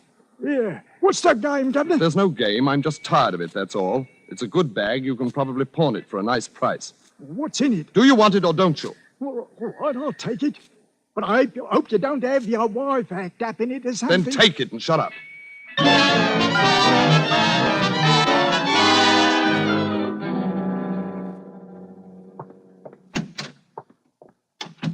that you, Daniel? Yes, my dear. Well, it's about time. I've been looking for my alligator bag. Do you... Oh, yes, I was about to tell you, my dear. I borrowed it. Borrowed it? What for? Where is it? It was stolen. Stolen? Well, how? You see, I was riding on the underground, and some chap grabbed it and dashed out of the door with it before I could stop him. My beautiful bag. Oh, Daniel, how could you have been so careless? Well, it can't be helped now, my dear. I'll save up and buy you another one. Stolen. Well, at least we can phone the police. Police? Well, why not? That's what one usually does about stolen belongings, isn't it? It's not the slightest use, my dear. Well, there's no harm in it. Oh, I'll answer it, Daniel. Yes? Why, yes, my husband and I were just... Yes. Yes, that would be if... Oh. Well, that is odd. Well, yes, come right up. Yes, we'll both be here. That was the police, Daniel.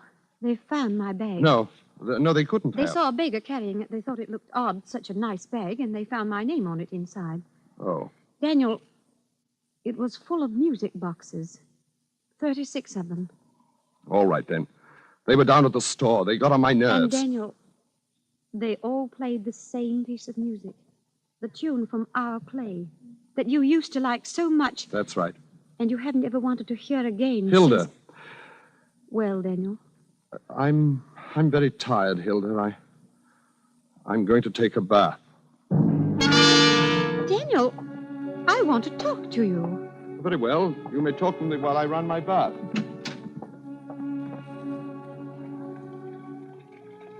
Daniel, something's happened. You're different. I'm no different. Well, why do you hate that piece of music so much? Enough to do such a crazy thing. What? Well, it's because of her, isn't it? Yes. No. What did you do that night?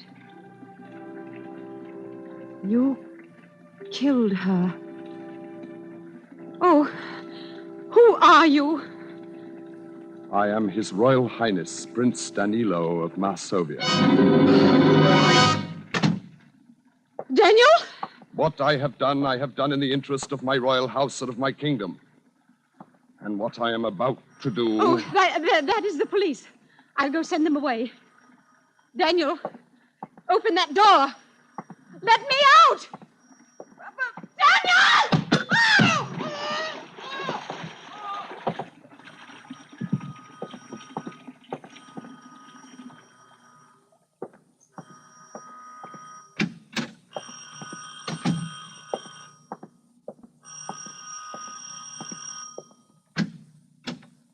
What do you want? I'm Inspector Davis, Scotland Yard. That's him. How George. How George, why did you leave me? I'd fallen in the bathroom and cracked my head. And when I woke up, you were gone. You'd have fallen? We've been trying to find you for this lady for quite a while, Mr. Muncie. All we had to go on was your taste in music. George. And when this bag showed up with the music boxes in it... by the way, is this your other wife's bag? Oh, George, there was someone else. Ah, so you don't want to answer, eh? Well, you better call the other lady down here, Mr. Muncie. It looks as though you'd have to answer to a charge of bigamy, my lad. Bigamy. Bigamy. Bigamy!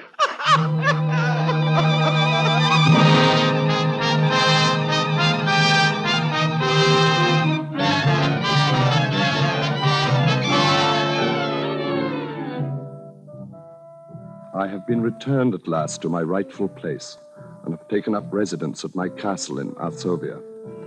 There are heavy bars upon the window for the protection of my royal person, and I am most courteously treated by all my court attendants.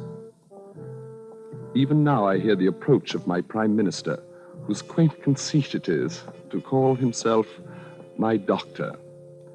He has been on a personal errand at my request.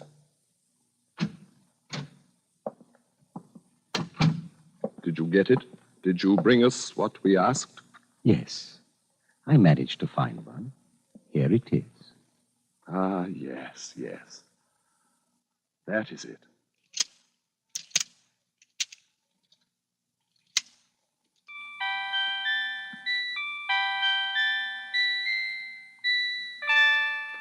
We thank you. Doubtless it seems a trivial thing, a mere trinket, but it reminds us of so many things that we cannot quite remember, like some dream of another life.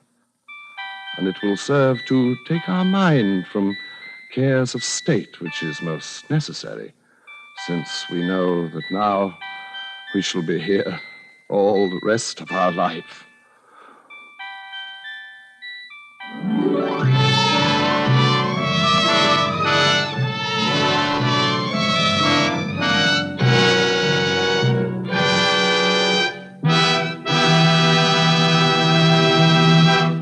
And so closes The Merry Widower, starring Mr. Reginald Gardner. Tonight's study in Suspense. Suspense is produced and directed by William Spear. Yes, Roma wine makes any meal taste better. Simply place a cool bottle of your favorite Roma wine on the table with the meal. Serve it in any kind of glass. Once you taste the addition these delightful wines bring to the zest and savoriness of even the simplest dishes, you'll wonder why you've ever done without Roma wines. Remember, it costs you only pennies a glass to add the extra pleasure of Roma wines to your daily meals. Tomorrow, ask your dealer for ROMA, Roma wines. Try them, and you'll know why more Americans enjoy Roma than any other wine. Reginald Gardner appeared through the courtesy of 20th Century Fox, producers of the Darrell F. Zanuck Technicolor production Wilson. Next Thursday, same time, you will hear Miss Lucille Ball as star of Suspense. Presented by Roma Wines, ROMA, made in California for enjoyment throughout the world. This is CBS, the Columbia Broadcasting System.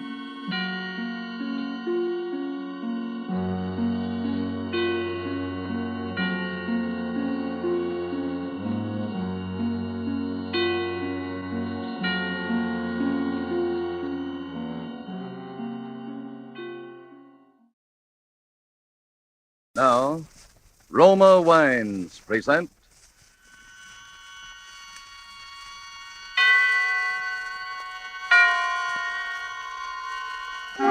Suspense. Tonight, The Nightman, starring Virginia Bruce and Richard Wolff. Suspense, presented for your enjoyment by Roma Wines. That's ROMA, Roma Wines. Those excellent California wines that can add so much pleasantness to the way you live, to your happiness in entertaining guests, to your enjoyment of everyday meals. Yes, right now a glassful would be very pleasant as Roma Wines bring you Suspense. This is the Man in Black, here for the Roma Wine Company of Fresno, California, who tonight bring you as stars Miss Virginia Bruce and Mr. Richard Wolff. They appear in The Nightman, a new study in terror by Lucille Fletcher. It is a story of dark midnights and of a woman to whom the familiar face and voice of murder return for vengeance. But before we raise the curtain on our suspense play, here is a message from Roma Wines. In many foreign countries where discerning tastes have found Roma wines, they are an inexpensive luxury, imported and treasured. For Roma wines are in every sense fine wines from the choicest vineyard country of California. They are products of age-old winemaking skill, aided by modern quality controls and tests that assure unvarying excellence of taste and character. Yet, Roma wines cost you mere pennies a glassful. Such enjoyable flavor and constant quality, such low cost, such high wine value, have made Roma by far America's largest selling wines, enjoyed by millions with meals when entertaining any time. Try Roma wine yourself. Tomorrow at dinner, no matter what you are serving, place on the table a cool bottle of ruby red, hearty Roma California Burgundy. See how much new zest it adds to food, how it makes a real occasion of even the simplest meal. To enjoy this extra mealtime pleasure, just ask your dealer for ROMA, Roma wine, made in California for enjoyment throughout the world. And now with the performances of Virginia Bruce as Stella Rhodes and of Richard Wolff as the Nightman, we again hope to keep you in suspense.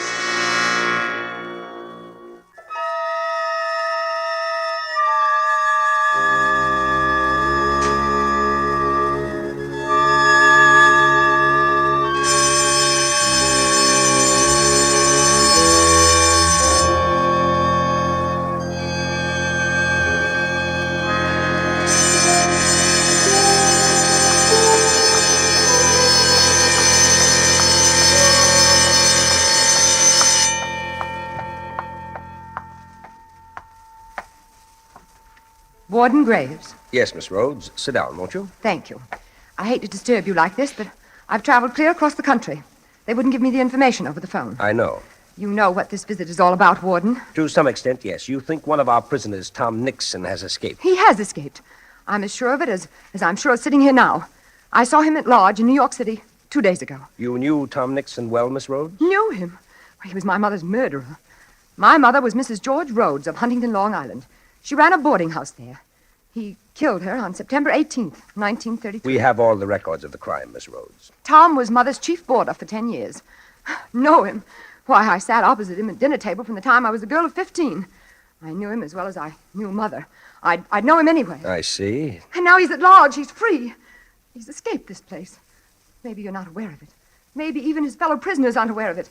But he's wormed his way out. And he's after me. He's after me. Oh, now, my dear young lady. Warden Graves. 10 years ago, when Mother was found murdered, I knew it couldn't have been anyone but Tom. I testified against him. I was practically the only witness at the trial. And when they sentenced him here for life, he swore to kill me. He swore in the open court to get even with me. For 10 years, I've lived in deadly fear.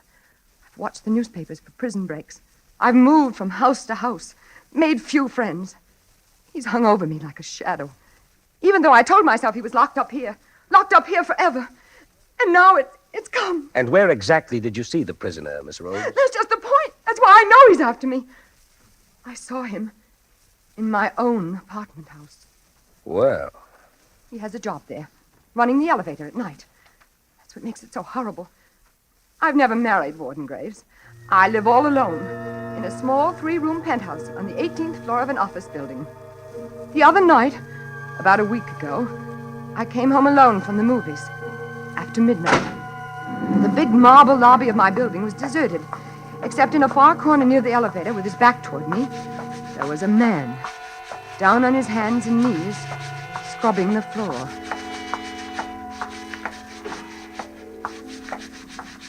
Good evening.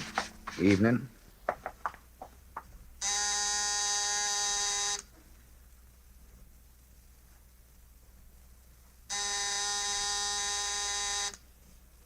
Well, where is everybody?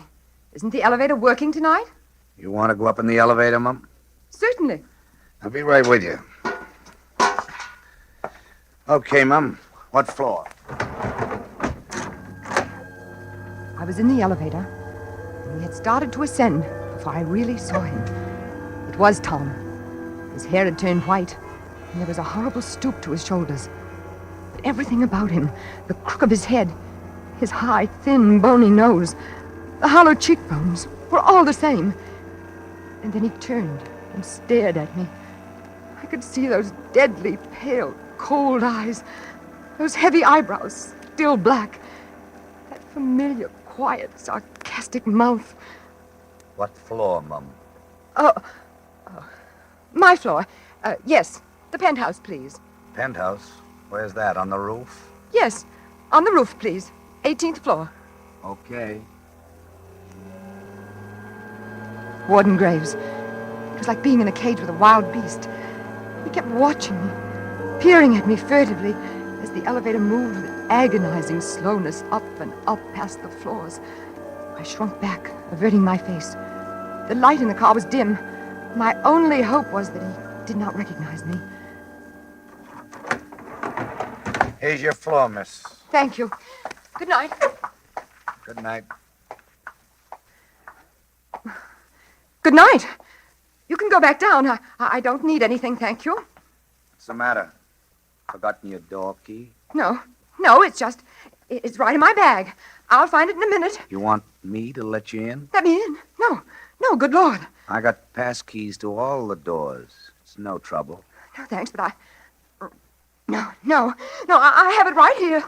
Good night.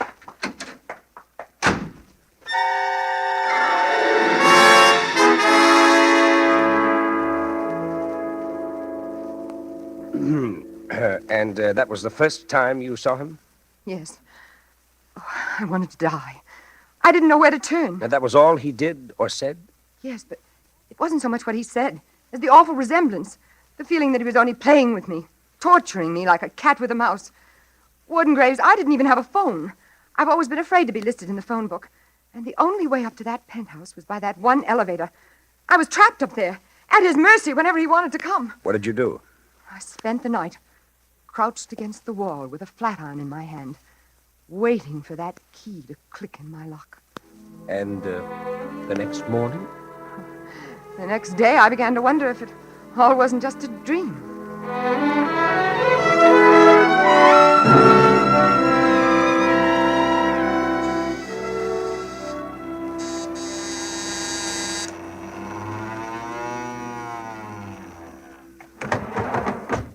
Good morning, Miss Rhodes. Good morning, Gallagher. Lovely weather we've been having. Lovely, dry and brisk, but not too brisk. Not overcoat weather yet. No, not overcoat weather yet. I was only saying to Foley this morning. Gallagher? Yes, Miss Rhodes, yes. Who's that new night man running the elevator? The one who came on last night? Oh, Foley? You mean Foley, Miss Rose? Why, that's Charlie Foley. Nice old chap, ain't he? Very friendly and obliging, too. Treated me to coffee this morning before I came on. Charlie Foley? Yep, that's his name. They're very partial to the Irish here in this building. Gallagher, Foley. But he's a nice, trustworthy chap, Miss Rose. Honest, too. Good morning, Miss Rose. Good morning. Forget something, Miss Rose? No. Just about this Mr. Foley. It's just that he's rather odd-looking. I was wondering where he came from and if he's perfectly all right. All right. Let me tell you something. He was personally recommended by Ellsworth, Hitchcock, Pearson, and Scott, the owners of the place. And that's the first time that's ever happened in my experience. Don't you worry about him, Miss Rhodes. He's a good man, member of our union, and married with 2 children. Believe me, when the owners recommend a man. Well, it all sounds like a foolproof alibi, Miss Rhodes.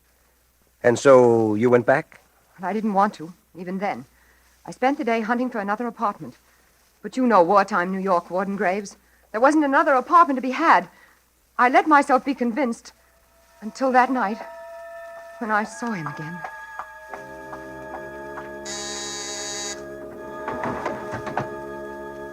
Good evening, Miss Rhodes. He called me Miss Rhodes. And now there was a cruel, sarcastic smile about his lips. The kind of smile I'd seen him give to Mama. You think he recognized you then? Recognized me? Warden Graves, I haven't changed. Perhaps I've grown a little thinner. Don't you see, he'd come there only to trap me. He'd taken that particular job, plotted, schemed. Here's your floor, Miss Rhodes. It was only a question of when. When he was going to do it. When the axe was going to fall. He kept grinning at me as I stepped out of the elevator. Good night, Miss Rhodes. Good night.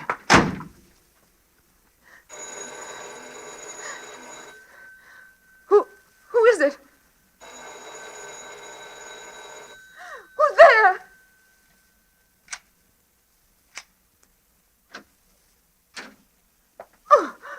Oh, excuse me, Miss Rhodes. There wasn't any answer to my ring. What do you want? What are you doing here? It's your laundry. They told me to put it inside the door in case you weren't home. My laundry? Oh, but you knew I was home. You just brought me up. That's right. Excuse me, I guess I must have been thinking of something else. Yes. I'm sorry, Miss Rhodes. Very sorry. That's all right. Good night. It was a crazy mistake. There I was thinking you could get up here some other way. But there isn't any other way, is there? No. Even the service elevator doesn't get up this far, does it? No. It's just like you're all alone here. Alone. On the roof.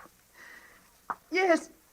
Tom, if you come any closer, I'll kill you to hear. I'll kill you with my bare...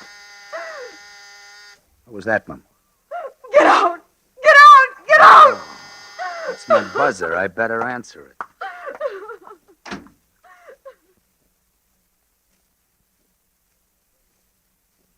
And then what happened? Nothing. He came back again that night? No. I haven't seen him since. I barricaded myself in that night. Once it occurred to me that I might escape by running down 18 flights of fire stairs. But the thought of meeting him back in the gloomy darkness kept me back. And I didn't know where the fire stairs ended. Perhaps in the cellar, where I would be utterly defenseless. It's too bad you don't have a telephone. Oh, it's horrible. The next morning, I got down to the public phone and put through the call to here. But it wasn't any use. That was the day I was out of town. Yes, but Warden, I still don't see why they couldn't have told me. After all, I was giving them information. It's one of our strictest regulations at Osawatomie State Penitentiary never to discuss any of our prisoners over the telephone. That's what they said. So you came all the way out here in person. Yes. And now you wish me to send someone to apprehend this man. I want you to bring him back, that's all. Back where he belongs. Miss Rhodes, Tom Nixon doesn't need to be brought back. He's here. Oh, no, Warden Graves. Please, I've seen him with my own eyes. Talk to him face to face. Maybe there's someone here calling himself Tom Nixon, but he's escaped. He's free. I know it. Will you just step this way with me, Miss Rhodes? No, I don't want to see him. I don't want to see his cell or talk to anybody or... Tom Nixon's dead, Miss Rhodes. He's buried in the prison yard. I'd like you to see his grave.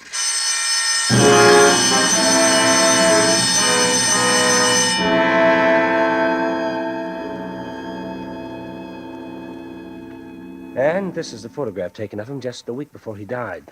You see, he wasted away quite a bit. He was in the infirmary all last year. Became very religious, too, toward the end. Spent a good deal of his time praying. Praying? Mm-hmm. All the fight seemed to go out of him as soon as he knew he was seriously ill. But you'd say this was his picture, wouldn't you, Miss Rhodes? Yes, it's Tom, all right. Mm-hmm. And these little personal belongings. Ordinarily, we turn these over to the family, but in Tom's case, there wasn't much family. You'd recognize these as his. Yes, I don't know them all, but that gold watch, he used to wear it every Sunday at Mama's. He wrote a couple of notes before he died to a fellow prisoner and to the prison chaplain. You remember this handwriting? Yes, this seems to be it. Well, Miss Rhodes, now you feel a little better about your elevator operator? You must think me a fool. No, An awful fool. Not at all, not at all. But the likeness was so extraordinary. It was almost like seeing a ghost. A ghost? Come, Miss Rhodes. Snap out of it. Now that you've gotten all this off your chest, isn't it perfectly obvious that that poor nightman's done nothing or said nothing to you at all out of the ordinary? It's only that, well, you seem to be the victim of some kind of guilt complex. Guilt complex? Oh, I'm not guilty of anything. Oh, what I mean is, Tom has been on your mind now for 10 years. You testified against him. He threatened you. Gradually, you see him everywhere. No, only this once. Only these last few nights. All right.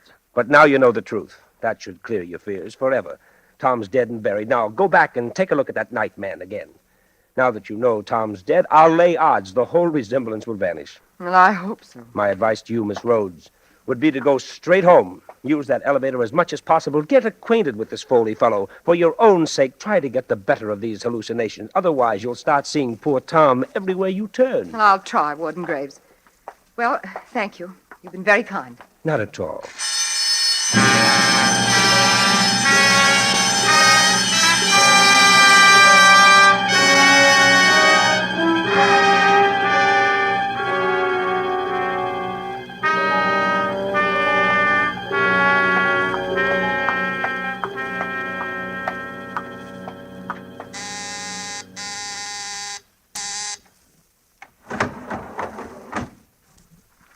Good evening, Charles. Evening, Mum. I have some bags here, Charles. Will you help me with them, please? Okay.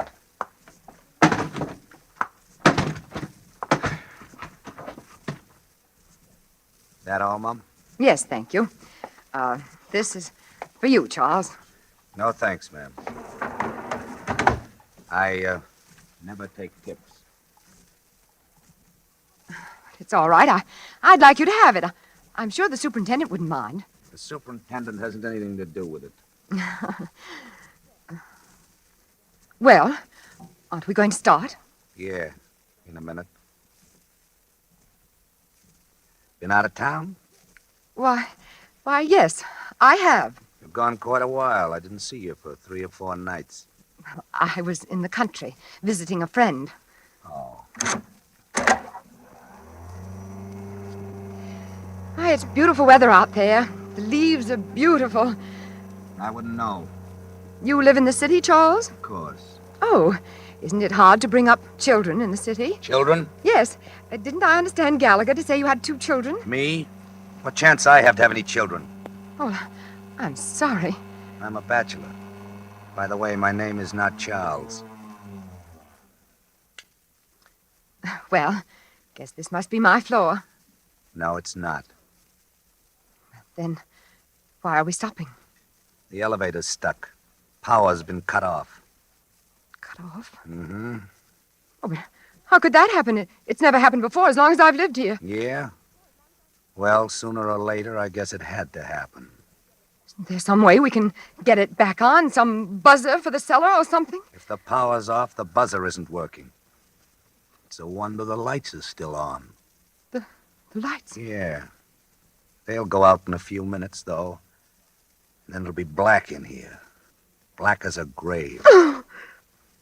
Let's get out of here. Open the door. Can't. She won't budge. But you haven't even tried. I don't have to try. We're stuck between floors. The door's flush with the solid wall. Solid wall? Yeah. We're kind of bricked up in a cell. But there must be some way out of here. Isn't there a little door in the roof? Something you can pry open? Something you can climb up out of into the shaft? I don't see any. Oh, but there must be. Climb up and feel around before the light gives out. There's nothing to get hold of. It's nothing but steel and mirrors. And I'm not tall enough. Stand on my bags. That's a good idea. They'll never hold me. Oh, it's all right. Just hurry. Here.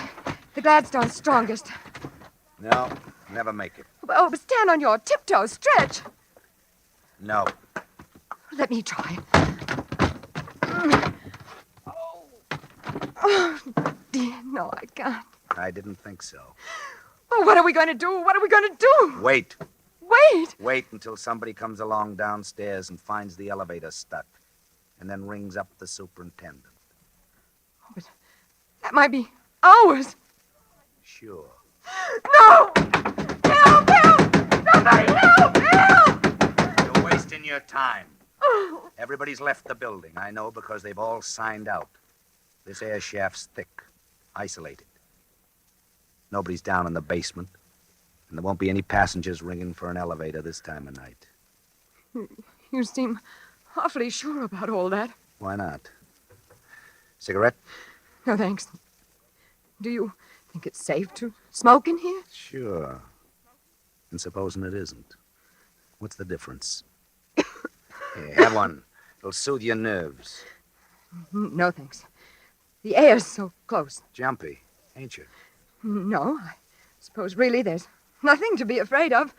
Sooner or later, they'll come. Oh, sure. Eventually.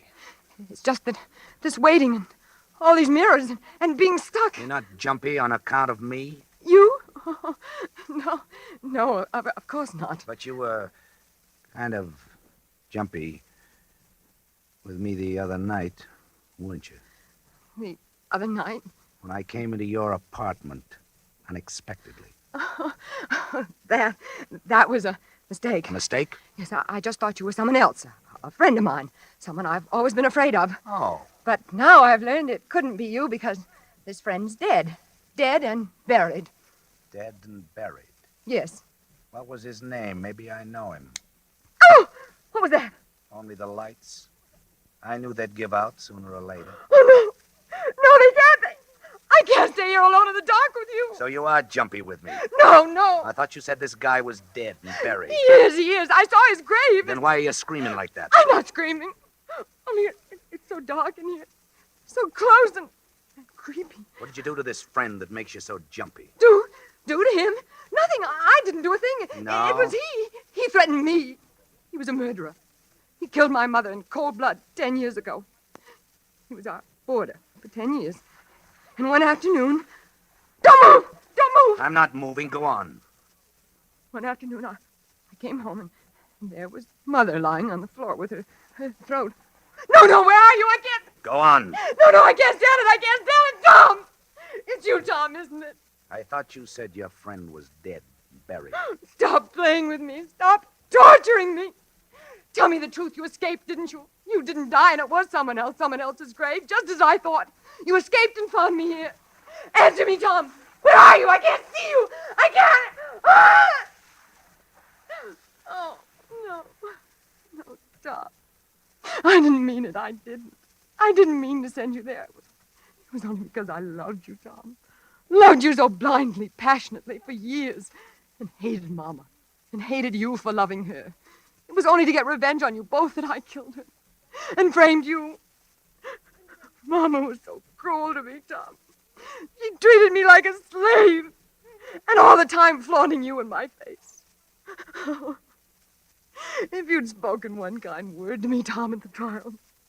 One word to let me know you loved me.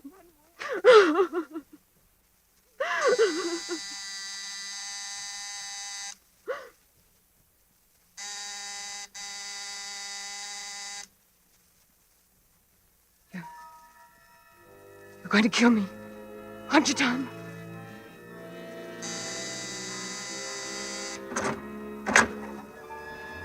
No, Tom! I don't want to die! I don't want to die! I don't want to die, Tom!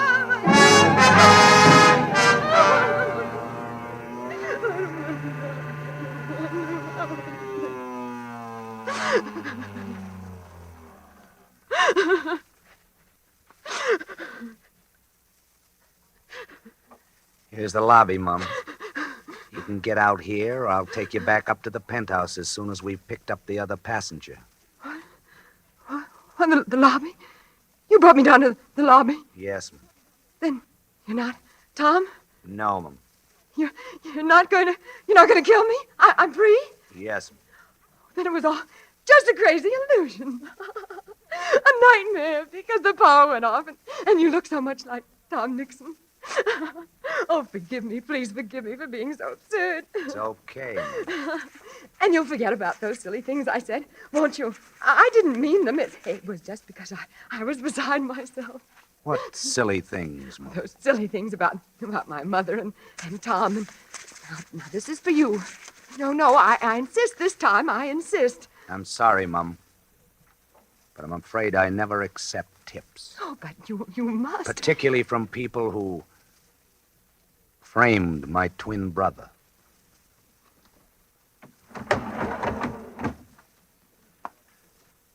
Good evening, Warden Graves. Good evening, Lieutenant Nixon. Well done.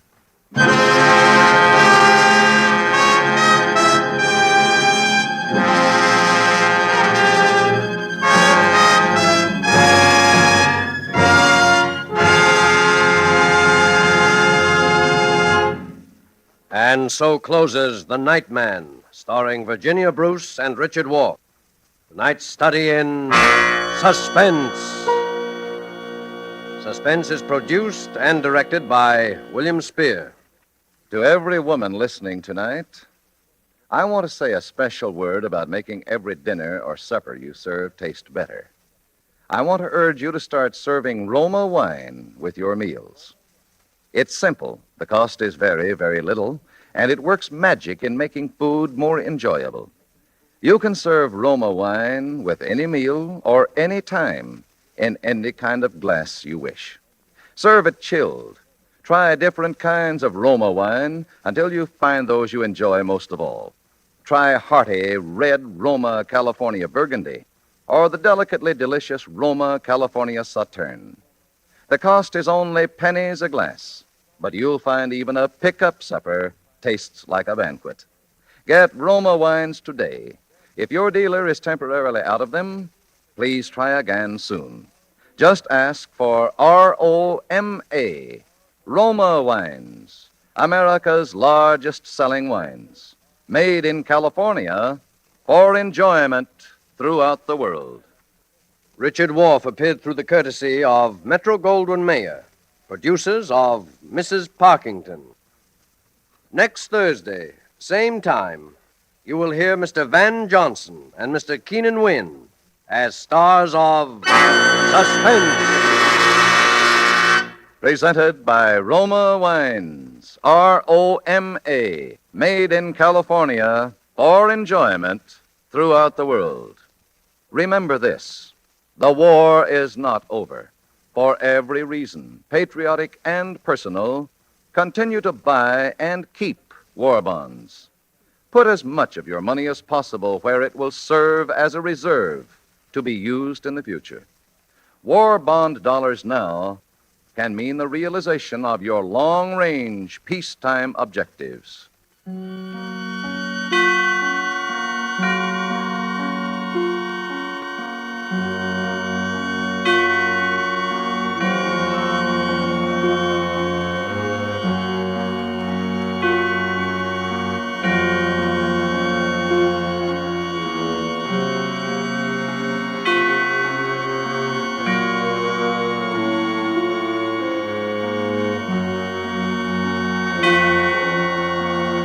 This is CBS, the Columbia Broadcasting System.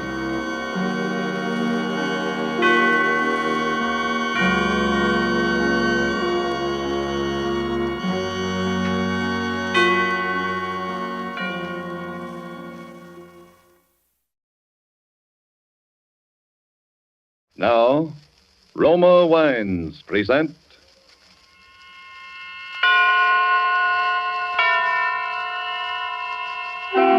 Suspense.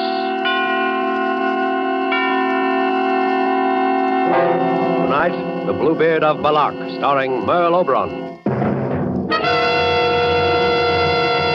Suspense is presented for your enjoyment by Roma Wines. That's R-O-M-A, Roma Wines. Those excellent California wines that can add so much pleasantness to the way you live, to your happiness in entertaining guests, to your enjoyment of everyday meals. Yes, right now a glassful would be very pleasant as Roma Wines bring you Suspense. This is the man in black, here for the Roma Wine Company of Fresno, California, who tonight from Hollywood bring you a star, Miss Merle Oberon, and a suspense play inspired by an actual recent news item from occupied France. And so, with the Bluebeard of Balak, and with the performance of Merle Oberon, we again hope to keep you in suspense.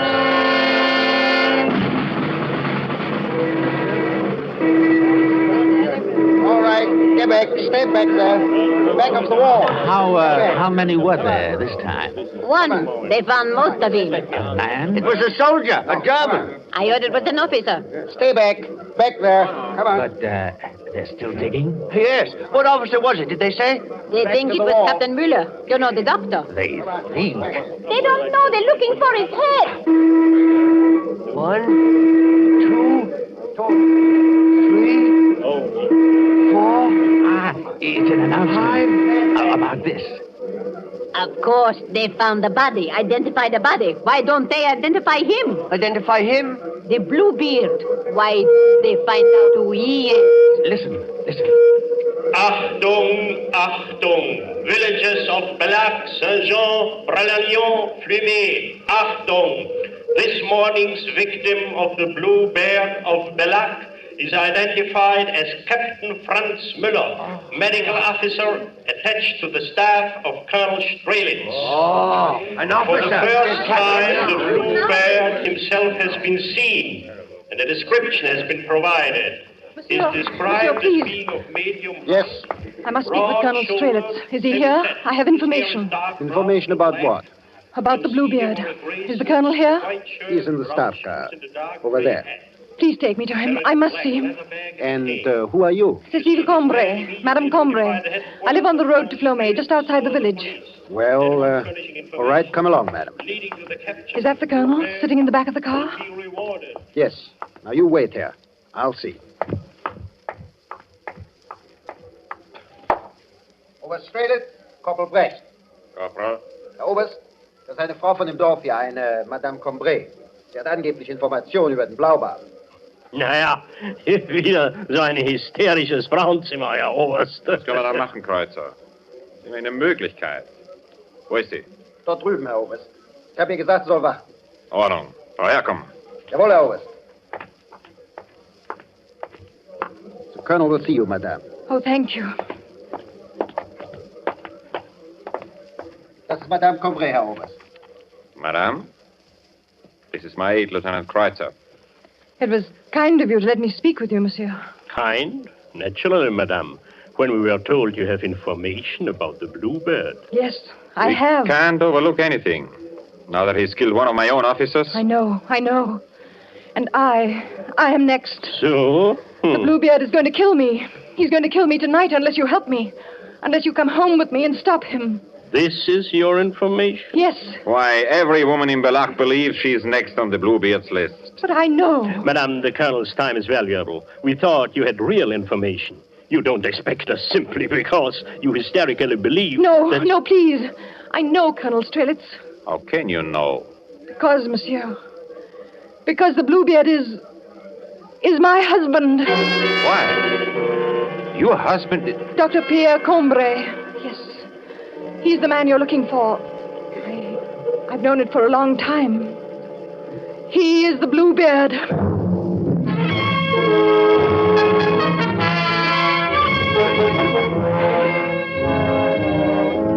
Tonight for Suspense, Roma Wines are bringing you as star Miss Merle Oberon, whom you have heard in the prologue to The Bluebeard of Belloc by Sylvia Richards. Tonight's tale of Suspense.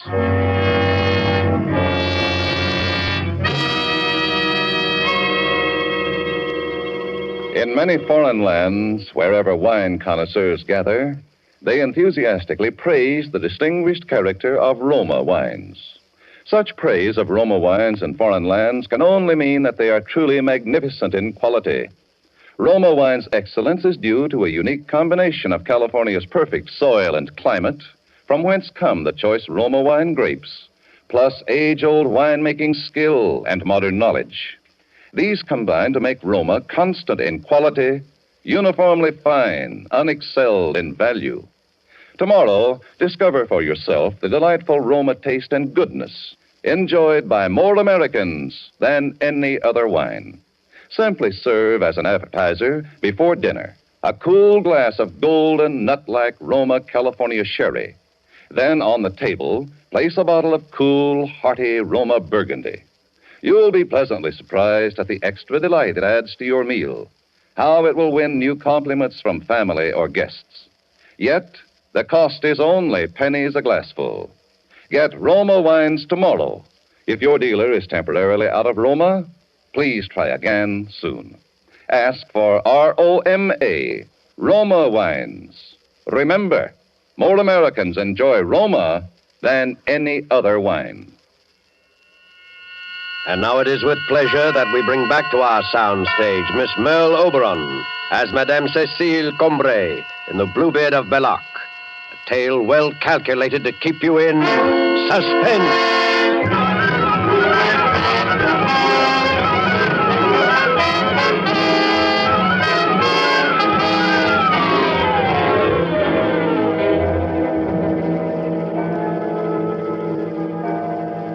11 o'clock. He'll be here in an hour. And if you had not come here with me... You have nothing to fear, madame. The house is well guarded. But won't the guards frighten him away? The instructions are to let him through. They will come in only when we have him trapped. And we are armed. Yes, and he does not carry a gun. You know he uses a knife. Madame Combray, why didn't you come to us before if you knew your husband was the Bluebeard? First, I wasn't sure. Then, when I was sure, well, he was still my husband. Then why now? Because now he will kill me, and I'm afraid. I knew when he went away with the body of Captain Müller yesterday. So you saw the captain? Yes, I saw it. And when Pierre looked at me, I knew he'd kill me. Tonight. Yes, he may try. It's been weeks of fear. And the night, the endless nights. Have you been married long, madame? Long? No, less than a year. You aren't French, are you? No, I'm English. I spent a summer in Flomé about 4 years ago, and I liked it, so I stayed. I taught English in the village school there. Dr. Combray? About a year ago, there was an epidemic in Flomé, and Pierre, came there to help. He seemed to me when I met him to be very kind, a very noble man. Of course, I didn't know him well, but when he asked me to marry him, I was very happy. The morning after we were married, he brought me here to Bellac, to this house which had been his family's for many generations. It was a beautiful morning, early spring. We came, as you did tonight, up the hill, past the summer house, to the front door. Well, here it is, Madame Combray. Come, I'll carry you over the threshold. Oh, careful, Pierre. Don't drop me. No chance of that. Now, this is the hall. Shall I carry you on from room to room? Oh, Pierre, no. Put me down. Very well. Come this way. Now, here is the parlor. Oh. Hello, Captain Müller. Good morning, Doctor. I've been waiting. I hope you don't mind. They said you'd be back this morning, the people down the road. Yes, I was held up by my wedding. Your wedding? Oh, I'm sorry. Cecile, this is Captain Mueller, the medical officer in charge with Colonel Strelitz. Captain, my wife, Cecile. How do you do, Herr Müller? Well, Doctor, I congratulate you. I see even an epidemic can be useful. That's one way of looking at it. So what's up, Mueller? I wanted you to come in tomorrow to help with the vaccinations. About 150 are going out, and we need help. The last lot carried typhoid. I'd be glad to help. What time? Well, they are leaving at noon. If you're there at 8 o'clock, we'll have enough time. I'll be there. Very well, Doctor. Madame, tomorrow then. Heil Hitler. Heil Hitler. Now we will go on with our tour. Follow me. Pierre, who's to be vaccinated tomorrow? All labor draftees being sent to Germany. This is the kitchen. The stairs go up from here. What's upstairs? Well, off that first landing there are several bedrooms, mine and others, and on the floor above still more. Before the war, there were servants. This is a pantry? Yes. And this door, where does it... Why, it's locked. What is it? Oh, there's an old wine cellar. It's not used. A cellar. Do you have a key? There's nothing down there, Cecile, that would interest you. Oh, but I'd like to see. We might be able to grow mushrooms. No, or... Cecile, it can't be used. Let's look.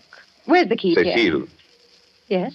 That door must stay locked. But, Pierre... You understand? Yes, but why? No matter what happens, you must never try to go down there. Never.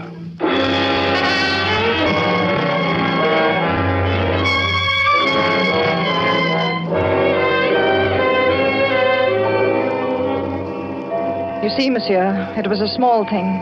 Just a room I must not enter. He told me the room was used for his experiments, and I believed him. I was in love.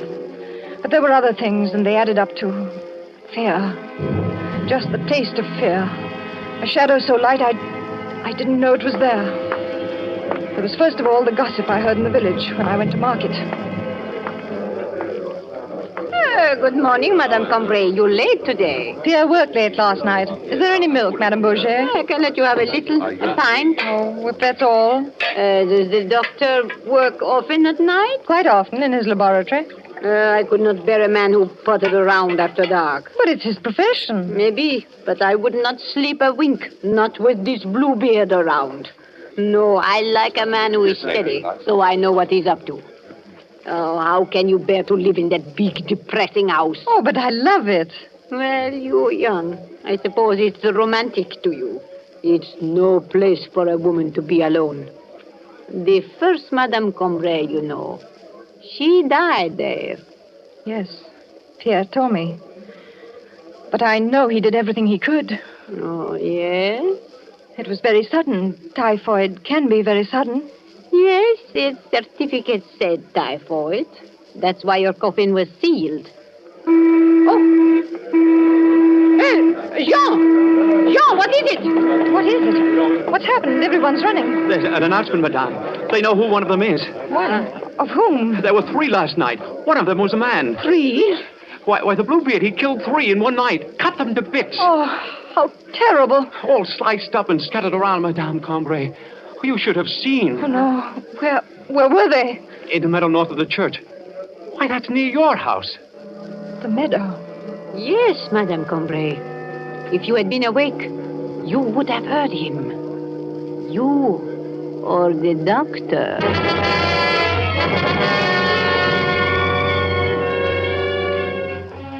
Yes, if I'd been awake, I would have heard. And one night, I was awake.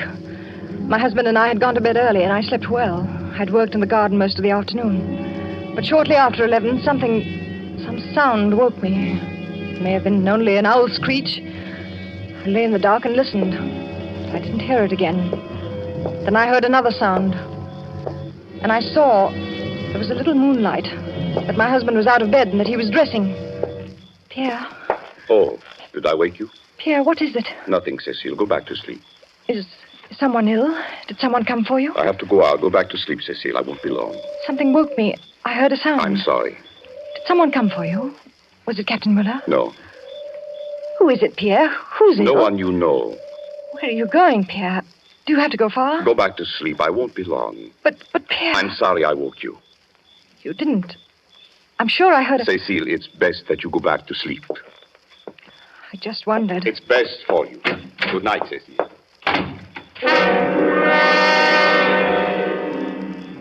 He went away, Colonel Strelitz, and I lay there in my bed, rigid, listening to his steps down the dark stairs into this kitchen. I heard the front door open and close. Then he went down the gravel path in the moonlight. I waited. It seemed long, yet it was only a little time. That clock there, I could hear through the floor chime the quarter, then the half.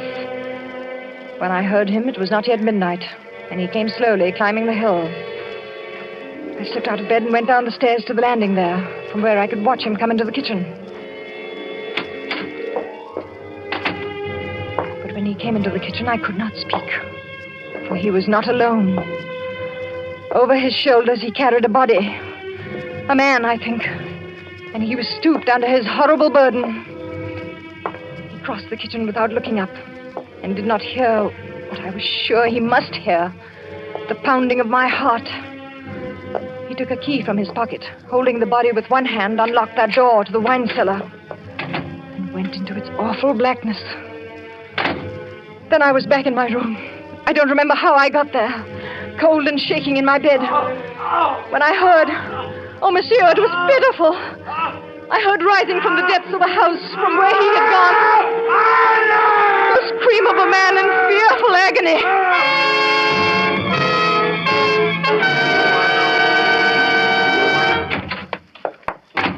Cecile. Yes. Yes, Pierre. You are still awake. No, Pierre, I told you to go back to sleep. I was, Pierre, I did. But you are awake now. Something... I heard something. Yes, you heard? It must have been you opening the door. Oh. You came in suddenly. You must have... Yes, I think I did. Well, we'll go to sleep now. Yes, we'll go to sleep. Pierre? Yes. Was someone ill? Yes. Who was it, Pierre? Did you have to go far? We'll go to sleep now, Cecile. What time is it? Time? It's just past midnight.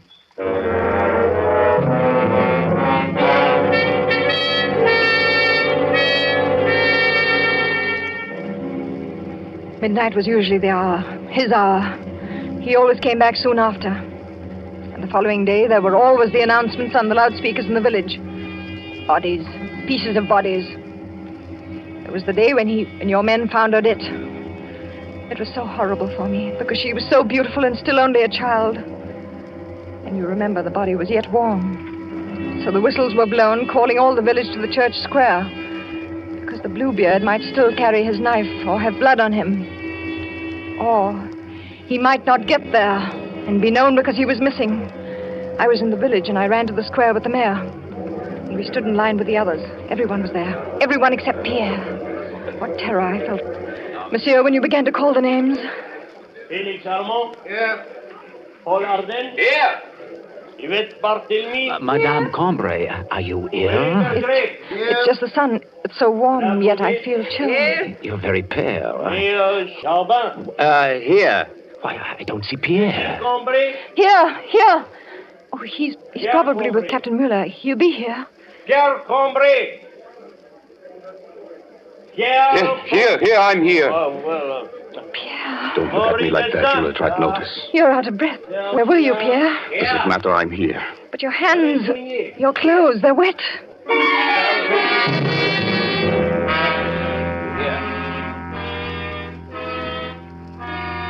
So you see, I still did not know. And I needed to be sure. I could not live unless I was sure. So I stole the key to the cellar. Yes, it was that easy. While he slept, and the next day he went to the village with Captain Muller and left me alone with the answer in my hand. I opened the door and went down those steps, carrying a candle. We will go down there in a moment, Colonel Strelitz, to wait for him. And you will see there is a little room, bare and damp by the candle's light. I saw there was something on the table. It was his case, filled with knives, surgical instruments. Not strange for a doctor. There was blood on them, fresh blood. And there was more on the table, on the floor, and much blood on a sheet which I found thrown into the corner. found the strength to get out and to lock the door again. I put the key back that night. So again, I did not know. I did not really know until yesterday. I was sewing in the front parlor, and Pierre was walking up and down because he had an appointment with Captain Muller. The captain was late. Devil, what's keeping Mueller? Perhaps he got orders. More soldiers came into Belac yesterday. Many more. Yes, I know, but that shouldn't keep him. There's something going on. They're getting ready for something. Yes, but why would Mueller... Do sit down, Pierre. Your walking makes me nervous. I've spoiled the seam and have to rip it out. Oh, I'm sorry. Some of the soldiers were searching houses yesterday. I don't know what they were looking for. Did they come here? Oh, no. At least not while I was here. I was in the village most of the afternoon. That's when I saw the soldiers. And there's nothing here to look for. Is there, Pierre?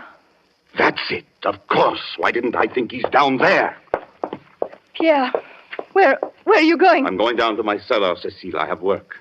Pierre, no, not the captain. Yes, the captain and Cecile. I don't want to be disturbed.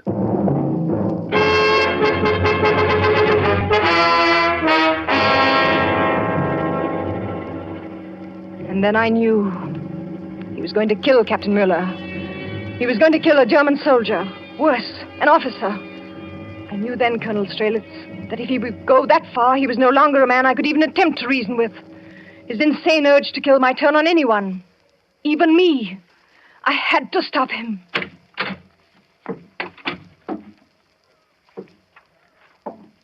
Oh! Cecile! Cecile, what are you doing? You can't come down here. You killed him. Cecile, now. I'll have to. But I wasn't ready. It's not time. Captain Mueller, they'll track you down. You can't get away. Cecile, be quiet. I warned you. I told you not to. Murder. You did it. You killed him. And the others. Cecile, I told you. What'll you do now? Do? What do you think I'll have to do?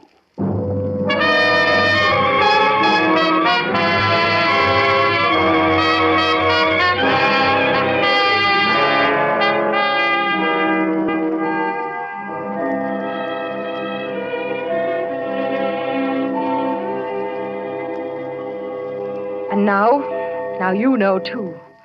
And in a few minutes he'll come, and then it will all be over. It's almost midnight. It's a remarkable story, madame. So he made no attempt to harm you last night? No, Colonel Strelitz. It wasn't time. Not time? He kills only when he feels the need. And he'd already killed one, so the need was gone. And it was daylight. He left then? Yes. I haven't seen him since. He looked at me. It was a terrible look. And he went. And I knew by the look that I would be the next. Tonight. And Captain Mueller?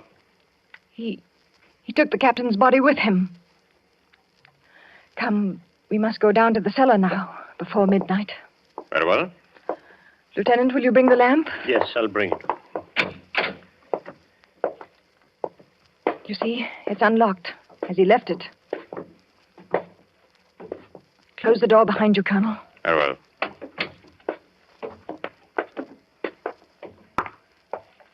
Careful, the last step.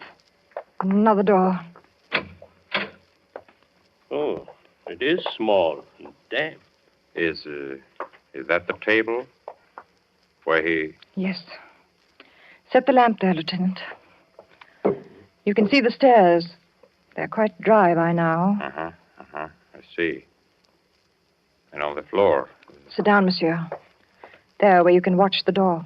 I will stand here at the back if you don't mind. You're right. It's safest for you. Listen. I heard the clock strike. And, yes, listen.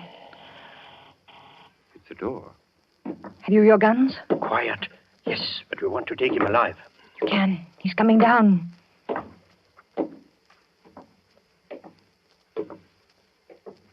Cecile, are you there? Put your hands up, Dr. Hombre. Ah, visitors. Well done, Cecile. Scarcely visitors, Doctor. A bit more unpleasant for you. Now, if you'll... Put your hands up, Colonel Strelitz. You too, Lieutenant. Madame Combré. Yes, I too had a gun. But your husband, he's the Bluebeard? I'll take your gun, Colonel, and yours. Mm-hmm. No, Colonel, I am no Bluebeard, as you knew very well. It was clever of you to plant the mutilated bodies of your victims to drive me into the open. To create this legend of a Bluebeard to make the people of Belak suspect all men who work at night as I do. To make the village distrust me, their leader. But Madame Combray, you saw Captain Muller, saw his body. The captain? Yes. Pierre killed Captain Muller. He was his one victim, because the captain was suspicious and pried a little too far into this room. Pierre had to kill him because he saw our radio station behind that wall. Open it, Pierre, and let the colonel see. You see? The wall opens easily, and behind it is the nerve center for Belak, for our underground army. Army? Sneaks and cowards who set their women to lying. I lied? What else? You said that he carried in a body, that there was a scream in the night, that there was a body. All true, Colonel. Yes, I carried home a man wounded by your soldiers, and I removed the bullet without anesthesia, for we French have no such luxuries.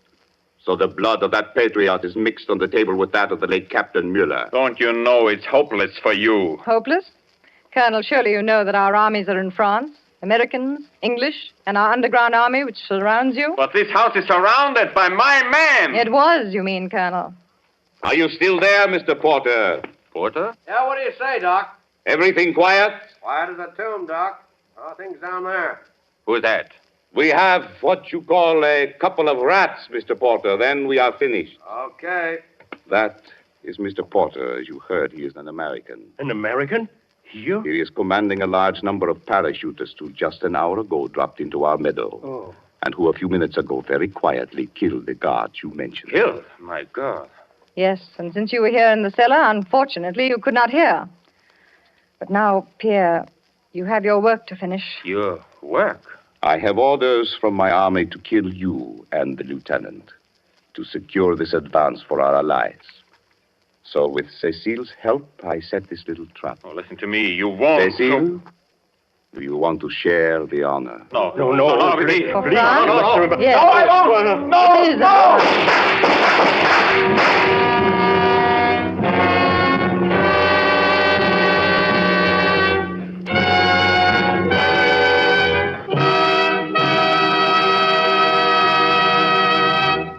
And so closes The Bluebeard of Belak, starring Merle Oberon. Tonight's study in Suspense. Suspense is produced and directed by William Spear. Have you discovered how much good wine adds to the enjoyment of food? How Roma wine makes even the simplest, most inexpensive meals really exciting events? Well, all you need do is place on the table with the meal a cool bottle of hearty Roma California Burgundy. Serve it in any kind of glass. You will find it delicious with any food. And if you are entertaining guests, you will find Roma wine just the gracious, festive note that makes any dinner party or get-together a happy, compliment-arousing occasion. And remember, Roma wines cost you only pennies a glassful. So any home can afford the pleasure they add to everyday living, to entertaining. Ask for ROMA, Roma wines. Remember, more Americans enjoy Roma than any other wine. Merle Oberon is soon to be seen in the Columbia Technicolor production, A Song to Remember. Next Thursday, ladies and gentlemen, same time, you will hear Mr. Gene Kelly as star of Suspense. Presented by Roma Wines, ROMA, made in California for enjoyment throughout the world.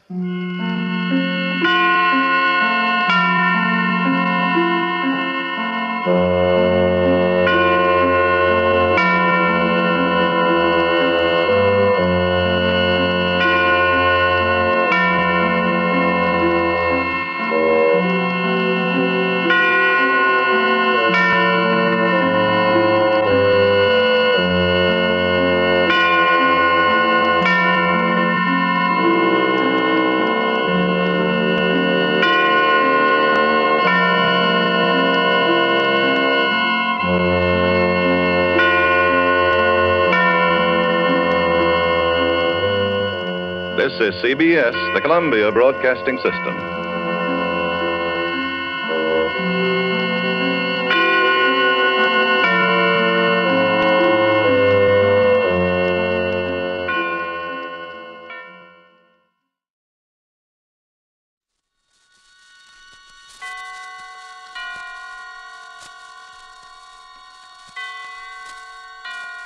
Roma Wines present Suspense.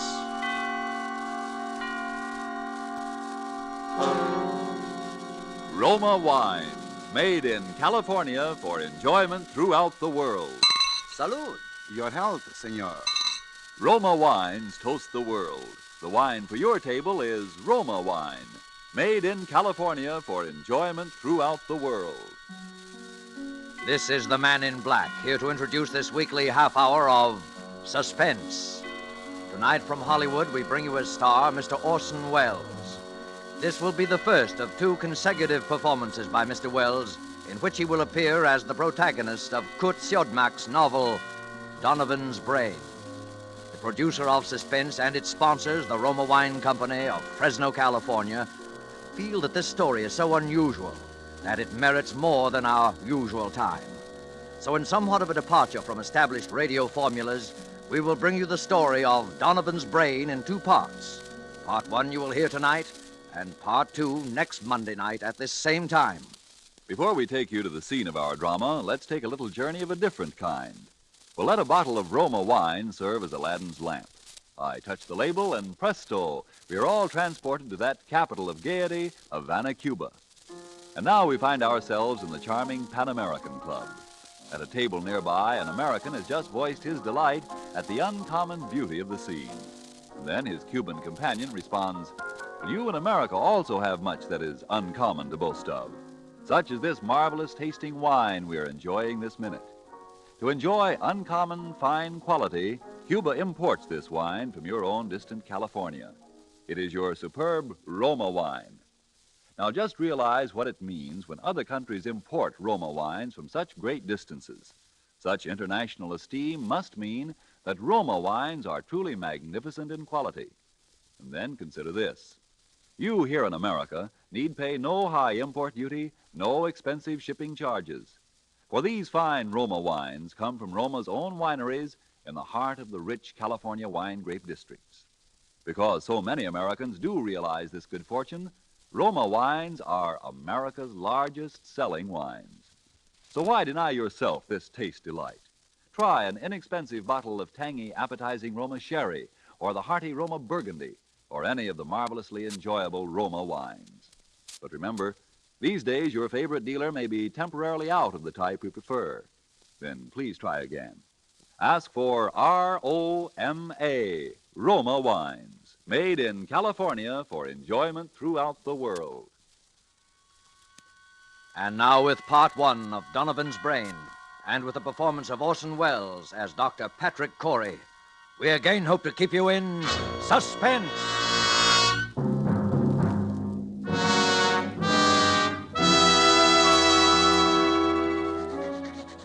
As I sit now outside my laboratory door writing under the heading Experiment 87, this final entry in my casebook, I know that these are the last words I shall ever write upon this earth.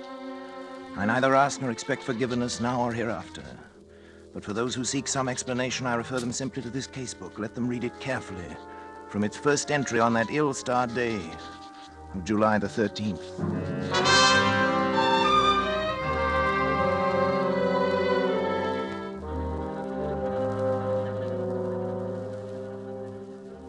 July 13th. Today I bought a small Capuchin monkey from an organ grinder. The animal trembled with fear when I took it into my laboratory, and when I tried to pet it, it bit me.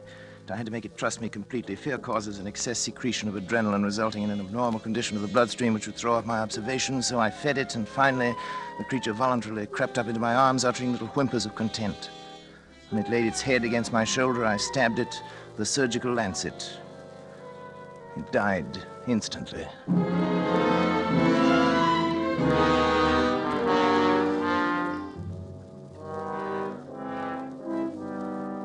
Well, David, what do you think of it? Well, it's pretty amazing, all right. See what I've done, don't you? I think so. You think so? Good Lord, don't you know? Well, after all, Dad, I'm only a second-year medical I know, student. but what of it? I was a second-year student. Who is it? It's me, Janice.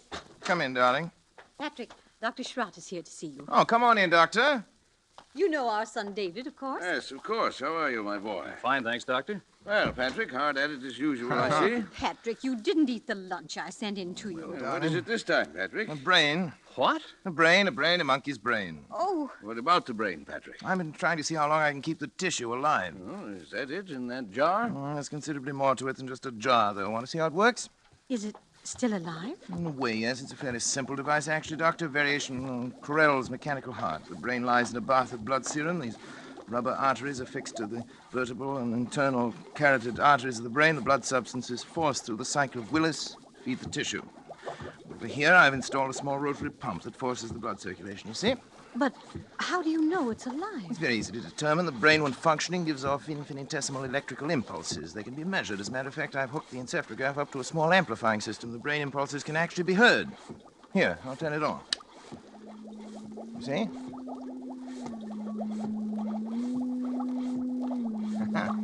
Quite effective, isn't it? Yes, it's effective.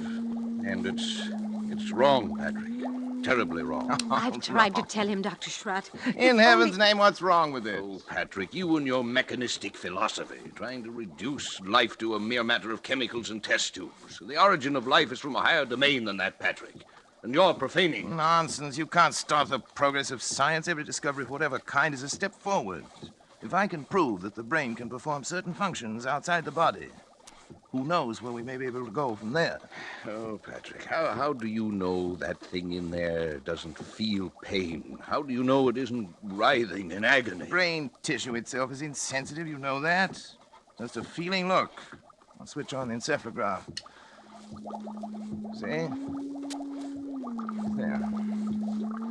Notice the faintness of the amplified alpha rays. Notice the comparatively slow rate of pulsation now. Notice what happens when I tap on the glass jar. See?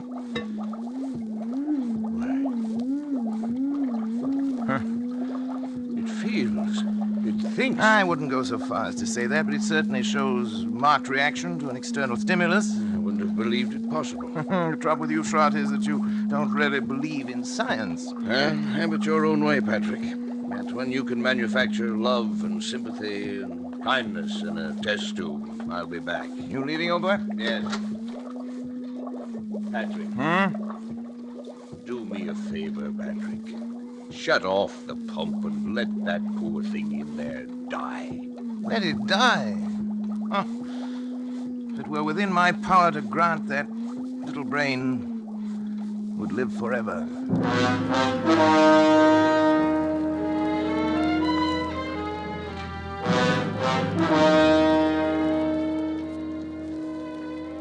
July 18th. I'm utterly exhausted from lack of sleep. At the events of the past 5 days have been of such tremendous importance that I must set them down while every last detail is still fresh in my mind. I've had no time to make an entry in this record since that day last week. It seems a month ago now, and I had my first partial success with the brain of the capuchin monkey. At that time, however, it seemed that I was doomed to disappointment. In spite of all my efforts, the brain of the monkey ceased to live at 12:14 that night. Tired and disheartened, I lay down to sleep on the cot in my laboratory, but at that very moment, fate was contriving an occurrence which now seems destined to have the most profound effect not only upon my own existence, but perhaps upon that of all mankind.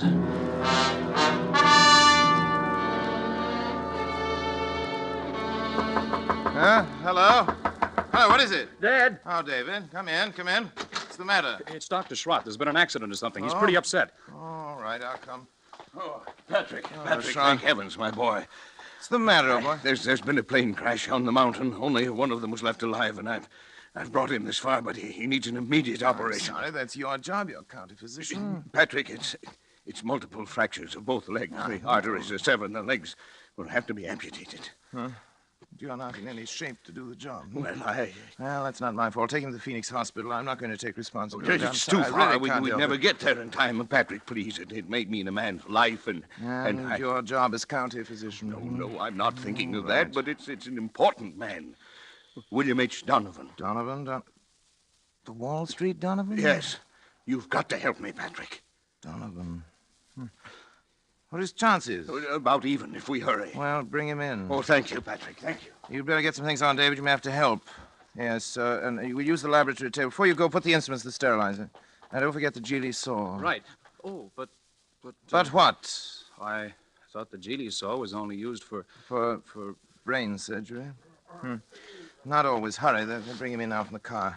Okay, Dad. In here. Careful now. That's right. Easy does. Around the table, please. Yes, Doctor. Easy. You better get yourself a gown and gloves, Doctor, right over there. You won't have time to scrub. Yes, thanks, Doctor. Too bad, isn't he? Pulse rapid. Heart very faint. I wasn't sure. David, yes, half Dad. cc of adrenaline, David, 1 to 1,000 intravenous. Right. You men can go now. Is there anything else we No, can do? thank you. Patrick, don't you think... I'd rather we were alone if you don't mind, gentlemen. Yes. Good night, then, Dr. Schrad. Doctor. Good night. Good night. Now, David, if you remove the blanket from his legs, that's it. Good. You see, fortunately, a forest ranger got to him right after the crash and had sense enough to put a tourniquet on each leg. Even so, Sure.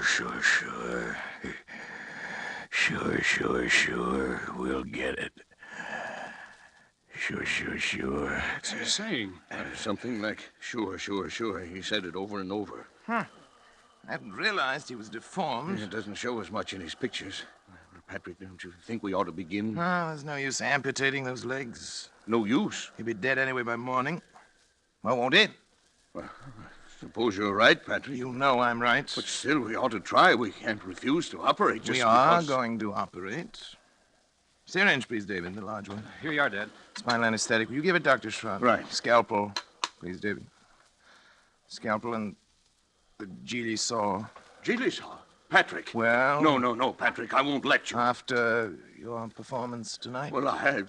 But, Patrick, he's still alive. Precisely. My mistake with the monkey was that he was dead. I don't intend to make that mistake again. Come on, David, Patrick, the scalpel. Patrick, are you out of your mind? You're taking a man's life. I'm giving him life.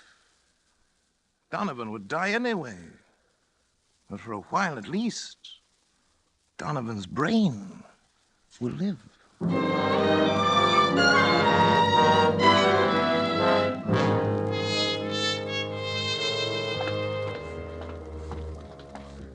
We'd better hurry. They'll be coming for the body pretty soon. You can go now, David. I David, think I will, then.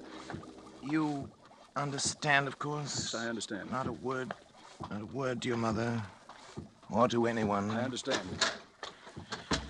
Did you put something in the skull cavity Oh, so yeah. the eyes won't fall? I filled it with cotton, bandaged the whole cranium. It looked like any head injury. I hope nobody gets any ideas about an autopsy. You're the coroner. You can stop there. Look, Schwartz. This is a chance that comes once in a lifetime. William Donovan had one of the greatest minds, has one of the greatest brains in the world today. And now you have it. It's Turn on the madness, Patrick. encephalograph.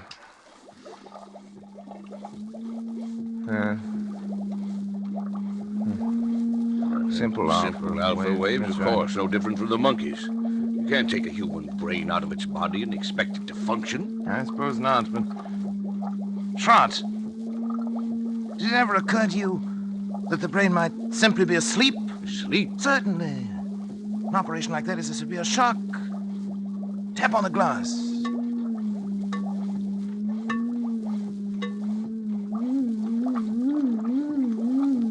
Good Lord, Patrick. Delta waves. It was asleep. You woke it up. It's actually conscious. You see, the three of us conducting this experiment now. You, and me, and William Horace Donovan.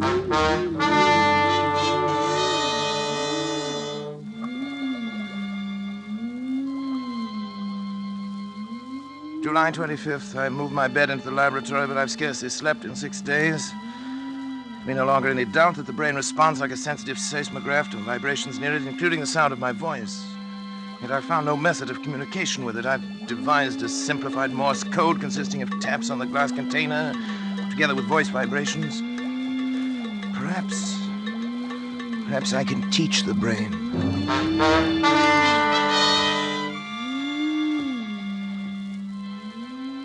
July 30th, Schrott has come to stay with me, half out of a feeling that he shares with me a common guilt, half out of scientific curiosity. I've scarcely seen him, and both David and Janice have been avoiding me, not that I really care. They've been tapping out my code on the side of the brain's container endlessly, day and night, over and over, 1,000 times, so that a baby could learn it, if the brain can learn. I sleep only when the brain itself falls into exhausted slumber. When it wakes again, I resume my tapping.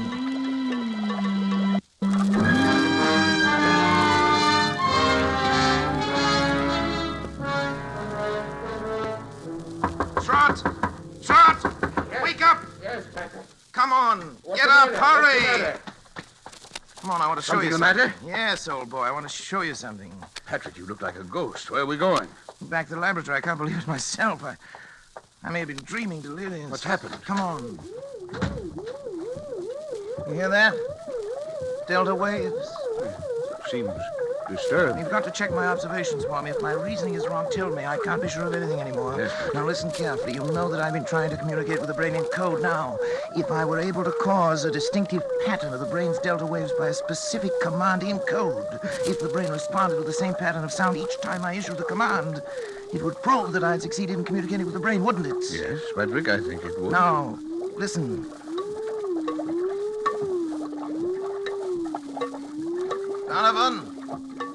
Donovan, if you understand, think 3 times of the word talk.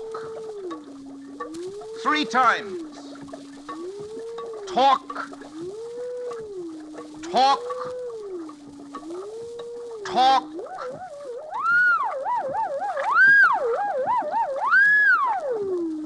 It answered. It spoke. Then I'm right. It's true. This thing has learned to talk. To talk.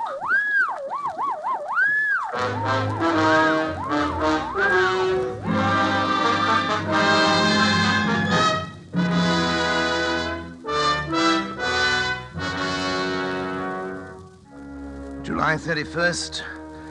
Shot is romanticizing, of course. The delta pattern is so infinitely complex that it'd be utterly impossible ever to break it down into specific words, yet that it understands me, that it's trying to communicate with me, is certain. Shot suggests mental telepathy, that I try to make my mind a blank, as the mediums call it, while at the same time increasing the energy content of the plasma that feeds the brain in the hope of stepping up the brain's electrical potential as one would step up the power of a radio station. Naturally, telepathy is nonsense, but the feeding theory intrigues me. I shall try it.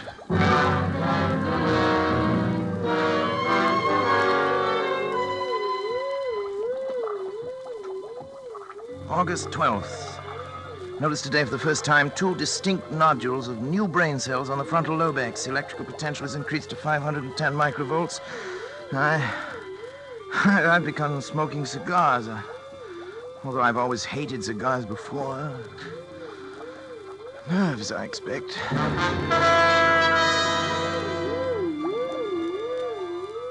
August 22nd, nodules still growing, electrical potential 1450, but no observable results. Lately felt a compelling urge to know more of Donovan's life and have collected every available scrap of information about him. A strange man he was. Strange, ruthless, actually evil in many ways, but nonetheless an extraordinarily brilliant mind.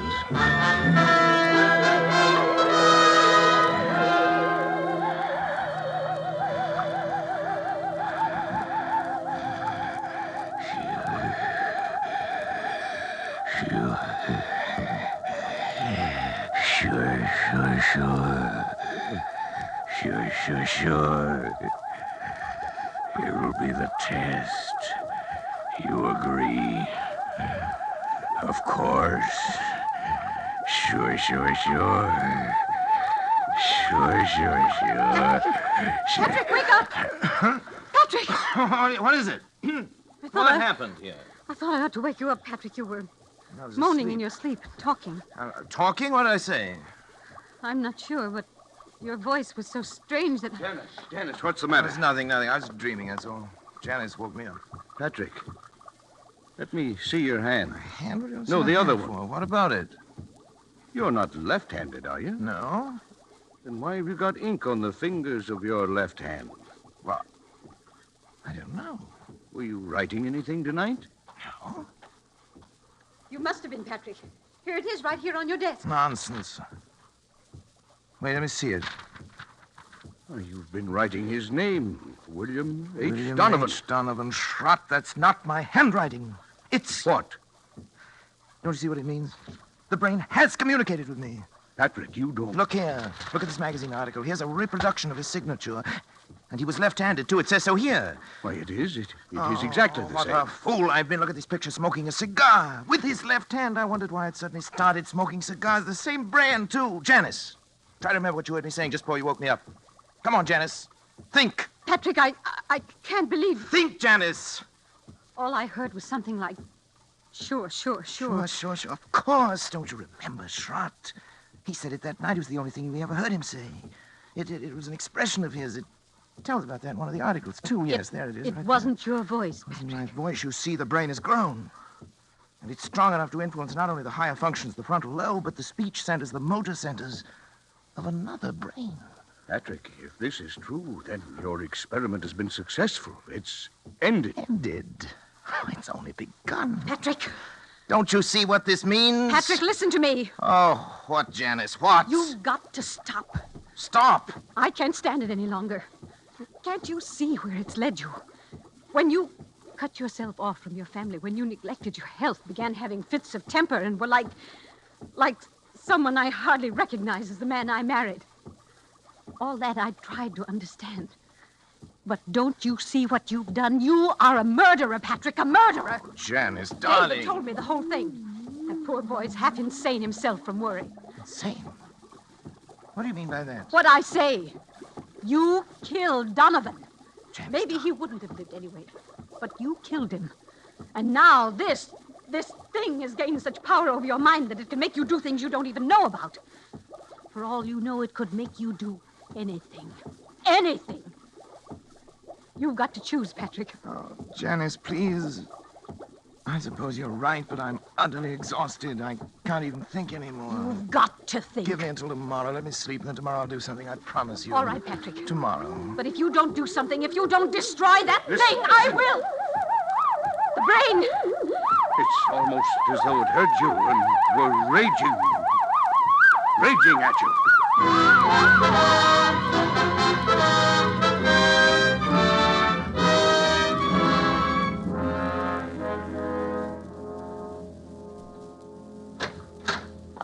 This way, please, Dr. Come Corey. on, darling. But, Patrick, why are we going in here? A psychiatric clinic? I told you I'd do something, Janice. I've got an idea. You mean you're having yourself psychoanalyzed? Well... Something like that? Something like that. I'll tell you about it later. First, I want you to talk to this man alone. Dr. Zanger, this is Dr. Corey. Oh, how do you do, Dr. Corey? How do you I've heard do, something Dr. of Zanger? your work. Oh, yes. And this is Mrs. Corey. Of course, excuse me. I'm happy to meet you, Mrs. Corey. Thank you, Doctor. Won't you come into my office? I will certainly. Janice, would you mind, darling, waiting in the reception room? I'll be out in just a moment. Thank you. Why, certainly, dear. In here, please, Doctor. Very well. Well, Doctor, she seems quite normal. I'd expected from what you told me on the telephone that... I know. I can assure you, I hate to tell you this, but, Doctor, she's quite insane. I see. Yes, paranoia. She's always been, jealous of my work. And, well, last little while she's got a delusion that she thinks I've made some kind of a monster up in my laboratory. It controls my mind and controls my actions. Huh. So I'm putting her completely in your hands. Oh, well, it's of course a little unusual, but since you are yourself a medical man... That's right. You definitely wish to commit her then, huh? Yes. You have the papers. Oh, yeah, here you are. Just your signature will be enough, Doctor. All right. There you are. You let me know about everything, won't you? Oh, naturally, Doctor. We keep you informed. Thank you. Well, goodbye then, Dr. Corey. We will do what we can. Oh, right. Patrick? Mrs. Corey is staying with us, Miss Wilcox. Yes, Dr. Zanger. Patrick? Come back! Patrick! Oh, it's all right, Mrs. Corey. Just come with me, please. Patrick! No. Where are you going? Let me go! Let me go! Oh, Dr. Corey. Yes? Oh, about the bill, how do you wish it to be handled? The bill? The bill? Sure. I'll take care of it by the week. The checks will be signed William H. Donovan. Sure.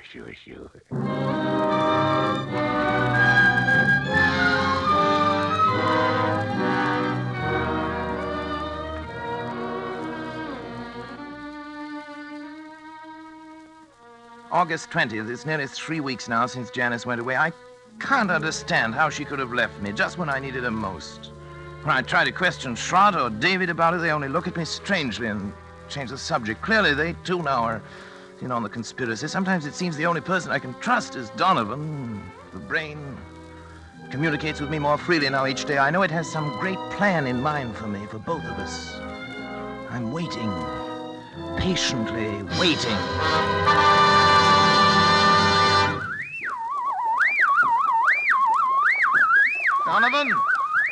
Donovan, I'm listening, Donovan. Don't be angry, Donovan. I'm trying to understand. I'm listening, Donovan. I'm listening. I'm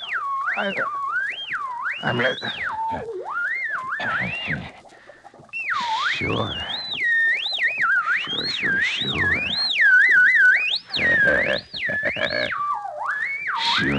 Sure.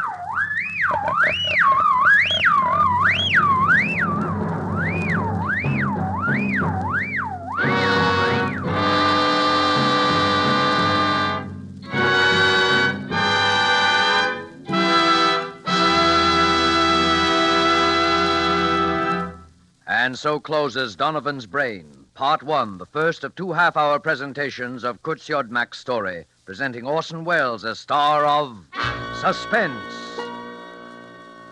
Suspense is produced and directed by William Spear. We sincerely hope you enjoyed the performance of Orson Welles and that of the whole cast tonight in our Roma Suspense play, and that you'll make a note to be sure not to miss the completion of this story next week.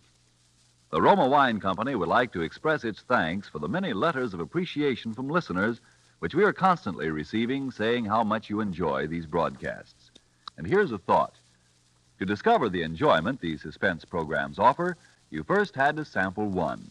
And so you must first sample one of the many delicious Roma wines to discover for yourself their wonderful taste and quality, the excellence that makes Roma America's largest selling wines. You'll discover, as have other millions before you, that Roma wines are super quality, are super tasting, and are super easy on your pocketbook, too, costing only pennies a glass. Be sure you get R-O-M-A, Roma wines, made in California for enjoyment throughout the world. The greatest and most profitable investment you can make in your country's future is to buy war bonds. Don't forget, then, next Monday, you will hear Part 2 of Donovan's Brain, starring Orson Welles, in the completion of this remarkable tale of suspense. Presented by Roma Wines, R-O-M-A, made in California for enjoyment throughout the world.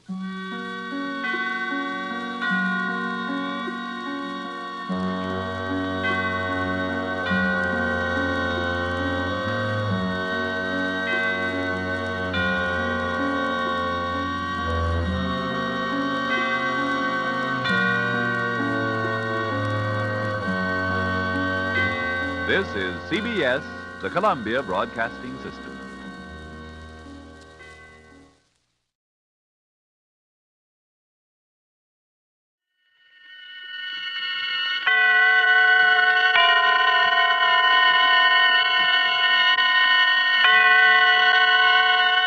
Roma Wines present Suspense.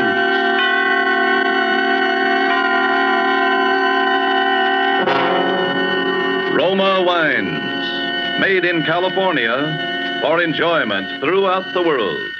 Salute. Your health, senor. Roma Wines toast the world. The wine for your table is Roma wine, made in California for enjoyment throughout the world. The Roma Wine Company of Fresno, California, welcomes you again to this weekly half hour of Suspense. Tonight from Hollywood, Roma Wines bring you a star, Mr. Herbert Marshall. Mr. Marshall is with us to play in Nicholas Blake's powerful story of vengeance and retribution. The Beast Must Die. But before we raise the curtain on tonight's tale of suspense, here is a message from Roma Wines. In Havana, Cuba, one gathering place of fashionable people is the charming Pan American Club. A dinner party is in progress, and the Cuban host has risen to return a compliment which has just been paid him by a guest from the United States. Lifting his glass, he says, "Thank you, my friend. Thank you also for telling us about the perfect climate and soil of California, from which we import these supremely delightful Roma wines. Now we can understand how such perfection is possible, such magnificent quality as we enjoy in Roma wines. You will agree it is a tremendous tribute when other countries find Roma wines so superior they import them as rare and expensive delicacies. Such international esteem can only mean that Roma wines are truly magnificent in quality. But remember, you here in the United States can enjoy these distinguished wines at almost unbelievably low cost. For you pay no high import duties, no expensive shipping costs. You enjoy the unique combination which makes Roma wines so superlatively fine, the combination of California's perfect soil and climate, and age-old wine-making skill, plus Roma's modern quality controls, for only pennies a glass. Discover the delightful flavor and goodness which have made Roma wines America's largest-selling wines. Ask for R-O-M-A, Roma wines, made in California for enjoyment throughout the world. And now, with The Beast Must Die, and with the performance of Herbert Marshall as Felix Lane, who wrote a diary of death, we again hope to keep you in suspense.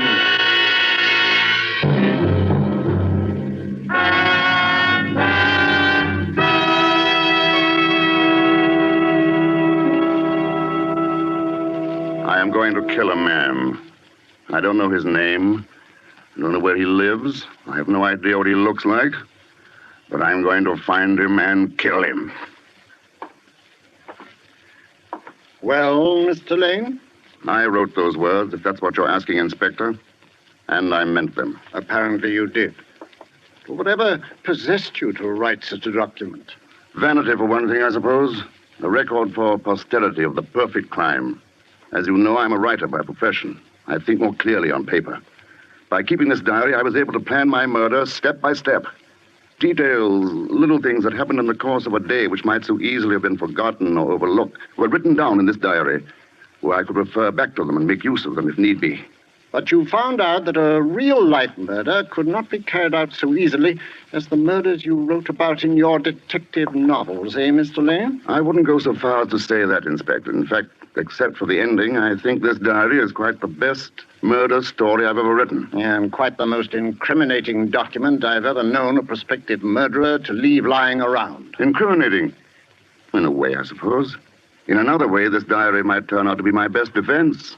How do you figure that, Mr. Lane? Well, supposing I read some parts of it aloud to you and let you decide for yourself. Very well, Mr. Lane. Fire away. That was my first entry. June the 18th. Yes, I'm going to kill a man. It takes great singleness of purpose to commit a murder. But if ever for a moment I stray from that purpose, I've only to think of Ronnie. Ronnie was my son. One evening, 2 weeks ago, he was crossing the road outside our house. He had gone into the village to buy some candy.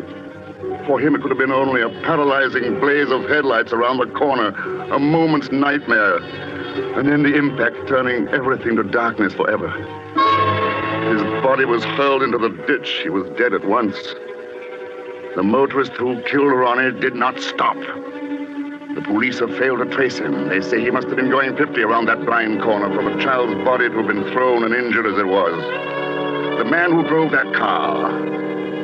He is the man I have got to find and kill.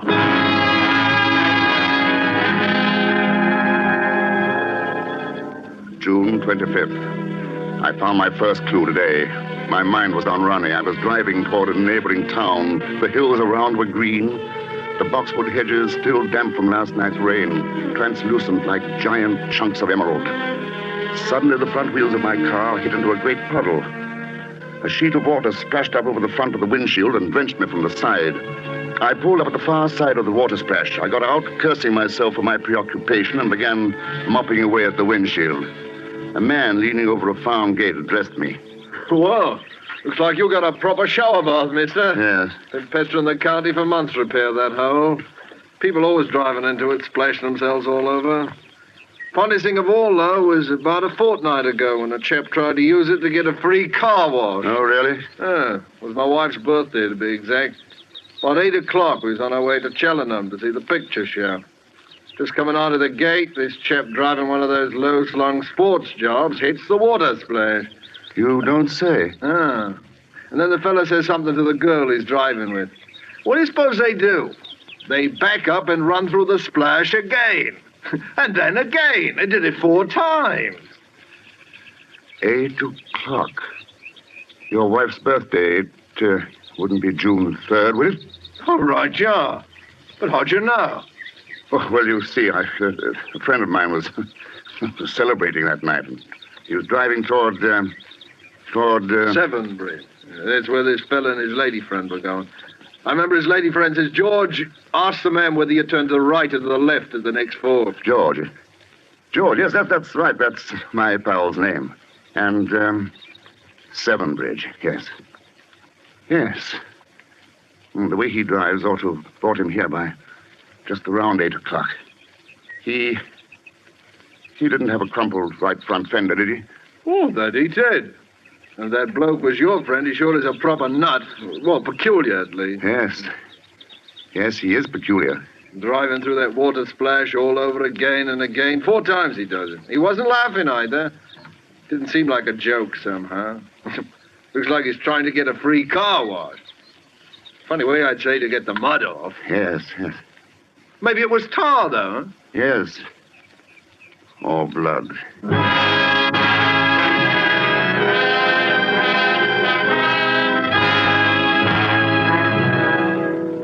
July 12th. At Severnbridge. I've talked to any number of the town's people, and I've met a number of Georges. But not one of them have owned or driven a low-slung sports job. Not like the one I've been looking for anyway. It may be that I have to start all over again. On some other tack. I was returning to the inn this afternoon when I noticed a car parked on the side of the road up ahead.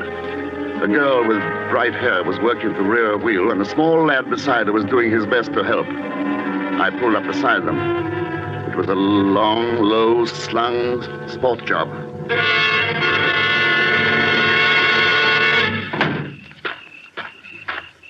I say, can I help? Well, what do you think, Phil? Oh, yes, sir. Yes, if you would lend a hand. I'm afraid we're not quite heavy enough to weight the jack handle down for another Now, turn. here, fella, let me have a go at it. I say, the paint doesn't seem quite to match on the right front fender. The fender? Oh, Dad had a new fender put on a while back. It got bunged up or something. I can't tell you how awfully nice it is of you to help us out. Not at all. By the way, I wonder if you and Phil here wouldn't stop for tea with me at the inn afterwards. It's not far, you know. We're expected at home, sir. Perhaps you could come along with us. What do you do, sir? Why, I'm a writer, Phil. Oh, you really must come to see us. It's Gables on Devon Road, my brother-in-law's place. The name's Rattery. We'll give you a ring tomorrow and set a date. Sis will love meeting a real author, and so will George. Did you say your brother-in-law's name is George?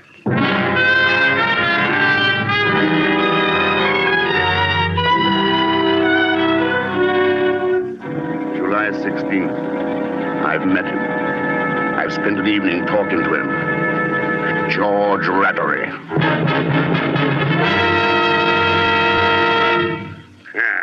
So you're a friend of Lena's, eh? Storybook detective. Right. Easy enough to write about a dead body, but I'd like to see an author that had guts enough to look at one.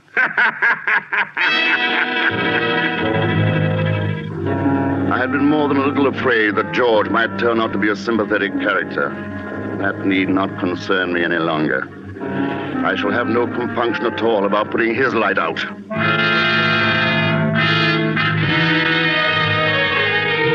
It appears that George is the half-owner of a garage down in town. A man by the name of Carfax is the other partner. A garage. That would explain how the damaged fender got itself fixed without the police knowing. Oh, how can a beast like George have a fine young son like Phil?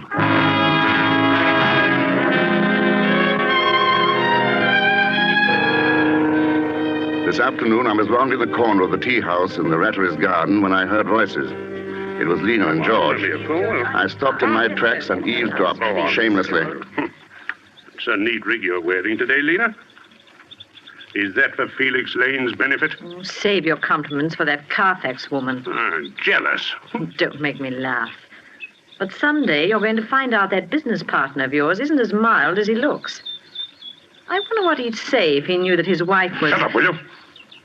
And since when did you get so high and mighty? It wasn't so long ago that you yourself were glad enough to... If you ever open your mouth about any of that, I swear I'll kill you. Talking big now, aren't we, Miss Snow White? Just try something and you'll find out.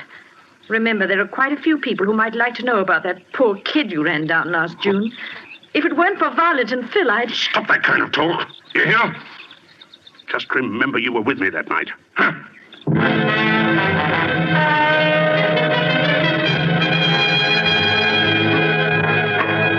August 5th. Had a look around the Rattery Carfax garage this afternoon. Told George it might come in useful as material in my book. All at once I heard a shot, and there stood George blazing away over the plot in back with a rifle. I went up to him. There. That's another one of the pests out of the way. We've tried everything. Traps, poisons, rat hunts. We can't keep them down. That's a nice rifle. Yeah. Gave it to Phil when he came back from school in Switzerland. Much too good for him. Here, I'd like to have a go at him. I raised the rifle and sighted. George's back was to me. By shifting a few inches to the right, the bullet should enter the base of the brain. Who could prove that George hadn't suddenly stepped in my way? My finger tightened on the trigger. I say, George, I can't find that new tin of rat poison. Phil was spreading some out into the dump yesterday. I wonder where he put it. Oh, hello there, Lane. Hello, Carfax. Hey, watch out where you're pointing that gun. We wouldn't want anything to happen to the senior partner, eh? Not very funny.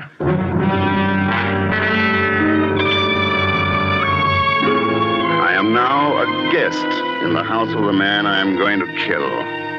Violet, Phil's mother, suggested that I come and stay with them for a fortnight and help Phil in odd hours with his Latin. George, much to my surprise, joined in heartily with the idea. I wonder why. I must watch him very closely because of what happened last night. We were having coffee in the drawing room after dinner when the conversation took a most extraordinary turn.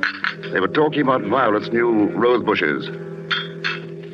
I suppose they'll be very nice, but I can't for the life of me see why you went to all that trouble. Well, the old ones weren't doing very well. They were still alive, weren't they, Mother?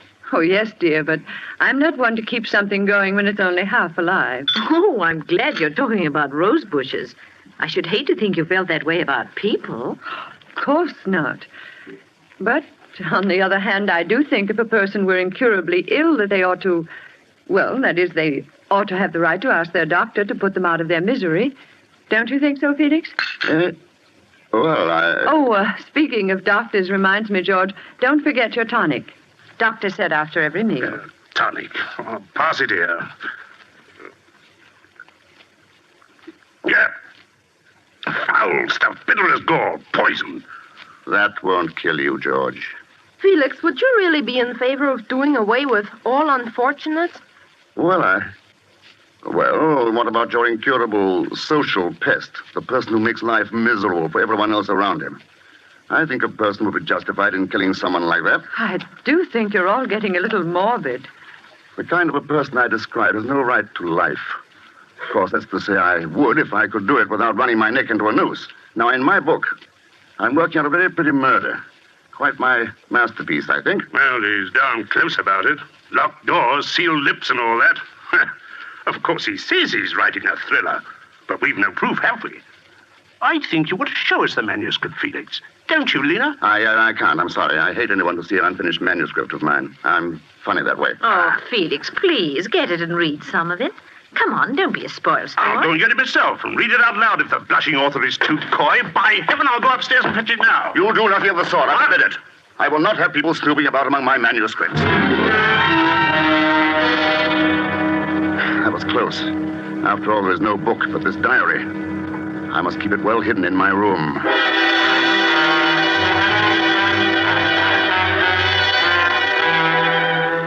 At last, I have my plan.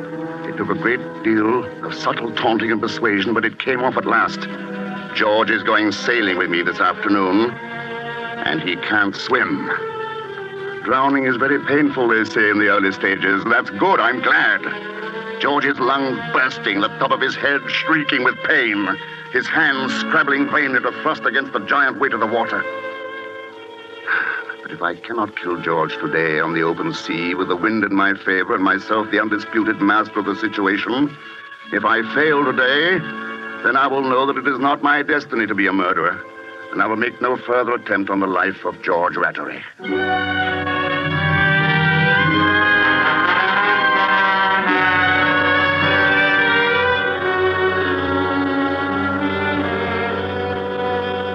And that, Inspector Blunt, is the last entry in my diary. But you and George did go sailing, didn't you? Yes, it was after lunch on the same day. We walked down to the docks together. George, as you can imagine, was rather clumsy about a boat, but it was only a few minutes after he clambered aboard that we were out in the main water, sailing free. George had his feet braced against the centerboard case and his hands gripped the gunwale. The squall was coming up. Hey, that motorboat is getting very close, isn't it? There'll be plenty of room, George. Power vessels have to give way to sailing vessels, you know. Give way? How do you think about that size is going to give way to a crate like this? Hey there, what are you up to? Look out, I tell you, you can't. What if you run into us? I'll bloody well hang on to your leg and we're both drowned. What are you doing? What? A bit close, but perfectly safe. Oh, perfectly safe. That barge didn't miss us by a yard. The same thing happened the other day when I was out with Phil. He didn't lose his nerve. Oh, he didn't, eh? By the way, you better not stand up in the boat again. That's one thing that's not safe. Very well, my friend.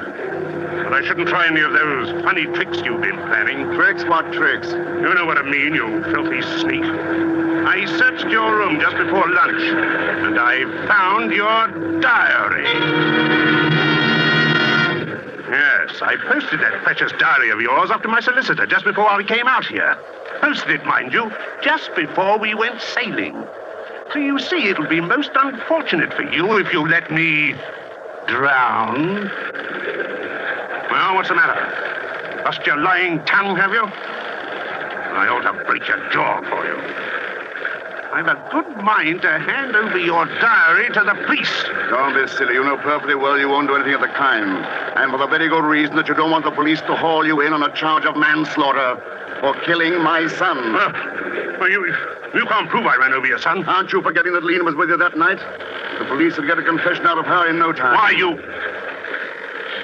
if ever I see you again after today, you slug, I'll bash you into a jelly. Oh, shut up, George. I guess we've both been a little too clever. It looks like a stalemate.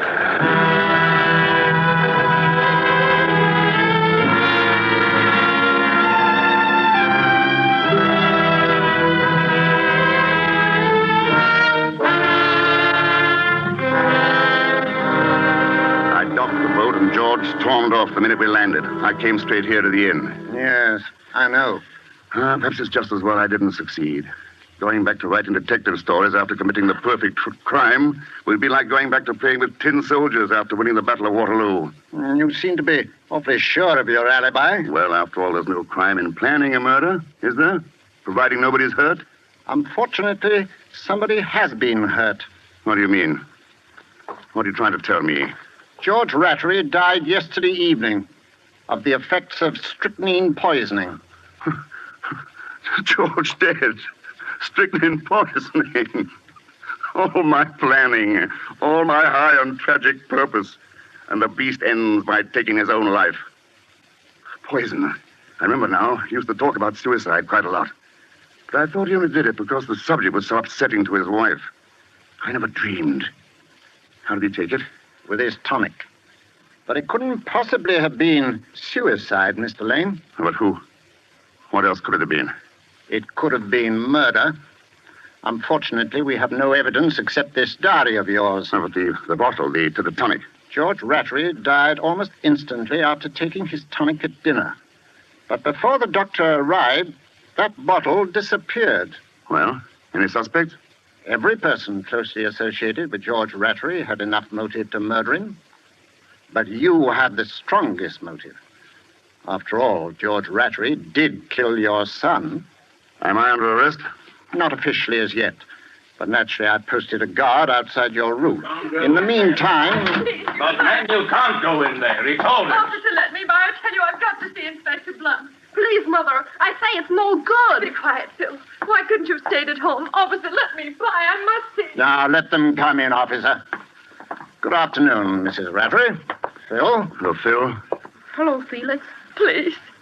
Please, I can't stand it any longer. They're accusing Felix here of murdering my husband. He had nothing to do with it. Said. She doesn't know what she's saying. Oh, for heaven's sake, Phil, will you be quiet? It was I who killed George. He treated me very badly. He was unspeakable to Phil. There was another woman. Oh, I can't go on. Are you trying to tell me, Mrs. Rattery, that you gave your husband poison? Yes. Mother. I tell you, I poisoned him. Where did you get the poison, Mrs. Rattery? I bought it at that chemist shop. What chemist shop? The one on Abbey Lane, near the corner of Hightowers. That's it. Uh-huh. What became of the bottle of tonic after your husband's death? I broke it. I buried it. I'm sorry, Mrs. Rattery. The police have checked. You didn't buy any poison at the chemist's. Mother, I told you it was no good. Sir, Mother is trying to save me. It was I, sir. I killed him. What? Phil, you don't. Don't believe him. Don't believe him. He's just a foolish child. He doesn't know what he's saying. Go on, Phil. Well, you see, sir, I left a note. I was running away, but Mother found the note before I quite got out the door. Oh, boys get such strange ideas. He couldn't have done it. He's just a boy. You know he couldn't. You see, sir, when they accused Felix here, I couldn't stand it any longer. That's why I wrote you the note, but Mother found it first. She said if she confessed that they wouldn't do much to her. The police would understand. Felix, make them believe me. I can prove I did it. Now, go on, Phil. You say you can prove it. What do you mean? I have it here in my pocket, sir. I've had it hid ever since. So see, here it is. It's still half full. It's Dad's bottle of tonic. Phil, where did you get that? I took it off the buffet after the doctor said Dad was dead. But this is very serious, Phil. You know that. He's lying. He couldn't have. He's just a little boy. Please, all of you, I have a favor to ask. Let me talk to Phil alone for a few minutes. Won't hurt anything. I think I may be able to help solve this whole thing. Phil didn't do it. Violet's right. Yes, but the bottle... Just give Phil and me 10 minutes alone. Very well. We'll wait outside. 10 minutes, mind you, Phil. No more. Come here, Phil. I'm a murderer, Felix. You are not a murderer, Phil. No one could ever tell me that. I left a note. We've gone all over that. I killed him. He beat Mother. I killed him, I tell you. Stop that, Phil. I know better. They thought you did it, Felix. I heard them talking about your diary. You wanted to kill him. You said so in your diary. Maybe I did, but... They'd hang you, Felix. So that's why you wrote the note and pretended you did it? Yes, I saw you in the pantry with Dad's bottle of tonic before you went for the sale with him. You saw me? Oh, I'm sorry, Phil. Sorry you saw me. Naturally, you jumped to the conclusion that I... Oh, poor little man. Oh, there's nothing for you to worry about now, Phil. You mean they're not going to hang you, Felix? They're not going to hang me. You won't let them do anything to you? Promise me. No, I won't let them do anything to me. But, Phil, there are other things for you to think about now. Now that your father's gone, you are head of the house. That's a man's job, Phil. There's a lot you've learned about courage these last few days. Living takes a lot of courage. This is pretty grown-up talk, Phil. Do you understand me? I'm trying, Felix. You remind me a lot of my own son. You mean the boy my father ran? That's right, Phil. Yes, you're a lot like him. Would he have gone sailing with us? Oh, yes. I think Ronnie would have been quite a sailor. Can we go sailing tomorrow, Felix? Not tomorrow, Phil. Are you going away, Felix? Yes, but not as far as most people might think. You sound very strange, Felix. I have a note to write. Got to make everything shipshape. You go on out to your mother and tell them they may join me in a few minutes. Can't I wait, Felix? No, Phil. Go ahead now. But... Those are orders. Skipper's orders. Aye, aye, sir. Goodbye, son. I thought I'd made the last entry in this diary, but there will have to be one more. This diary was kept for only one purpose, to make George and the police believe that I planned to kill the beast by drowning him. Death was already waiting for George Rattery at home in the bottle of his tonic, where I had placed 3 pellets of rat poison taken by me from the garage. My plan was almost perfect. The only thing I didn't expect was that someone loved me enough to try to destroy the evidence I had so carefully planted in an effort to help me, and even to confess to my crime in order to save my skin. I know now that my life ended with the death of my son, Ronnie. It seems that I must have just come back to life for a few weeks to save Phil. Yes, I killed George Rattery. I have no regrets. I might have known that the matter would be taken care of fittingly. It says in the Bible, the beast must die, but the man dieth also. Yea, they both must die. George was right about that tonic of his. It is very bitter.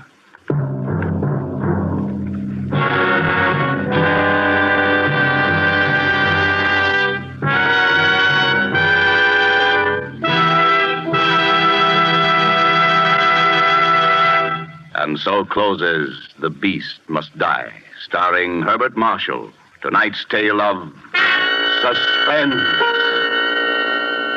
Suspense is produced and directed by William Spear. Have you discovered the age-old secret of famous chefs and lovers of fine food? Namely, how good wine makes even the simplest, most inexpensive meals really exciting events? How Roma wines perform flavor miracles in bringing out rich, new savoriness? Well, the next time you cook any of the red meats, stews, fish, or poultry, add a generous portion of any Roma California table wine, delicious Sauterne, hearty Burgundy, or tasty claret. Then put the same bottle well chilled on the table with your meal. You will be amazed at the wonders Roma wine performs in bringing out all the appetizing goodness of even the simplest foods. Remember, Roma wines, these marvelous aids to greater enjoyment of daily meals, cost only pennies a glassful. So any home can afford the pleasure they give to everyday living. Ask for ROMA, Roma wines, America's largest selling wines, made in California for enjoyment throughout the world. This is Herbert Marshall, and at the request of the United States Army, I'm addressing this to every soldier listening. Volunteers are once more being accepted for immediate training by the parachute troops. Paratroopers receive $50 extra per month in base pay. Officers get $100 extra per month. If you think you can qualify for the paratroops, apply to your company commander immediately. Mr. Marshall appeared through the courtesy of Metro Goldwyn Mayer, producers of White Cliffs of Dover. Next Thursday, same time, you will hear Mr. Peter Lorre with Richard Conte as stars of Suspense. Presented by Roma Wines, ROMA, made in California for enjoyment throughout the world. This is CBS, the Columbia Broadcasting System.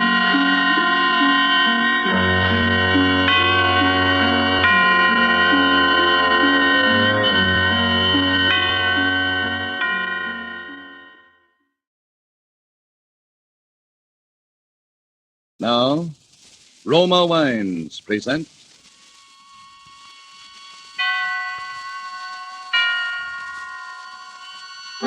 Suspense. Tonight, The Black Curtain, starring Cary Grant. Suspense is presented for your enjoyment by Roma Wines. That's ROMA, Roma Wines. Those excellent California wines that can add so much pleasantness to the way you live. to your happiness in entertaining guests, to your enjoyment of everyday meals.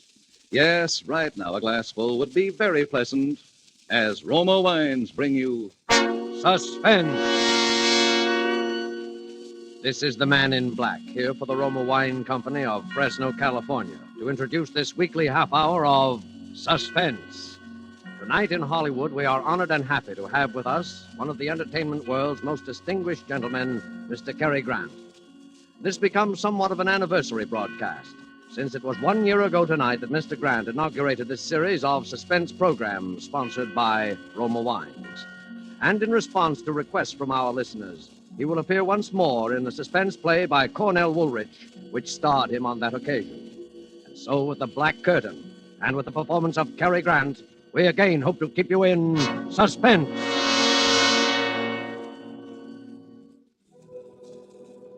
It began, or rather life began again for me, I guess you'd say, that day on that street. My head was pounding terribly. I could hear all the noise and the people milling around. Everything was a jumble at first.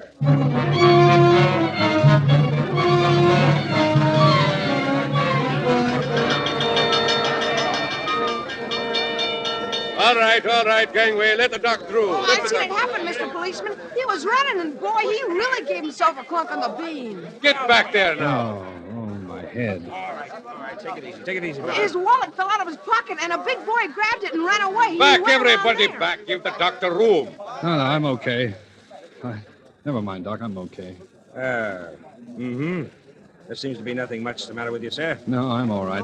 Guess I can talk to him now, Doc? Yeah, sure. Go ahead, officer. Just a bad bump on the head, I think. Yeah, you're all right. You can walk now, can't you? Sure. Here, let me brush you off. Oh, thanks. I'll be fine. Hey, wait a minute. What am I doing with an overcoat on? All right now, mister. Just so they got it on the blotter. What's your name and where do you live? Townsend.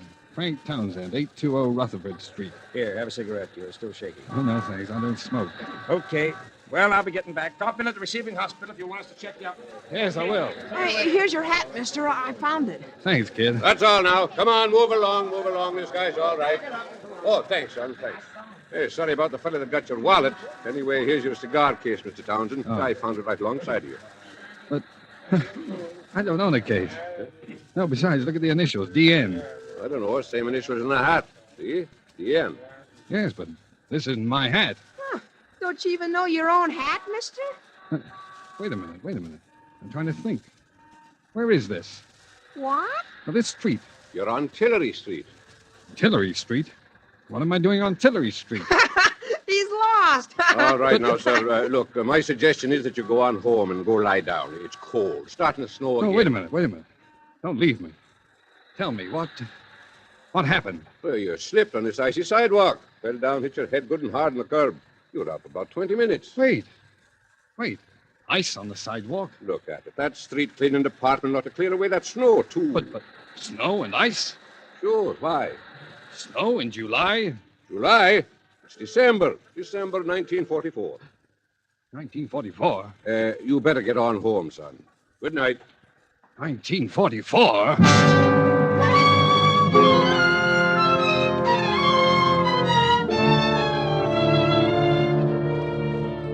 December 1944? The last I remember was July 1941. 3 years just gone. Amnesia. A black curtain comes down over your mind out of nowhere. That black curtain had been over my eyes for 3 years. Where had I been? Who had I been? I hadn't been Frank Townsend. I'd been someone else. DN. Someone whose initials were DN. I walked along Tillery Street thinking about it. Those 3 years. What? Well, I could have been married. I could have been a thief. Something made me turn around on the street for a moment. And that was when I first saw him. Gray eyes. He'd been talking to the cop who took my name. He looked up as I did. And then he started to walk rapidly in my direction. I backed away instinctively. Something about him spelled trouble. He caught me and came forward. Hey, you! Stop! Stop, Townsend! Stop! Townsend! Instinctively, I knew I should run, get away from him. Hey, you! I looked back as I rounded the corner. He had a gun in his hand. He raised it. Then I turned and ran for my life.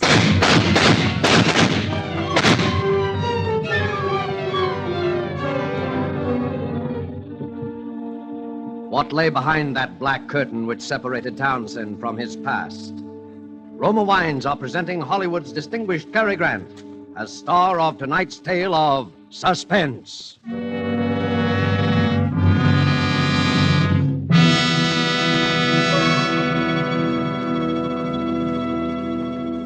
Haven't you often realized that many of life's finest enjoyments are simple and moderate rather than the opposite? I give you the words of a high and well-loved authority, Miss Elsa Maxwell, international expert on smart entertaining and gracious living. Good hospitality is always simple, genuine, and moderate. That is why I often suggest enjoyment of delicious Roma sauterne when you have friends in to dinner or with your everyday meals. Serve this delicate golden sauterne, well chilled with any food, in any glasses you have. Special wine glasses are pretty, but not very important. Now, what can I add to such charming good sense as that? Maybe just this. Roma Sauterne and all Roma wines are the best that California's magnificent sun-ripened grapes can provide, in glorious color, fragrance, and flavor, protected for you by the ancient wine skill of Roma's famed wineries. That's why Roma wines and Roma quality do not vary, never fall short, but are always enjoyable. Unchanging high quality gives tremendous popularity to Roma wines and makes low cost possible. Only pennies a glass. Remember, more Americans enjoy Roma than any other wines. R-O-M-A, Roma wines. And now it is with pleasure that we bring back to our sound stage Mr. Cary Grant and The Black Curtain, a story well calculated to keep you in suspense.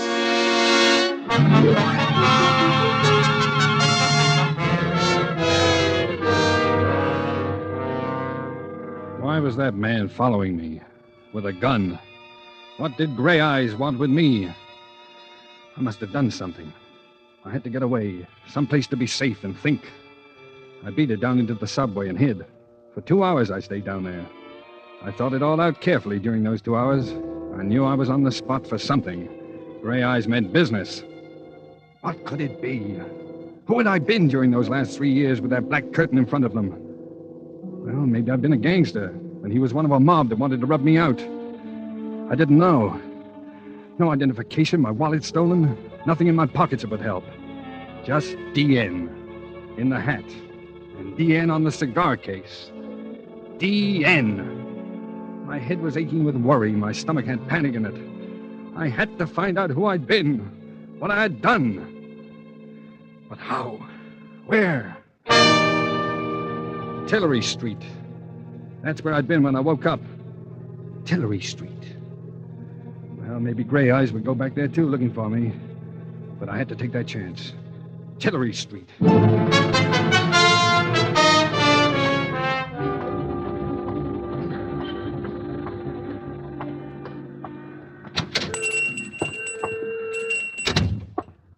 Yes? Oh, good evening, Pop. Hello. Oh, hello there. Oh, you know me. Sure. Couldn't see under that hat at first. What can I do for you? Well, have you got an evening paper I could look at? No, sorry, never read 'em. Too much trouble in the world these days anyhow. Say, how you been? You haven't been around 2 or 3 weeks. Oh, no? Well, I've been busy. Oh, look, Pop. Yeah? I made a bet with a friend of mine that even though you see so many customers, you'd walk right up and give me my full name. Oh, well, I'm sorry I don't know it. I don't think I ever heard your name. Oh. But I know your girl. My girl? Uh-huh. Oh, you do? Mm-hmm. Well, now maybe I can still win my bet. Why, of course. Ruth. Lives right across the street, the Tillery apartment. Oh, well, that's right. Ruth. But now, what apartment? Apartment 3C, of course. 3C. Don't I take the sandwiches up there every night? 3C. Yeah. Yes, well, thanks. Will you win your bet, mister? Huh? Oh, yes, I think I will. What is your name, so as I'll know it next time? I'll tell you tomorrow. I hope. So long. So long, Pop. I'll be What's the matter? Drop something? No, nothing. Nothing. Just tying my shoe. I'd just been going to walk out when I saw him, standing across the street. Gray Eyes again. I ducked down behind the store window and watched him. He looked over in my direction, and then up and down the street. And then he lit a cigarette and strolled down to the corner. The minute he disappeared, I yanked the door open, dashed out, and ran across the Tillery apartments and went in.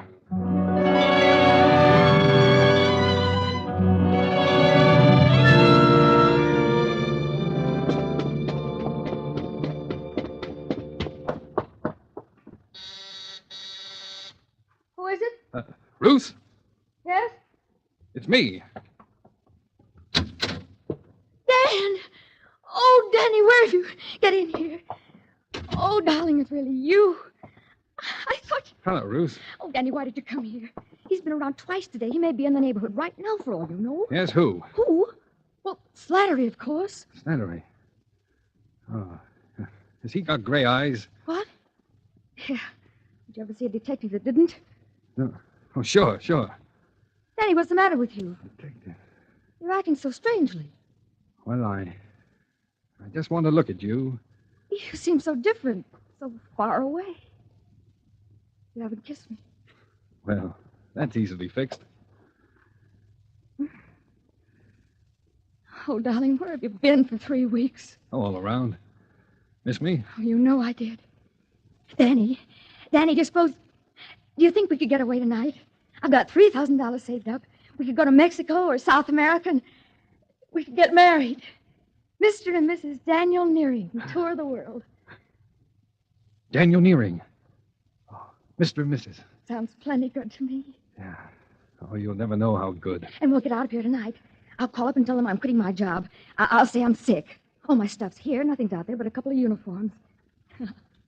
I'll make Ada and Franklin a present of those. Ada and Franklin? Oh, don't you bother your head about those two. They weren't glad when it happened. A couple of vultures. Bye to them.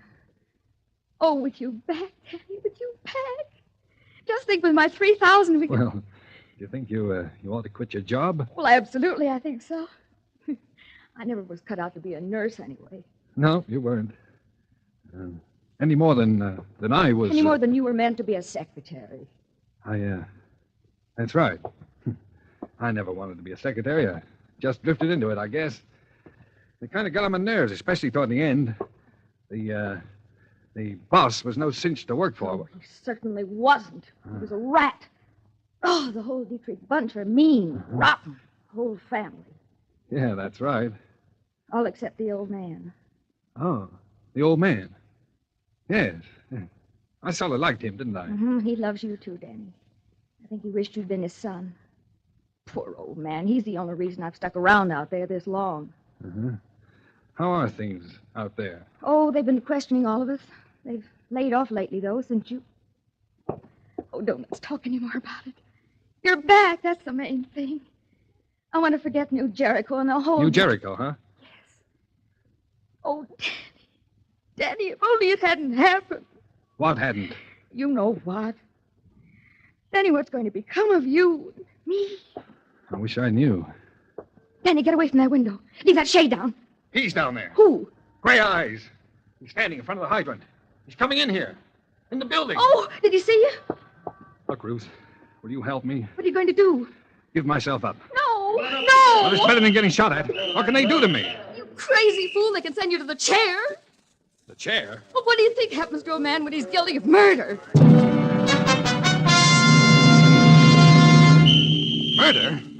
Ruth, listen to me. I'm not a murderer. But the whole world says I committed murder. I say I didn't.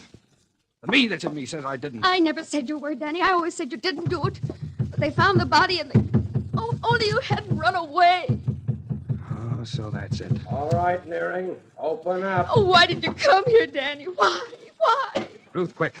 We've got to get out of here. How about the fire escape? Shaft, dumbwaiter. Dumbwaiter. Oh, in here. Lock that kitchen door, quick. Get in. I'll stand on top and work the ropes. I don't think it can hold us both. It's got to. So, can you hear me? Yes, Danny. Danny, what do we do? We're going back there to New Jericho. Jericho? Oh, no, Daddy, don't. No, please. For me, don't. I've got to. I've got to find out. Oh. We're going together. No, Daddy, no. I've got the money. We can get out of here. Now, stop it. Oh, Daddy, my arm. Ouch. You're hurting me. From here on in, We're sticking together.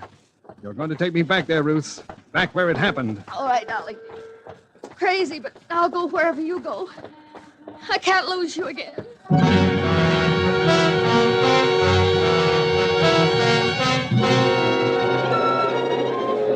On the train, Ruth and I said very little to each other. While I'd hid in the telephone booth at Pennsylvania Station, she'd bought us a couple of cheap overcoats. I sat hunched up in mine, thinking. Ruth had brought along the newspaper clippings. I looked at what they said for the 20th time, trying to see if there was anything there that would help me. Dietrich Slayer's sword, it said. Secretary wanted in brutal slaying at suburban estate. Police suppressing the search for Daniel Nearing, secretary in the employ of the late John Dietrich, 58, member of a well-known local family, who was shot and killed in the drawing room of his New Jericho estate on the morning of November the 7th. Nearing disappeared November the 7th, on the morning of which date he is known to have had a bitter quarrel with the deceased. This last was attested to at the inquest by Ada and Franklin Dietrich, widow and brother of the murdered man.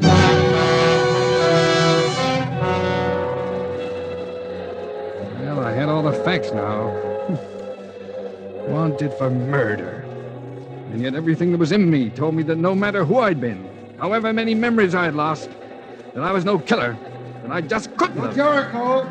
Go, Jericho! I had to get into the Dietrich house and stand again in that room where it had all happened. Maybe something would come back to me. Maybe there would be something. Jericho!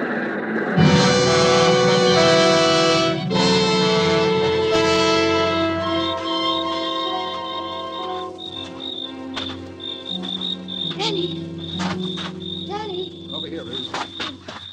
The dark, I couldn't see you. Ada and Franklin just left. Drove down to the village. Did they say anything about you being out here on your day off? Yeah, Ada made some crack. But I said I had nothing to do in town and came out to write some letters. Let's go, then. Danny, I'm scared. Please, let's not stay here. Now, you said you loved me. I do, Danny, I do. That's why I'm scared. They're only going to the village. They'll be back in half an hour at the most. Open the door, Ruth. Hurry. I've got to see the inside. That room. The place where it happened. No, it's wrong, Danny. I'm telling you, you're crazy. They'll find you. Open the door, Ruth. Quickly.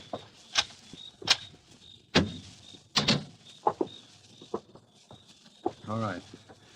Now, let's have a look at that room. Please, Danny, don't talk about it, please. So this is where I'm supposed to have murdered John Dietrich? Danny, please. Where was it? Show me exactly where it was, Ruth. I've got to know. It was there. Right there.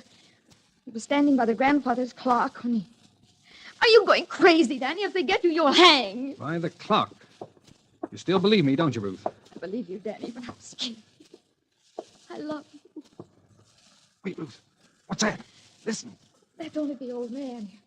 He's asleep in that room off there. Don't go in there, Danny. Don't. Please, you'll wake him. I want to see him. No, don't, Danny. No, he can't help you. You know he's paralyzed and he can't talk. Turn on the light. I want to see him. There, you woke him. It's me, Mr. Dietrich. Ruth. This is Danny. You remember Danny, don't you? Hello, Mr. Dietrich. See how his eyes are shining. Yes.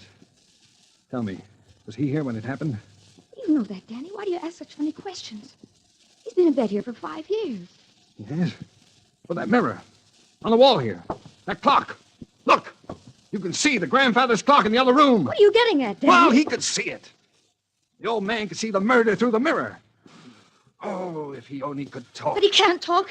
You scare me, Danny. Don't... He saw the man who killed John Dietrich. Look. He understands what I'm saying.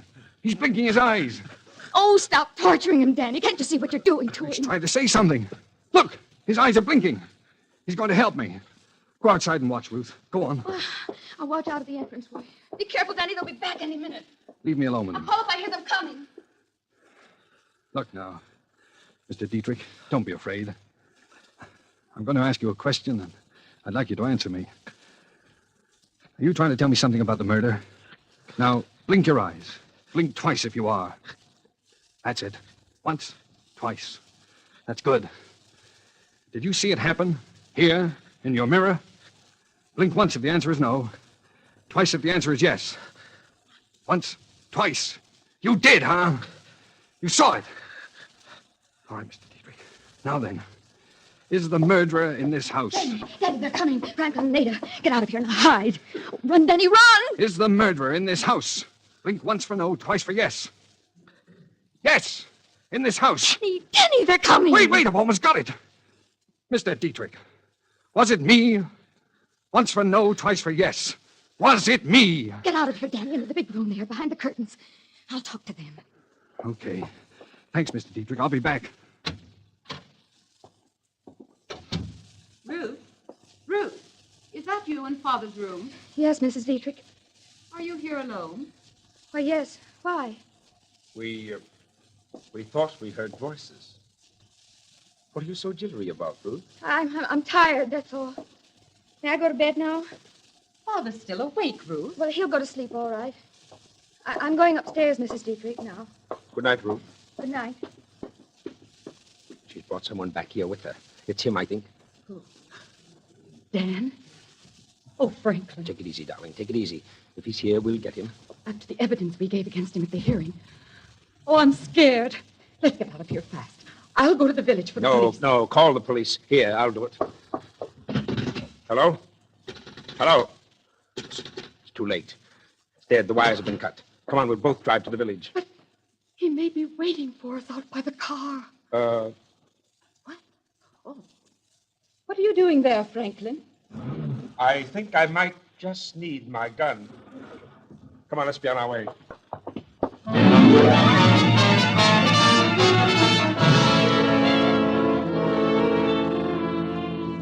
The moment they left the house, I made for the old man's room. I called for Ruth, but she was gone. Maybe Franklin and Ada had caught her after she cut the telephone wire, but I couldn't wait. My life was hanging on minutes now. I shot the flashlight on the old man's face again.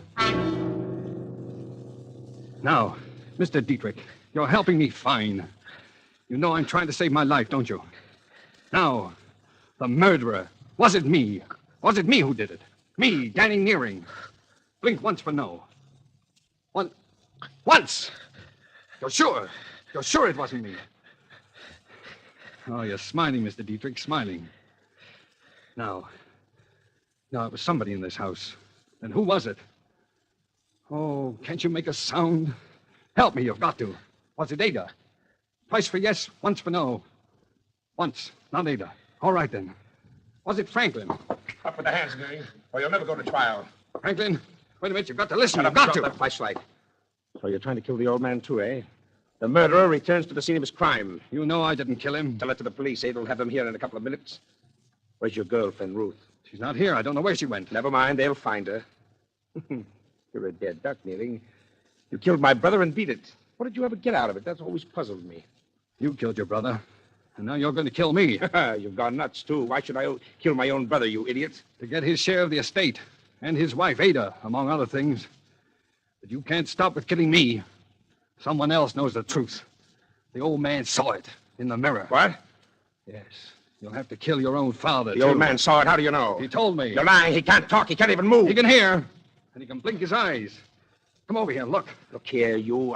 Oh, Rose! I had to do it. I heard him. He was going to kill you. Here's the gun, Daddy. Take it. You'll be all right. Ruth, you shouldn't have done that. In another minute. I'm not sure it was Franklin. Oh, Dad, please, let's run for it. They'll be here in a second. It's your last chance. They'll all swear you did it. Not if I can be with the old man another half a minute. Mr. Dietrich. Mr. Dietrich, it's Danny again. No, Danny, no. Don't. Tell me, Mr. Dietrich, was it Franklin? Did Franklin kill your son, John? Blink once if he did. Well, what's the matter, Mr. Dietrich? Don't be afraid. I won't hurt you. Well, why are you afraid? Oh, he's afraid, Ruth. Oh, it's this gun. Here, take the gun, Ruth. You take it. He's afraid. I'm not going to hurt you, Mr. Dietrich.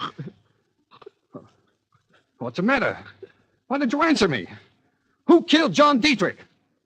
It wasn't me. It wasn't Ada. It wasn't Franklin. But someone in the house. Was it Ruth? Ruth! You! I told you not to come. Oh, I love you, Danny. I wanted you. I wouldn't have let them get you. Oh, why, Ruth? Why did you kill John Dietrich? He was always after me. He wouldn't leave me alone. I hated him. And then at night he came at me, threatened me, said he'd kill me. He couldn't have me. Nobody could. He had a gun, Danny, and I got it away from him. He hit the clock. He leaned against it. I thought he'd never fall down. Die. It was the day you ran away, and I was crazy. They thought it was you, and they started looking. You? Why was it you? I love you, Danny. I love you.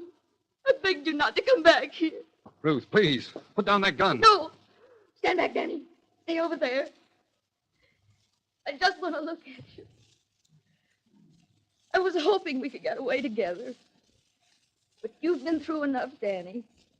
And all because of me. Now you're clear, Danny. And this is going to clear me. Darling. Ruth! Dear! Ruth!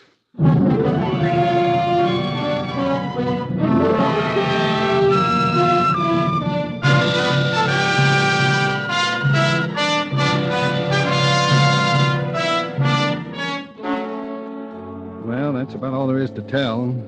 I've tried to put it all behind me, to resume my life where it left off 3.5 years ago. Sometimes when it gets toward evening, I go and walk along Tillery Street. And once in a while, somebody I don't know, will say, "Hello, Danny." And I just say hello and walk on. I don't want to find out anything more. I want it all to die away and be still. And it will. All except Ruth. Because somewhere behind that black curtain, I was loved. And loved someone. We must have known a love that I'll never know again.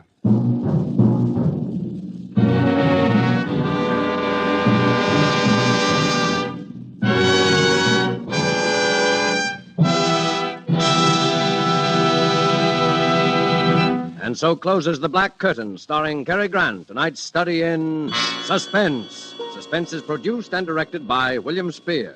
We are sometimes asked, why does Miss Elsa Maxwell always say it is smart to serve Roma wine? Her explanation is simple. It is smart to serve Roma wine, first of all because Roma wines are so delicious, so good with food or any time. It is smart further because Roma wine affords simple pleasure, enjoyment that is truly moderate.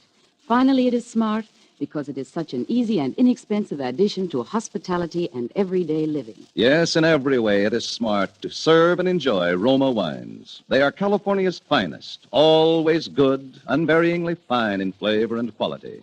And remember, the cost is only pennies a glass. More Americans enjoy Roma than any other wines. R-O-M-A, Roma wines. This is Cary Grant. I've certainly enjoyed reappearing tonight on Suspense. It's a program I've always admired tremendously, and it's achieved a distinguished success during this past year. 2 weeks from tonight, my friend Robert Montgomery will be your star in one of the really all-time great suspense plays, The Lodger. Next Thursday, there will be no performance of Suspense, because the time will be given over to a special Pearl Harbor Day program on behalf of the 6th War Loan Drive. And that brings me to the 7 most important words I could say to you at this time. Buy more war bonds and save them. Thank you, Mr. Grant. 2 weeks from tonight, on December 14th, Mr. Robert Montgomery will be your star of Suspense.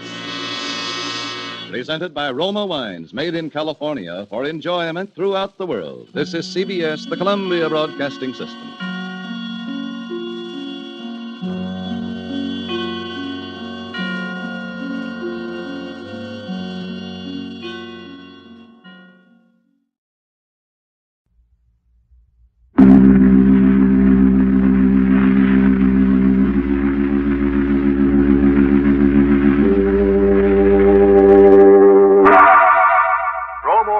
Invite you through the creaking door for another inner Sanctum Mystery and remind you to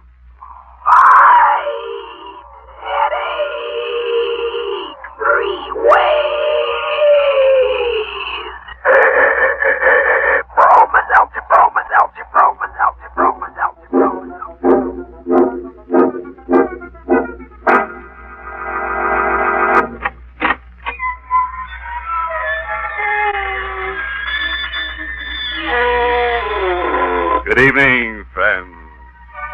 This is your host, to welcome you through the creaking door into the inner sanctum. Come in, won't you? I'd like you to meet some new guests we've just dug up. Now, that peculiar cadaver standing off the corner by himself has a serious case of claustrophobia. Poor stiff. He just can't stand shrouds. Now, this fellow to your right was a mountain climber in life. He took his wife on an alpine hike, and while they were going up an icy slope, he cut the rope that held them together. Said he just couldn't stand being tied to one woman.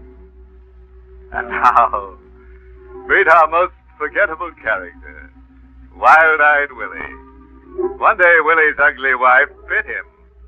So, in anger, he buried her in the backyard. 6 months later, his homely mate came up as a dogwood tree to haunt him. Now, according to Willie, her bark is much worse than her bite.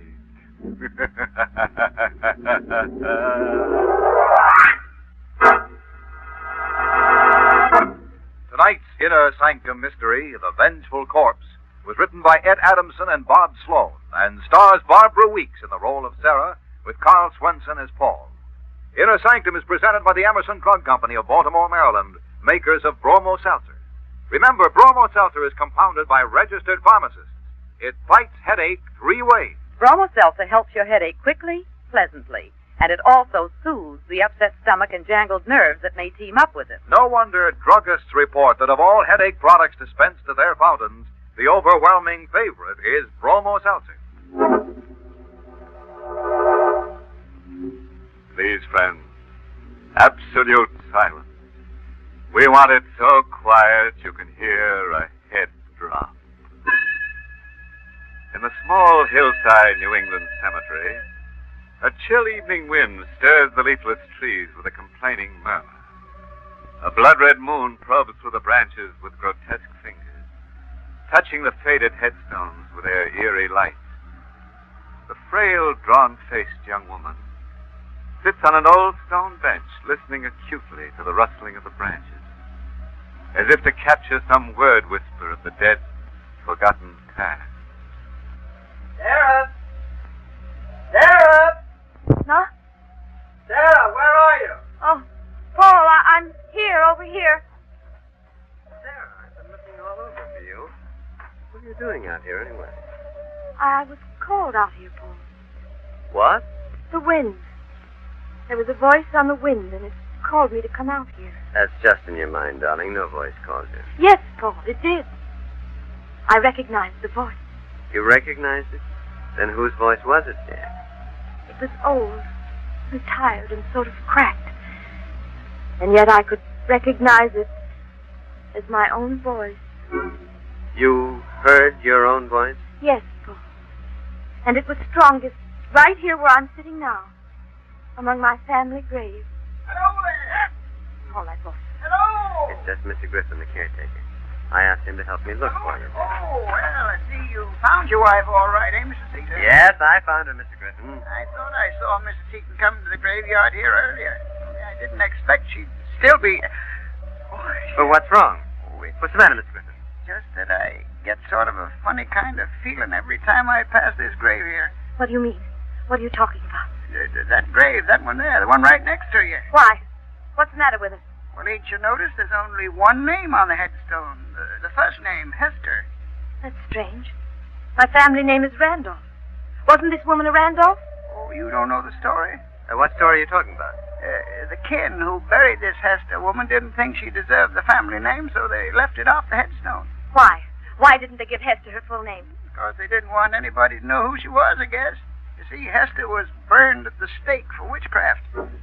Witchcraft? That's what they say. Mr. Griffin, my wife is an ill woman as it is. Let him go on, Paul. No, but Sarah... What else, Mr. Griffin? Well, that's all, Mrs. Seaton, except that Hester claimed at the stake that they were burning an innocent woman.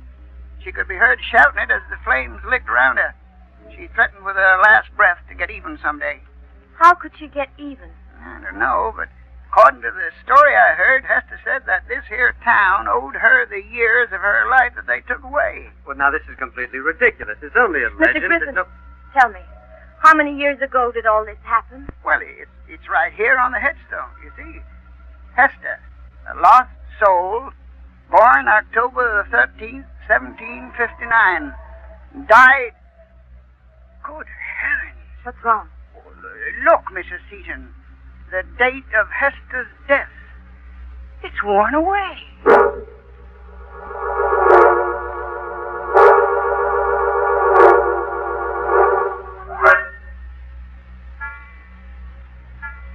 Sarah, Yes, Paul. what are you doing out of bed? When'd you get up? Why, just a minute ago, I can't sleep. She keeps calling me. I hear her voice right here in this room. Just a few minutes ago. What? She was begging me to help her, telling me she never really lived and pleading with me to bring her back to life. Sarah. I thought I saw her. No, Sarah. Believe me. She was dressed in a black dress, and there was a large W on it. That's for witch. And in her hand, she held a flaming torch. I'm going to call the doctor, darling. This is not... Someone's at the door.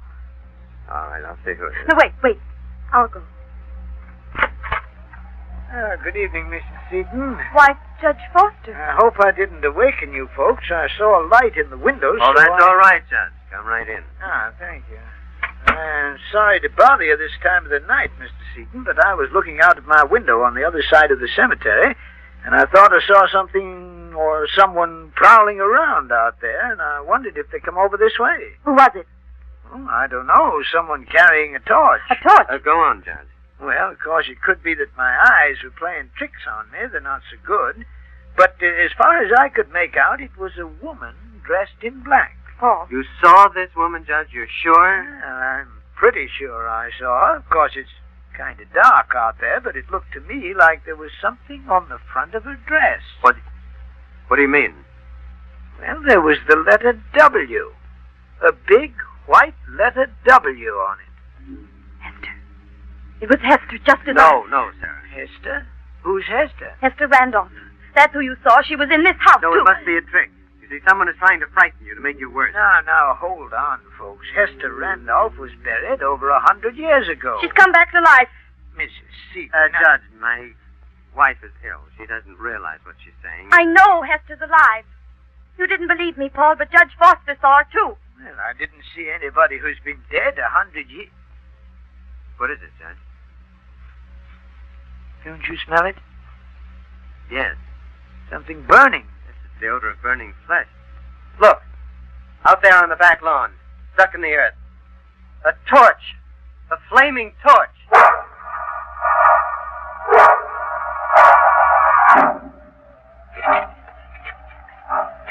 Sarah, I tell you, it's useless to have me dig up this grave. I've got to know, Paul. It's the only way I'll be sure. Now, careful, Mr. Seaton. You're just about deep enough for the coffin now, if it's still there. Judge, I don't know how you can sanction a thing like this. Well, Mr. Seaton, you see, I want to be sure, too. But it's ridiculous. You've struck wood with the shovel. Yes, it's the coffin, all right. You better go easy now. That wood is soft with age and half rotted away. Now, I think we can open it now. Wait, I'll give you a hand with the lid. There's something inside it. The body. Charred. It's a body, all right. Only it isn't a woman's. You can still make out the face. It's Griffin, the caretaker.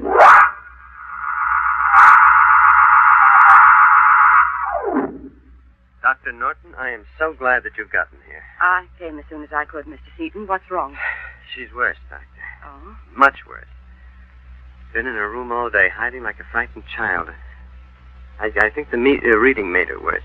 Reading? What reading? Well, for the past few days, she's been reading books about her family history. Why did you let her have them? Well, because at first they seemed to quiet her. Since the night we found Mr. Griffin's body in that grave, she's wanted to know more and more about Hester Randolph. Paul. Oh, Sarah. Dr. Norton's here, dear. You've got to warn him, Paul, before it's too late. Warn who, Mrs. Seaton? Judge Foster. He's in danger. Hester will kill him next. What? It's in the records of the court. The magistrate who sentenced Hester to death at the stake was a man named Foster. Now, Mrs. Seaton, you're just upset. Please, believe me. Judge Foster is a direct descendant of that magistrate.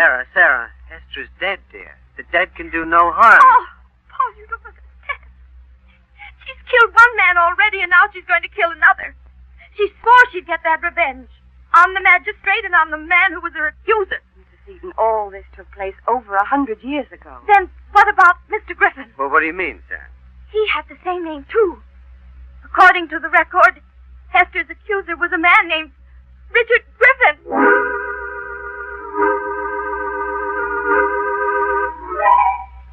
So, Judge Foster, my wife insisted that I come over here and warn you about Hester. Well, thank you, Mr. Seaton, for troubling, but I'm not a bit worried about the similarity of names.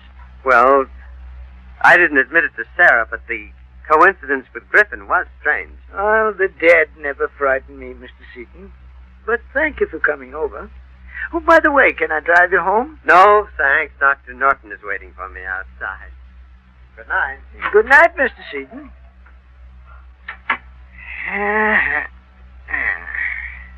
Now, where did I put those glasses of mine?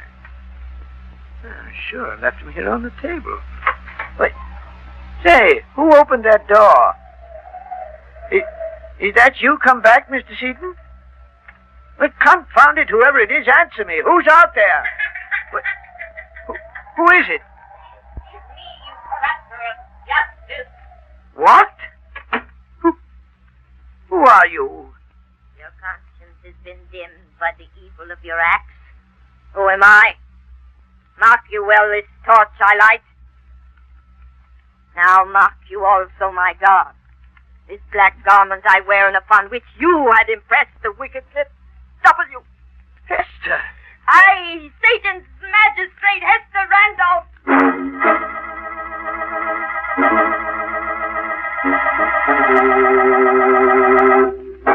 You are listening to Inner Sanctum, brought to you by...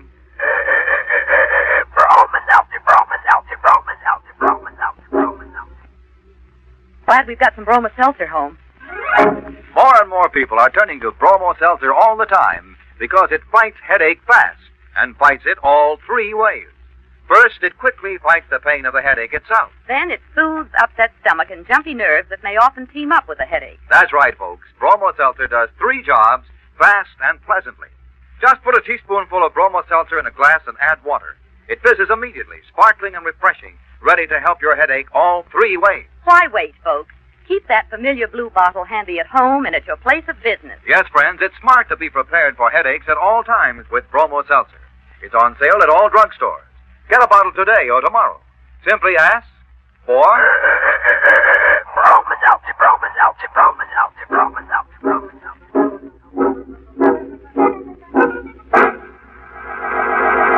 That Hester character. You know, that's the way a dame gets when she's burned up. Makes a specter of herself. You know, folks, I kind of feel sorry for old Judge Foster. When Hester showed up, the poor guy didn't know which way to turn. To turn away which. They should have believed Sarah Seaton. She sure had Hester dead, or rather alive, to ride. Yes, indeed, it's a wise descendant who knows her own forebears. Particularly the grave-minded one. Well, now, let's get back to our flaming fable and see what's cooking for the next stanza. Paul, wake up. Oh, please, wake up. Oh, Sarah. What's the matter, darling? I've just had a terrible dream. I'm afraid. No, easy, dear, easy. I dreamt that Judge Foster was killed tonight by Hester. You did warn Judge Foster, didn't you, Paul? Yes, of course, Sarah. Where are you going, dear?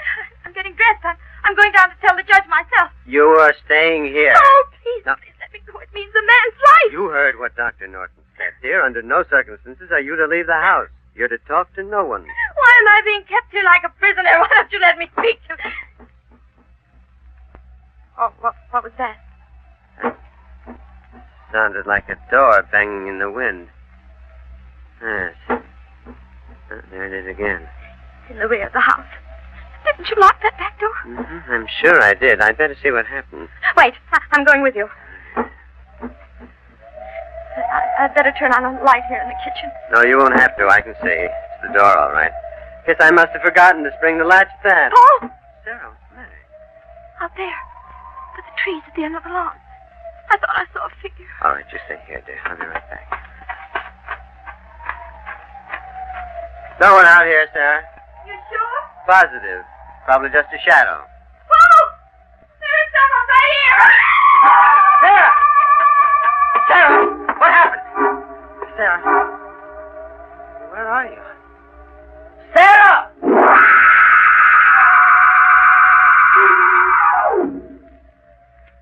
She was standing here, Sheriff. Right here at the back door when I heard her scream. And there wasn't a sign of her when you got back here at the door? Not a sign of her. Well, folks just don't vanish into thin air, Mr. Seaton. She must be around here someplace. I got to find her before it's too late. Too late? What do you mean by that?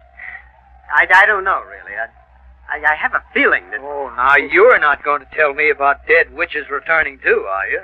Don't tell me you believe in that stuff. I don't know what to believe. Sheriff, is that you, Sheriff? Yes, who's there? Dr. Norton. You'd better come with me, Sheriff. I just discovered something on the side of the road, about a mile away. Mr. Seaton, I think you'd better wait here. What is it, Dr. Norton? What have you found? I'd rather you'd wait, as I said before, until we're sure. What are you trying to hide from me? I guess you better speak up, Doctor. If it's something that concerns Mr. Seaton, maybe he should know. All right, Sheriff. When I made the turn into the road, my headlights caught it in a ditch. I wasn't sure at first, so I stopped the car and got out. There was a body in the ditch. A charred body.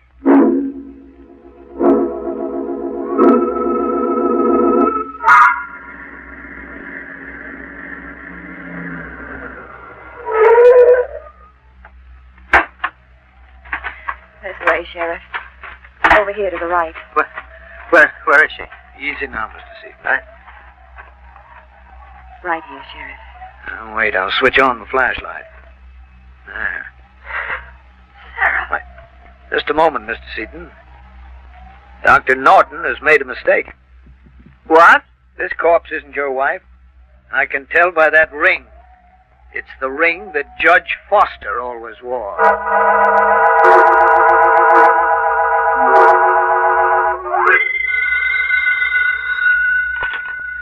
Hello? Oh, yes, Sheriff. Any news yet? Well, why can't your men find her? It's been 6 hours already. No, I haven't heard a word.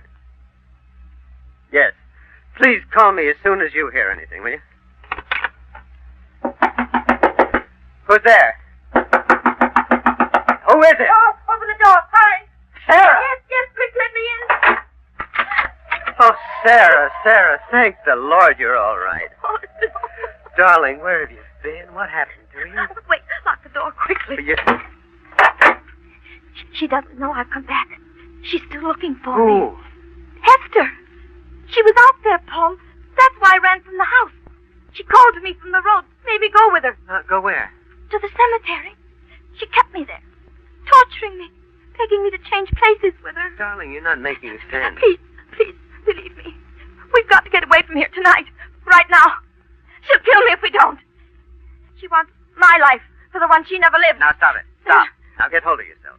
There is no such woman as Hester Randolph. I saw her. I spoke to her. The woman you saw is somebody else, somebody living, who wants you to believe that she's Hester. She wants everybody to believe it. But why, Paul, why? Because she's a cold-blooded murderess. She's killed 2 people already, and she's trying to drive you out of your mind completely. Then who? Who could it be? I wasn't sure before. Now I'm almost positive. It's Dr. Norton. Dr. Norton? Now, you saw this Hester, Sarah. What was she like? Oh, like a ghost. Hmm? Like a shadow in the light. You can see her face, and yet you can see through it. Beyond. No. That was just an illusion created by the night, dear. Huh. And perhaps some other tricks of a clever, scheming woman. You'll see. I'll prove that Dr. Norton is... That's the back door, Sarah. That's blown open again. Leave it. We've got to get out of here. No, you stay here. I'm going to see who opened that door. Please hurry. Don't leave me alone so long. We have in a moment. Paul! What is it, Sarah? Don't come in here. Don't come back. Run away as fast as you can. What's the matter? Don't come in here. Leave here. Hester! Sarah! Look out! I got the gun out of the desk. I've got to get it. Sarah! Sarah! Are you all right? I killed her, Paul. She won't torture me anymore. I killed Hester. She came toward me and I fired. Sarah, there's no one in this room, dear. Over there. In the hall. She's there. Where? I don't see her. Good Lord, you've broken the mirror. What? You shot it yourself. No. It can't be. I can't be her. And yet I saw her face. But it was my face, too. Sarah. It was you. You all the time. I am Hester, fair gentleman.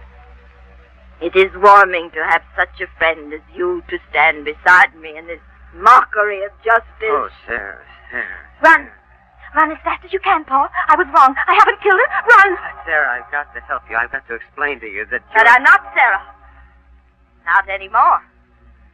Can't you see who I am? Can't you see who's taken my place? Sarah, listen to me. I love you. Please, please, come back to me. Sarah's gone. Now I can live the years they took from me. Sarah. See in my hand this pistol. He will bid as I say. He will come with me.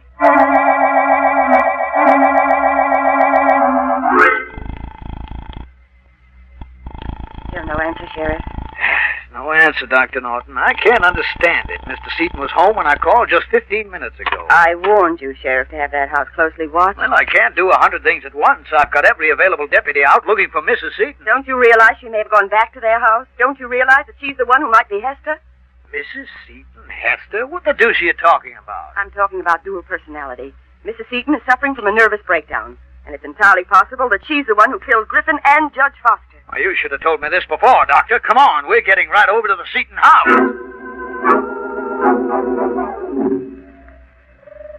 Here, Paul. They buried Hester's body here. Dishonored and unnamed. But, Paul, you believe in my innocence? Yes, Sarah. We better go back, dear. Back? Yes, to the house. It's very cold here. It's cold everywhere, Paul. I feel the chill of death coming near me. You and I are going back. Back through time. To an age where no one can harm us. This torch I hold will free us forever. No, wait. Now, Sarah, please, listen. Now, try to understand, dear. Ease your mind, the flames will be of no pain. I know, because I've been through such a death before. No. Now, Sarah, wait.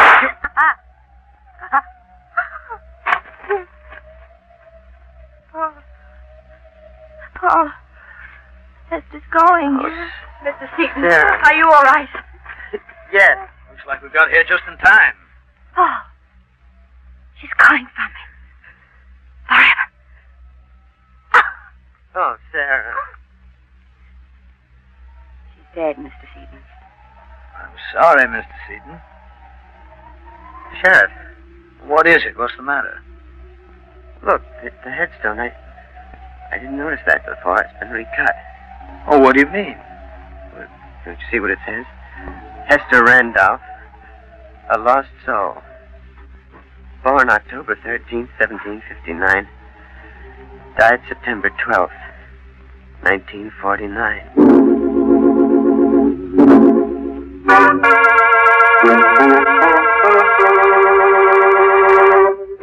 Say, have you had your personality split lately?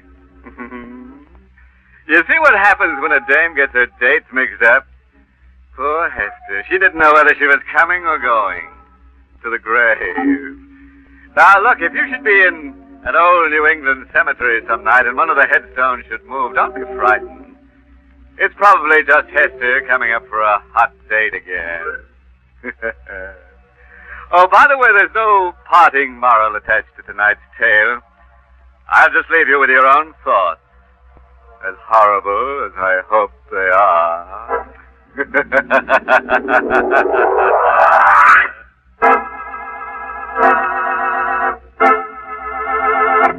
Friends, it's so foolish to suffer with an ordinary headache when Bromo Seltzer gives you such fast, pleasant, three-way relief. It's true, Mr. Weiss.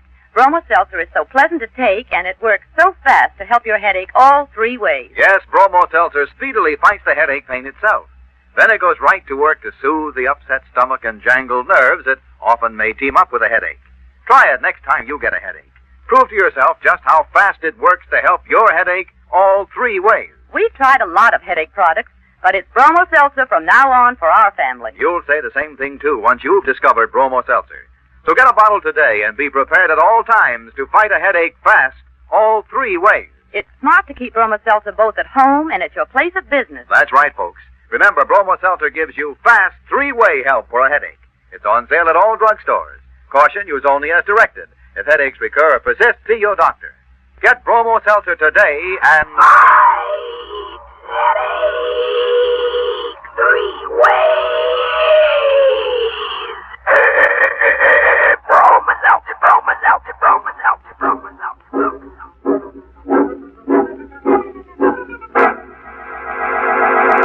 Well, it's time to close that squeaking door for another 7-day rest until next week at this time, when Bromo Seltzer brings you another Inner Sanctum Mystery, directed by Hyman Brown. Oh, by the way, this month's Inner Sanctum Mystery novel is Hanged by Your Neck by Henry Kane. Next week, you'll hear a love story. It's all about a man who loves to kill and a woman who loves a murderer and a murderer who loves a woman. It's the eternal triangle, but dipped in blood. So won't you be with us when we take you on a honeymoon in a chamber of horrors?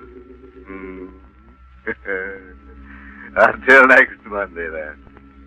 Good night. Pleasant dreams.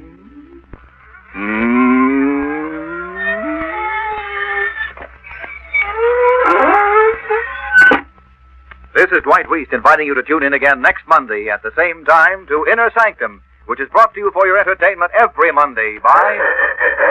Bromo Seltzer, Bromo Seltzer, Bromo Seltzer. This is CBS, the Columbia Broadcasting System.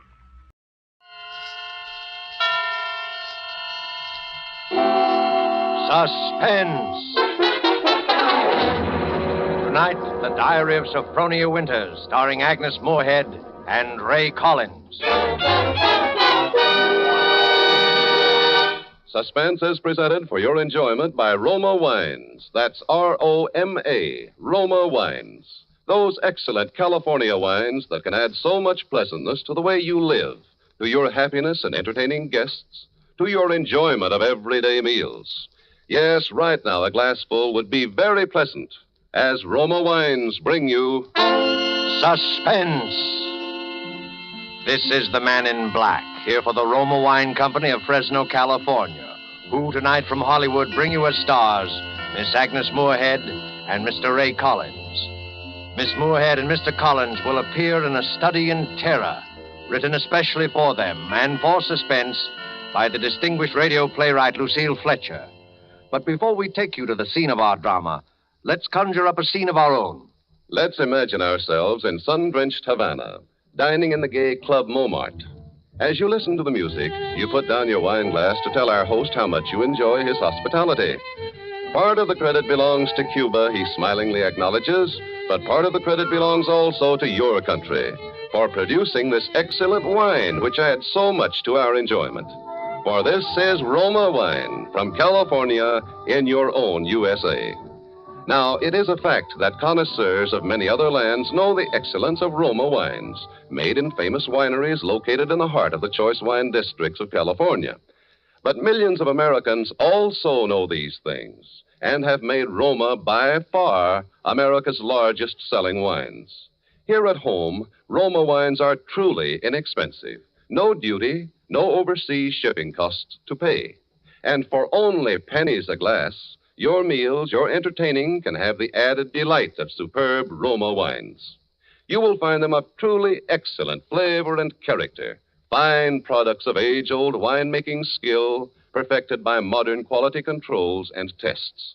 Ask for R-O-M-A, Roma Wines, made in California, for enjoyment throughout the world. And now with the Diary of Sophronia Winters, and with the performances of Agnes Moorehead and Ray Collins, we again hope to keep you in suspense.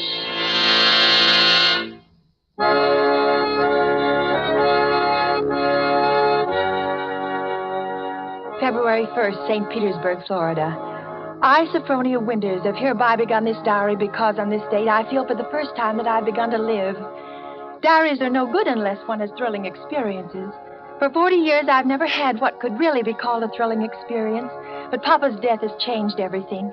Here I am in beautiful St. Petersburg with everything to start life anew, money in my purse, 2 suitcases full of new clothes, and a gorgeous new permanent wave. And Florida is really the land of romance. It doesn't matter whether you're 17 or 70. There are parties and dances and bingo games and flirtations for all. My landlady, in fact, tells me that people often become engaged and even married to perfect strangers overnight. I'm still shy, of course, but just the same, it's such fun and so thrilling to think one's fate may be just around the corner. February 3rd. Oh, diary, it is beginning. This morning when I came out of my lodging house to go down to the beach, I noticed a man, a thrilling-looking man, sitting across the street on a bench.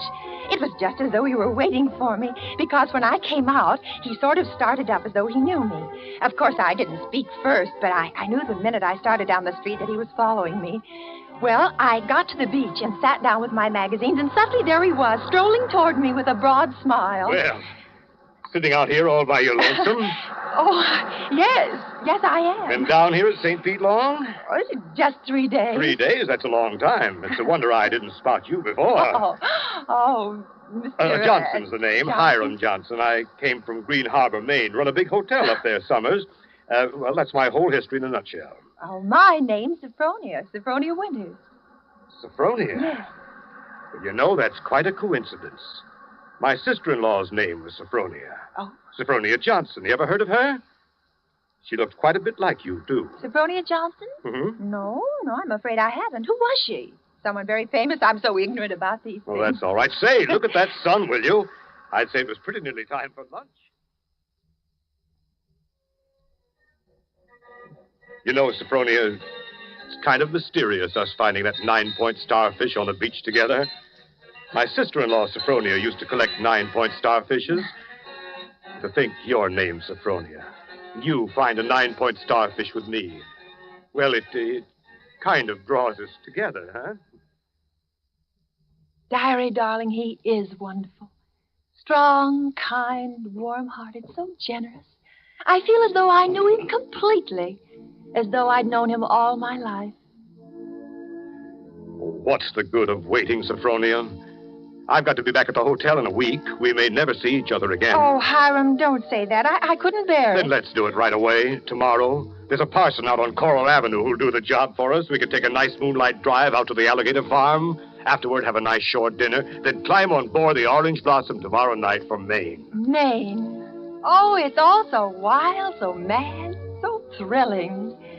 But what would your family think? Wouldn't they be shocked? Oh, my family's all dead. I'm my own boss. I'd have to help you run that big hotel. I wonder whether I could do it, meeting all those people. Oh, don't worry about that. Just think of Maine. The big, dark pine woods, the sand, the bay. The two of us alone together.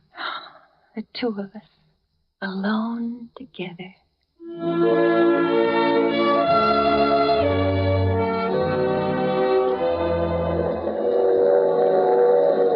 February 7th, on board the Orange Blossom. I was married in a wedding dress of Alice Blue Moray, with a frill of white organdy at the collar and wrists, and a rhinestone belt buckle. Hiram sent me talisman roses. I'm pressing one precious flower between the pages of this diary for luck.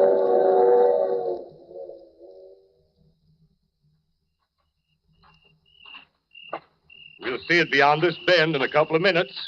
Bags heavy? No, not particularly, dearest. Oh, I can't get over that taxi man at the station. Imagine his insolence, saying he didn't want to drive us. There's the place. Oh, wait a minute. I don't want to look until I put down these bags. Now, where? There. Through those big pines. Oh. It is big, isn't it? 125 rooms. So many fire escapes and balconies and porches and towers. I stayed in a hotel like that once, years ago, with Papa. It was very fashionable then. My grandfather built that place 50 years ago. It hasn't been changed much since. No? Of course you put in modern plumbing. Not yet. Well, here we are. Walk in. What's that? Just a foghorn out in the bay. Fog? We get it almost every night in this kind of weather. What are you locking the gate for? Why not? There's nobody coming in after us. Or going out again for a while. But I thought you said the hotel... The hotel's empty. Empty? Hiram? What is it now? Hiram, darling, I know it sounds silly, but let's not go in there tonight. Let's wait until morning. Why? Oh, just because it's so dark and empty. There's not a light in the whole place, and no one's expecting us. What'll we eat, and where'll we sleep? Let's stay in the village just for tonight. I've got things to eat and a place to sleep. Come on. Oh, my arm! Hiram! Hiram! You remember my telling you down in Florida about my sister-in-law, Sophronia? Well, that's her, over there on the wall. Take a look at her. Hiram, darling, just now you hurt me. Do you realize that? You twisted my arm. I said take a look at her. Tell me what you see. Well, the glass is very dusty. She must have died many years ago. Her face is sweet. It's very sweet. Her eyes, something very sad and wistful about her eyes. She was a murderess. She was hanged in Portland 25 years ago for the murder of my brother Ephraim, here in the lobby of this hotel. She murdered him in cold blood with an axe, that fire axe hanging over there on the wall. It was a summer day. There were guests sitting on the front porch in the rockers. It was just after lunch. My brother Ephraim was sitting at the desk counting his loose change. My mother was crocheting an antimacassar in that old wicker rocking chair. Sophronia came downstairs, humming a hymn. Oh, don't, Hiram. Please, don't tell me anymore. Why not? Well, it makes me nervous to hear it like this in this big, shadowy lobby. And your eyes, Hiram. Hiram, you're acting so strange. What's the matter with you, Hiram? I know it was a terrible tragedy, but it happened 25 years ago. Don't touch me, Sophronia. Don't touch you. Do you remember what I said to you in Florida? What did you say? You said a million sweet and wonderful things to me, Hiram. I said you resembled my dead sister-in-law. Look at her again. Look at her closely. Sophronia. Why? Oh, no, I can't. It's too horrible. I can't look at her face with any pleasure now, knowing she was a murderess. You're afraid to look, is that it? No, not afraid. You... Hiram! Please, my arm. Well, very well. I'll look. Now, stand there quietly. Like that. Take off your glasses. That's all I wanted to see. That's all.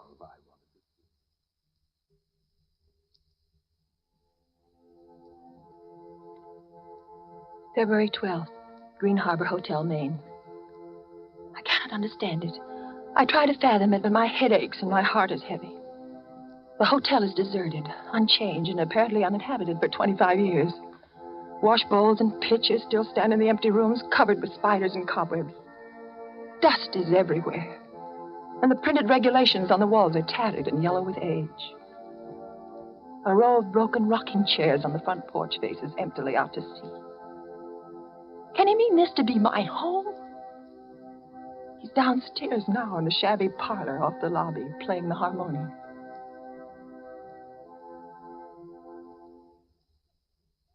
Sophronia? Yes? Yes, Hiram? Sleeping? No, dear. Well, why is your door locked? Come out. I want to show you around the place.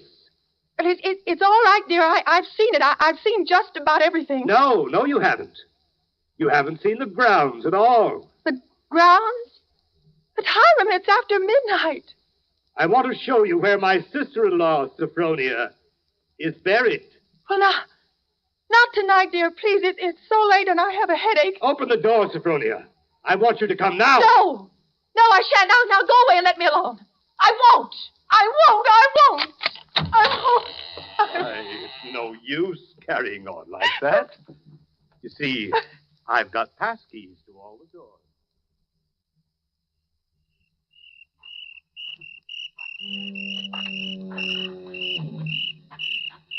And beyond, where those 4 birches are standing, is where my sister-in-law, Sophronia, was laid away 25 years ago. It was the biggest funeral in the neighborhood. Folks crowded outside the gate with the dozens trying to get a look, but we wouldn't let them.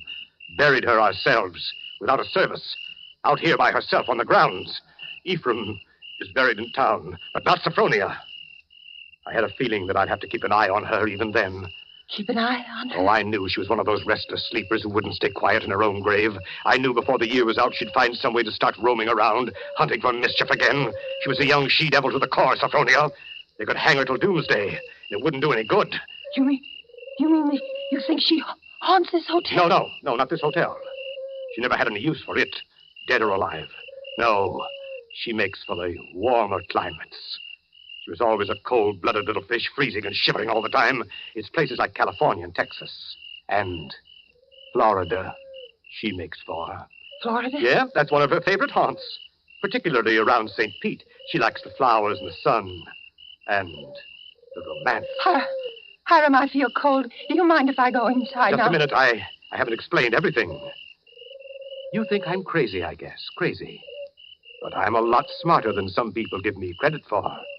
Because, you see, I have found her now 3 times. Do you, see that grove of birches over there? Under every one of them's a grave.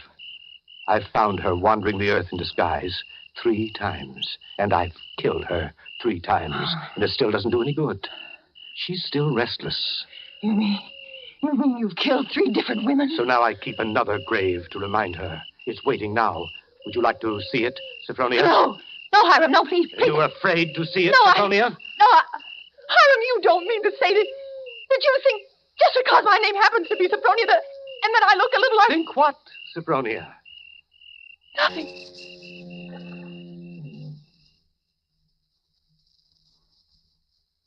February 14th. My mind is made up. I've made a terrible mistake. I must get away from this place. I must get away from Hiram as quickly as I can. I shall wait for dusk, when he generally sits down in the parlor and plays the harmonium. I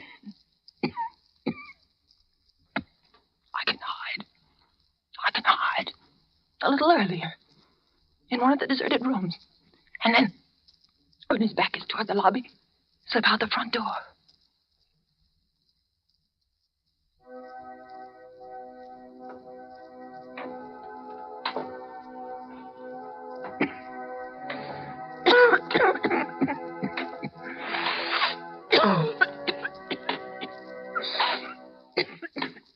Sophronia!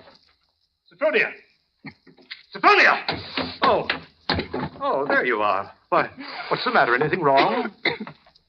No, Hiram. You didn't want anything outside, did you? Because if you do, you'll have to ask me to get it for you. You see, I always keep this front door locked. Yes, And yes, Hiram. the back door, too. And all the doors leading out into the porches and the fire escapes, and a good many of the windows. It makes one feel safe from thieves and peeping toms. Oh, you've got a cold. Oh, that's too bad. Yes. Yes, I must have caught it last night outdoors.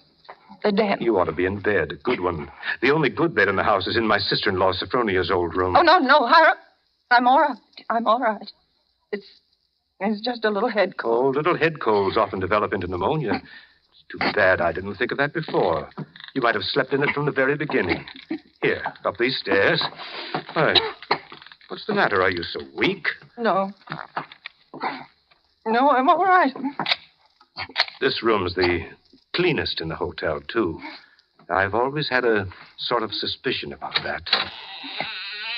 Yeah, you see? I've kept everything as it was. What's the matter? Nothing. It's just... Seems kind of familiar? Oh, no, it's just that seeing it so clean, seeing it as though someone were living there, as though they'd only just stepped out for a moment. It's just as she left it that afternoon when she walked down to murder my brother. You see her needlework on the table with a needle sticking in it? Her hymn book still open? She was very fond of singing hymns, Sophronia was. Had a nice voice, too. I used to accompany her. Oh, I'll turn down the bed for you. Then you can get undressed while I go and make you some hot tea. No, I don't want any. Here's the closet. You can put on one of Sophronia's dressing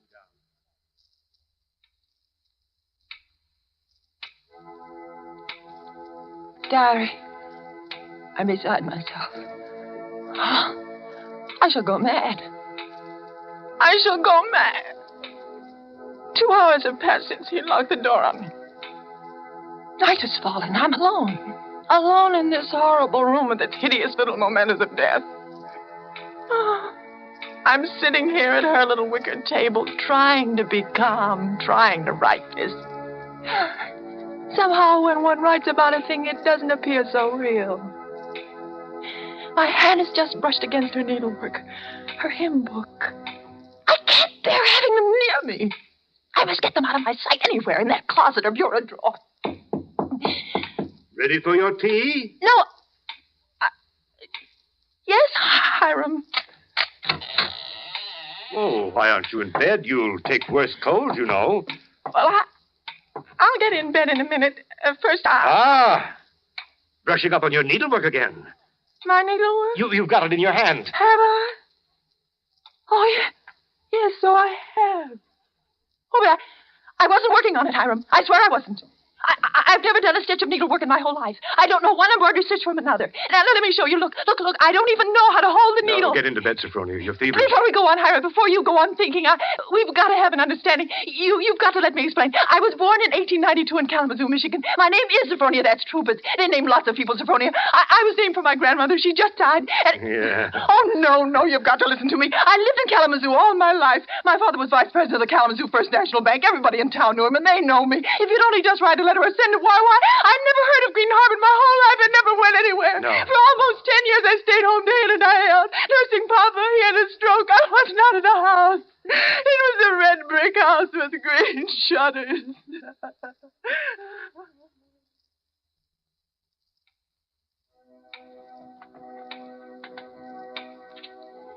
February 15th. Now I live only from moment to moment, listening to each creak upon the stairs. Oh, my cold is growing worse. I've been in bed all day. It's night now. The foghorn has begun to blow again.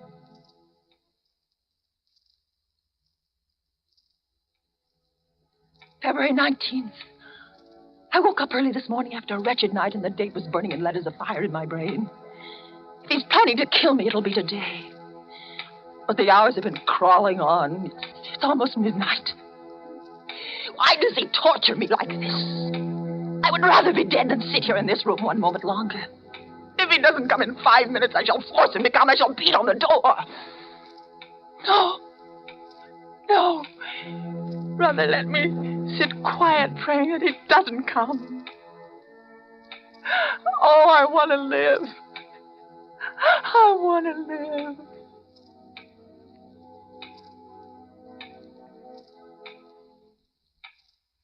Sophronia! It's come. Sophronia, come downstairs. I want you to sing me a hymn. Sing. He never asked me to sing for him before. But she sang. I can't sing, dear. I told you that long ago. Did you? Well, I've forgotten. And besides, how can I come downstairs when my door's locked? It's unlocked. Try it. Unlocked? Oh, no. How could it? Oh, it is, and I never knew it. Coming? Oh, you unlocked it sometime while I was just sitting. Why didn't I try a few more times? Sophronia! Yes, Hiram. I'm coming.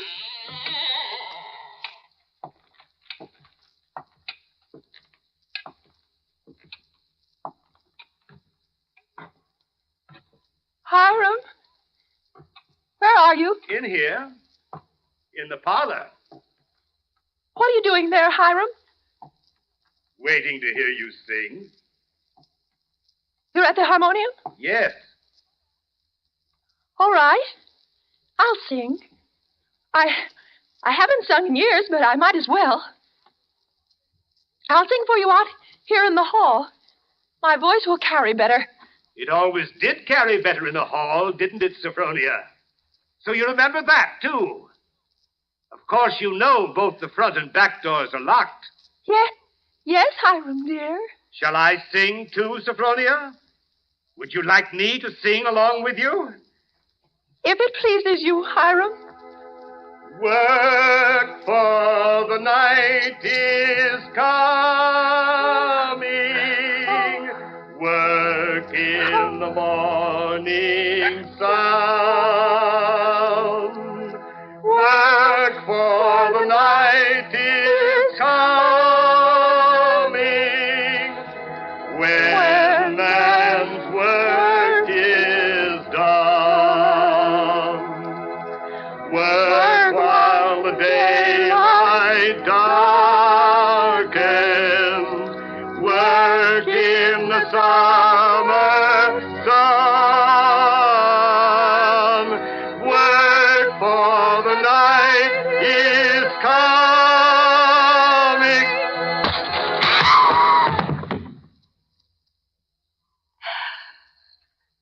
Well, man's work is done.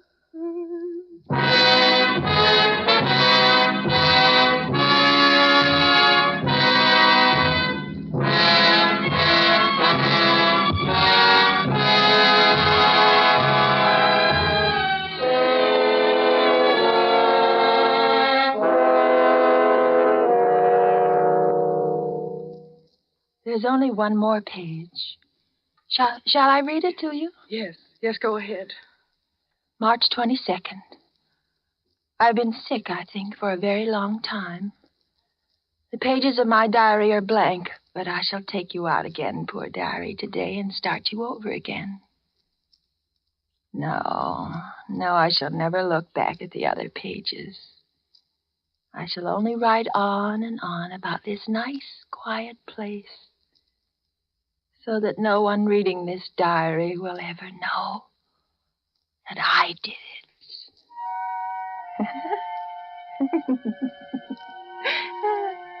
But I did do it, diary. I was smarter than he. When I opened that door at the head of the stairs and heard the music, when I saw the fire axe still hanging on the wall.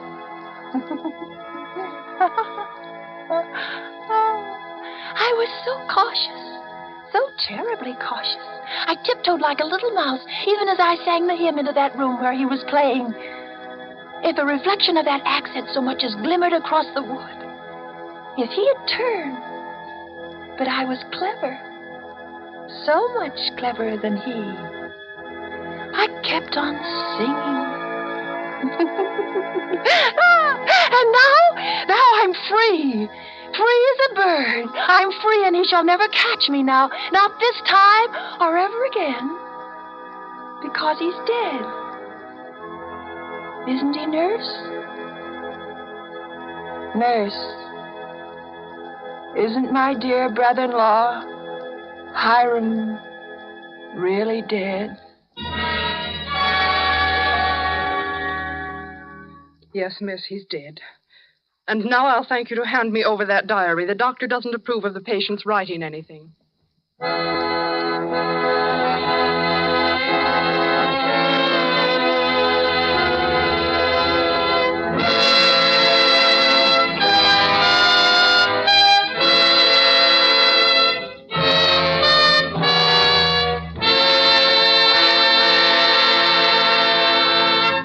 And so closes The Diary of Sophronia Winters, starring Agnes Moorehead and Ray Collins. Tonight's study in Suspense.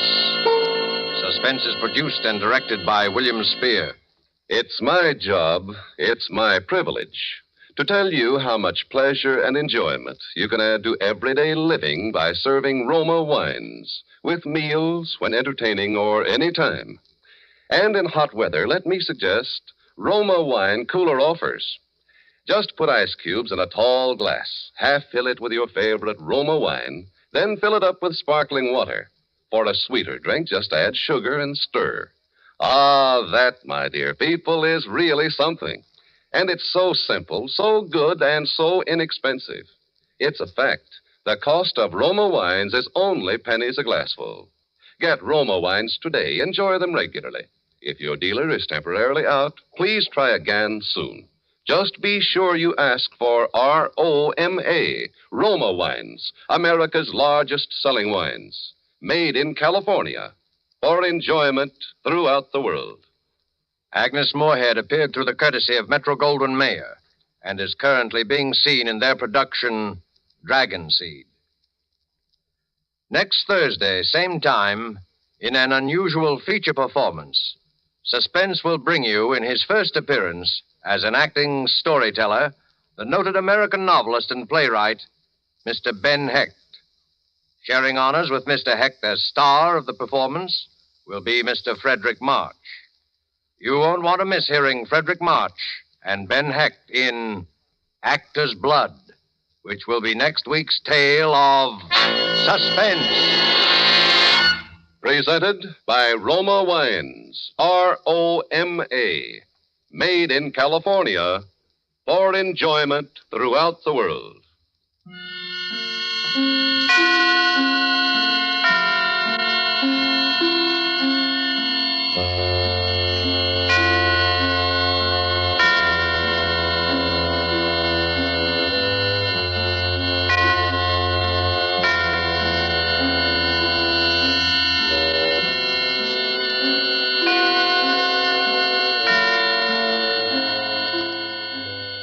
This is CBS, the Columbia Broadcasting System.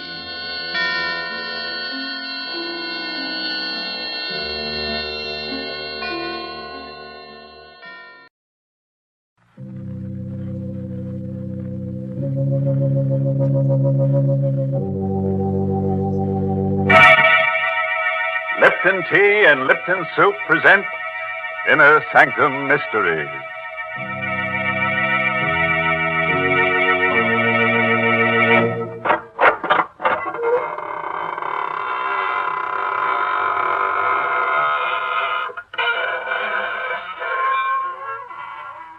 Good evening, friends of the Inner Sanctum. This is your host to welcome you in through the squeaking door to another half hour of horror. Come in, won't you, and sit down. I hope you'll forgive me if I don't get up, but I'm terribly tired. I spent last night with a friend who's a book collector, specializes in bestsellers. He certainly showed me some interesting ones. In fact, he tried to bury me in one. Because all the very best sellers have corpses in them. Why, that's downright silly. Most cellars do not have bodies in them. But of course they have, Mary. You know the old saying, even the walls have ears. You certainly don't make a house sound homey at all. Why don't you talk about the kitchen with its good, warm smells of homemade food? Yes, and while you're at it, you should mention Lipton tea, because Lipton's makes good food taste better. You see, folks, Lipton's has a brisk flavor. And brisk means that Lipton tea always tastes fresh and full-bodied, tangy and spirited, never flat or wishy-washy. That's why Lipton's is such a grand drink at mealtimes, and why it's the perfect beverage to serve when you're entertaining. That's right. That brisk flavor makes all the difference in the world. So, folks, try Lipton's, won't you? And now, friends, if you're willing to gamble with your peace of mind, put out the lights and listen to Death by Scripture. It's an original radio play by that old gravedigger, Robert Newman. Yes, and our star tonight is Stefan Schnabel, who plays the role of Stefan. The place is China, somewhere near the outskirts of Shanghai, a man-made wasteland ravaged and devastated by war. Driving through an abandoned village on his way to a camp for displaced persons is Major Roger Mason. Suddenly, the glare of his headlights picks out a strange, wild-eyed figure who stares, then scuttles into the shelter of an alley. Mason hesitates for only a moment, then stops his jeep. Hello there. Come back here for a minute, will you? Hello.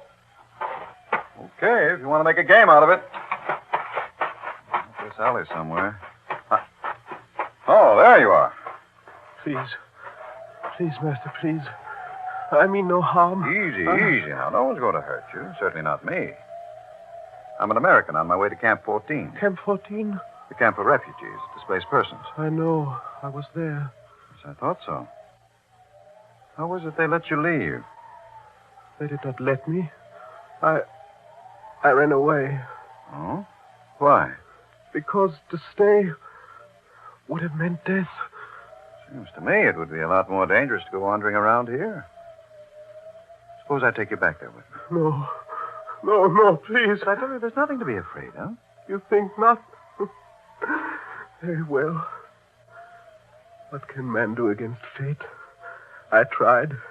You're a witness that I tried. But I warn you, if I go back, it will mean death. Not just for me, but for others. Many others.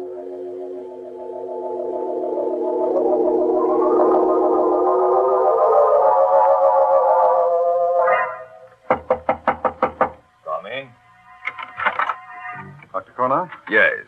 I'm Major Mason. Major Mason, I'm very happy to meet you. Welcome to Camp 14. I'm very glad to meet you, too. I've heard a great deal about you. The job you've been doing here. Oh, Dad.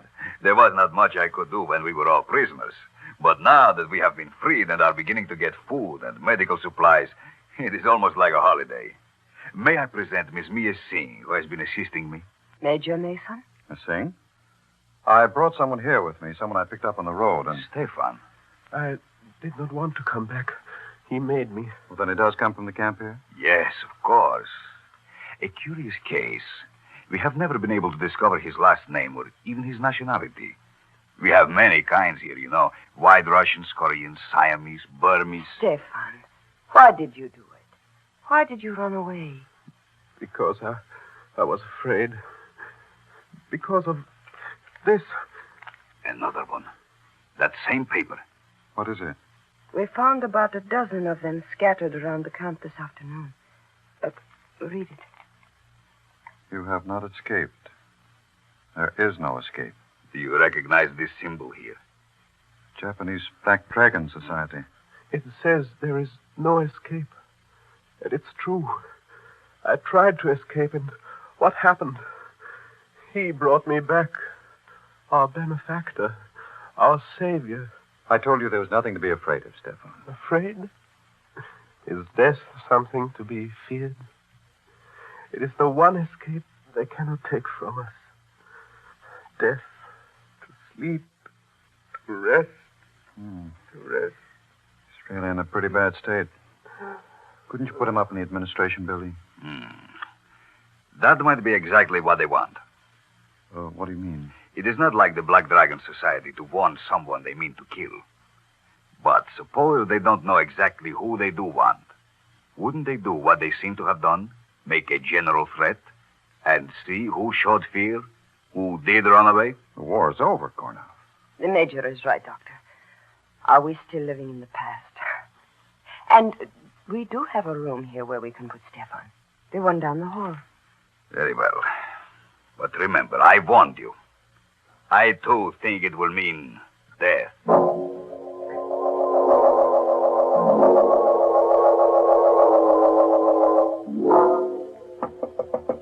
Stefan! Stefan! The door's not locked, Major. Come in. I didn't know whether I'd be disturbing you. Whether you were asleep. Sleep? I never sleep. Never. You're feeling better, though, aren't you? Safer? It is at least quiet. A man can think. I was lying here, trying to remember. Trying to remember what? If I knew, I would know everything. But I don't know. There is much that I can remember. Such as what, Stefan? The first one. The greatest one. Many lifetimes ago. The garden with a wall around it. The torchlight bright on their breastplates and helmets. And his face. Then the hill. The place of skulls. The earth shaking. Stop it, Stefan. Whatever it is you're talking about, it's horrible. Horrible, yes. But true. Those I can remember. I can't ever forget. But what I can't remember is now. Who I am, what I must do, and why. That will be horrible, too. As bad as the others, but... Look, Stefan, you're a sick man. Now, you've got to rest. You've got to stop thinking, brooding. I'm going to get you something, some medicine. That'll help you to sleep. Then when you're strong again, we'll take you away from here. Sleep. I told you I do not sleep. I cannot sleep. No? We'll see about that. I'll be back in a few minutes. Sleep. He does not believe that it is not for me. Not even the final one, which is dreamless. What's that? Outside the door. This door. But who is that? Who is there? No, don't!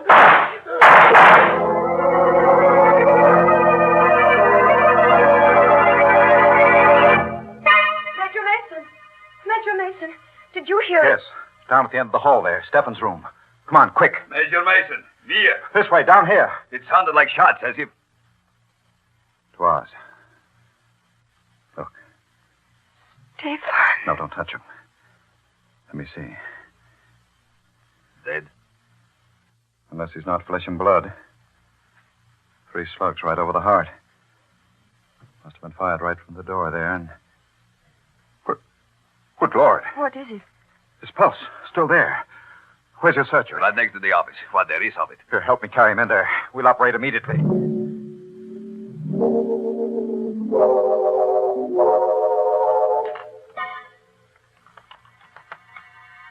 Swab. The connector right there. That's it. Hemostat. Clamp that off. We don't have another one, Major. Suture then.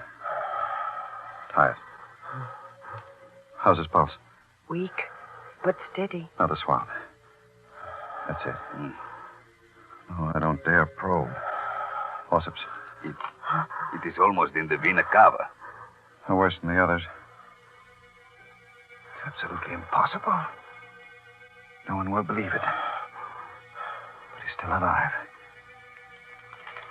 There. The last one. If it does pull through, he even holds out for a couple of hours, I'd believe anything.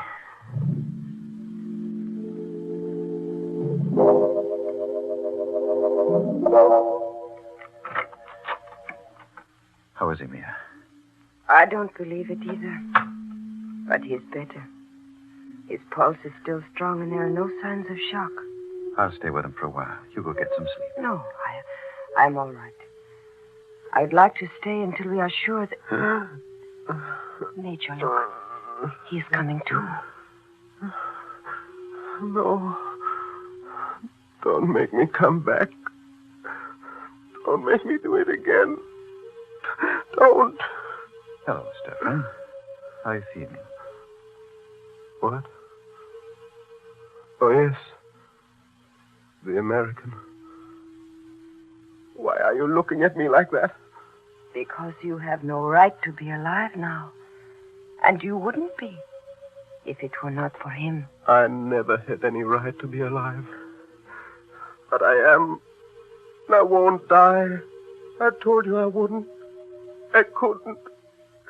Until I do what I have to do. And what's that? It is coming to me. Slowly. I'm beginning to remember. I do not see it all yet. But I know what it will mean. Vultures and blood. Coffins and death.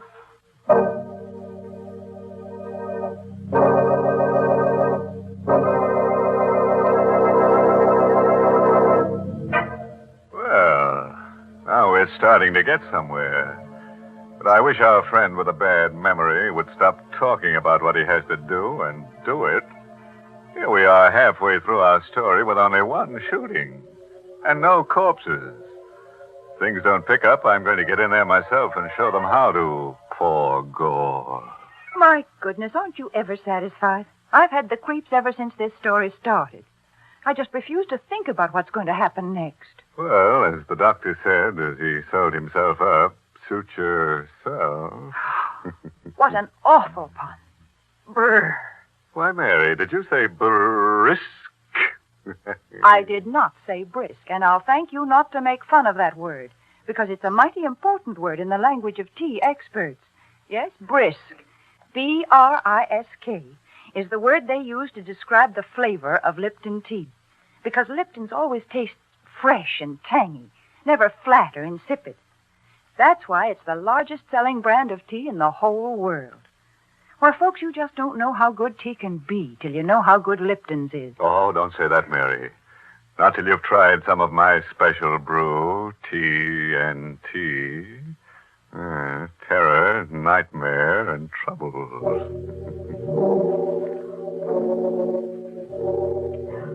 It is the next evening, about 10 o'clock at night.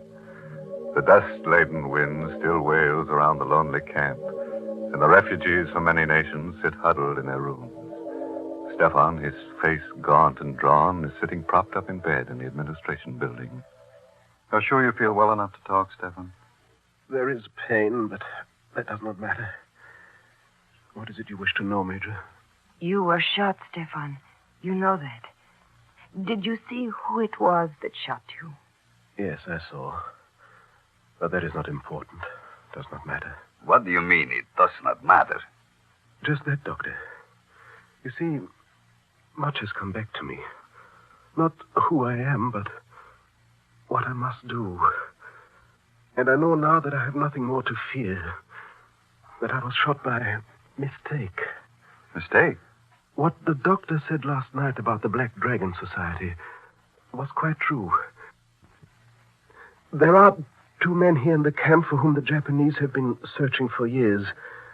Men who have been leading the resistance movement in their own countries. Even now, the Black Dragon Society feels that those 2 men must die.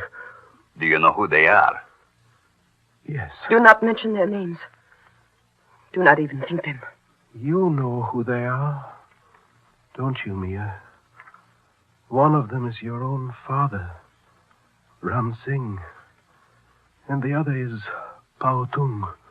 Is that true? Yes. It is true. Then I think we ought to go see them at once. Make provisions to get them away from here.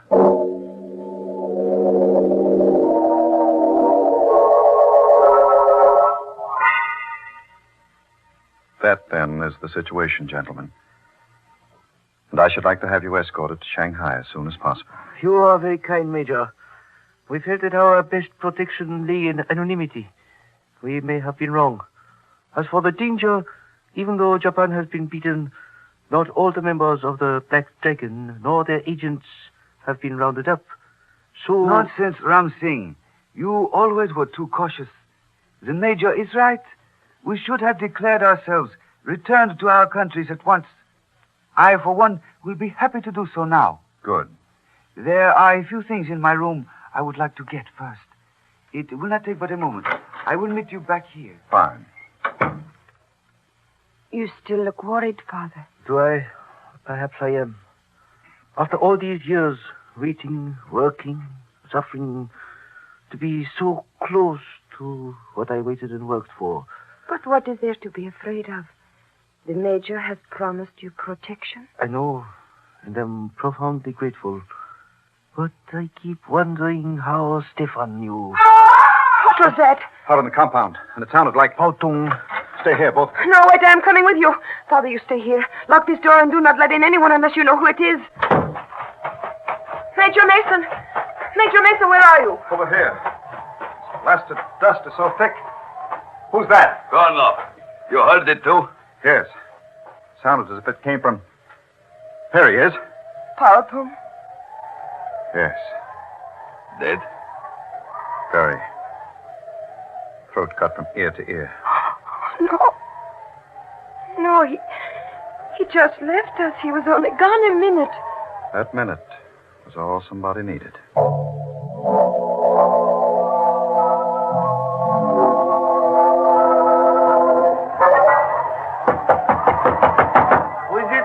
Dr. Kornhofer, I'm seeing. Major Mason asked me to take you up to the administration building. Just a second. That scream out in the compound, was it? Yes. Pao Tong. And was he... Yes. Killed. That is why the Major wanted me to come and get you. To put you somewhere where you would be safe. You are ready? Yes. Poor Pao Tong. To have lived through so much. Waited for so long. Then... Is it known who did it? No, not yet. But they are closing the gates. Whoever it was will find it difficult to get away. Will they? I wonder. In this dark, where the dust so thick you can hardly see. Besides, suppose it is not someone from outside. Suppose it is someone from the camp here. Someone who has been here for a long time. Wait. Oh. Dr. Kornoff! Dr. Kornoff, where are you? Dr. Kornoff! Must have lost him as we came through the alley.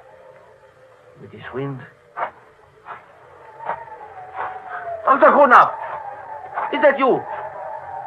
Who is it? Answer me! Tell me who it is! No! Let me go!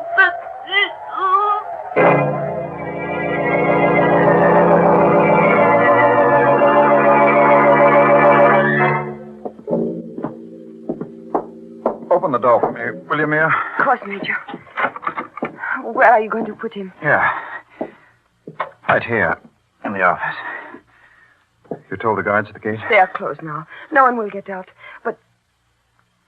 Stefan, what are you doing up? You should not be out of bed. I heard something outside. A cry, and I had to see. Which one is it? Pao Tong. Dead? Yes. His throat cut. And the other? Your father, Mia. Dr. Kurnoff went to get him. He is bringing him here where he will be safe. Now go back inside to bed. Father? Dr. Kurnoff? Kornhoff, where is your father? Isn't he here? Why, no. You were going Didn't you go get him? Yes, I did. We started across the compound together, but it was so dark. The dust was so thick. I lost him. I called to him, looked for him, and when there was no answer, I thought he had gone on ahead. Stay here, all of you. I'll go. I'm sorry, Mia. Why? Why are you looking at me that way? And what are you sorry about? I am sorry that we became separated, that I lost him. I am sorry that he's dead. Dead? How can you say that? Because he must be dead. Because it's part of the pattern, the cycle. That is enough, Stefan. Come on. I will take you back inside. You're a very sick man, yes, and you shouldn't. Yes, I'm sick. Not as sick as some, but sick enough. I won't go back, though. Not yet. I must wait.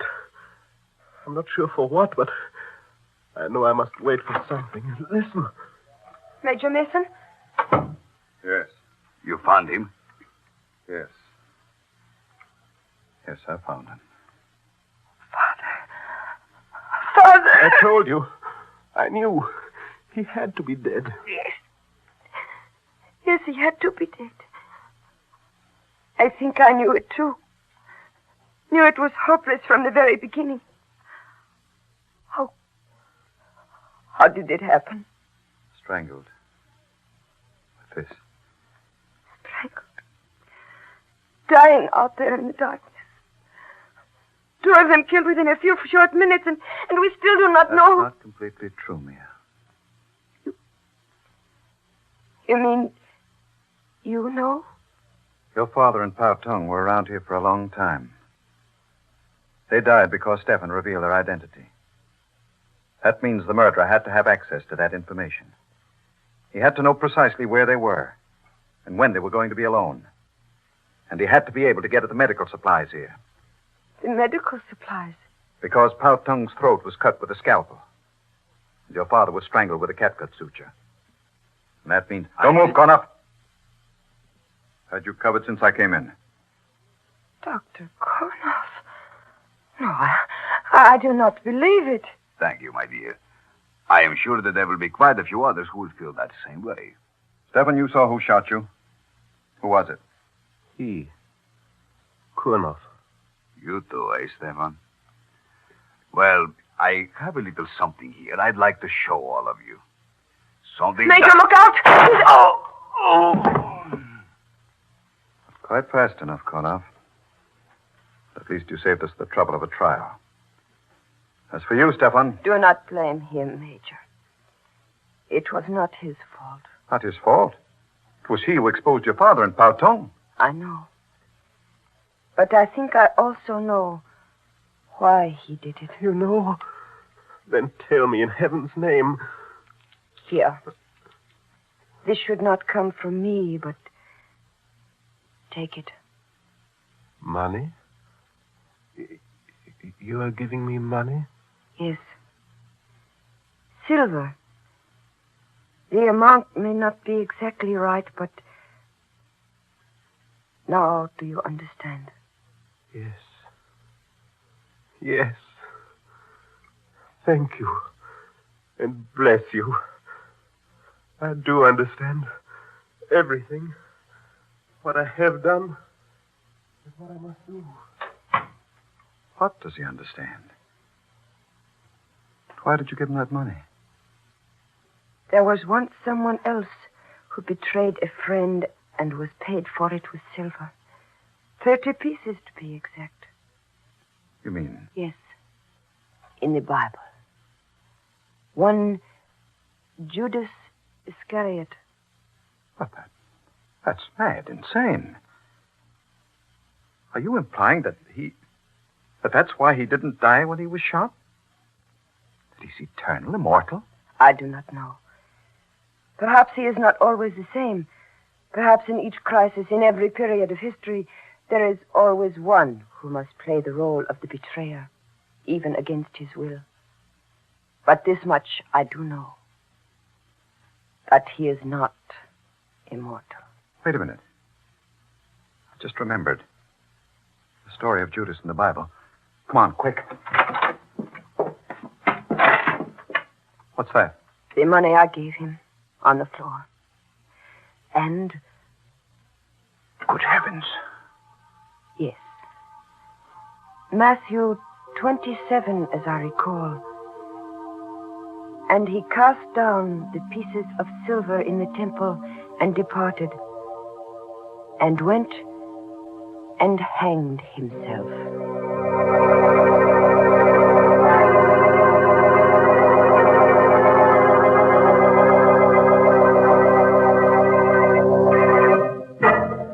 Well, that's the kind of character we like to have on this program.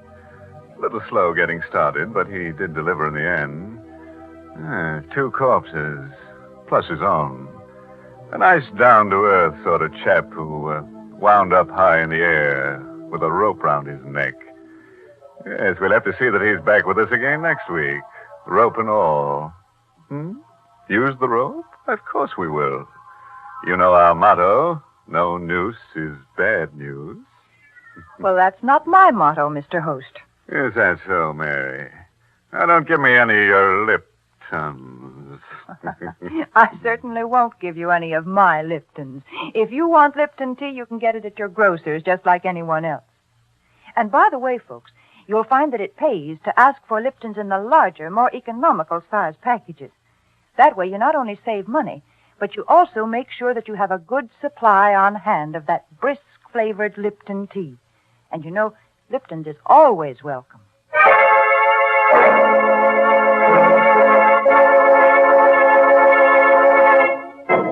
And now here's a word of advice, friend. If you should be invited to spend the weekend with a friend in the country, and he should wake you at midnight carrying a lantern and shovel and invite you to go berrying with him, make sure he doesn't mean burying with a U.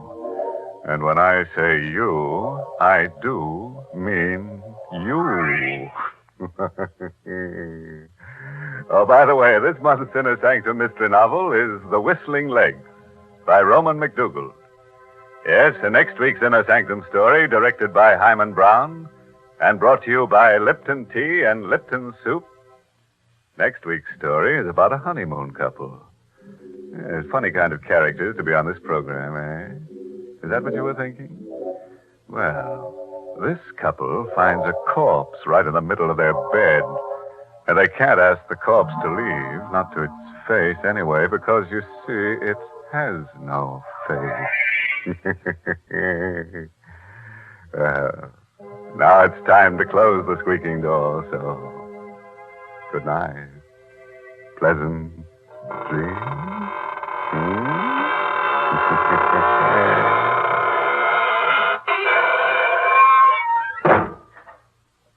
Folks, here's a modern food with an old-fashioned homemade flavor. Lipton's noodle soup. You see, Lipton's takes no time to prepare, and yet it's blessed with a real fresh-cooked chickeny taste. And what's more, it's swimming with tender golden egg noodles. That's why Lipton's is such a grand food to give your child when he comes home from school for lunch. Yes, it's quick and it's appetizing. You'll find that children enjoy Lipton's just as much as grown-ups do, because it has the same good spices, the same rich, old-fashioned flavor as the chicken soup you'd make right at home. So, friends, don't forget to serve Lipton's noodle soup. And don't forget to tune in next Tuesday night for another Inner Sanctum Mystery.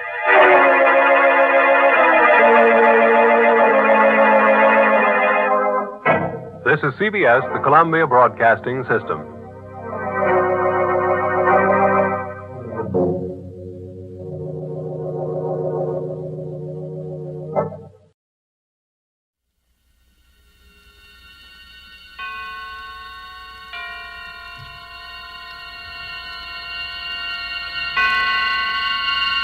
Roma Wines present Suspense.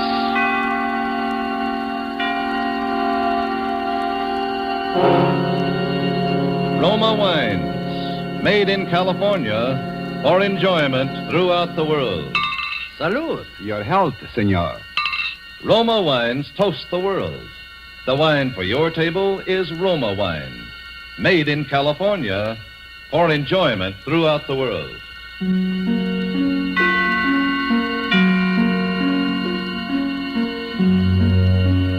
This is the Man in Black, here for the Roma Wine Company of Fresno, California, to introduce this weekly half hour of Suspense. Tonight from Hollywood, Roma Wines bring you a star, Mr. Paul Muni. And so through Cecil Fletcher's play for broadcasting called The Search for Henri Lefebvre, and with the performance of Paul Muni, we again hope to keep you in suspense.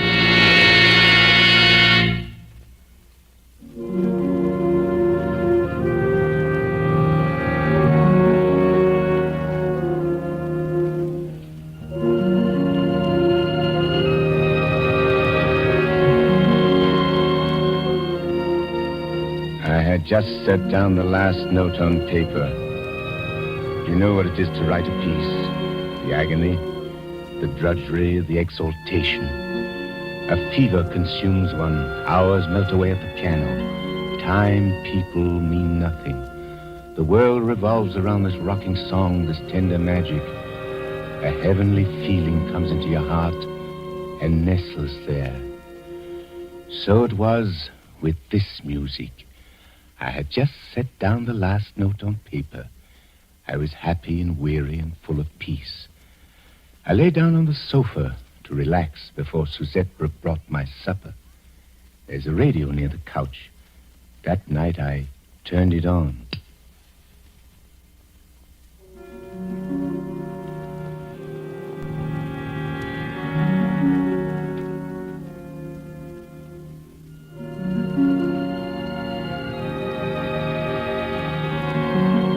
You know what it is to feel horror?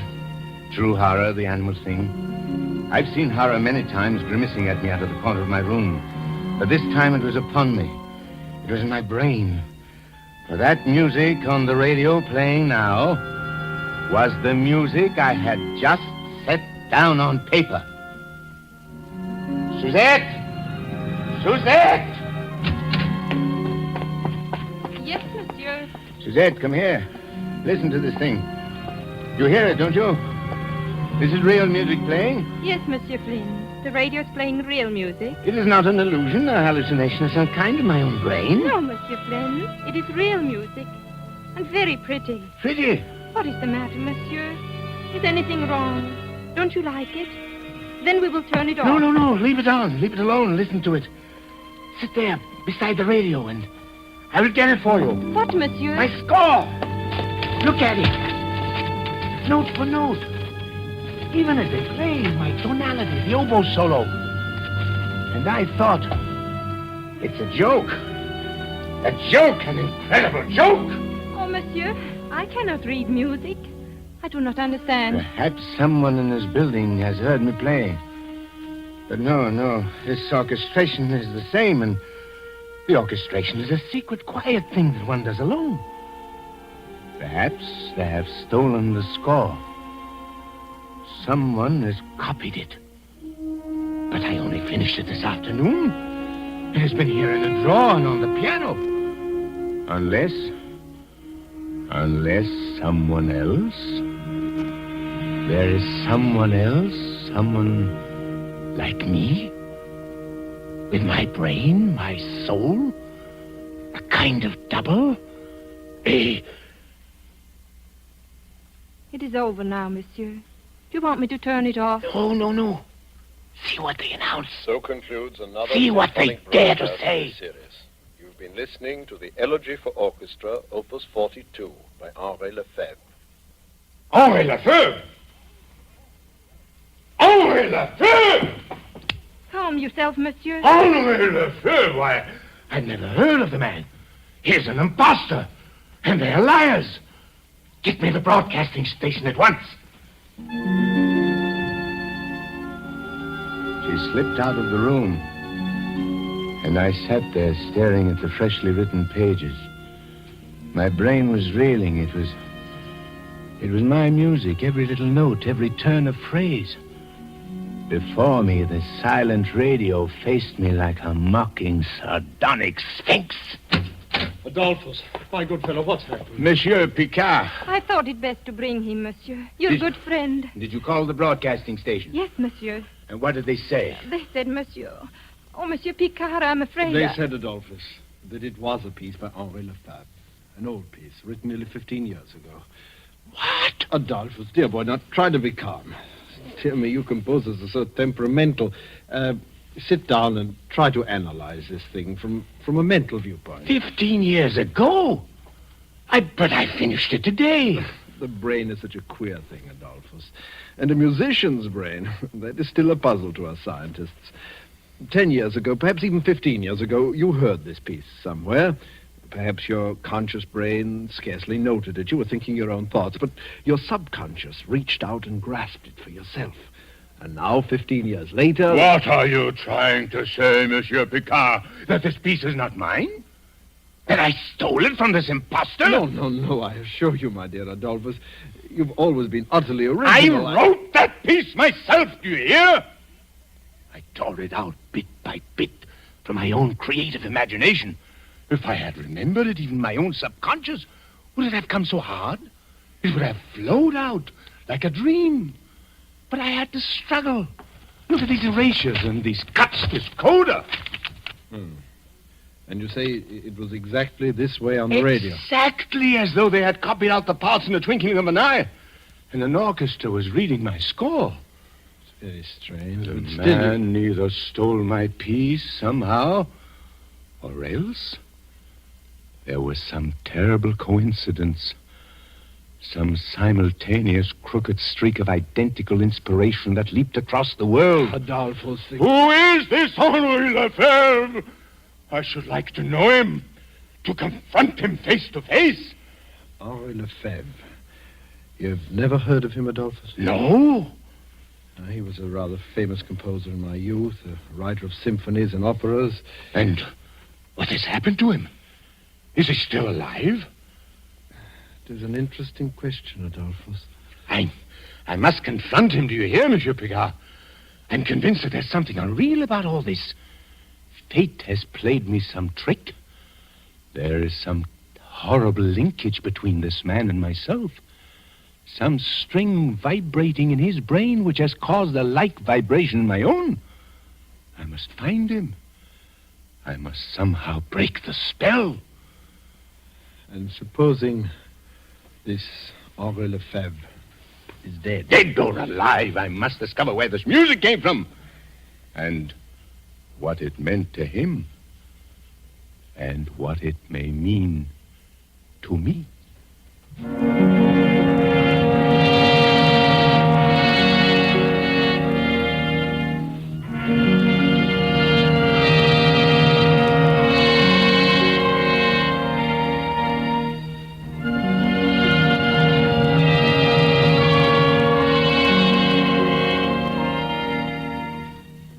Tonight, Roma Wines are bringing you as star Mr. Paul Muni, whom you've heard in the prologue to The Search for Henri Lefebvre. Tonight's study in Suspense.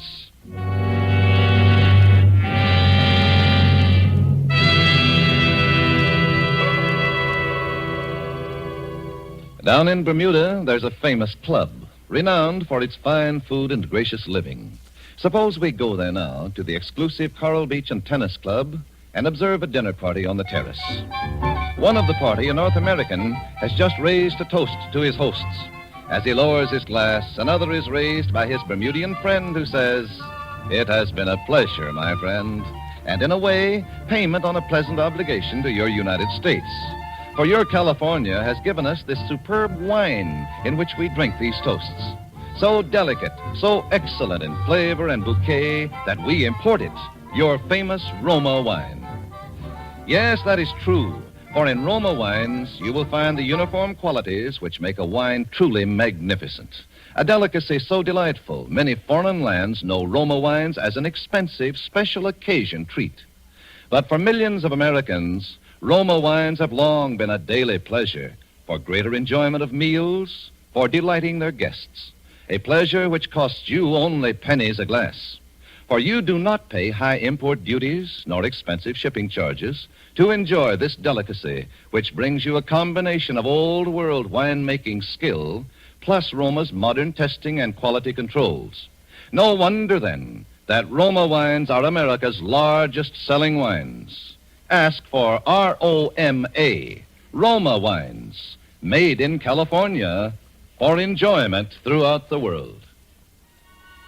And now it is with pleasure that we bring back to our soundstage our star, Paul Muni, in The Search for Henri Lefebvre, a tale well calculated to keep you in suspense.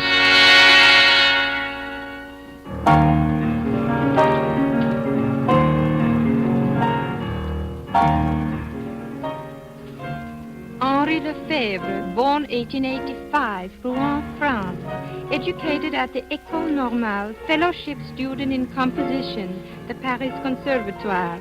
Won Prix de Rome 1908 with piece entitled Étude contrapuntale. Studied under Saint-Saëns for 2 years. Made first great success with performance of opera Ectate, which was presented at the Paris Opera in... Do you want me to go on, monsieur? No. These dictionaries tell you nothing. They make everything smell of dust and corruption. Has the mail come in yet? No, monsieur. Only the package of music from the library. His music? Yes, monsieur. Then what are we waiting for? Give it to me. Henri Lefebvre. Elegy. Opus 42. Incredible to think of all those years. Look, Susette. The paper is already turning yellow. The engraving is old-fashioned, and yet it's exactly... Adolphus. Yes? I have a letter from his publishers. He is still alive.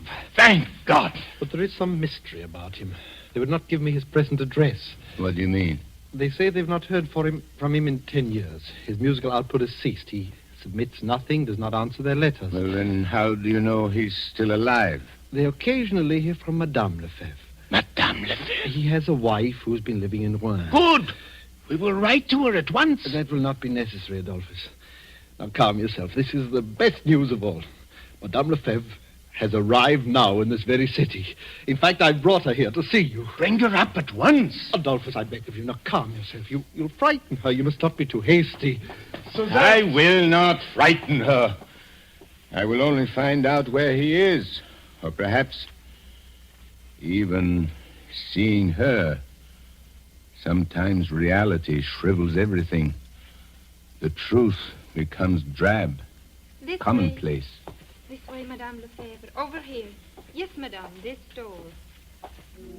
I stood quite motionless in the center of the room. A woman dressed in black confronted me across the waist of the polished floor.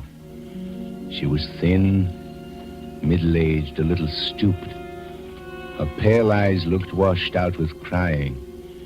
Yet there was another look in them, a look of some drowned in monstrous terror. Monsieur Adolphus Flynn, Yes. I am Cécile Lefebvre. I have heard that you are searching for my husband, Henri. Yes, madame. Why do you wish to see him, monsieur? Why do I wish to see him? You have not heard of my strange predicament, madame? No, I have heard nothing. I arrived in this country only today. You arrived alone? Yes. And your husband? My husband remained in Switzerland, monsieur. Switzerland? Yes, monsieur. He has lived there for many years. But why? I thought they said your home was Rouen. Rouen was my home, monsieur. My husband and I have been estranged for the last 10 years. Oh. But there is much I know about my husband's work. If it is about that you wish to know. 10 years. You have not seen him for 10 years? No, monsieur. You know his Opus 42, his elegy for orchestra? Yes, monsieur. When did he write it? About 15 years ago. Yes, I remember the piece well. I copied out the parts for him myself. Then you would know the music when you see it. Is this the piece, madame? Yes, monsieur. I wrote this music, madame, a month ago, out of my own head. Impossible, monsieur. Impossible, but I tell you it is so. How could it be? This is my husband's piece. I remember the night he wrote it. Hot midsummer night. The windows were open. We could hear the bells of Rouen ringing the hours. He could not sleep. Our little daughter had been crying. Your little daughter? Does this distress you, monsieur? No. Please go on. He wanted to call the piece Pavin for Louise, after our little daughter. But I wouldn't let him. It was too sad, I said, and I made him call it just elegy. But he said it was her piece, and that he had been thinking of her crying all the time he set it down. It was as though all the sadness that was in his love for her had gone into the melody. But I still don't understand. I wrote this music out of beauty, out of spring, sunshine, and happiness. He could never understand why it was so popular. He didn't want to publish it. He hid it away, saying it was like a premonition. It had come to him like some hideous omen from another world. And he was right, monsieur. How do you mean? Our little daughter, Louise. She died a little while later.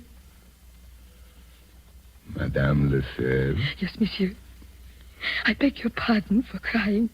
I do not want to see your husband or hear this music ever again. My search is ended. Do you believe in ghosts, madame? No, monsieur. I've been through too much to believe in poor, sad ghosts. But I do.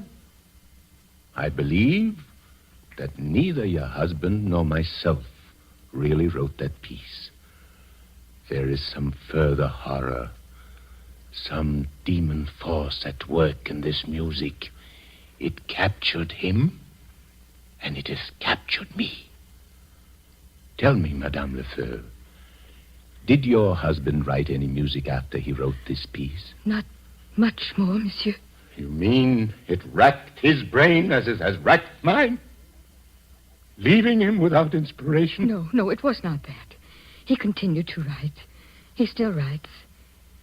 But nothing he has written for 10 years has had any meaning. What do you mean? Monsieur, have you not already guessed the truth? My husband has gone mad. He has been mad for the last 10 years, shut up in an asylum in Switzerland. Oh. I have told very few people. It is a form of horrible neurosis. Work neurosis, the doctors call it. He seems to have lost his heart. The events of his past life are meaningless to him. He has even forgotten our little dead Louise. How terrible. And now he sits in a bare room and writes music all day long. He's become a slave, a machine. They tell me that his shelf is packed with scores, but all of them are only an endless jumble of notes. Notes such as a child might scrawl across the paper. And it was the music? The ghost music that did this? Who knows, monsieur? Yes. There were seeds of madness in this thing. Even from the beginning, there was something uncanny. Why should that radio play that music just after I had finished the piece? Why should you, a perfect stranger, have come here and found me? Perhaps I, too, am destined to go mad. Monsieur, believe me, people do not go mad so easily. To be destroyed as my husband was destroyed, one must have deep sadness and love. One must have human ties, a wife, a beautiful little child. You have no such ties, monsieur. No. I have no ties. My husband went mad because he loved too much. When our little Louise died, he thought that he had killed her. She died of simple pneumonia, but he could never understand. He became insane with grief. He thought he was her murderer. Don't you see, monsieur? You who live here alone, whose life is so quiet. Madame Lefebvre. I beg your pardon, monsieur. I have seen you before, Madame Lefebvre. Hi, monsieur. I have met you somewhere. I have heard your story. You have come here before? No, monsieur. I have never come here before. Then why should your face seem so suddenly familiar? And your words? There's something uncanny about this thing, madame. For a moment, I thought I knew. Knew what, monsieur? I thought I knew you and your husband and Louise, and that I had lived. Monsieur! Perhaps it was only in one of my nightmares. But somehow... Try to remember, please. Remember... The little house in Rouen. The stone house. The tree in the garden. The coffee on Sunday afternoons. The Bechstein piano by the window. The bedroom with the calico curtain. The little carriage underneath the stairs. Louise doll carriage. Louise! What have they done to her? They have taken her away. And I have killed her. A little doll carriage waits at the bottom of the stairs, but she will never come back. Never come back. No. She has been dead for 10 years. You must not think of her anymore. You're getting better. Dr. Picard says you are getting well. Dr. Picard? Your doctor, Henri. What are you talking about? I have no doctor. Don't you see, my darling? Your long search is over.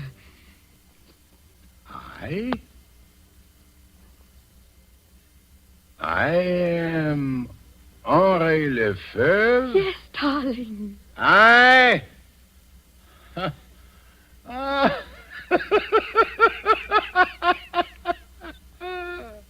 I, a shriveled old man. I locked up in the walls of a lunatic asylum for 10 years, writing a jumble of notes like a little child? Then who is Adolphus Flan? A name you made up, darling. A poor mad name. My symphonies are rubbish, you say? My adoring public are only shadows running across the walls? And these mountains beyond my window? These mountains? You are lying to me! Henri. I tell you, my name is Adolphus